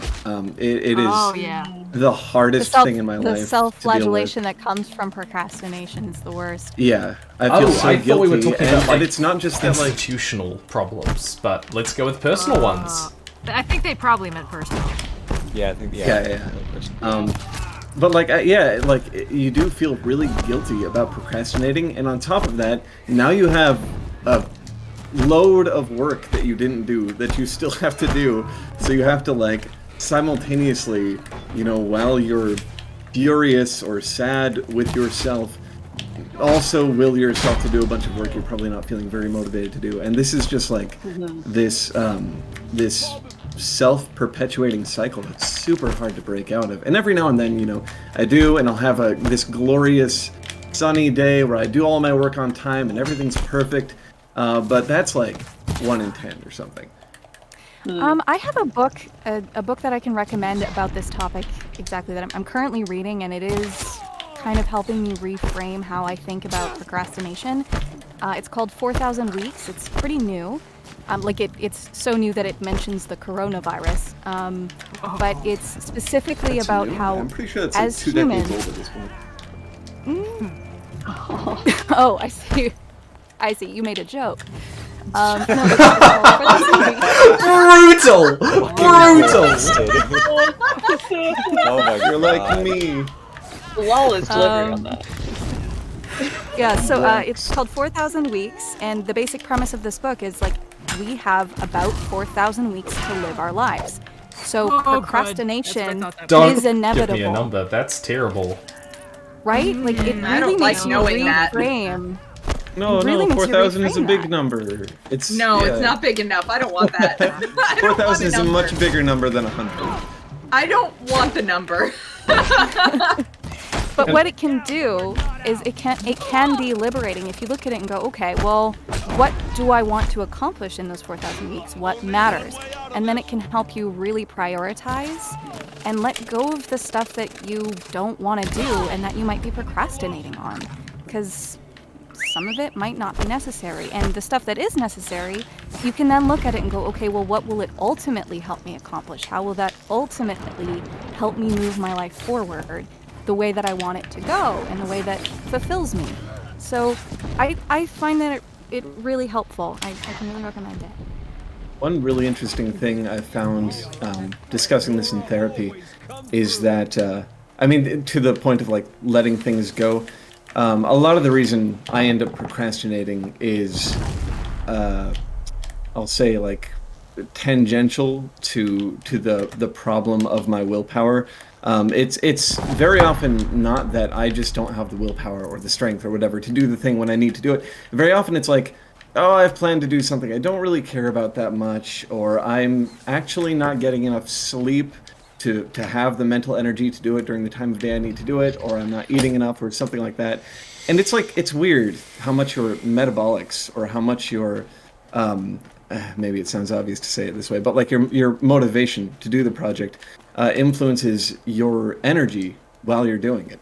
And so it's something I'm like slowly trying to come to terms with, but it is the single hardest thing about doing this. And I think I'm sort of like, I'm obviously extremely lucky to be in the position I'm in, or at least, if not lucky, I'm extremely grateful to be in the position I'm in. But sometimes I look at people who have a boss who says, come into work at this time and finish this by this time, or I won't pay you.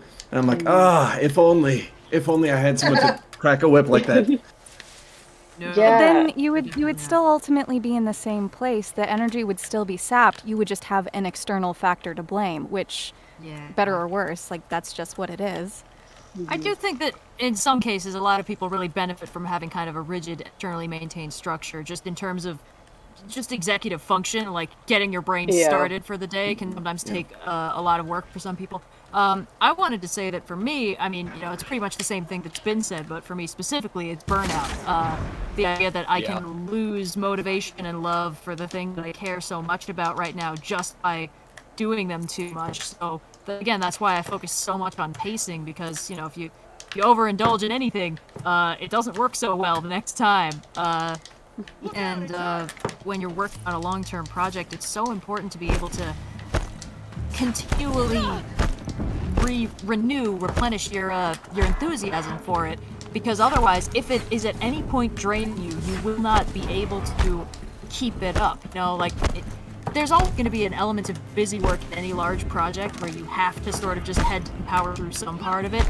But if the overall project is diminishing returns, like if you don't get more energy back from finishing it than you burned doing the busy work part, ultimately you're going to be draining yourself. And sometimes we get like emails about from artists and other starting YouTubers who are asking us about, hey, how do I make this work? How do I make progress on this? How do I make sure that I can always do this? And it's usually like, well, you can't sacrifice yourself in the process of creating your art. I think the metaphor I used was that, like, you're the garden that your art grows in, and you can't burn the garden to make the plants grow better. It just doesn't work like that, you know. Yeah. That's a really you're good the soil analogy. I like that. I'm curious That's about why I something. always say mental health is the most important part of any work project. Like, oh, I'm so unproductive. What do? I don't know. Take a nap, drink some cocoa, get a nice comfy blanket. Don't do the art if you can't do it without hurting yourself. Yeah. To a certain extent, I agree. There are certain things that, like, you have to know that you are kind of the master of your destiny. Like, you know, you have to. Maybe you're avoiding something you really ought to do by doing the art, and then you're burning out on the art. So maybe you just go deal with the taxes that you've been avoiding, and you take care of it, and you feel empowered because now it's behind you, and you're not afraid of it anymore. Yeah, lateral progress. Identifying the real problem. I think it's really easy to underestimate the power of getting your ducks in a row, like going to bed on time and eating a proper, diet and things like that. And what's infuriating is it's never one thing. It's never one thing. It's always like 8 things, and to tackle all 8 things at once is just so much. I have a bit of an illustrative example of that. I got married barely more than a month ago. And that Congratulations! Was Woo! Can we have a W in chat? Get a W in chat for Blue. Yeah, no, I mean, it was wonderful. It went off without a hitch. No one got sick with COVID. It was great. We had a wonderful time. But Cyan and I basically hard carried the whole thing by ourselves, planning everything front to back. And it was great. But it took a lot out of me. So even though we took, our honeymoon or whatever, we still came back absolutely exhausted. And I've been absolutely exhausted since about, May.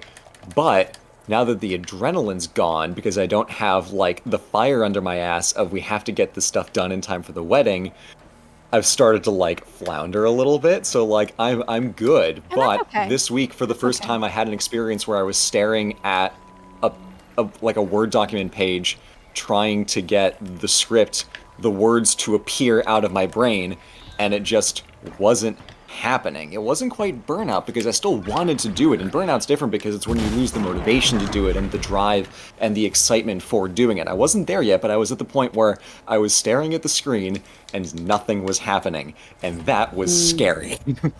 Although I do want to say that in those months leading up to the wedding, kept being like, oh man, I'm just, I'm feeling kind of stressed, and I don't know if I can. Oh yeah. I just It's don't know called what's a wrong. coping mechanism. Yeah, I was like, you're getting married, and you're like, no, that can't be it. The amount of times we had to jump in and be like, hey, Blue, what if we scaled back this, we can do a more casual podcast this week. We don't need to, it's gonna be fine. The wedding's 2 days from now. No. You see, you lie to yourself until the problem's behind you, and then you deal with it. This is not we knew advice. that This was is just what what I you ended were up. doing. Well, yeah, but like the point is, it was enough of a like definite endpoint of like, okay, once it's the wedding, it's like, okay, then I can actually like start taking care of the garden again and stop like burning the garden to like make things for the wedding. But anyway, longer tangent, but Yeah. that is an example of a thing of like long-term exhaustion can take many forms. That And then it's is about one of them. recovering. Yeah. Yeah. So I'm actually, speaking of, I'm probably gonna head out a little bit soon, so I can actually sleep. Totally fair. But I've had a lot of fun so far. It's a solid idea. Behind my garden. I mean, Tend to I your think one of the garden. big lies we tell ourselves as creators is that if we just try harder, that'll fix it. Yeah. Yeah, I've been having intermittent depressive episodes, not enough to give me full clinical depression. I've always been like right on the cusp of official clinical depression, but I have now not had a depressive episode in almost 3 months, which is really nice. Yeah. So I would say that that's kind of been my biggest mental health concern is because it was so cyclical, it was so regular, I could almost set my watch to it, and I could always see it coming, and just the dread of knowing, oh God, I'm going to be in an unproductive slump again, and I'm not going to get out of bed for 2 days, and but yeah, once you give yourself permission to just do what feels necessary and say, screw everything else that is demanding my attention, I'm not going to do it because I need to take care of my garden, that's when you actually have the capacity to do the things that you need to do. Like, it's so like inverted into itself. Literally yesterday. Oh, go ahead.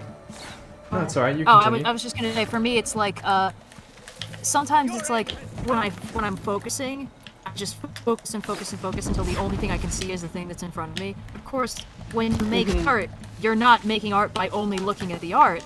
The mere act of making art is transforming the things you see around you. So you need to have a much broader perspective to sort of recharge the art meter, so that then you can take what you've internalized and transform it, which means you need a broad space of experience. You need to be able to go outside and watch things and read books and sleep and eat and try new things. You need that opportunity to experience things before you can create. And if you're staring at the creation and you're like, the tank is empty, you do not refill the tank by staring harder. You know, you need to break away from it and do something else. It's also just like a question of brain chemicals. You know, are you literally running on empty? And something I experienced just yesterday, and experienced pretty often, in fact, I could not write. I had a day where like I tried for like 4 hours and I just could not make myself do it. I wrote like 300 words or something. And so eventually I broke down and I was like, you know what? This is not working. I'm going to play video games with friends. I'm going to do that for 5 hours instead of working. And today I wrote 2,000 words in like the span of as many hours. Oh, Not that's 2,000 awesome, hours, man. but like 2 hours. Do you want to tell us a little bit about what you is- wrote? Oh, it's a script for a video. About Dune, shockingly. I'm all for that. But so the interesting thing is, I've been reading about this and talking to my therapist and stuff, and you literally run out of your dopamine reserves when you're focusing. Yeah. You literally run out, and you need to replenish them, and you don't do that by focusing harder. Yeah. So you need to get out and do something that is not, I guess, mentally engaged, that doesn't require focus. Well, or But at least still doesn't gives you require dopamine, focus yeah. for the same part of your mind. I Right. don't know if this is a universal experience. I certainly have this thing where sometimes the problem is not I can't do any work, it's I can't keep looking at this thing. I've gotten a lot of mileage out of, like, I've been drawing video frames, I can scale back and work on a video script instead, or I can scale back and pivot to the comic, or I can scale back and like cook something or play guitar, or, you know, it still takes focus, but it's a completely different part of my mind. So, you know, it's still stretching it's kind of like, you know, you stretch one muscle and then maybe you don't need to fully relax. You can stretch another muscle while that muscle relaxes. My mental health coping mechanism lately has just been cross-stitching and listening to podcasts. That's So what soothing. I've been doing. And also, if you Also haven't a premature seen, granny. if you haven't seen her Oh, yeah, cross no, I stitching, do. it's incredible. I do really. I like doing these really elaborate cross stitches. It's like a very, very methodical paint by numbers. I really like it. Yeah. I am working on one right now that's of a ballerina. It's very pretty. Who just joined us? Who did just join us? Oh, I think it's V. V is Yes, I was summoned by the talk about dopamine and Yes, very much your area of expertise. the neurodivergents have been summoned. Oh, hello. Join the club. Yeah, welcome to the party. I will just mention before you continue on your talk about dopamine, in terms of like struggles directly related to creative stuff. For me, it's a lot to do with not being able to judge when something is good that you've created or not, because when you're constantly got criticism and praise for the smallest of things like right alongside one another, it just completely warps your ability to like judge it. And then also algorithmically, the complete disparate, you know, in creative stuff, like the separation between the effort and the creativity and what you get out of it. Yeah. You know, it's I kind of struggle with that a bit. Yeah. Absolutely. There have been so many videos that I thought this will be a really successful video. Loads of people like X topic. Yeah, and then just it nothing. does really poorly, and I'm like, what? I thought Miss Fisher's Murder Mysteries was really popular. It's a great show. I've never heard of that. I have an interesting example of my most viewed video this year is the one that is objectively the worst because it was a failed experiment with shorts. And that just does weird things to my brain and my sense of the worth of my work. It was City Minutes. It was the City Minutes. It was a fine No, solid video I watched that was it. experimenting with a new feature. Yeah. Well, what's bad 'cause about it? Our YouTube partner manager was like, oh, like, you should try shorts. I'm like, oh yeah, I'll give it a shot. So I did like one city in history in a minute in vertical video, and people were like, the concept for this series is good, but I hate that it's vertical. I hate that it's a short.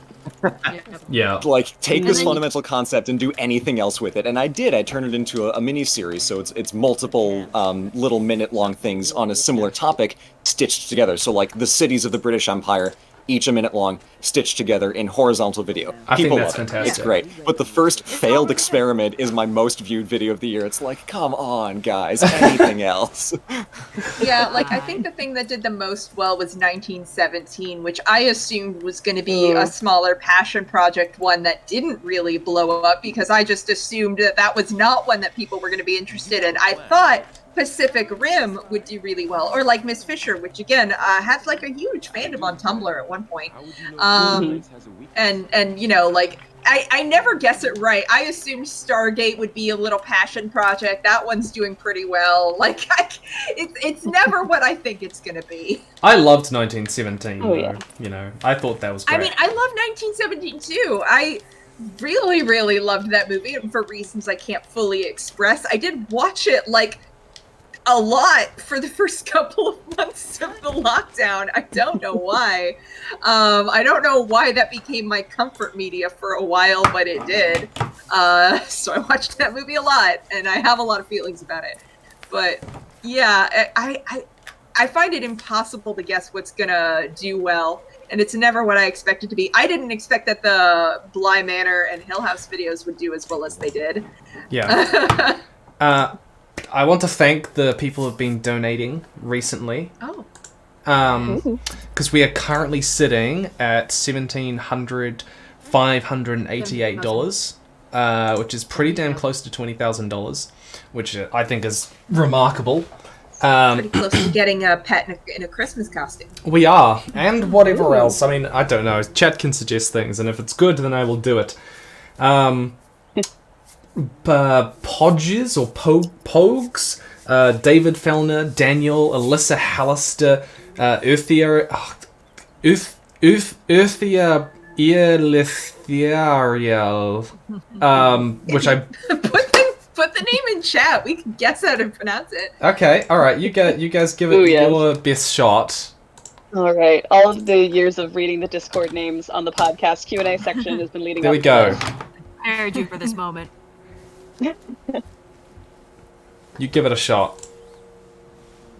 Is it in Berthia, here? oh, there it here. is. Real. There we go. It's either an elf name or an angel name. It does look kind of like elvish. Yeah. Thank you, Larissa. A ton of anonymous people. Thorump and Magic Pants.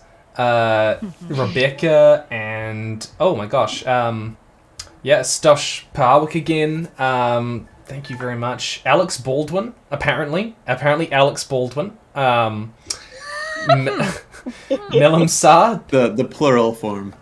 Yeah. It's two of them in a trench coat. No.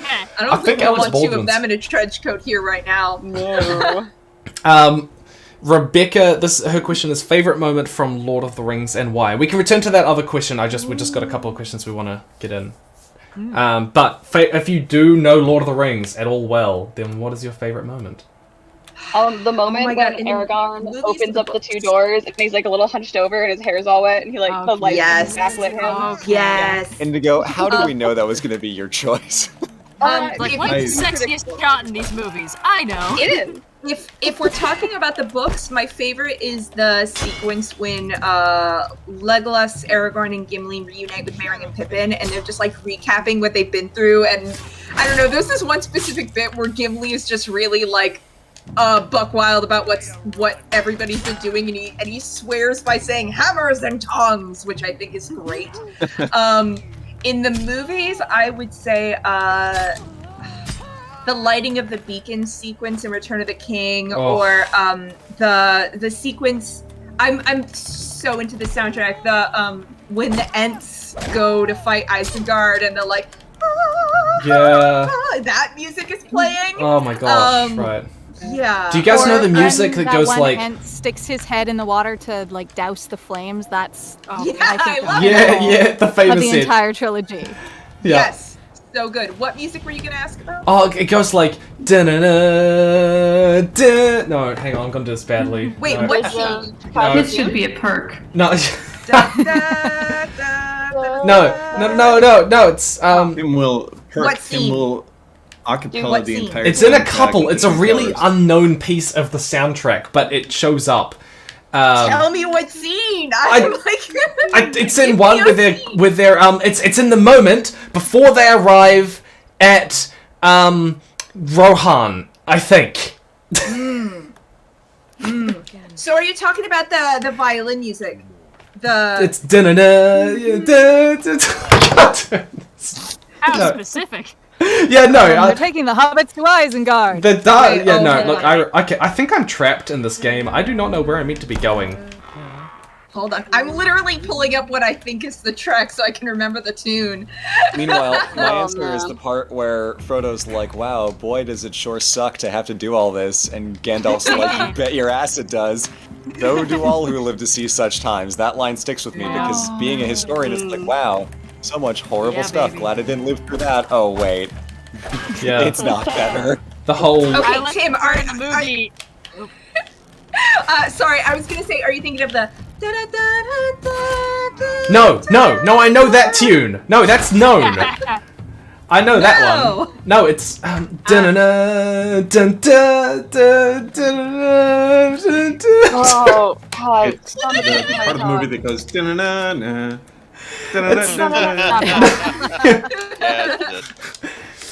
I like the part of the movie where Sam goes, by all rights, we shouldn't even be here, and he's talking about the fact that they are not the city where they're supposed to be in the book. Yeah. They're like not supposed to be in that city at all. They're supposed to be somewhere else, and it's like, hey, look at that. When they're in I think my favorite part of the books, period, is when they're fighting. Oh shoot, her name is escaping me. Big Spider.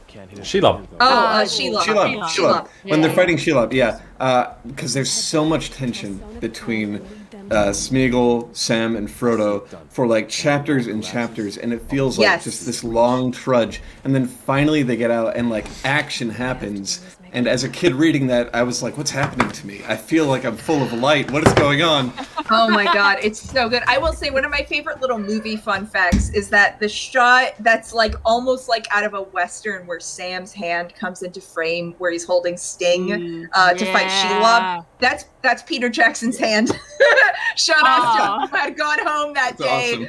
So Peter Jackson just threw on the coat. It's just his hand. I'm full of a bunch of dumb fun facts. Movie magic. Oh god, When there's doing so much the, really the fun big stuff panning like shot down into the knee of Sauron's Isengard? Orc Factory. Yeah, Isengard. Mordor. Yeah, no, Or there's a Tom. single Oh, frame God, where the blur effect didn't render, so all the 3D models are just like suddenly not motion blurred to match their surroundings. Nobody noticed it, but they pointed it out on Corridor Crew. So God, I got the opportunity. I got the opportunity to see Fellowship of the Ring, or no, it was the Two Towers. No, it was Fellowship of the Ring. I got to see that performed live with a symphonic orchestra doing the soundtrack. Ooh, that's They so actually good. had an airplane wing on the stage, and they were hammering on it for the Isengard sequence. It must have been Two Towers. It was so cool. That's so great. One of my favorite things is that I know, I think it was in Two Towers, there are scenes where people are, like, you hear voices chanting, I think, Black Speech in one piece of the score. And at that point, Lord of the Rings was big enough that apparently what they did was they went to like a rugby pitch in New Zealand, and they were like, "Hey, we need this for the soundtrack of Lord of the Rings," and they put the Black Speech up on the board and had like an entire audience at a rugby pitch scream Black Speech. I bet you they were not compensated for that. Oh, of course no, not. they were not. The compensation was the experience. Yeah. They were paid an exposure. Yes. I do also really like. I do also really like. There are some bits in the behind the scenes where they, on Two Towers, they showed how they did like a mock-up for the the Ents attacking Isengard sequence, and it's the funniest thing you've ever seen because it is like hands holding sticks, like moving them across the frame and like building blocks with G.I. Joe figures on them. I have so much respect for actors who can look at like green shapes and interact emotionally with them, like the God. wolves in Game of Thrones, which were. Oh yeah. There are parts of the wolf sequence, the warg sequence in Two Towers, where like they are on this very silly looking furry rig that just moves like it's galloping, and they're just doing like this on a thing that rocks back and forth, and it looks stupid as hell. It's like a mechanical bull. Yeah, the actors have to suspend their disbelief too. Like honestly. I got to, so on the season 3 Blu-ray for Star Trek Discovery, they had some deleted scenes that had unfinished effects in them, and I am just like, these actors are so brave, because with the unfinished effects, you realize how silly everybody on Star Trek looks all the time. My favorite was this sequence where Michael Burnham is throwing these, the Star Trek badges. She's throwing the badges onto the table because of reasons, and the camera just is panning over empty space because those badges were added later, and it's so funny. Just see these really dramatic slow-mo shots of nothing. Oh, I'm like, man, people working on sci-fi and fantasy stuff, they're so brave. Rule number one in any beginner acting class is you get rid of the shame day one, and then you can start progressing with the actual acting. It's just impossible to act without any sense of shame. Who? Oh, hello. Hey. Crone. Hello. Hello. Hi. The myriad of people continues to grow and evolve. Laura Crone, please do introduce yourself and what you do and where people can find you. Yeah, hi, I'm Laura Crone. I make video essays on YouTube and Nebula. It's all just under my name, Laura Crone. That's where you can find me. I love Is Crone your the true genetic last opera name? video. Crone is indeed my true last name. Huh. That's wicked. Cool. Yeah, I appreciate a dear friend of mine had the delightful observation not too long ago that if I were ever to take a vow of celibacy and open an orphanage, I could be Maiden Mother Crone. Oh, that's Seriously, beautiful. Your Swan Princess videos and the Repo the Genetic Opera video, those were delightful. Oh, thank you. I mean, delightful is quite a word for that Repo one, especially. But I'm glad. I mean, like, I know it gets heavy in the last half, but it was still like such. I loved the journey. Oh, thank you, thank you. I literally didn't know all I a lot know of of things about Repo. recitative. All I know of Repo is it goes into the gun like a battery. That's it. I hear it on TikTok constantly. Surgery. Yeah. Zydre comes in a little glass vial. I've only seen Repo once, honestly, back in college or something, and I didn't really gel with it, but I knew enough about it to follow your video and be very, very entertained by, like, it really doesn't make sense for Gravedigger to start screaming right here. Yeah.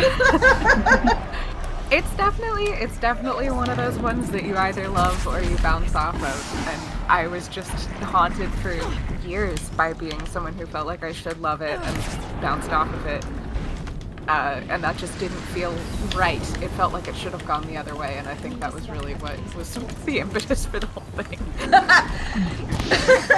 It was fascinating because, like, I didn't realize how much of that guy's work I had consumed. Because I had roommates who liked The Devil's Carnival at one point, so I had seen, I think, all of it or most of it, and been like, "What is this?" I definitely hadn't seen the sequel with a full Adam Pascal. Yeah, I can't believe they got Adam Pascal. That man will show up for all sorts of shit. But yeah, and then I discovered the American Murder Song thing, like, recently on Spotify when I was, like, on a kick with, like, you know, gothic music and the whole, what was it, the Wellerman, sea shanties. Sea shanties, right? Yeah, it was started with sea shanties, and I was on a kick because I've like Celtic music and stuff, and that just sort of was like lending into like my also taste for like weird gothic-y kind of music. And yeah, I found American Murder Song somewhere in there and was enjoying that. It's fine. Not Check in the freezer in half an hour. Normally I'd have thoughts on sea shanties in overflowing quantities, but given I said I was going to go to bed a while ago, and then someone in the comments called me out for not going to sleep, and then Cleo came to nudge me to get me to go to sleep, I think it is appropriate that I leave. I'll be back tomorrow for more stream time, but everyone have fun. Thank you very much for joining us. Thank you for being the grown-up in this chat. Now, before I leave, Tim, you should read out the next question. Yeah, I was just gonna say, we have to keep a track of ourselves now. Bye, friends. Oh boy. Bye. Hey, Blue. Push into producer mode. This is from Thorump. If you had to watch a 24-hour cut of the last Airbender movie or never write again, what would your new career be? Never write again. Yeah, I guess. I'd probably go and be a lawyer. Yeah, I've done worse things. I'd watch it and monetize it.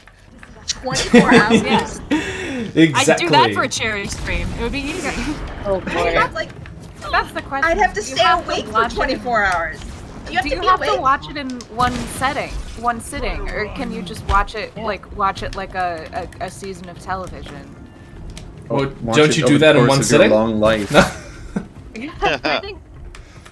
Yeah, because if I could space it out. Too, Yeah, watching the movie is only half of the experience for me. Like, it's also about the snacks and like the cushy blankets, and you know, like that's what the good of the movie theater experience is. Like, yeah, I'd love to sit in a nice, dark, quiet room with just an armload of snacks for 2 hours. Oh, this is very The movie bad. is secondary. So, like, yeah, 24-hour cut of the last Airbender movie, like director's edition, all the extra cuts, all the bad takes. I'm fine as long as I can make my own snacks beforehand. All right, I'll be good. And then we can just monetize that shit for charity. If no one gets bothered by my worm light and writing pad, I'll go and probably have a great time. Yeah. And then you have lots of content to write about. Okay. I'm 90% sure that my friends in the other room who are managing chat and my social media and so on, I'm 90% sure that they sent me this next question. But they have given it, they have assigned it to someone else. Which means I have to read it out. This is... What was the plate versus bowl incident that you mentioned on Twitter? This is funny because I also missed it, but Blue didn't, so... Yeah, so basically, there's this plate that we have, okay? I will go get it. I will show you. Ooh, should someone do a drum roll? Debate over whether this counts as a plate or a bowl. Yeah. Honestly, I do think this would be better as a serving dish and neither a plate nor a bowl. I think it should be a platter that you put food in and serve it out of. There's a photo of in Discord if anyone wants to have a look at it as well.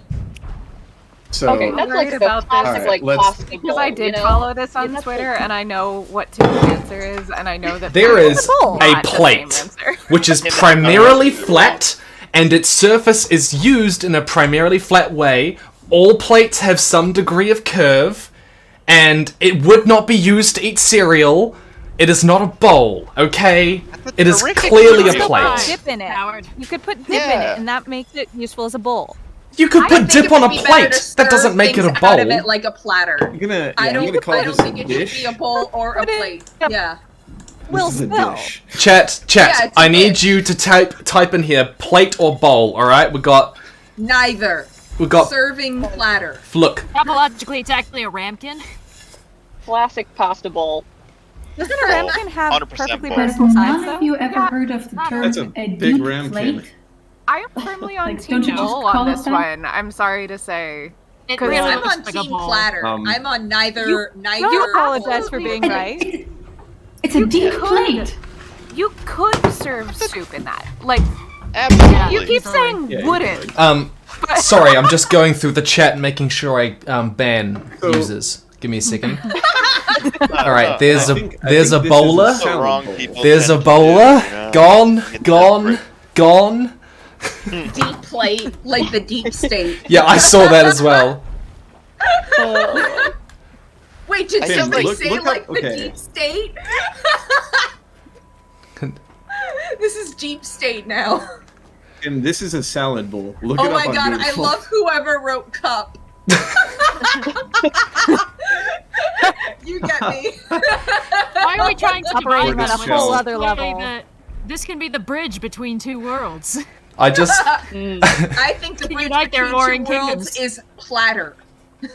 Nah, it's 100% a Don't salad platters have bowl. handles, though? They're right. Oh, this is sort of a related Platter have question. Is there handles? like, Platters don't need handles. is there a utensil that you guys consider like optional? So this is just give us a background. I matched with a guy on Tinder who didn't believe in spoons. Like that was his whole thing. Pardon? Like I don't think Pardon? spoons are. Does he not Yeah. eat soup? They're How not does really- he That was my eat question. soup? I'm like, how do you eat? Trust How do anyone you who eat doesn't soup? eat And soup. he said very carefully, and that spawned a whole thing. You lift. But You had to lift the bowl eliminate a and drink it. utensil. I guess. You had to. I think Which knife. utensil But, are you like- eliminating? Absolutely knife None. Nico. A lot of the I find this utensils have very sharp suspect. edges that you can use to cut. It's not even that difficult. You can't use a fork to cut a steak though. Yeah, but a No. spoon. Yeah, I I just don't know. don't You eat can steak. make it work. You said this I was a think the match fork on. can. You said this was a match on like a dating app. So you asked like, what do you use though? What would you have done if he just sent you back a picture of a straw? Would that have improved the likelihood of the match or taken from it? We had his bio said that he didn't believe in spoons, which is why I matched with him because I was fascinated on like an anthropological level. I'm like, I have to know more. There's so much to unpack here. Is that not just an obvious Matrix reference? Because that's where I would have Well, yeah, the spoon is the. I think that's a very different statement than there is no spoon. I don't believe so. that. The exact wording was, I don't believe in spoons. And there was no other information provided. Yeah. Tim, you have a very So useful member fascinating. in chat. Oh no. What do I have in chat? I'm just gonna die. I'm gonna die again because I just screwed that up. Webcamchat.com, hot girls and boys video chat. They're probably going to donate a lot. Oh yeah. How do these people keep coming back? Hey, hot girls and boys video chat, if you donate 100, we won't ban you in 5 seconds next time. Yeah, I don't know how. Like, we have hit them from channel, but apparently not. So... Yeah, like you've done alt it accounts. twice. That's what the I thing used is, to they're think just, those they're were just spammers. Different bots. Yeah, they probably have a just different billion bots. sock puppet accounts. Okay, I question I wonder is really why. easily, so- Like, who makes them and Yeah, why? I'm like, What's the who makes benefit? specific new Autogen. accounts? It can't be for just this stream. That's too much effort for It's one not, stream. no. No, there's whole They've got servers some kind of, dedicated like- to this. Yeah, there's just like bot crawlers that find active streams. Every once in a while, we'll get spotted by like casino bots. But they usually give up after we ban like 6 of them. Yeah, we've banned like 4 or 5 yeah, I've gone into the channel settings because I'm like, how the hell is he coming back? But there's like 6 individually banned accounts with the same name and profile picture at this Damn. point, so... I've been blocking them too when I see them pop up because it's just like there are spam accounts that will, comment on your videos unnecessarily. I'm like, well, while they're here and blocked, I'll just hit block too. How handy. Oh, I had like the greatest shock of my life. I had like an obvious bot comment leading to like a filthy site, and I hid the user from the channel, and they came back under a different name. I'm like, really? You're hiding my comments? It's like, whoa, you're not a bot? That's a lot of effort. The ones that baffle me are the ones I've gotten I'll get 3 comments in a day, and they're all words. It doesn't make sense. That's the standard, though. It will be just like a word salad comment. It'll just be like, by Bob, very itchy, Sandy, this, that, and it's not a sentence. And I'll get like 5 of these in a day, and I'll block all of the accounts because what the fuck? But it's just like. It might be like an AI fuzzing YouTube's bot detection by leaving comments that look like they're legit or something. Yeah. I mean, they are all words. Yeah, it's the advantage of that. Oh, what's I don't understand. Is it just to troll? It's about being as low effort as possible. But But to what? To what end? Yeah, Just to to what annoy end is people? my question. To just bring in someone who's curious and gullible enough to be taken advantage of. Yep, it's about driving traffic to whatever spam sites they've got. WordPress sites are constantly spammed by comments like that. Yeah, but these ones don't include links. I have all comments that include links automatically get filtered. If they include, but you gotta understand, if their channel about page has links. Okay. Oh, but also it might be about just keeping their account active. If they're posting on enough disparate channels, it might be enough to trick YouTube into thinking that it's not a bot. So if they're posting a bunch of links, the bot will just be like, oh yeah, obvious spam. But if they're posting links, but then 100 times that in comments that are random words, then the bot might be like, okay, this is a legitimate user that posts links, every 1 in 100 comments. What's funny is lately I find that this spam filter has been very aggressive on filtering what is actual just normal comments. I've been finding a lot of them in the held for review that are like, this is completely inoffensive and a normal comment. But then I'll get comments that completely slip through that are just, gibberish and weird and insulting. Have you all gotten the crypto bots that you get oh my god, where they start an entire thread of sock puppet accounts being like, I bought crypto from here.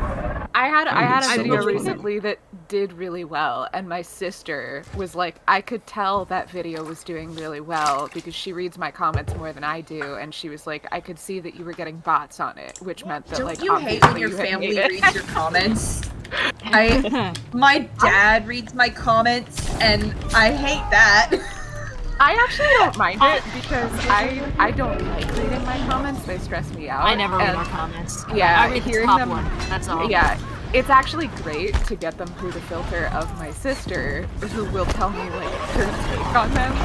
So I had another video recently that got a lot of really negative attention, and I got to hear about it through my sister and through another couple of friends who were like, "Here's why people are mad at you. It's really, really." really bananas, silly garbage. Like, and Was it hearing about the playing video games wrong one, which was great, by the way? Oh, thank you. No, it was the Thor Ragnarok one. A lot of people really concerned about ethics and playlist curation. Oh God. Yeah. Oh man. Yeah. Yeah. That's baffling. Yeah, but it's fine. People And get like buttered about anything. Yeah, but hearing it from like, you know, friends who were like, this is ridiculous and I'm really upset on your behalf was like fantastic. You know, if I had heard about it through actually reading the comments, it probably would have really gotten to me, but just hearing it like through I should read my friends. comments less. As a rule, I should definitely read my comments less, but I do read them. I do occasionally get really funny ones. I believe I read the Radar's a furry comment on a stream one time because it's one of my favorite comments I've ever received. That person is absolutely bananas. And the fact that they're out in the world just kind of gives me joy. They're living their weird truth. It's the strangest comment I've ever gotten. It was a full essay about how Radar from MASH is a furry, and maybe these characters who were cheating on their wives in MASH were having threesomes, and it was like consensual, and it was maybe they were swingers. Specific show to be fixated on. Yeah, it was so funny. It's honestly one of my favorite comments because it's just so baffling and it ends so strangely. Yeah, no, I've definitely had people fixate on weird shit. I think one of my favorite ones was somebody recently got very, very upset that I described a character as the main protagonist. That's wrong, because protagonist is the main character, and I'm like, there were several protagonists in this thing, and this one was the main protagonist. I didn't reply. Other people did the work for me, but it was really, really funny that somebody got mad about that. If we're talking about, I have this moment of crisis while I'm reading comments where like there's only a few types of comment that I'm ever tempted to respond to, and I always have to like check myself. Like I'm going to type something out, or I've like typed it out, and then I'm like, no, don't do this, and I have to like backspace the whole thing, and then I go hide the user from channel. And there's something about like letting go like that just like reaffirms my value as a human being. I am not controlled by the comments. So anticlimactic for me. I'm so childish, and I do like to clap back, but I know that's not helpful. No, you gotta like. It's just like I can breathe after I let go.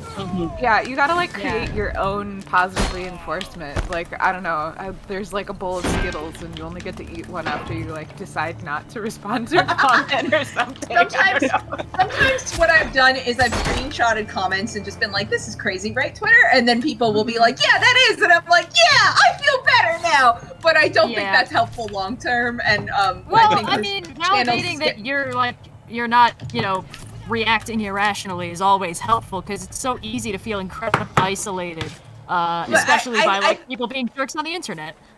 I worry that as you know, channels get, you know, like when you become a really big channel, there's a real critique that it could become bullying, that you're directing people to like some person, and yeah, but people shouldn't be bullying helpful. you either. You know, just because like a million people on your side doesn't mean that you don't have feelings anymore. Yeah, but that's not a good reason to clap back necessarily, because like I agree. suddenly you're the big dog. Yeah.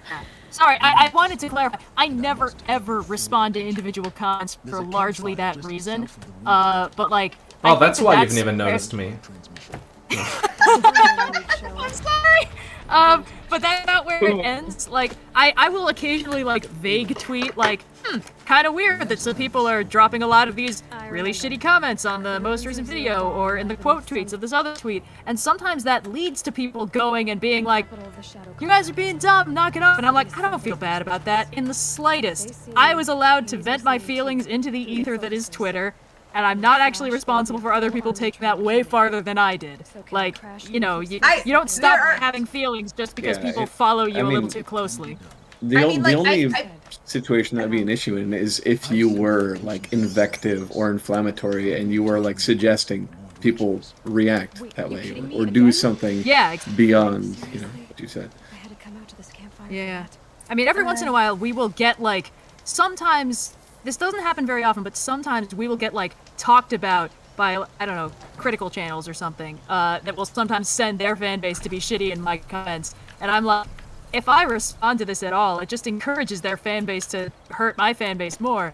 So we're not going to do that. And then I move on with my life, and within 3 days, it's donezo. See, Yeah, I feel like I'm I'm looking chronically forward to- invisible to most other channels. I don't think I've ever been, like, called out or, like... I wouldn't I recommend could do it. It's not fun. Yeah, we can start one. No. Let's do a Start a college channel for Tim. I feel like it makes sense because so much of your stuff is so writing based, and you don't like openly say in a lot of your titles that like this is about, you know, The Last of Us Part 2. I mean, like, I know you made a video about The Last of Us Part 2, but like oftentimes you don't make very specific videos. You make more like general writing videos, and I feel like people are often drawn to the content that is specific to their interests for inflammatory or positive ends. That's I will fair. say that will not protect you from people being jerks to you. People will find a way to interpret your stuff in bad faith if that's what they're looking for, and a lot of people are. Yeah. I mean, yes, no, nothing will stop bad faith interpretations. Lord knows. My favorite thing that I've gotten a lot lately is people who explain to me things I said in the video. It's just, I remember you said this thing, but actually this and this and this, and I'm like, I said that in the video. It's just, It's I love fun people where they're telling like, me you things said that I this thing, and you're like, I didn't say that thing. I don't know why you think I said that thing. You're having an argument with that somebody is who like isn't the me. comment I am so susceptible to that I have to always check myself on when someone's like pointing something out that I obviously said or didn't say in the video. I'm like, timestamps right here, but I can't do it because it Oh won't my fix God. anything. It'll just feed my anxiety. I've replied to some things when people come in relatively what seems like good faith. There are times where I will respond, and sometimes I've been corrected on things by interacting with people, and like I've had learning interactions, but it is really, really hard sometimes, especially as the channel's gotten bigger, to kind of like separate that and like see who's coming in good faith, because sometimes it's just misreading tone. That happens. I have one really memorable moment that I sort of like snapped and commented back at someone. So my friend and I, Ellie Gordon, who was here before, we worked on a project basically about world building and magic systems and stuff like that, and we talked a lot about Spirited Away. And in the video, I pronounced the main character's name as Chihiro. Now, it's not Chihiro, it's Chihiro. But, like, someone put a comment saying, I'm pretty sure the person voicing this and saying they wrote it didn't actually write any of it or watch the film, because this is how they pronounced it. And I went off with them. I'm just like, you do realize, like, I basically work on my own. If I don't catch a mistake, no one's going to catch it. Like, there's no like quality check with in this sort of thing for those sort of mistakes. I just if I make a mistake once, it's going to carry over for the future, you know. And then they apologized, and they were very nice about it, actually. Annoy me a lot. I have a similar experience to this, and it was definitely a learning moment, but man, I hated their tone. I had a short story I was working on for like 6 months or something. Really awful thing. Kids, don't spend 6 months writing a short story for your YouTube channel. Is this the Automata one? Automata Q, yeah. Yeah. And I finally got to the point where I was like naming it and getting ready to release it, and I pitched some names on my community tab with a vote. And someone commented, and they're like, "Oh, these are all really bad, and they're all really pretentious, and like you don't have to try so hard. You know, it's probably a great story, but these just suck." And not a nice way to put it. But I also think there was a little bit of like confirmation bias going on, where everyone saw these options and they were just like, oh, all of them are great. This is great. You know, just choose one and move on. And the challenge, I was able to kind of get past the tone of it and look at it and be like, you know what, I don't, this is not actually the type of story I wrote. It is not actually this high concept. This person is right. It just sucks that they had to tell me this way you know. So it's really hard to distinguish sometimes between what is Also, actually valuable Kim- critique and what is Yes? just like mean. Somebody in chat was saying, do you know that you can buy the golden fast travel pack and never have to pay to fast travel again? The what fast travel pack? The golden fast travel pack. The golden fast travel pack. And you never have to pay to fast travel again. I didn't know that, and I don't know how to get it. So, and I can't. Hold on, let me Google how you get it. Yeah, I don't know. It'd be very useful because I don't know how far through the main quest I am. I feel like I'm quite far through, but I also know that it said like 20 hours was the main quest. So. Has anyone played RuneScape?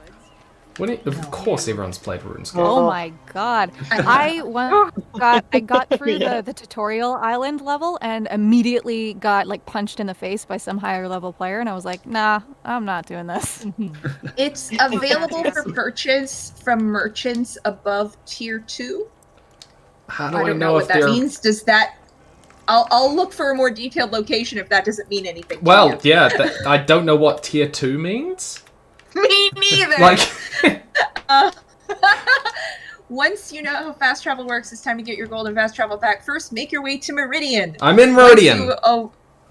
Once you arrive, find one of the hunters' goods merchants around the city. Here you'll find the price of a golden fast travel pack.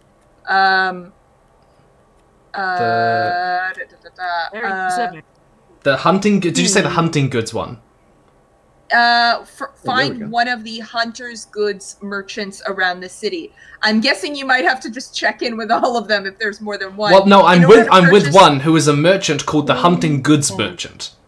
Okay, in order to purchase the golden fast travel pack, you're going to need to obtain 3 primary ingredients. You need 50 shards. Yep. You need a fox skin, and I don't think I have a fox skin. you should also start collecting fatty meat, as you'll need 10 fatty meat. Oh, I've got to go kill a bunch of boar. Kill a bunch of boar and a fox, apparently. With the items, head back to Meridian and pick up your golden fast travel pack.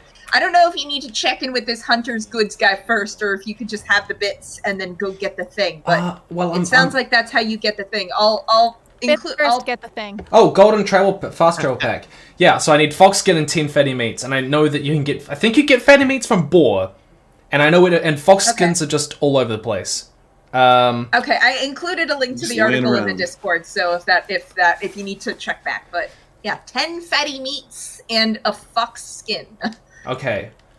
Well, I need to get an ice bow because this is proving difficult. Thank you very much for your help. You're welcome. I feel like I should jump in and do what Blue was doing before. Question? Oh yes, thank you. The legacy continues. Somebody needs to be the grown-up, and it ain't me. This is from Alyssa. There are there's lots of advice on writing long-lived characters, but I'd love some writing advice specifically for ageless protagonists or viewpoint characters that feel both relatable and have verisimilitude in their nigh agelessness. For OSP, Reboot was awesome. Now, I want to caveat this by saying that I'm not very good at giving any writing advice on the fly. I find that very difficult, and the advice that I tend to come up with is usually long researched. But I don't know. What do you guys think? Do you guys know many characters that are like long-lived characters? I mean, elves in Lord of the Rings. My favorites are Ents by far, whose like entire I love- language and everything is built around Being remembering how like the true form of everything and to its full breadth, you know.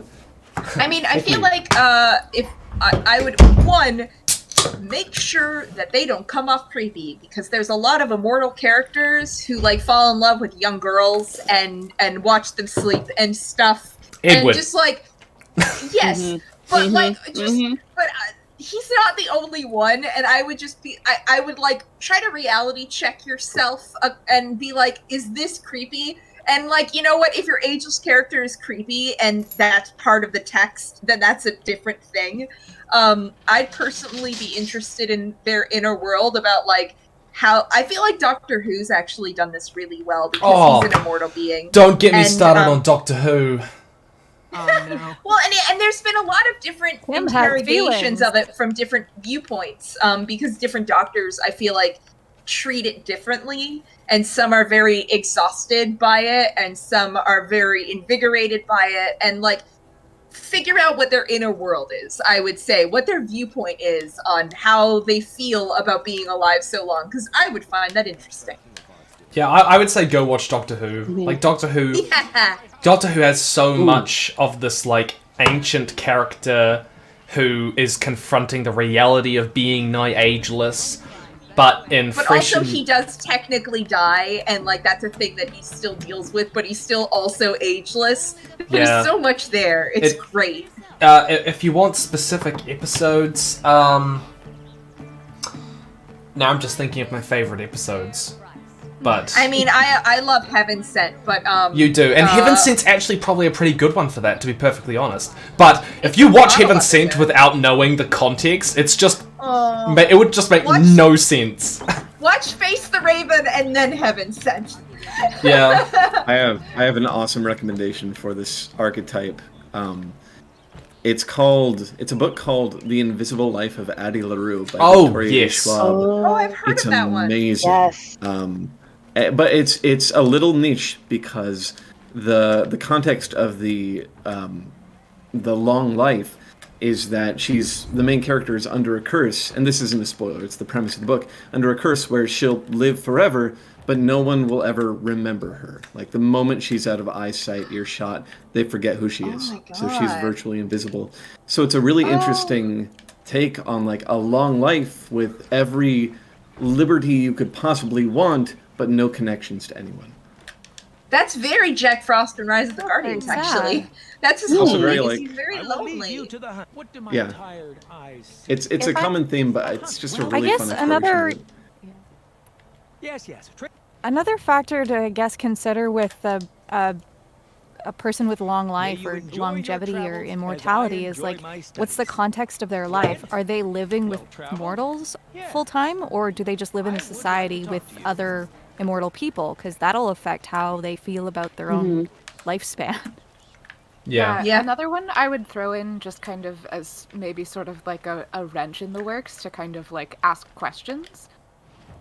Just sort of about the conventions of ageless characters and sort of decide which ones you like and which ones you maybe want to toss is the 7.5 Deaths of Evelyn Hardcastle, which is not actually a book about an ageless character, but it is a book about a character who it's a little bit complicated, but a character who is going through life in the context of a place that is not their life, and kind of carrying the contexts of several different lives with them.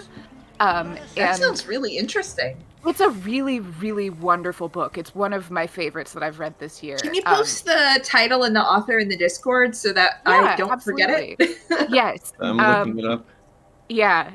So it's actually it's a murder mystery basically. The protagonist has to solve a murder in I believe it's 7 days. And the protagonist jumps into a different body every day. So they have one day in 7 different people, basically, and they will carry forward the knowledge that they learn in each body into the next person. But like source code, but next level. Tiny. Yeah, so then if they make it through the 7 days without solving the murder, then they start over again, completely wiped of memory. So that's kind of like the premise of the story. But then Super as fun. it goes on, it slowly starts to also then be toying with the mystery of like, well, who is this protagonist and how did they get here and why are they here and what is this place? This is like source code. I really like source code. Wait, the 2008 Jake Gyllenhaal film? Yes. I remember that. Like it's like freaking flashback. I really liked Duncan Jones' first 2 movies, and not much else he's done since. But yeah, no, because that whole idea is that Jake Gyllenhaal is like being put into the body of this man as like basically a terrorist attack is happening, and he keeps having to try and like solve like who did it, and when the train gets blown up, he has to restart the day. He doesn't get to switch into different people. It's just one person. And then over the course of the movie, it's like, hey, what is happening with Jake Gyllenhaal when he's not in this man's body? What is going on here? What's the ending explanation anyway? Do you really want me to spoil it? Well, I mean, it's like from ages ago. He's dead. He's dead, and basically his consciousness is being stored digitally and being funneled into like this sort of simulation of a thing that happened to solve it. So he's already dead technically. They're just sort of like, they show you like his body, and it's one of those things where it's like he's basically dead, but like some neurons still firing, kind of a thing.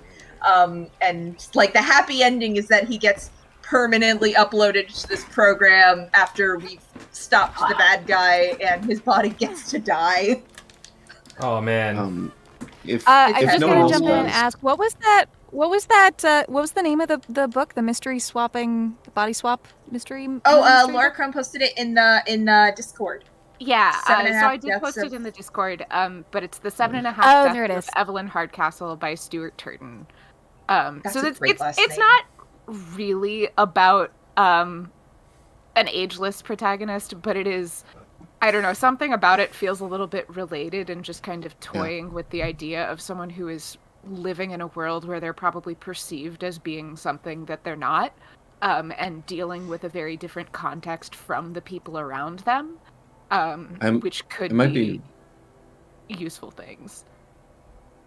I might be misinterpreting it, but it sounds like one shared thing is that like there's this wealth of information accumulated very rapidly and experience that you don't acquire living a normal life. You know, you kind of have this linear experience living in a normal body in normal circumstances. Actually, one of my favorite ageless protagonist things, again, it's Doctor Who, but the character Me in Doctor Who, there's this idea that she becomes ageless, but her human memory literally can't contain it all. Oh, so man. she writes down things because she forgets them. You are such a Moffat era fan, aren't you? I told you I have a very problematic affection for Stephen Moffat's run of Doctor Who. Look, I think he sucks. I like his Doctor Who.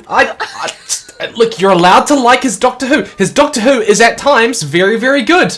And at times it sucks ass. I know. It's It really runs the literally gamut. any of the mysteries he set up had like solutions. Oh yeah, but, no, like the whole what is the hybrid? Season 9 is great. Oh my if you gosh, just what accept is that the hybrid doesn't matter.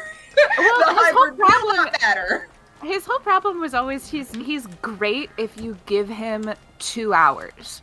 Oh, like yeah. that's Give him that's setup. the amount of time you should give him. He's if good you give him in any spurts. longer than that, No, what he's he good at- will not figure out what to do. Yeah, no, he's good at if you force him to do something with very little resources and time. That's what he's good at.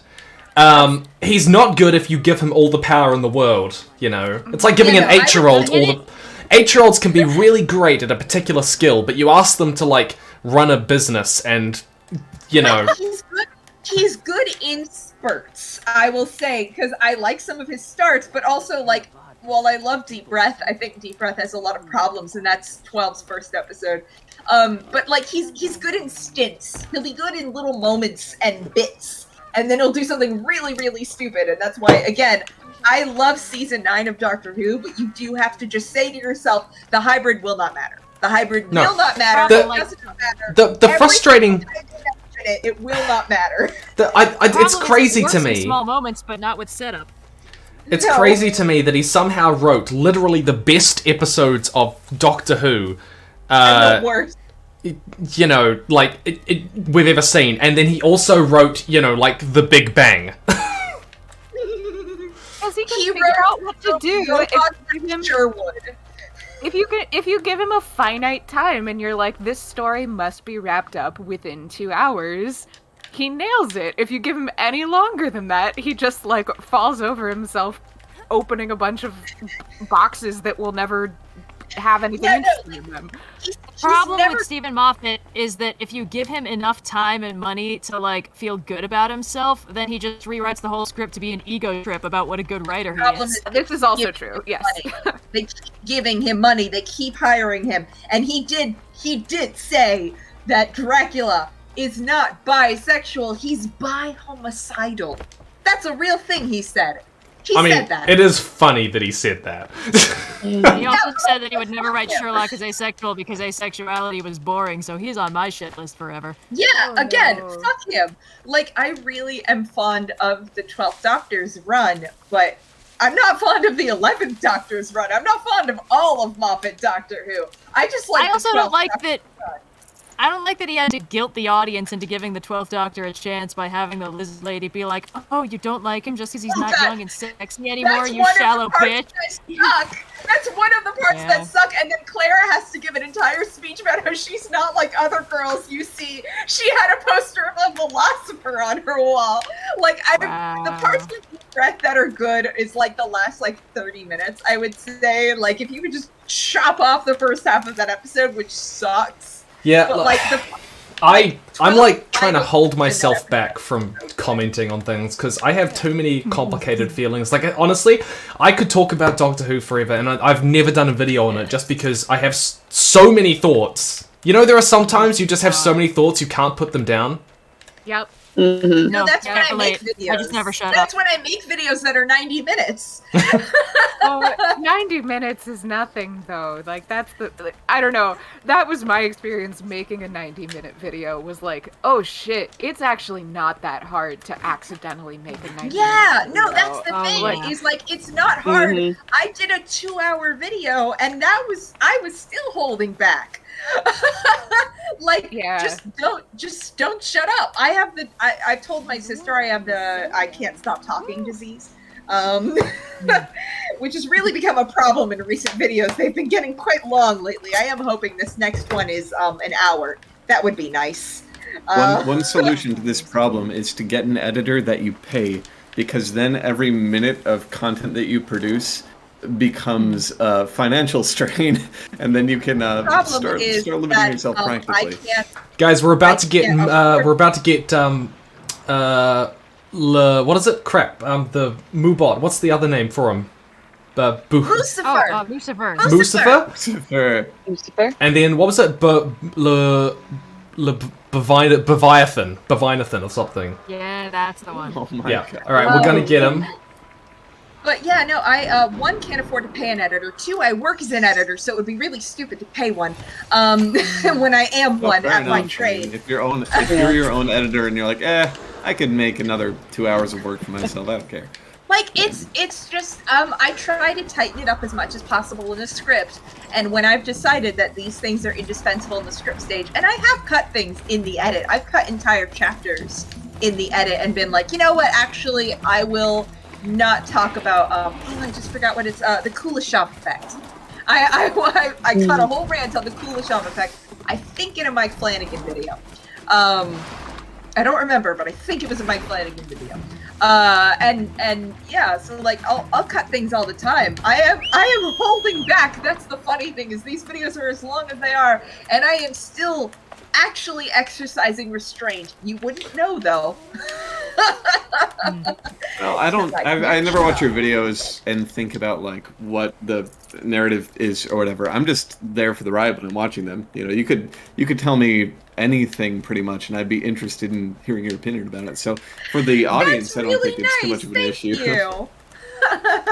Thank you. I worry a lot about length, mostly because like my family watches the videos and then they'll sometimes complain when they're long. And my sister actually has become like my checker, basically. I'll edit the entire video, but you do go blind looking at a thing for too long. And I have posted videos that have mistakes that I can't live with, and then I would take the video down and repost it, and that got annoying. So my sister watches them through and just shouts out if she notices anything glaringly wrong. But she doesn't love watching 2-hour videos. And I feel very, very bad every time I make a video over 90 minutes. That's definitely one of the wild things about having like family and also like offline friends who are into like want to be supportive but like also aren't part of the world. Hang on. It's just like it's great and it's such a useful like touch point with reality, but it's so hilarious to be talking to, my mom, who is a teacher and has, like many teachers, needed to learn to like make videos this year. And like has had like even like guidelines that have been set of like, if you're gonna send your students a video, keep it under 10 minutes because attention spans. And then she'll hear me being like, yeah, my video is 90 minutes and it's the best performing one that I've ever had because like YouTube likes that kind of thing. And she just like doesn't get it. And it's like trying to explain it to someone who is just like not in that world. It's just such a weird little niche little thing. But yeah. It's tricky because I have no way to guess how much of my channel anyone I know in real life has interacted with recently. Because some of them watch... When you have people come up to you and like you catch up with them, do you also have all these people that you know go, how's YouTube going? And go, oh, it's going fine. And then they go, I'm sorry I haven't watched your videos in a while. I'll be getting around to it. And you just be like, it's okay. You don't have to watch them. Well, and for a while, I had a couple of IRL friends who made it a point to watch my videos, and they would just like message me and be like, "Oh, it's great." So there was a couple of friends that like would message me unprompted and be like, "Your new video made me cry." So like, there's a couple people like that who I've checked in with, who will be like, "Yeah, I got busy," and I'm like, "Oh, okay, don't feel obligated." But there are people who just are like, "So how's YouTube going?" Yeah, it's clear that they have that feeling left over from like the whole like, oh, you're not gonna make it phase, Well, and what's really funny is like my dad, for example, he would be like, okay, what are you doing next? Because he watched most of my videos. He checked out of some of them, like Sense8, which, good.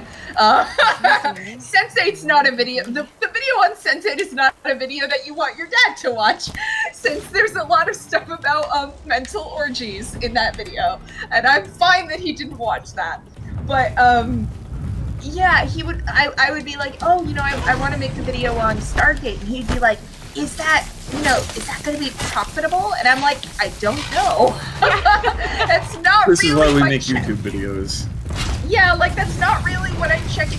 The audience that I have somehow cultivated seems to like when I talk about things I like. And that is my barometer, is am I excited?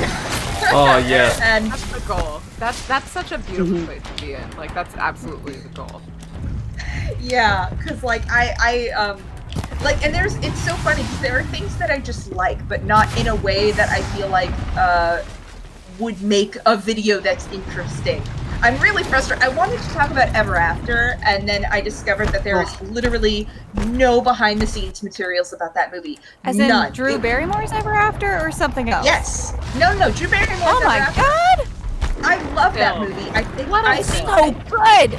I think Cinderella movies peaked in 1998 with Ever After and The Brandy Cinderella. I think those are the two best Cinderella movies we've ever had. Angelica Houston! Oh my god, yes. I'm pretty sure those both came out in 1998. I'm fairly certain. I mean, that tracks. I just had never made the connection. That's amazing. We are, by the way, we're gonna temporarily chat. Basically, I need to explain something. YouTube, if you want to keep videos, you have to cut live streams off before 12 hours. Otherwise, YouTube doesn't save them. Now, if you guys want to have this to watch later, then I need to temporarily end the stream and then restart it. Start a new one. Yeah, so what's going to happen is I'm going to end the stream and then there'll be a new one posted onto the channel and we will all be there again. So give me 30 seconds because we're at 11 hours 43 right now. We'll see you there in a second. All right. Okay, and that's